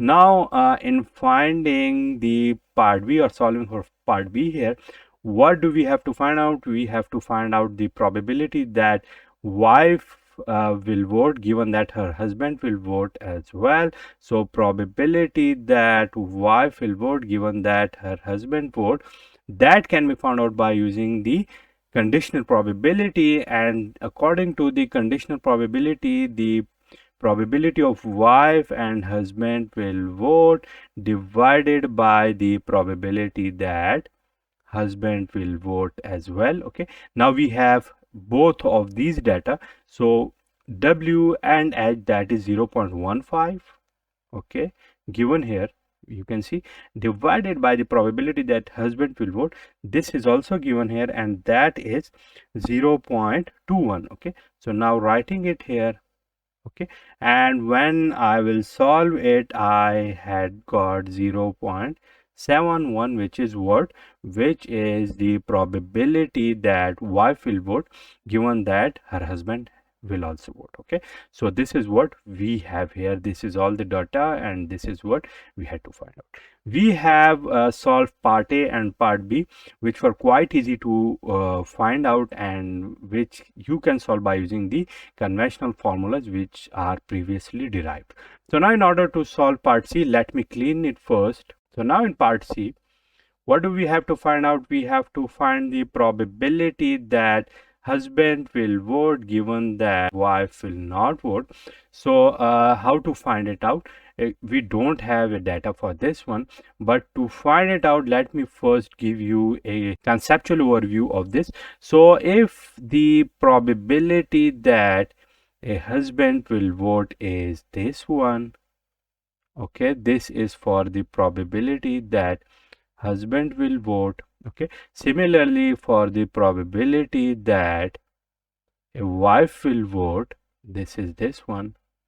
Okay, and both of them has the intersection here, and this intersection is what, this is basically the probability that husband and wife, both of them will vote. Okay, and this is what, this is the probability that husband will vote while wife will not vote. Okay, and similarly this one is which one, this is the probability or the area in which wife will vote while her husband would not vote. Okay, so also let me color them. So this is the green data which I have represented with this one, while the blue area is this one which I have represented, and this one is here. Okay, so now according to the conditional probability, what do we have to find out? We have to, in order to find it out, we should have known the probability that husband will vote and her wife will not vote, divided by the probability that wife will not vote. Okay, so now we have this data which is already known, and this is here, but we don't know this one. Okay, so now how to find it out? We know that this is the probability which is already given, and this is here, but in order to find it out, what do we have to do? From this diagram we can very clearly see that in order to find out this area, what do we have to do? This is the overall area, which is probability of the husband, while this area which is in yellow, how can we find it out? By subtracting this intersection area from this one. Okay, so now we can see that this probability that husband will vote and wife will not vote, that would be this overall area minus this one. Okay, so this overall area is probability that husband will vote, and from it I have to subtract this one, that husband and wife will vote. Okay, so now I think it is clear that how can we find out this overall. If we want to find out this one, it would be very easy, because from this overall, which is probability that wife will vote, from it I have to subtract this intersection area, and you will get this one as well. And this concept will be utilized wherever you will need the probabilities of the items like this one or this one as well. Okay, and over it I have to divide this probability that wife will not vote. Okay, so now let me use this one and putting values here. Probability of H is 0.21 minus the probability that H and W, this is also given, and that is 0.15, and dividing it over probability of W complement, and that is also here 0.72.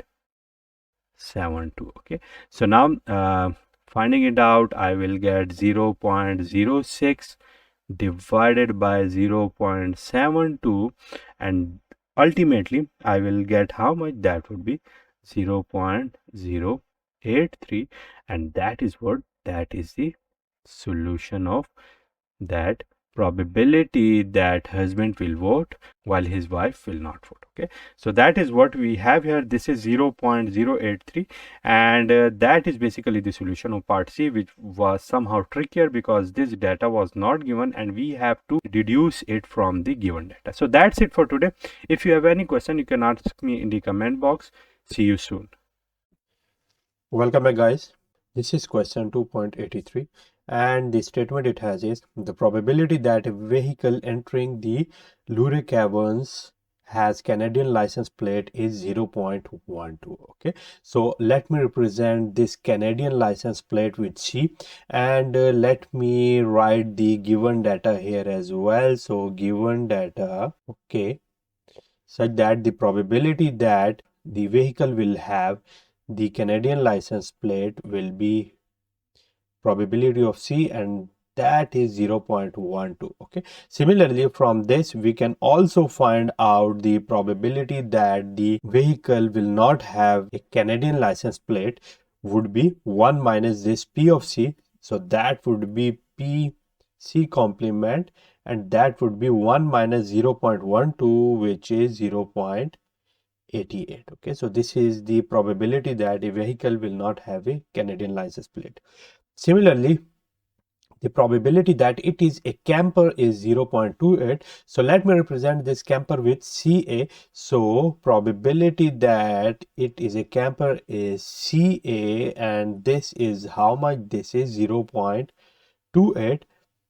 Okay, and from it we can also find out the probability that this is not a camper is CA whole complement, and this would be how much? This would be 1 minus 0.28, which is basically 0.72.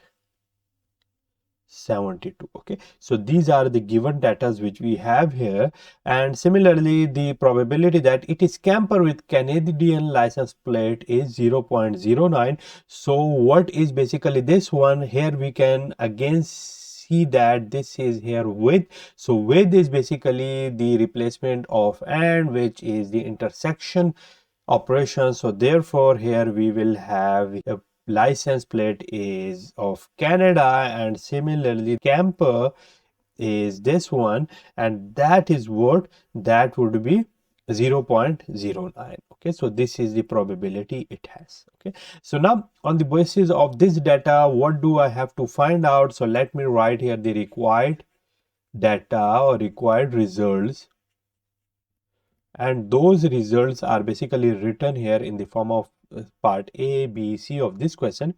So a camper entering the Lorry Caverns has Canadian license plates. So the given thing here is a camper. Okay, so camper. So what is the probability that entering Lure Caverns has a Canadian license plate? So therefore, what do I have to find out? I have to find out the probability that the license plates are Canadians, given that he has entered and is a camper. Okay, similarly in part B we can see here that a vehicle with Canadian license plates entering the Lure Caverns is a camper. Now what is given here? It is given here that the license plate we have is a Canadian. So what do we have to find out? We have to find out that whether he is a camper or not. So we have to find out the probability of CA given that the license plates are of Canadian, and here we have found out this.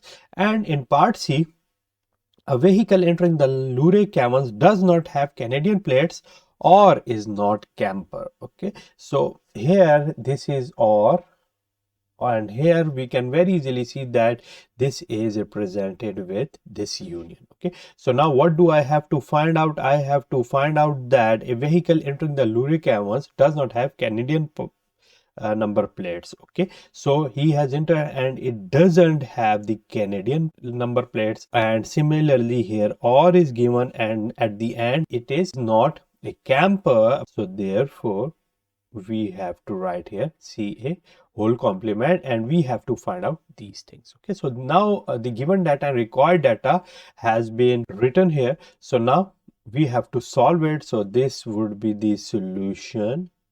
Okay, so solution of part A here, and what do we have to find out? In part A we have to find out the probability that the vehicle has a Canadian license plate given that it is a camper. So according to the conditional probability, it would be the probability that it is of Canadian and it's a camper divided by the probability that it's a camper. Okay, so now we can very easily see that here this probability has been given. Yes, this is given. Similarly this one is also given. Yes, it is also available here. So let me put these values here, and putting them here I will get 0.09 divided by the 0.28. Okay, so what would we get? We would get here 9 by 28. So simplified answer here would be 0.32. Okay, so now there is a 32% chance that a camper entering the Lure Caverns has a Canadian license plate. Okay, so that is basically the solution of this question.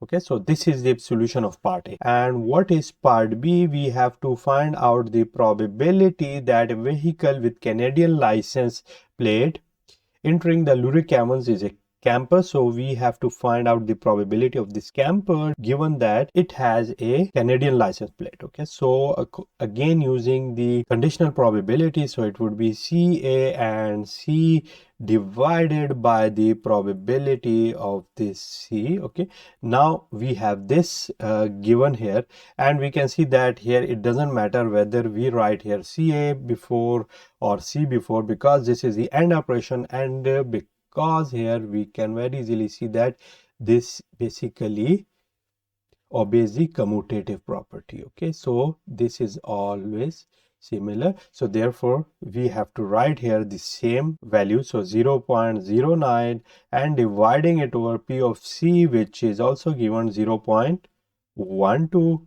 and here it would be 9 divided by 12, and calculating it we will get 0.75.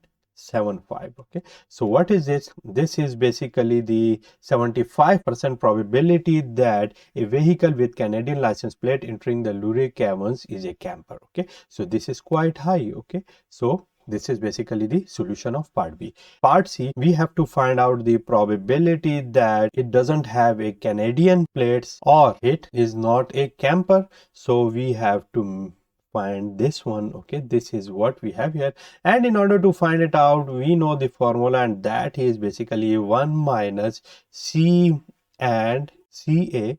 Okay, so again we have the probability which is given, this one is here, and let me write it here. It would be 1 minus 0.09, and finding it out here, what would we get? Here we would get 0.91. Okay, so there is a 91% chance that a vehicle entering the Lurie canvas doesn't have a Canadian plates or is not a camper. Okay, so this is the solution of this part we had found. So that's it for today, in which we have found the solution of different scenarios, and I will see you with some more interesting stuff in our upcoming video. See you soon. Welcome back, guys. I hope all of you will be fine. So this is question 2.84, and the statement of this question is the probability that the head of a household is home when a telemarketing representative calls is 0.4. Okay, so with the passage of this question, I am going to write the given data. So the given data here is, this is a given data, and let me represent the head of a household is home with H, so that the probability of the H is 0.4, which is here.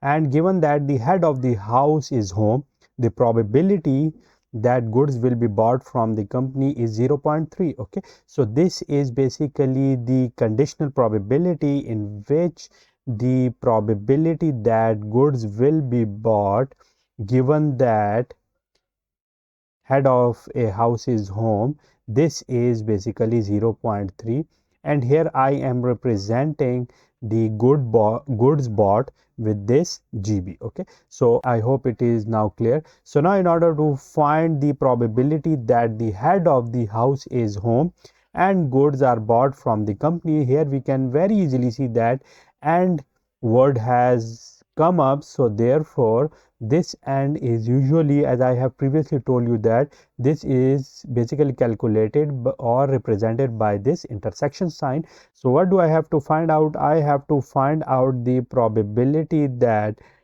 the head of a house at home and goods are bought. Okay, so I have to find out this one. So now therefore, what is the solution of our question? We can very easily see that the conditional probability has been given to us. So therefore, the formula for the conditional probability here is what? So the good bots, given that husband is home or head of a household is home, that is basically the probability that head of a household is home and goods are bought, divided by the probability that the head of a household is home. Okay, so now what is this? This is the formula for the conditional probability.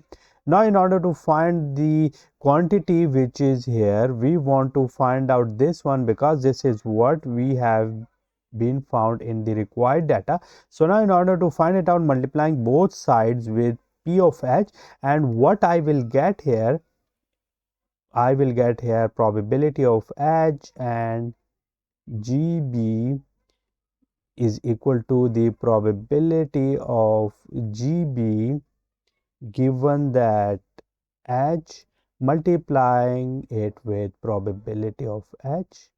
Okay, so now we know the values which are associated with them. This GB given H is given, which is 0.3. Okay, writing it here, and also the probability of H is also already given, that is 0.4. Okay, now multiplying them both, what I will get here, I will get 0.12. So what is this? This is basically the probability that head of a household is home and goods are bought. Okay, so this is what we have here, and this is 0.12, which is here. Okay, so that's it for today, in which we have found out the probability by using the conditional probability statement, and this is also one of the application which we have seen here. Okay, so that's it for today, and I will see you with some more interesting stuff in our upcoming video. See you soon. Welcome back, guys. This is question 2.85, and the statement it has is the probability that a doctor correctly diagnoses a particular illness is 0.7. Okay, So what is this? Some probability has been given, and let me write the given data here. So in given data, let me represent the correct diagnosis with C such that the probability of the C or correct diagnosis is. So on the basis of it, we can also find out the incorrect diagnosis, which is basically C complement, which is the incorrect diagnosis. And how can we find it out? We can subtract this P of C from 1 and then we can find it out. So let me find the probability of incorrect diagnosis. 1 minus 0.7 is 0.3. Okay, so this is the probability of the incorrect diagnosis. So given that the doctor makes an incorrect diagnosis, so here what is given, the doctor makes an incorrect diagnosis, the probability that the patient files a lawsuit is 0.9. so another conditional probability has been given here is that if a doctor will make an incorrect diagnosis, the probability that the patient will file a lawsuit is 0.9. so what is this probability? This is the probability of a lawsuit with the condition that doctor will make an incorrect diagnosis, which is C complement. So here this is C complement and this is what? This is 0.9. Okay, so all this data has been given. So from the previous questions you have understood that having the correct given data and knowing the required things will solve half of a question. Okay, so here what is required? So what is the probability that the doctor makes an incorrect diagnosis and the patient sues? So again we can see that and has been used here, and wherever we will get this and, there we have to use this intersection. Okay, so therefore now what is the required thing? We have to find the probability that doctor makes an incorrect decision. So he will have to make the incorrect decision and for it, and I have to write this intersection, the patient sues. So for that I have to make this ls, and we have to find the probability of it, which is written here. Okay, so this is what, this is the required thing which we want. Okay, so now in order to solve this question, what do we have to do? This is the solution, which is basically the third step. And here in order to solve this question, let me use the conditional probability. So by using the conditional probability, we have previously seen that we have to find the chain rule for these type of questions, because here we know that probability of a lawsuit, given that a doctor will make an incorrect decision, according to the conditional probability, it would be probability of a lawsuit and an incorrect decision divided by the probability of an incorrect decision.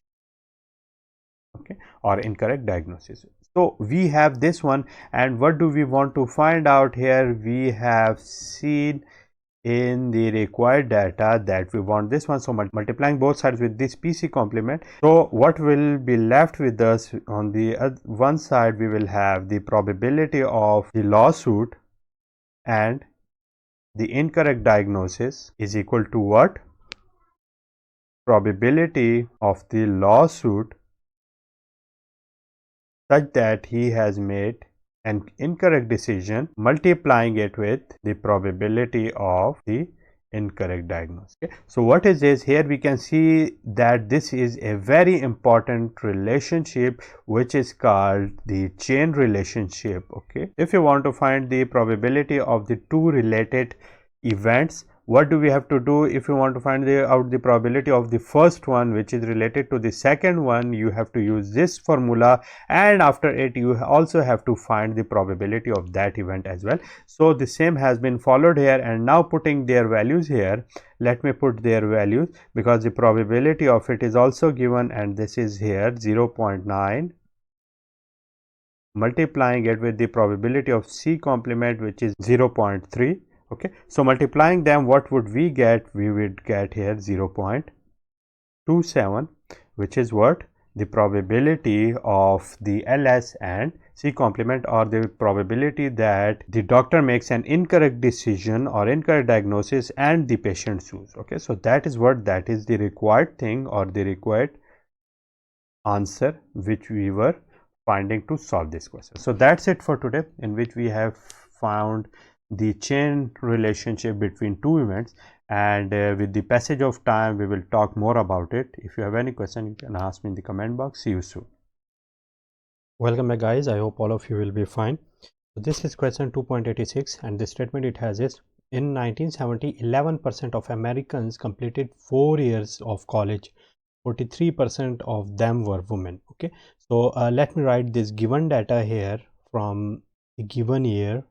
Okay, so in 1970 11% of Americans completed 4 years of college. Okay, so let me write it here. In 1970 total 11% of American has completed the college years. Okay, so and out of 43% of them were women. Okay, so women out of them were 43%. Okay, and this was what? This was basically the college degree holders. Okay, similarly in 1990 22% of Americans completed 4 years of college. Okay, so in 1990 how many of them completed the college degree? So those were 22%. Okay, and out of them how much of them were women? So those were 53%. Okay, so this is what? This is the given data. Okay, so what we have. So now in order to solve it, let me first write the required data. What does we require? So in part A, given that a person completed 4 years of college in 1970, what is the probability the person was a woman? Okay, so in part A, we have to find out that given that a person completed 4 years of college in 1970. Okay, so this is again a conditional probability in which the condition has been given that a person has completed 4 years of college in 1970. What is the probability that the person was a woman? So we have to find the probability that a person was a woman given that he or she has completed a college degree in 1970. Okay, so this is what we have to find out here. Okay, in part B, what is the probability that a woman finished 4 years of college in 1990? Okay, so we have to find out the probability that a woman finished 4 years of college in 1990. Okay, so in 1990 22% of Americans completed 4 years of college, 53% of them were women. So we have to find out the probability that the women completed the 4 years of education in 1990. Okay, and similarly in C, what is the probability that a man had not finished a college in 1970? Okay, so we have to find out the probability that a man has not finished his college in 1990. So we have to find it out as well. Okay, so these are the required data we have to find out. So now in order to solve them, this is the solution. Okay, and in part A, we can clearly see that this is a conditional probability whatever we have, but here we can also see that it was 1970. Okay, and in 1970 there were 11% who has obtained the college degree, and out of them were 43% women. So this is already given that this is basically the 0.43, but by using it with the conditional probability, we have a formula here. Let me prove it. That how is it? So probability of a woman given that he or she has completed in 1970, and it is equal to the probability that this is a woman and the college degree has been completed in 1970.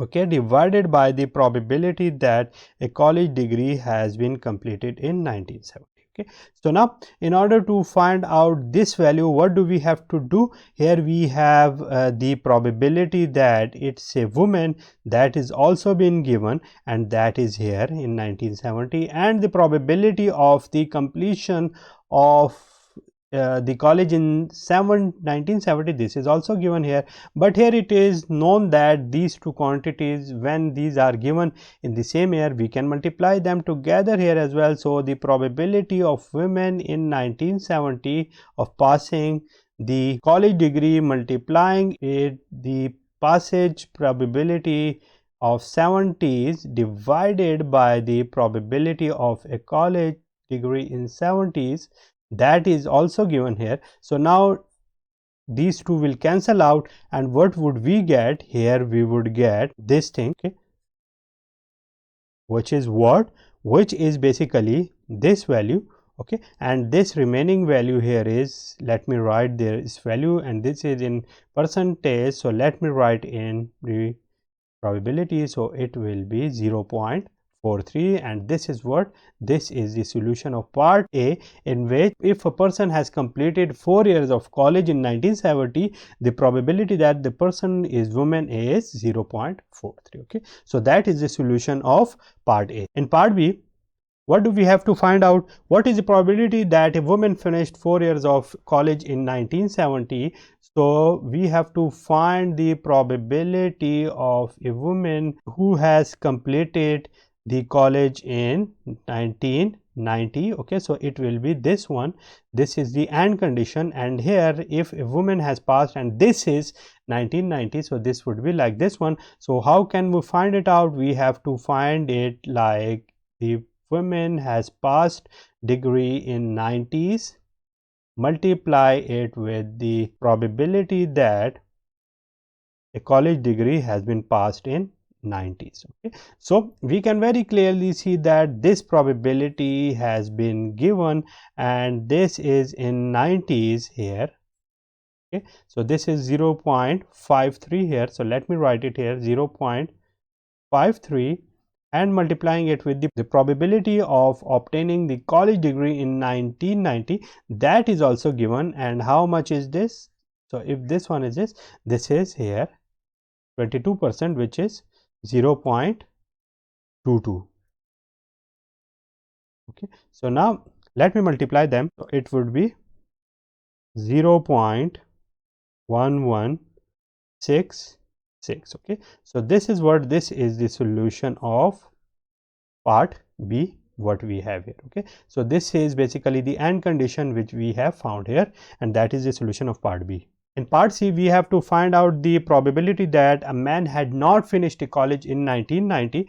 This is C, and we have to find out the probability that a man has not completed his degree in 1990, and we can also find it out by finding the probability that a man has finished his degree in 1990 and then subtracting it from 1. okay, so this is what we have. So let me call it equation number 1. okay, now here we can also see that the probability that a person has not completed his degree in 1990 is equal to 1 minus probability that a person has finished his degree, or a man has finished his degree in 1990. okay, probability of 90 multiplied by the probability of the total completion in 1990, and that is how much? That is 22%, which is given here, and that is what? That is basically the probability of passing a college degree in 1990. So let me write them here. So this would be 1 minus, how much is this? This is probability of male passing in 1990. This would be how much? This would be 100 minus this 53. okay, so male here will be 100 minus 53, so it would be 47%. okay, so that would be 0.47. okay, and multiplying it with the probability of passing in 1990, so that is basically 0.22.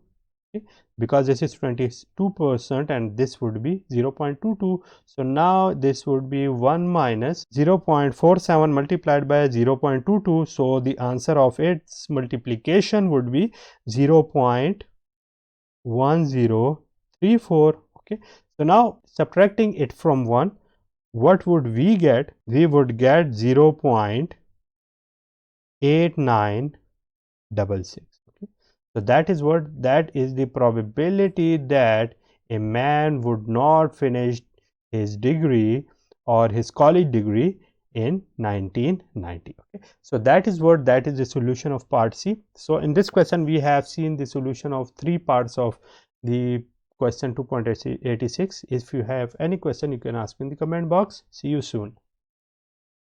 Welcome back, guys. This is question 2.88, and the statement it has is, before the distribution of a certain statistical software, every fourth compact disk is tested for accuracy. Okay, so every fourth CD has to be tested before the distribution.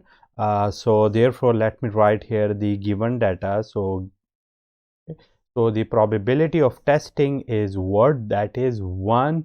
Every 4 of them has to be tested. So the probability of a test is 1 over 4, and this is 0.25. Okay, the testing process consists of running 4 independent programs and checking the results. Okay, so therefore we have 4 tests. So the failure rates for the 4 testing programs are respectively 0.01, 0.03, 0.02 and 0.01. Okay, so let me write them as probability of failure in test 1, test 2, test 3 and test 4.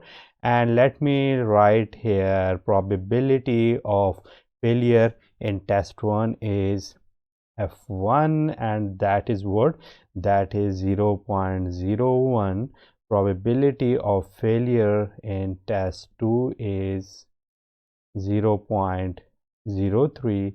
Probability of failure in test 3 is 0.02, and probability of failure in test 4 is how much? That is 0.01. So on the basis of it, we can also find out the probability of the success in test 1, and that would be what? That would be probability of the success in test 1, and that would be 1 minus 0.01. So it would be 0.99. Okay, similarly, probability of success in test 2, that is 0.97. Probability of success in test 3 is 1 minus 0.02, which is 0.98. Okay, and similarly, probability of success in test 4 is 1 minus 0.01, which is 0.99. Okay, so these are the computed ones. On the basis of all this data, what do we have to find out? We have to find out that what is the probability that a CD was tested and failed any test. Okay, so let me solve this question. So this is the solution, and in solving part A of our question, what do we have to find out? We have to find out that the probability that CD was tested and failed any test. Okay, so probability of a failure of any test is equal to 1 minus probability of success in all tests. Okay, so it has to be successful in all tests. If it is not, so the complement of it has to be calculated by subtracting it from 1. So this would be the solution of part A. As we can very clearly see here that all the program tests are independent of each other, so therefore it would be 1 minus probability of the success of all. So it would be probability of S1 and S2 and S3 and S4. Okay, which would be 1 minus probability of the success in S1 multiplied by the probability of the success in S2 multiplied by the probability of success in S3 and multiplying it with the probability of success in S4. Okay, so let me write their values and let me start it here. So it would be probability of a failure would be 1 minus probability of success in S1 is given, and that is 0.99 multiplied by probability of success of S2, that is 0.97 into 0.98, which is probability of success in test 3 and 0.99. Okay. So let me calculate it, and what would I get here? Here I will get 1 minus 0.93. So ultimately I will get 1 minus 0.93 is 0.07. Okay. So the probability of a failure in any one of the test is 0.07, which is the 7%. Okay, so that is the calculated one which we have done, and this is the solution of part A. Now in order to find the solution of part B, let me first remove it. So in part B, we have to find that given that a CD was tested, what is the probability that it failed program 2 or 3? So this is part B, and we have to find the probability that it has failed of program 2 or program 3.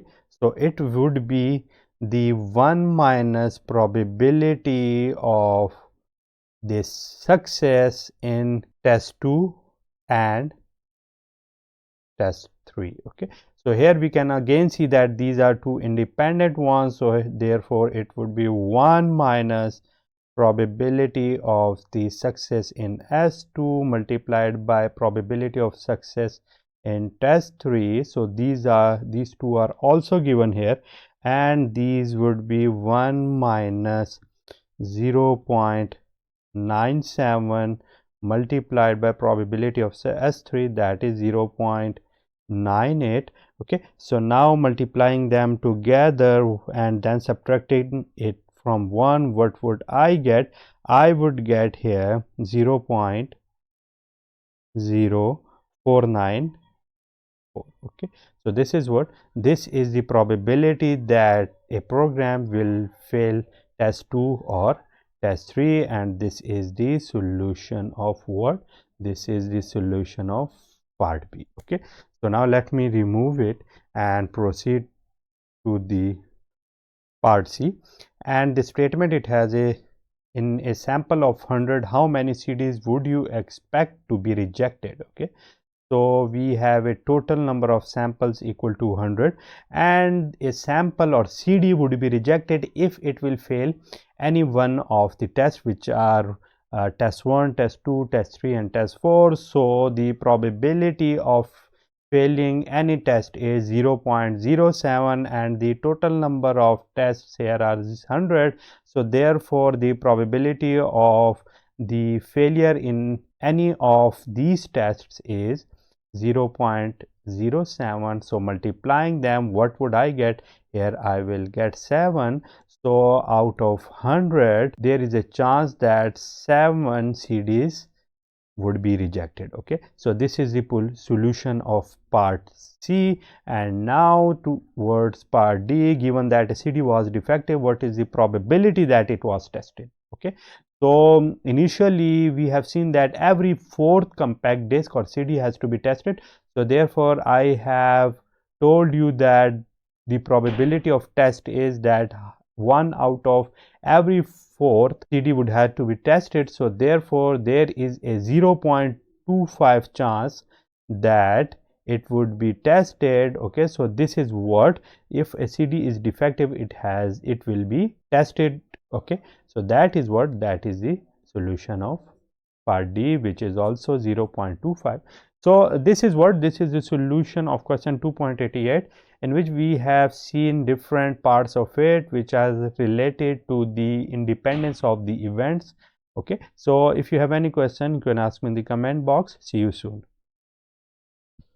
So this is question 2.89, and the statement of it is, a town has 2 fire engines operating independently. The probability that a specific engine is available when needed is 0.96. Okay.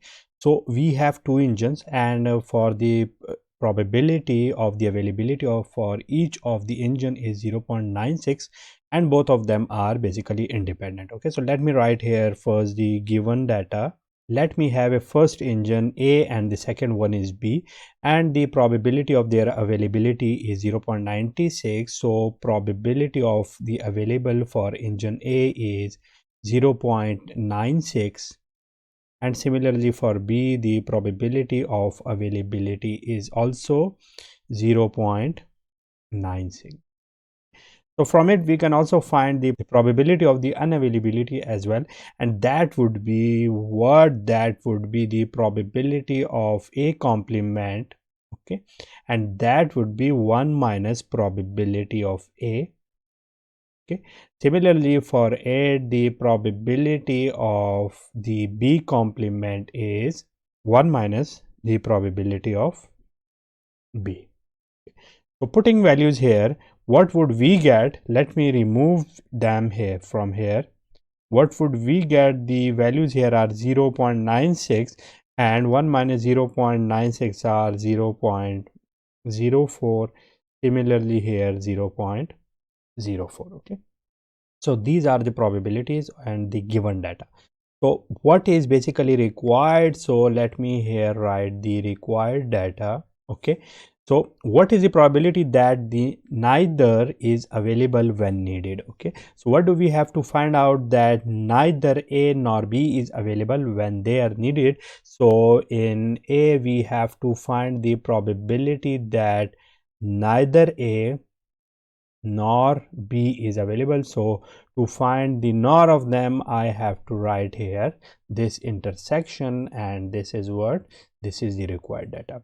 In B, what is the probability that a fire engine is available when needed? So there are basically two fire engines, so the availability of at least one of them is required when needed, okay. So for it we have to find out the probability of the availability of A or B or any one of them or both of them. So this is what, this is the required in part B, okay. So now let me solve them. This is the solution, and in solving part A of our question we have here the probability of A complement intersection B complement, and we can very clearly see that as both of the events are independent of each other, so therefore in order to find the intersection of them we can multiply their probabilities as well, okay. So it can be written like this one.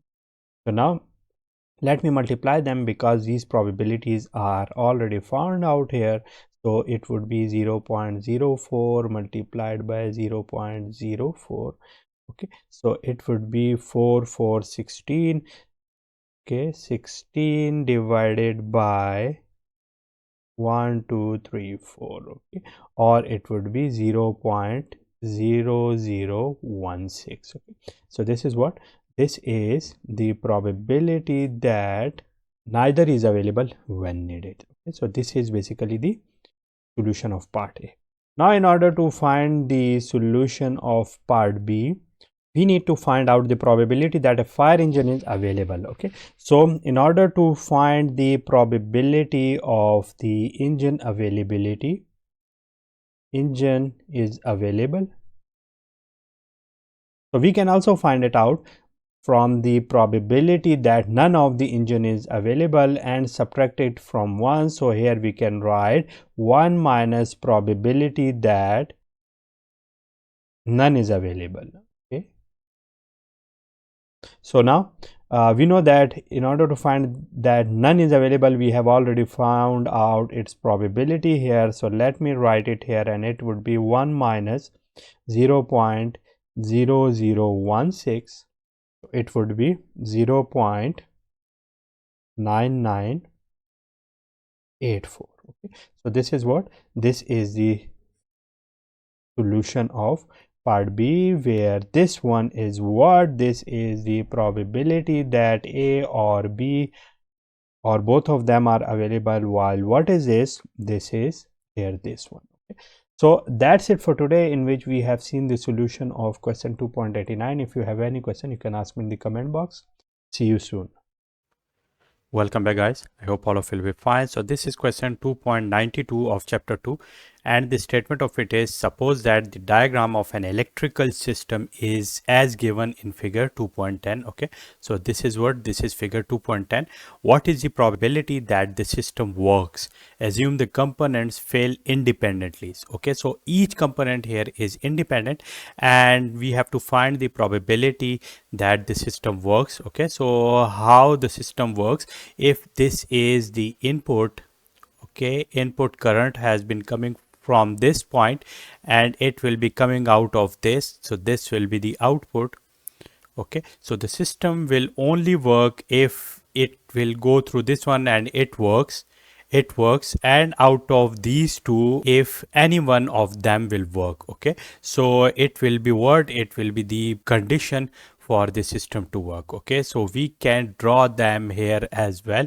If this is A, is it is these two systems connected in parallel in which any one of them is working, and the last one is here, this D. Okay, this is D, this is A, and this is the parallel combination, and here we will get this output. Okay, in this parallel combination, what will happen, this is what, this is here, this is the parallel combination while this one is here. So how would it work? It would be the probability of A multiplied by the probability of this parallel multiplied by the probability of the D. Okay, so these probabilities will be multiplied together. But what is this? We have to find this out. Okay, so in order to find it out, we can see here that these two are in parallel, and parallel conditions are basically just like the OR conditions, or the OR conditions are the unions. So here this B and C, this is B union C. Okay, because this is in the OR condition or ORing. If B or C works, the system will work. So it will be what, it will be probability of B plus the probability of C minus probability of B intersection C. Okay, so here we can also see that the components are independent of each other, so therefore we can also write it like probability of B plus probability of C, and due to the independence it will be what, it will be the probability of B multiplied by probability of C. Okay, so let me write their values. It would be what, probability of B is 0.7, probability of C is 0.8, okay, minus probability of B is 0.7 multiplied by 0.8. okay, so it would be what, it would be 1.5 minus 0.56. okay, so ultimately we would get what, it would be 0.94. okay, so this is what we have. Now let me put it here in this equation, and what would we get? The equation here we will have is probability of A multiplied by the probability of B union C multiplied by the probability of D. Okay, let me put all these values here. Probability of A is 0.95,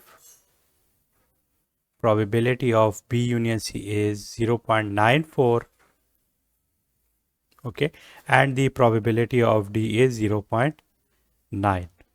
okay, let me multiply them together. So it would be 0.95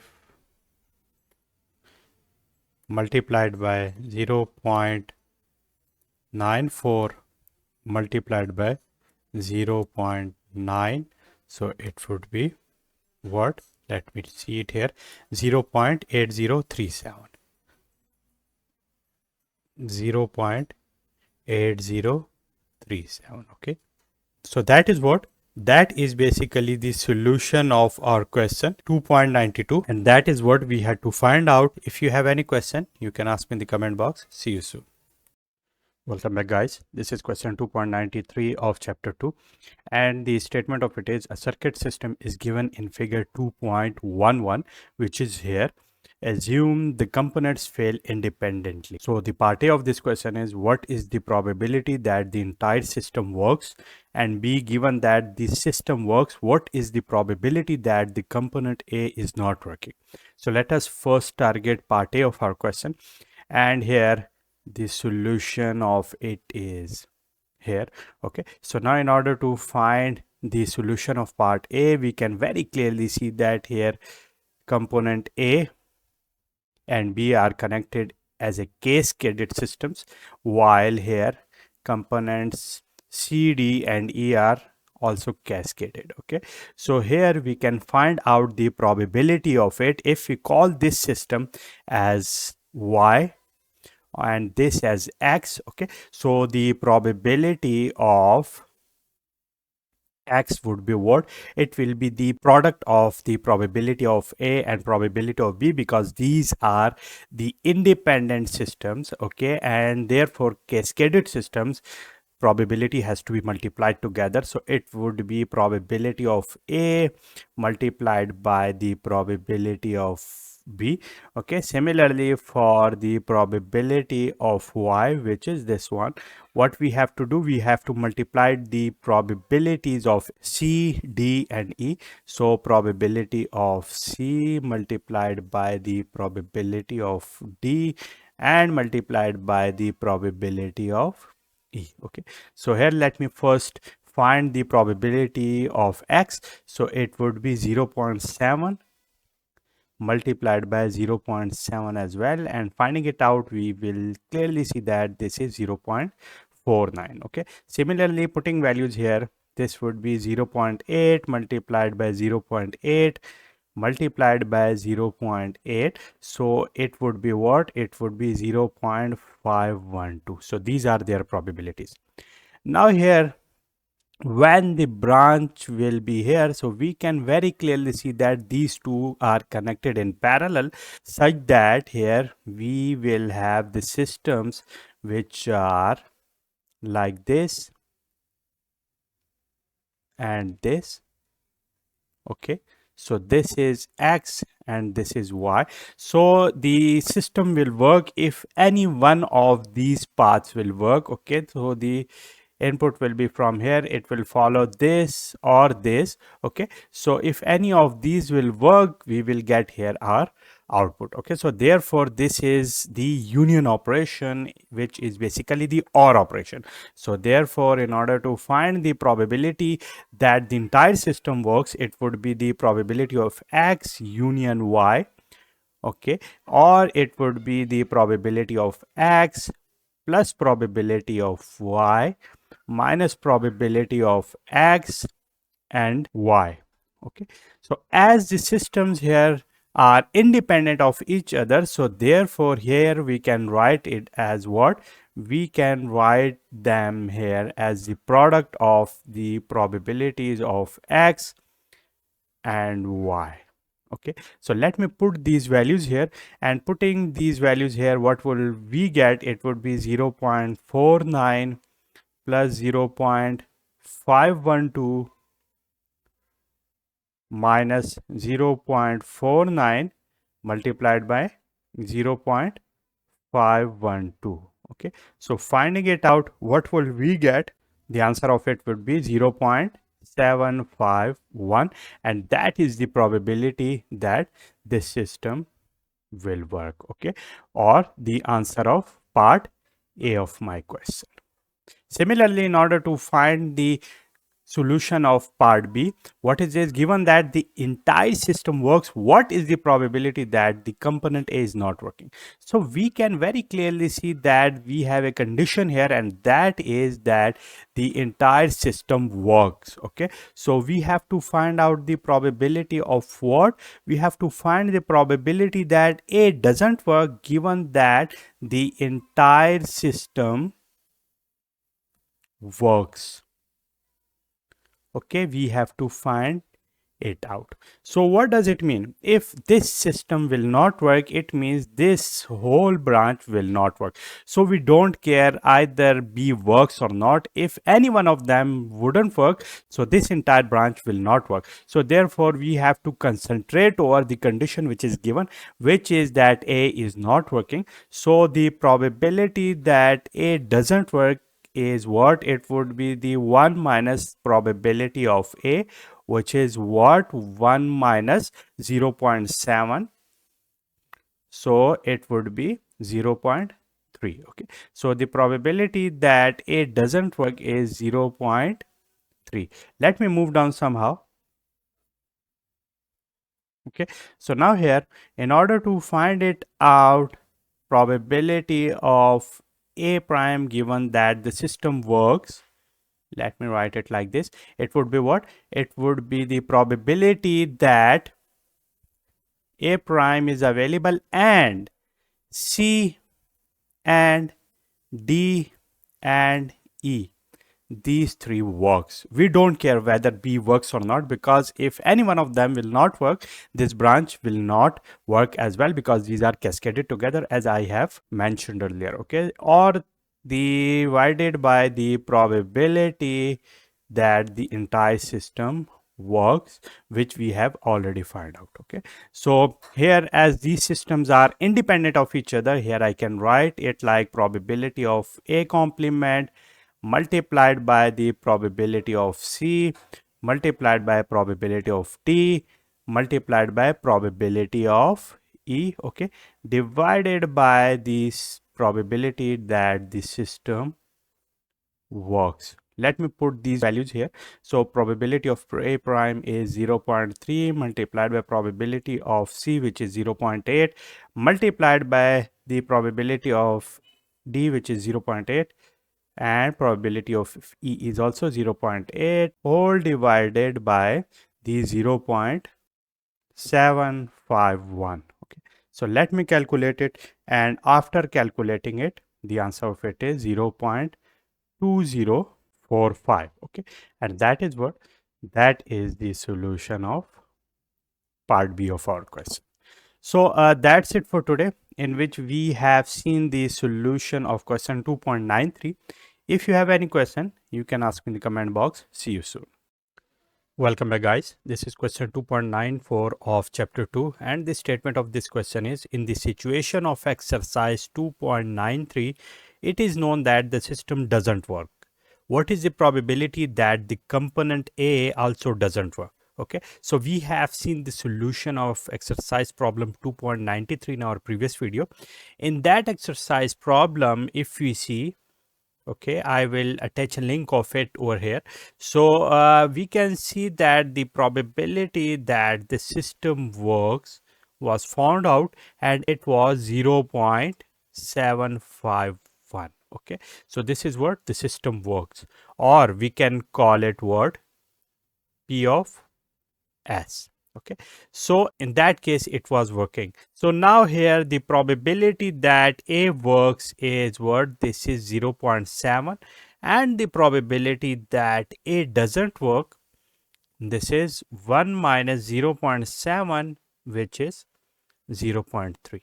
Okay, so now if this link doesn't work, it means this link has been working. If any one of this doesn't work, it means the system is not working, because these two are cascaded. If any one of these doesn't work and any one of these three doesn't work, it means the system will not work. Okay, so here we can see that the probability that if this branch is Y, so the probability that branch Y works, this is what? This is the product of all these three. This would be the probability of C multiplied by the probability of T multiplied by the probability of E. Okay, so the probability of C is 0.8 multiplied by 0.8 multiplied by 0.8. Okay, and this is what? This is 0.512. Okay, this is the probability of Y. Okay, similarly, the probability that this system doesn't work will be what? It would be the complement of this works, and it would be 1 minus the probability that the system works. Okay, so it would be 1 minus 0.751. Okay, so it is here. Now in order to find here the probability that the component A also doesn't work, in which the system is known to be not working, here this is the conditional probability, in which we want to find out the probability that A doesn't work given that the system also doesn't work.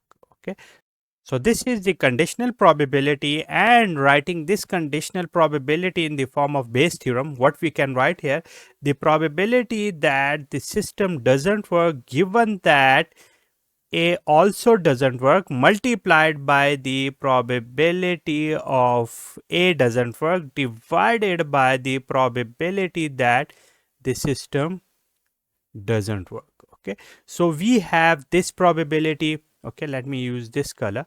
We have this probability which is given here. Okay, we have this probability. Okay, this is also given here. Okay, but what about this one? Okay, in order to find it out, let me use this color. Okay, so in order to find it out, the probability that the system doesn't work given that A also doesn't work. Okay, so if A is not working, it means this branch is not working. Okay, so the system will not work if any one of these three will not work, and it will be what? It is already given here that the probability that all of three will be working is probability of y. If any one or two of them or three of them will not work, it will be 1 minus the probability of y. Okay, so I hope you have understood my point, that here in order to find that if any one of them will not work, that is 1 minus y, because here this probability is the probability that all of them will be working. So in order to find it out, it would be 1 minus 0.512. Okay, so let me move down somehow to put these values here. So let me put these values here. Okay, using this green color as well. So this one would be 1 minus 0.512. Okay, this is for this one. For the probability of A complement, this is 0.3.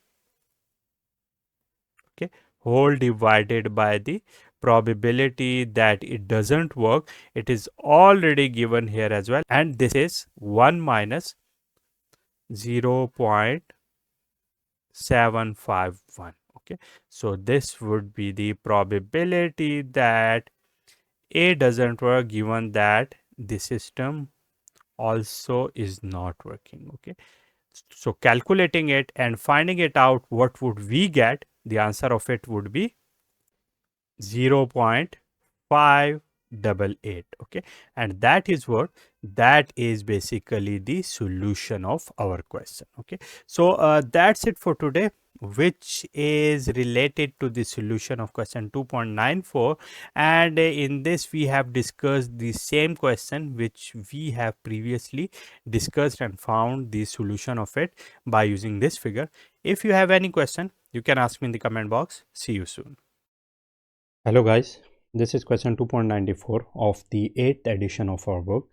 So the probability that Tom will alive in 20 years is 0.7, and the probability that Nancy will be alive in 20 years is 0.9. So let me first write this given data here, and let me represent Tom with T and Nancy with N, so that Tom will be alive in 20 years. The probability of it is 0.7, and the probability that Nancy will be alive in 20 years is how much? That is 0.9. Okay. On the basis of it, we can also find out what? We can also find out that the probability that Tom will not be alive in 20 years, that would be 1 minus 0.7, because that is basically the complement of this probability. So 1 minus 0.7 is 0.3. And similarly, the probability that Nancy will not be alive in 20 years would be 1 minus 0.9. So it would be 0.1. Okay, so we have found out these two probabilities as well. Remember, both the events are independent of each other.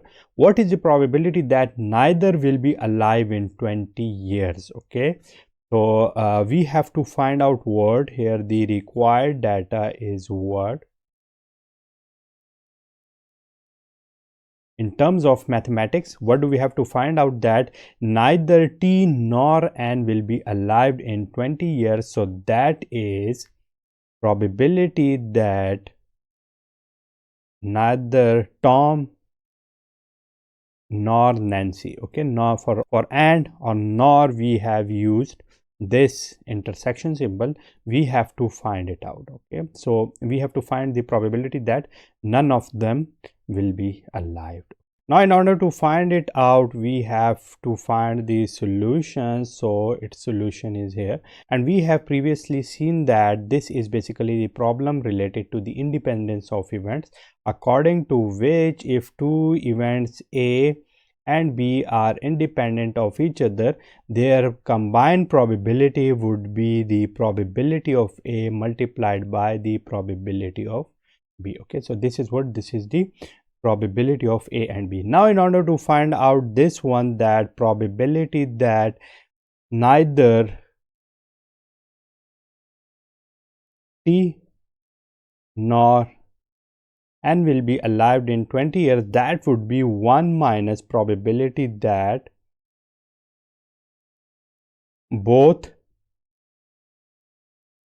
will be alive in 20 years. Okay, so in order to write it in the form of mathematical equations, what we can write here, this would be A complement intersection B complement. So it would be 1 minus probability of A and B. Okay, and we can see that as A and B are independent of each other, so therefore this one can be written as what? This one can be written as 1 minus probability of A multiplied by the probability of B. Here we can very clearly see that A is Tom and B is Nancy, which were previously T and N. Okay. So now putting their values here, because this is now P of T, this is now P of N, and also here we have seen that this one is this one. Okay, so now putting their values here, what would we get? We would get A complement and B complement. It would be 1 minus probability of A is 0.7 and probability of B is 0.9. Okay. So now 1 minus 0.7 and 0.9, it would be 63 divided by 100. Okay, or 1 minus 0.63. So it would be what? It would be 0.37. Okay, so what is this? This is the solution of the question which is here. Okay. So that is the solution which we wanted to see. So this is what, this one is the solution and this is the answer of it. So that's it for today, in which we have seen the independence of the two or more events, in which the probability of the two events or the combined probability of two events can be calculated by multiplying the probabilities of the single event. So that's it for today, and I will see you with some more interesting stuff in our upcoming video. See you soon. Welcome back, guys. This is question 2.95, and the statement it has is in a certain region of the country, it is known from past experience that the probability of selecting an adult over 80 years of age with a cancer is 0.05. Okay, so with the passage of time and what we have done previously, let me write here the given data. Okay, so given data here is given data. And for the given data and the probability of a cancer in that region for the people over 80 years is 0.05. So let me represent it with C, so that the probability of cancer is 0.05. Okay, so that is the probability of a cancer. And similarly, the probability that there is no cancer would be what? 1 minus probability of C, or 1 minus 0.05. So 1 minus 0.05 is 0.95. Okay, so if the probability of a doctor correctly diagnosing a person with cancer as having the disease is 0.78. Okay, so this is what, if a person has a disease and doctor diagnoses it correctly, that probability is 0.78. Okay, and the probability of incorrectly diagnosing a person without cancer as having the disease is 0.06. Okay, so what do we have to do here? We have to write the probability of a diagnosing it positive such that a person has a disease, or see, that is what that is also given, and that is 0.78. Okay, and similarly, the probability that a person is diagnosed a cancer if he doesn't have it is also given, and that is 0.06. Such that the person is diagnosed as positive if he doesn't have it. So that is cancer is negative while diagnosis is positive. That is what, that is 0.06. Okay, so what do we have to find out? What is the probability that an adult over 40 years of age is diagnosed as having cancer? So we have to find out what, let me write the required data here. So required data is, we want to find out what, we want to find out the probability of diagnosing any person positive. Okay, so what do we have to find out here? In order to solve it, let me write here the solution. So in order to find the solution of it, previously we have seen that in order to find the diagnosis of D plus, what do we have to find out? We have to find out the probability of D plus given that a person has a disease such that the probability of a disease. Okay, similarly, the probability of diagnosing positive such that a person doesn't have a disease, okay, multiplied that the probability that a person doesn't have a disease. Okay, so that is, this is what, this is the formula which I'm going to use here, and this is also has obtained from another formula. Let me write it here. In order to find the probability of B, what do we have to find out? We have to find out the probability of B given all the possibilities it has, multiplying it with all these single probability these has, and then adding them together from I equal to n, which are the overall probabilities. Okay, so this is what, this is the formula which I am going to use here. Okay, we can also see here that these are all the values which are already given to us. Is this value is given? Yes, this is already given. So let me put it here, and that is 0.78. Okay, multiplying it with the probability of a disease or cancer, that is 0.05, adding it with the product of probability of the positive diagnosis given that the disease is not available, that is here, that is also given here, that is 0.06, and multiplying it with the probability of C negative, and that is 0.95. Okay, multiplying them together and at the end getting the answer, what would I get here? I would get 0.09. 2.96, and that is what? That is the answer of the question 2.95.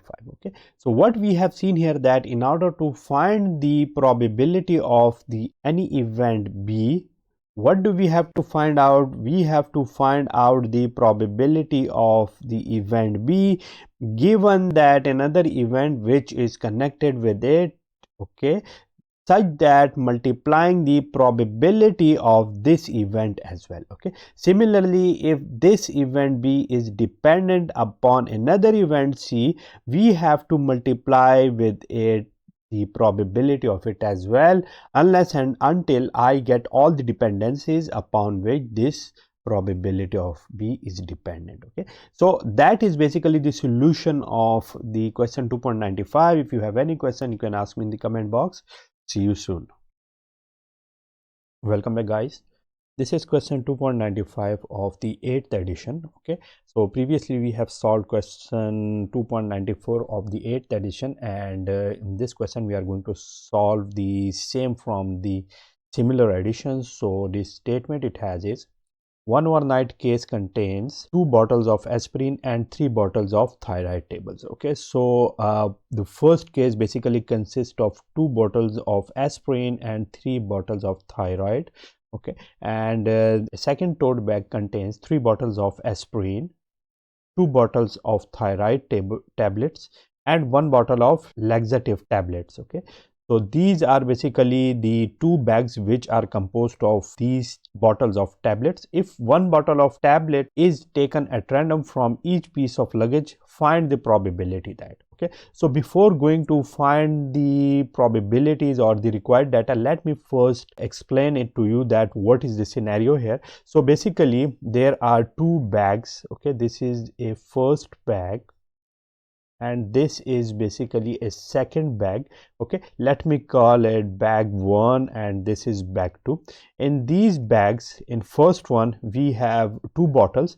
The first one is of aspirin.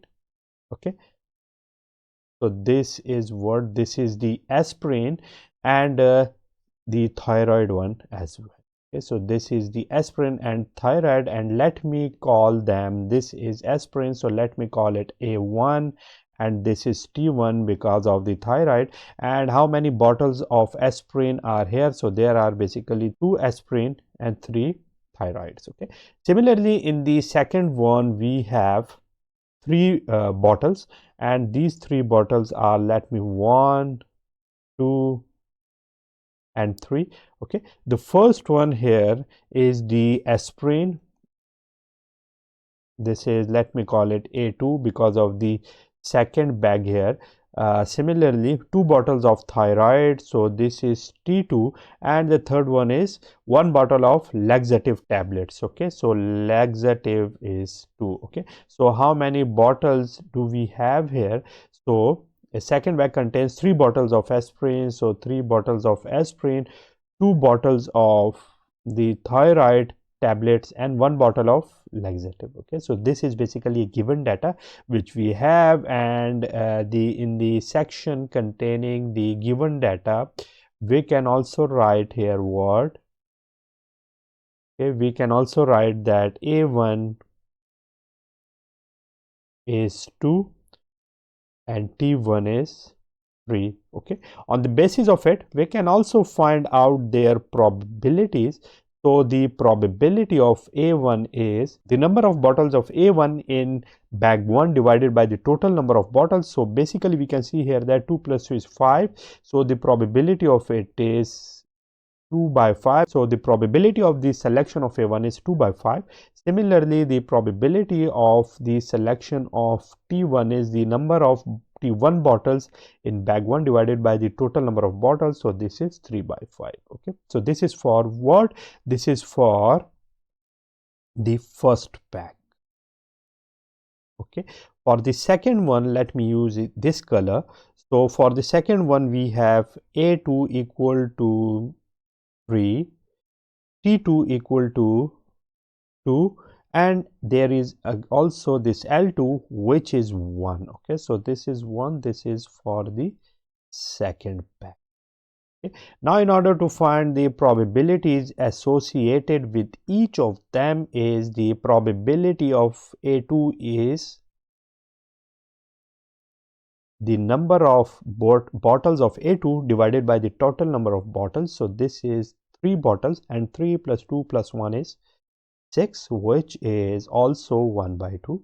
Okay. Similarly, probability of T2 is 2 divided by 6, which is also 1 by 3, and probability of L2 is the number of L2 bottles divided by the total number of bottles. This is 1 by 6. Okay, so this is the overall data. Why am I giving this much time to the given data and the required one? Because in these type of questions, if you have a clear picture of all the required ones, all the given data, and you have transformed them to the probabilities or in the mathematical terms, you can very clearly find the relevant formulas, relevant strategy to sort out what is required and what you have to do. Okay, so now what do we have to find out the required one? Let me write the required one here.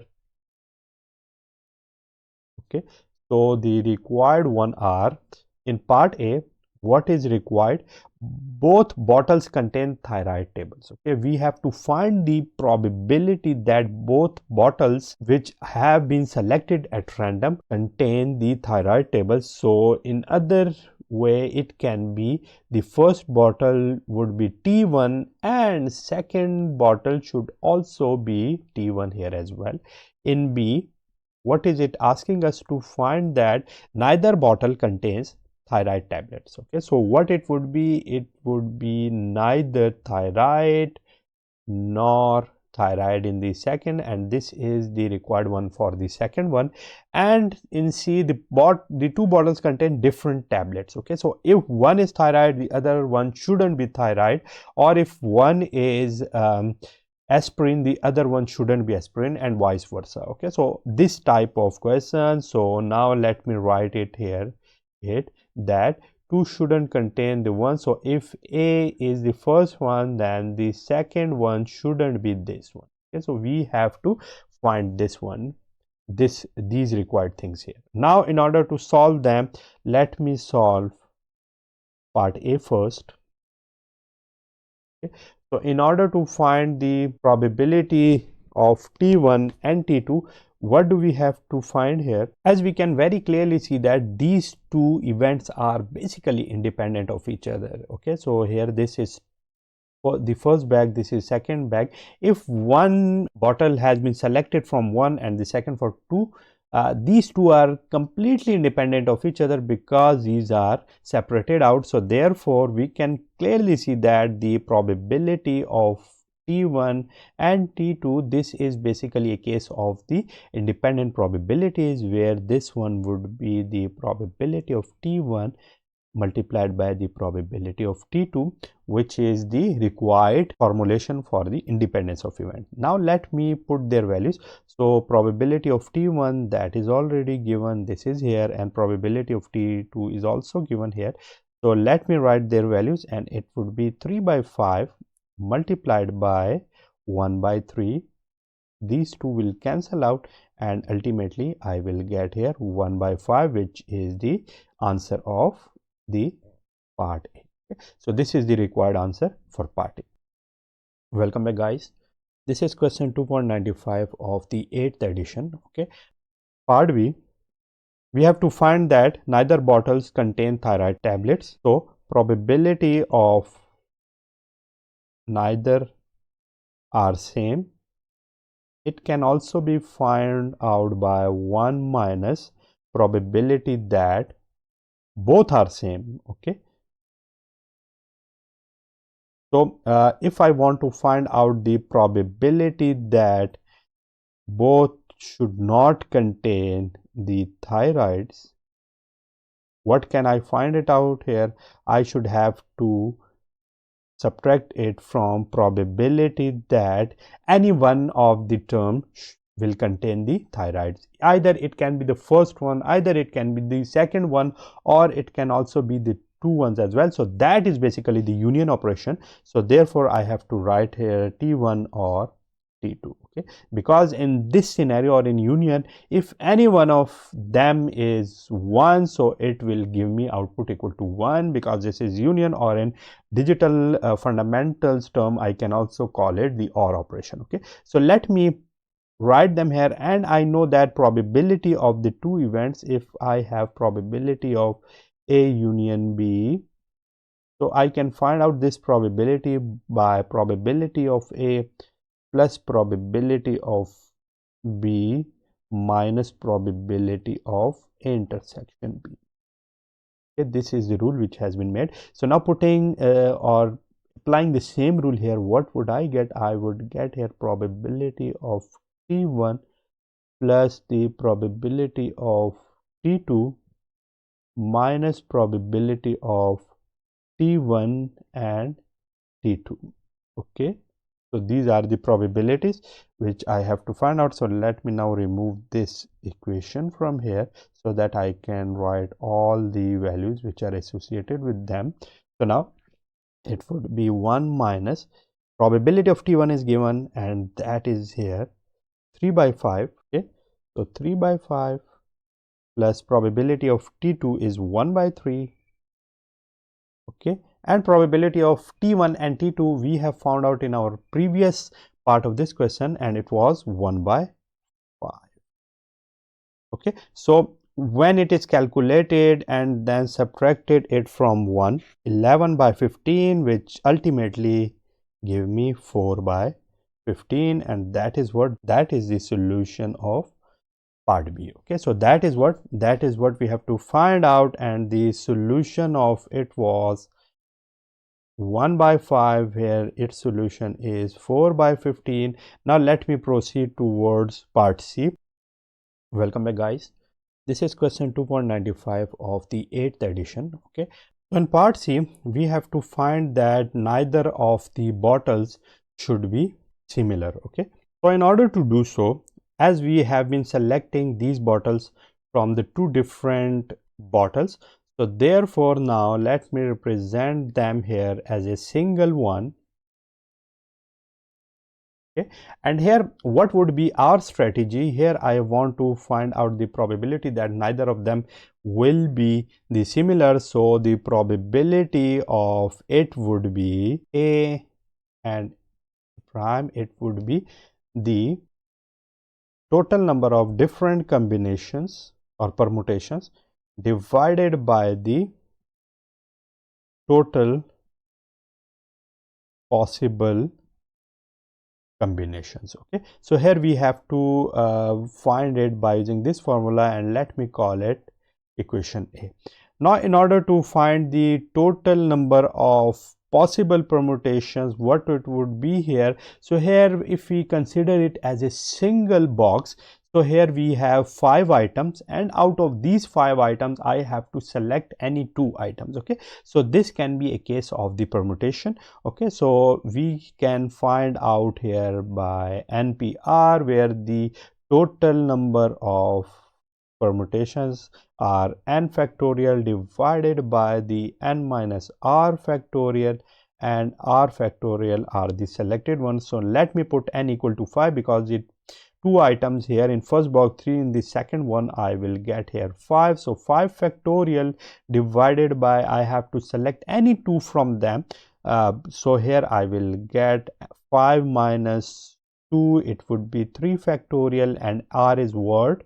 R is again 2. So here we have this case. So let me also write it here. Here n is 5 and r is 2. Okay, so now solving it and then finding it out, what I will get here, I will get this equal to 10. If you find it, you will see that this is equal to 10. So the total number of permutation I can get from this scenario is 2. Okay, so now in order to find the different number of combinations which I can get here, either it can be A1 T2, either it can be A1 L2, either it can be T1 A2 or T1 and L2. Okay, so both of them cannot be similar. I mean A1 A2 is not possible, T1 T2 is also not possible. So in order to find them out, what do I have to do here? Again I have to use this slot concept. So in this slot concept, what I have to do here, I have to find the classes. So I have here three classes. First class is aspirin class, the other one is the thyroid class, while the third one is the laxative class. Okay, so I have three classes. For the first slot here, I have to select one class. Okay, so if there are three classes, I have to select, or I will have three choices for the first slot. Okay, for the second slot, I cannot select the same class which was previously selected, so therefore these total number of classes I have to select here had reduced from 3 to 2. Okay, so this is 1, this would be 3 multiplied by 2, because each of the class will be associated with the other two classes, so this will give me 6. Okay, so this is what, this is the different number of combinations I have to find out.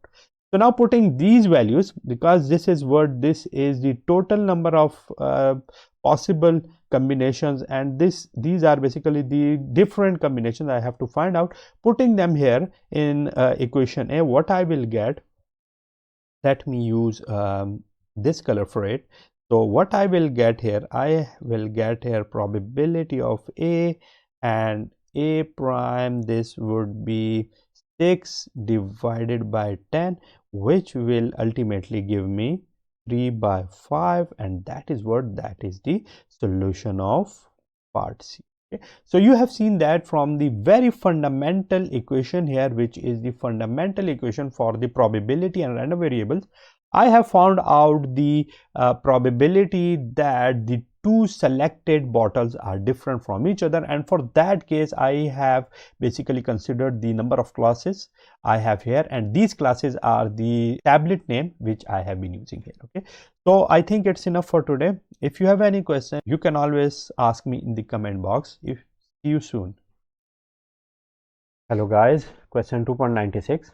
Police plan to enforce speed limits by using radar traps at 4 different locations within the city limits. Okay, the radar traps at each of the locations L1, L2, L3 and L4 will be operated 40%, 30%, 20% and 30% of the time. Okay, so what is it? Let me start it from the given data.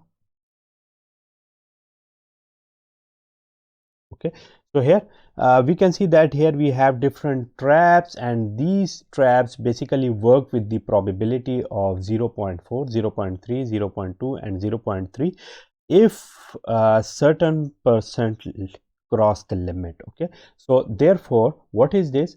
This is the probability that person who is overspeeding, or the radar trap at location L1 traps a person when he overspeeds is basically 40% or 0 0.4. Okay, probability of trapping a person if he overspeeds at S2 is basically what, 0 0.3.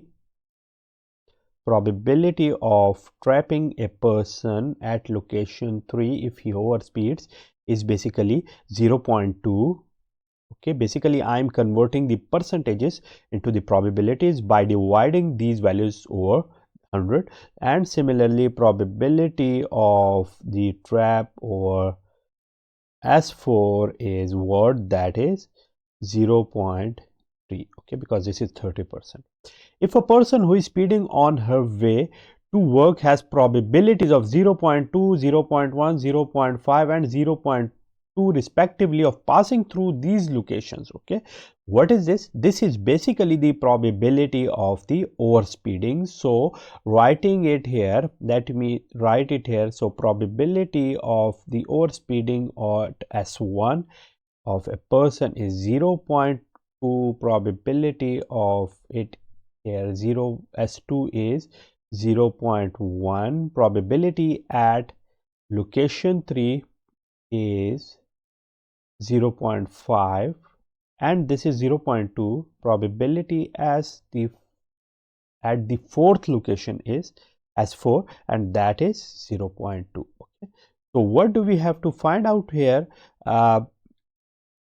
What is the probability that she will receive a speeding ticket? Okay, what do we have to find out here? We have to find out that it is trapped. Okay, so the required one here is that person is trapped, or probability of T for a person. Okay, so this is the required one, and here in order to solve it, let me write here the solution. Okay, so in order to solve it, what we can use here, we can again use the formula which we have previously seen, and here in order to find the probability of trapping a person would be what? Probability of trapping a person given that he or she will pass location Si would be here multiplying it the probability of trapping a person at location Si, then adding them together from 1 to n. Okay, and this is what, this is a formula I am going to use here. Okay, so let me use this formula here for the fourth locations, which are L1, L2, L3. So therefore probability of trapping a person would be probability of trapping a person at S1 multiplying it with the probability of S1 plus probability of trapping a person at S2 multiplying it with the probability of S2.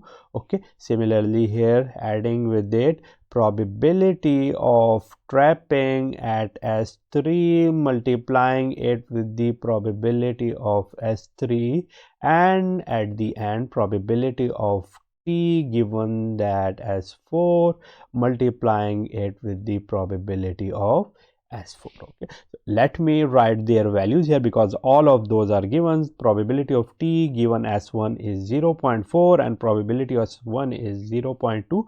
So 0.4 multiplied by 0.2. Okay, similarly PT given S2 this is here, and P S2 this is here. So 0.3 multiplied by 0.1. Okay, similarly PT given as 3 this is here 0.2 and PS3 is 0.5.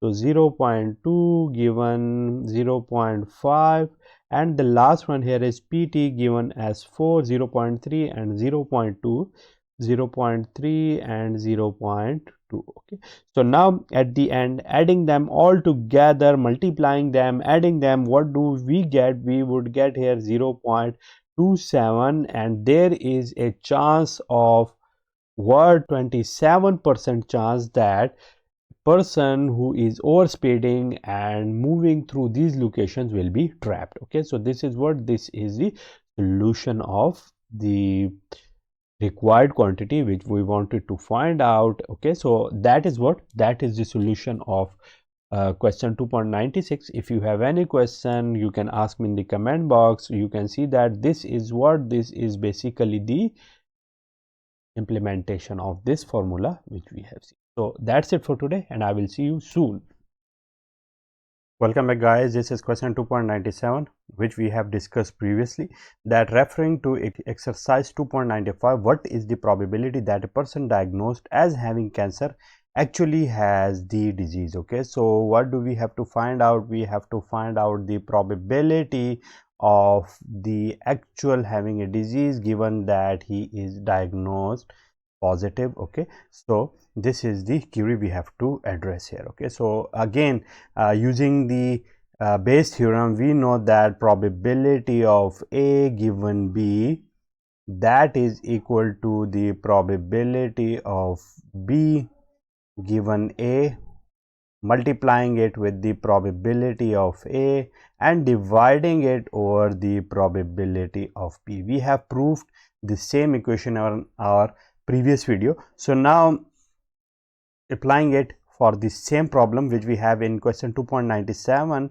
we have to find out the probability of the actual disease or having the actual disease given that a person has been diagnosed as positive would be what? That would be probability of the diagnosing positive given that a person has a disease multiplying it with the probability of the disease dividing it over the probability of the diagnosis. Okay, so this is the overall scenario we have. Okay, so now looking back to the previous question, do we have all this stuff?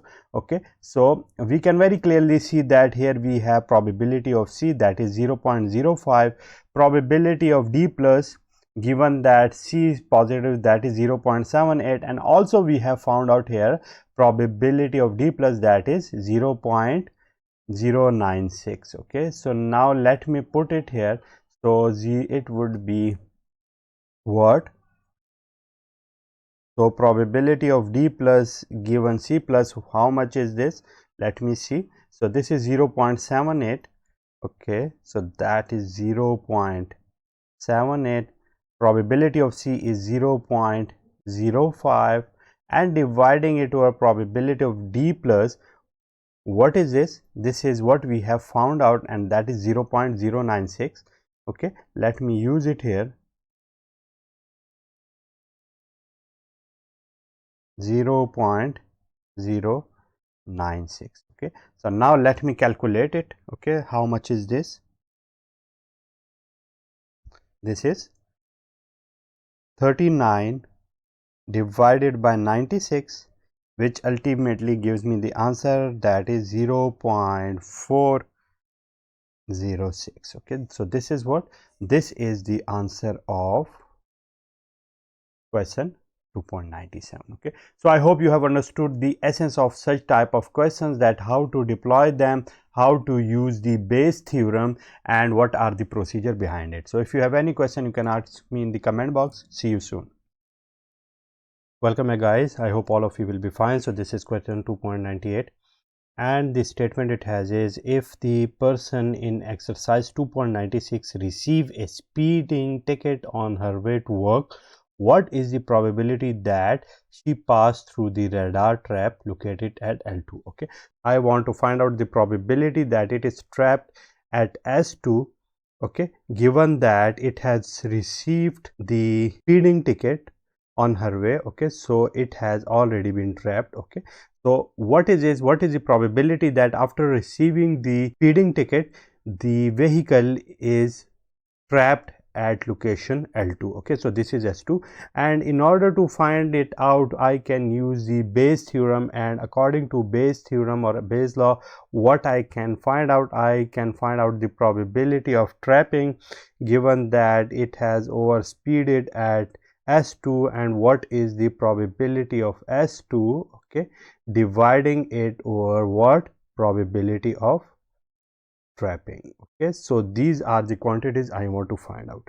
So looking at the exercise 2.96, let me look at here.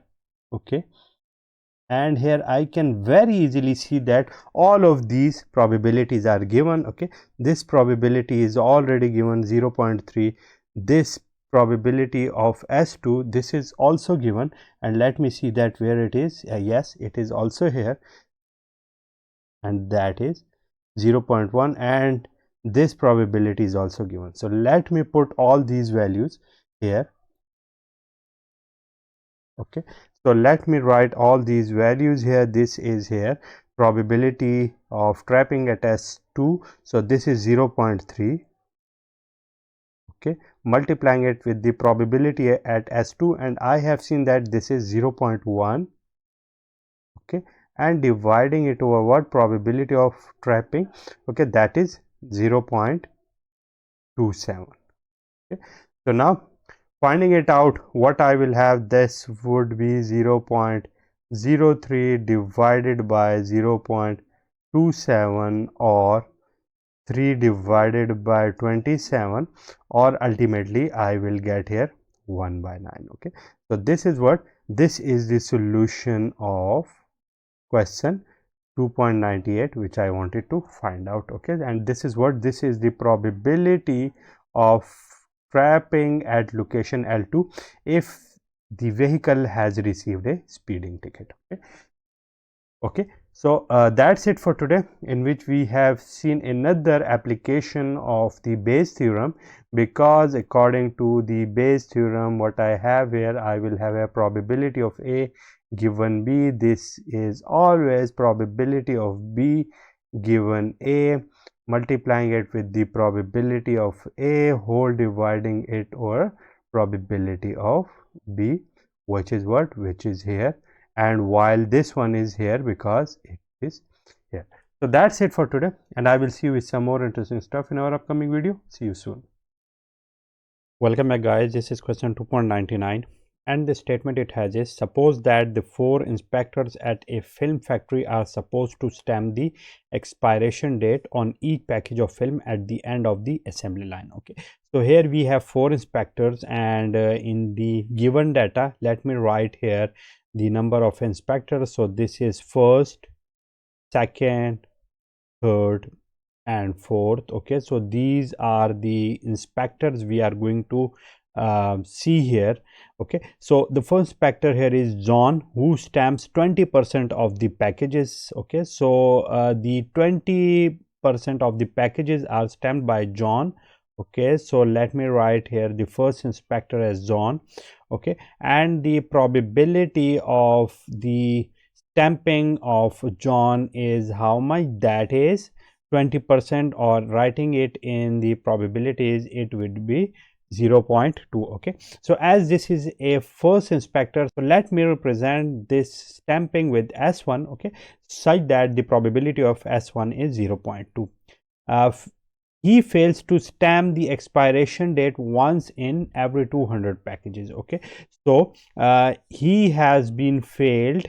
Okay, so the probability of his failure in stamping the expiration date, given that he has stamped, is how much? That would be 1 over 200. Okay, so 1 over 200, let me calculate it. So it would be how much? It would be 0.005. Okay, so this is what? This is the probability or the conditional probability which has been given here. Okay, so similarly the second one here is Tom, who stamps 60% of packages. Okay, so the second inspector is Tom, who stamps the 60% of the packages. So therefore let me represent it with 2, such that the probability of the stamping of the second inspector is how much? That is 60%, or 0.6.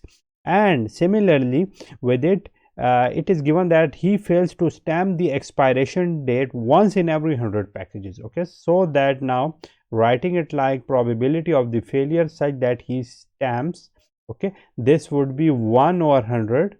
Okay, and this is 0.01. Similarly, in third one, it is Jeff. So Jeff, who stamps 15% of the packages. So the third one here is Jeff. Okay, and let me represent it with 3 such that the probability of the stamping of this third inspector is 15%. So this is 0.15. Okay, so after it, he fails to stamp the expiration date once in every 90 packages. So now here probability of the failure in stamping the expiration packages is S3. It would be 1 over 90. So calculating the 1 over 90, I will get here 0.011. Okay, so this is what we wanted to find out. And the fourth one here is Pat, okay, who stamps 5% of the packages.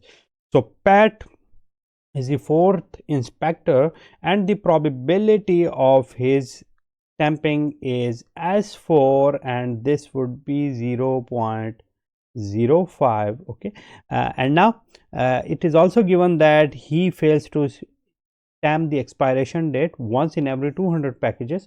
So therefore the probability of the failure, given that this is S4, would be 1 over 200. So it would be 0.05. Okay, so this is all the given data which I have found out, and this is the essence of the questions like this one, that first of all you have to find the underlying concepts, and you have to formulate the mathematical equations or given data in the form of the mathematical variables such that you would know that what do you want to find out and what will be the strategy which you have to follow after this one. Okay, so this is basically the overall data. After it, what do we have here? If a customer complains that her package of film does not show the expiration date, means the failure has already been occurred because no expiration date has been shown. What is the probability that it was inspected by the John? Okay, so John is the first inspector, so therefore here the required data is, what do I want to find out? I want to find out the probability that the stamping has been done by the first inspector, given that it is failed, and I want to find out this one. Okay, so this is the overall scenario of this question. So let me solve it. So in order to solve it, let me have here the solution, and we can very easily say that in order to find this condition here, what can I use here? So let me write it here. So if I want to find out this one, so by using the Bayes theorem, what can I write here? Here I can write probability of failure given the S1, multiplying it with the probability of S1, dividing it over the probability of the failure. Okay, so this is what I want to find out, and let me call equation A. Okay, so let me have this equation A. Now in order to find it out, do I know the values of these variables? Yes, the first variable, which is probability of f given S1, this is already given. Probability of S1, this is also given, but we don't know the probability of the failure. So let me write here the probability of the failure. So in order to find it out, let me move it somehow here.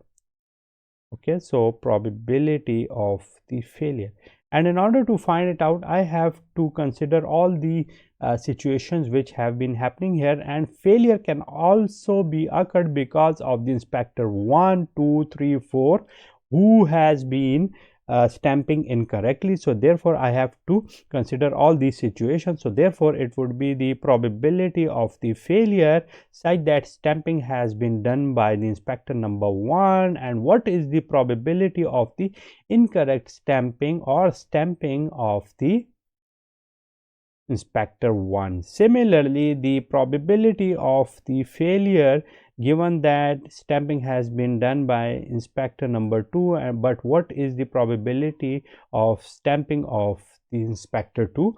Okay, similarly, the probability of the failure or not stamping, given that stamping has been done by the inspector number 3, multiplying it with the probability of the stamping by the inspector number 3 plus the probability of the failure such that stamping has been done by the 4th inspector, and what is the probability of the stamping by the 4th inspector. Okay, so these are all the variables, so I know their values. So let me put them down, and let me use this one for their values. So for these two, let me write their values, which are here. So 0.005 multiplied by what? Here I have 2 multiplied with probability of S1, so here this S1 is 0.2. Okay, now with it, probability of f given S2, so probability of f given S2 is 0.01. With it I have to multiply by probability of S2, which is 0.6. okay, so here I will have 0.6, adding with it probability of f given S3, so this is 0.011, multiplying it with the 0.05, so 0.05. okay, similarly the last one here is probability of f given S4, so this is 0.05, and multiplying it with the probability of S4, this is also 0.05. okay, so now calculating them and then finding the solution of it, what would I get? Here I would get 0.0089.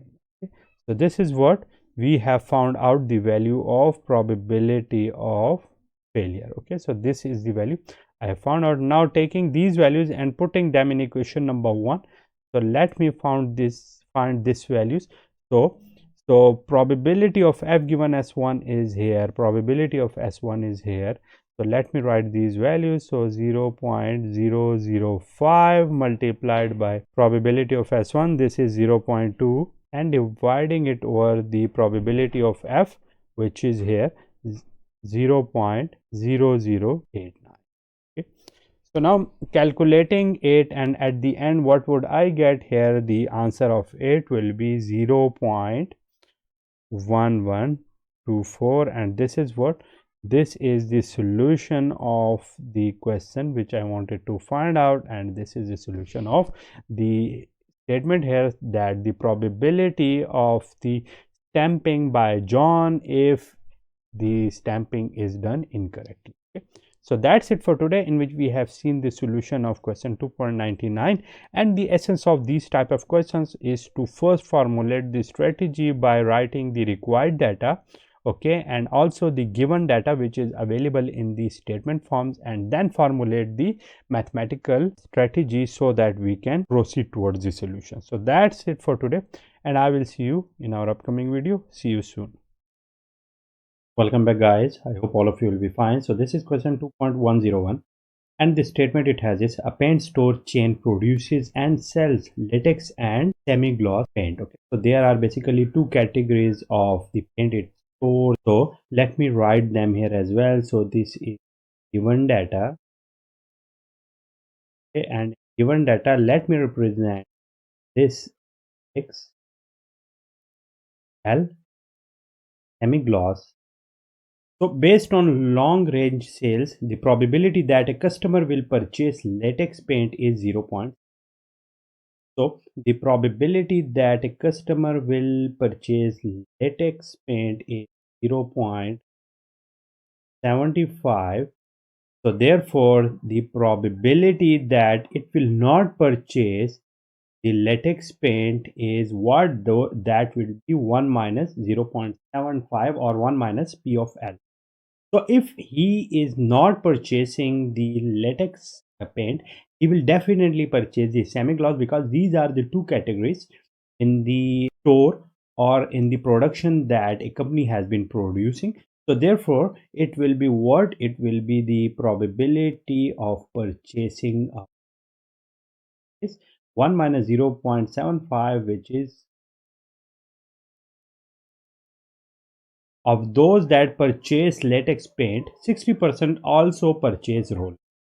So in this scenario, you can see that this is the condition, that if he purchase something, the probability of purchasing the other thing is given. So in this scenario, he has already purchased the latex paint. So therefore, I want to find out in which he has already purchased the latex paint, and the probability that the person will also purchase a roller, which is, let me write R, which would be 60%, which is 0.6. Similarly, but only 30% of semi-gloss paint buyers purchase a roller. So therefore now here as well, the probability of purchasing roller, given that he purchases the semi-gloss, which would be how much? That would be 30%, or 0. So the statement here is that a randomly selected buyer purchases a roller and a can of paint. What is the probability that the paint is latex? So what do I want to find out? I want to find out the probability that he buys latex, given that he has already purchased roller, and this is here I want. So in order to do so, let me write the solution here, and in this solution the required quantity is this one. This is what? This is the what we quantity. So here, in order to find it out according to the Bayes theorem, what we know here is that the probability of the latex, given that R is purchased, is probability of R given L, multiplying it with the probability of L whole divided by the probability of the roll. So this is what we want to find. Similarly, in this scenario, the probability of R would be what? This would be the probability of a roller buying in all the scenarios. And here we have two scenarios. Either he will buy latex or semi-gloss, or, and here I want to write here that probability of purchasing roller, given that he has purchased the first category of the paint, and that is L. And what is the probability of L? This has to be multiplied with this. Similarly, the probability of the purchase of roller, given that he will purchase the second category of the paint, multiplying it with the probability of the purchase of that. So we have this thing, and let me write these values here. So I've already known these values, and this value is given already here. This is 0.6, okay, multiplied with the probability of L, which is 0.75. Similarly, probability of R given S. So probability of R given S is already given, that is 0.3, and probability of S is also given, that is 0. So this is what we have, and let me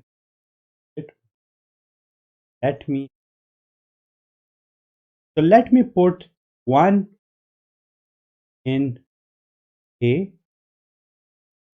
So putting these values and the other values here as well, so these values are also here. So let me write these values here. Probability of R given L, so this is here, and this is 0.6 multiplied by probability of L, and this is already given here. Well, this is 75, 0.75, and divided by the values which are given in the form of equation 1 and here.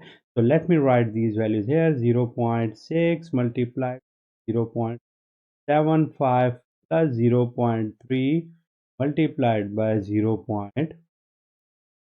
Okay. So when I will add them and then multiply them and divide them, what will I get here? I will get here 0.85, and you can also prove it that the values are correct. And what this is, this question, which is what? Which is basically the probability that he will purchase the latex, given that he what wanted to find out. And this so that's it for today, in which we have seen another application of the Bayes theorem. If you have any question, you can ask me in the comment box. See you soon. Welcome back, guys. This is question 2.103, and the statement of this question is: a truth serum has the property that 90% of the guilty suspects are properly judged, while of course 10% of the guilty suspects are improperly found innocent. Okay, so let me write here the given data. So let me write here the given data. Okay, so here, in order to do so, let me have two conditions which are P and N.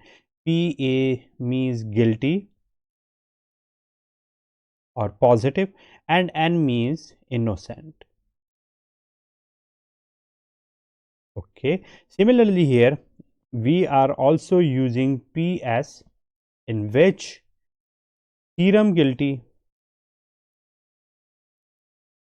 okay, which is shown guilty by the theorem, and similarly N of S, in which theorem shows that a person is innocent.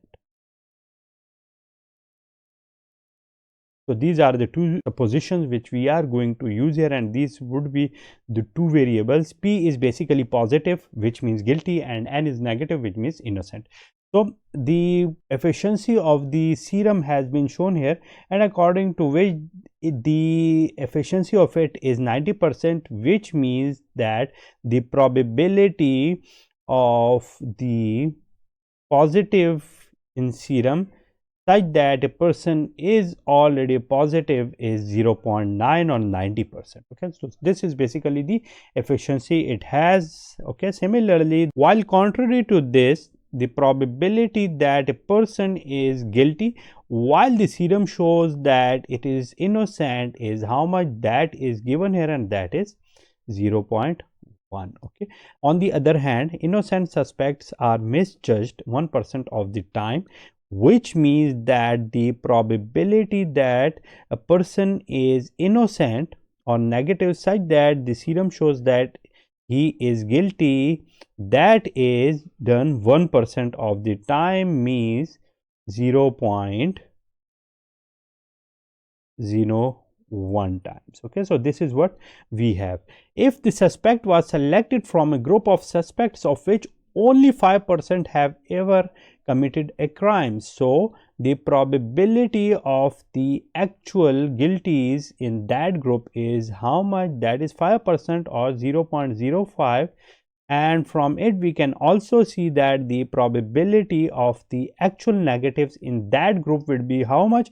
That would be 1 minus probability of the positives, and it would be 95% or 0.95. Okay. So, and the serum indicates that he is guilty. What is the probability that he is innocent? So here, if the serum has been showing that a person is guilty, so what is the probability that he is innocent? So I want to find out the probability that he is innocent, given that serum is showing the positive signs, and this is what the required quantity is, and this is what we have to find out, and this is the required quantity. Okay, so this is the overall scenario which we want to find out here. This is basically for P, this is N, and all the scenarios has been listed here. So now let me solve this question. So let me use the black color for it. So solving it, okay, and let me write for this one the Bayes theorem. So the probability of N given Ps would be the probability of the Ps given N. What is the probability of N?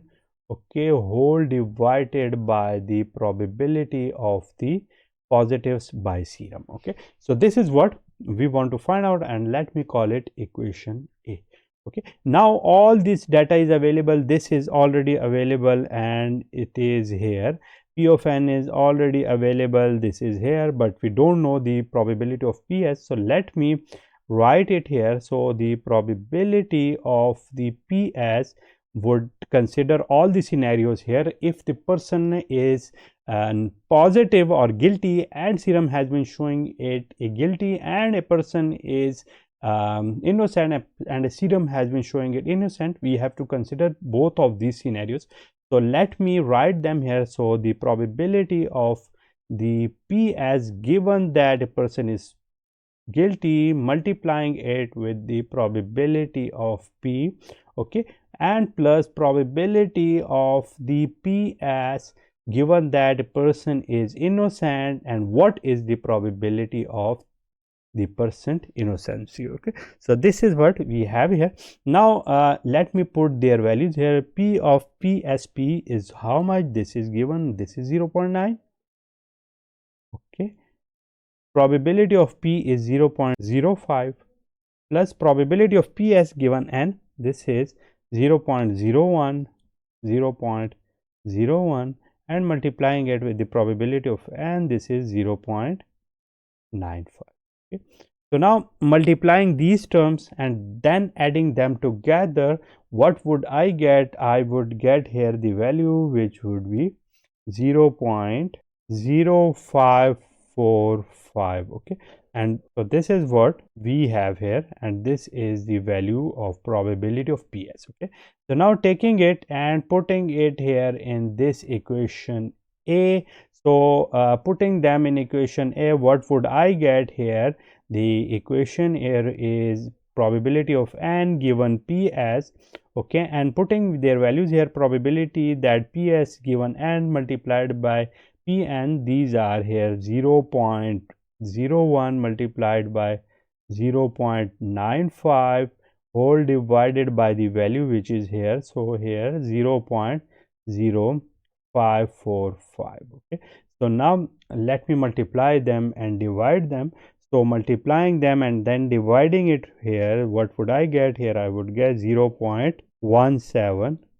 okay, So this is what, this is the solution of the required quantity which we wanted to find here, and it is showing that there is a 17.4% chance that a person who is shown guilty by the theorem is actually innocent. Okay, so this is basically the fundamental type of question which is solved by the Bayes theorem, and according to Bayes theorem, or the fundamental equation of the Bayes theorem, these type of statements has first to be converted to the fundamental mathematical forms, and then we can very easily solve them like this one. Okay, so that's it for today. If you have any question, you can ask me in the comment box. See you soon.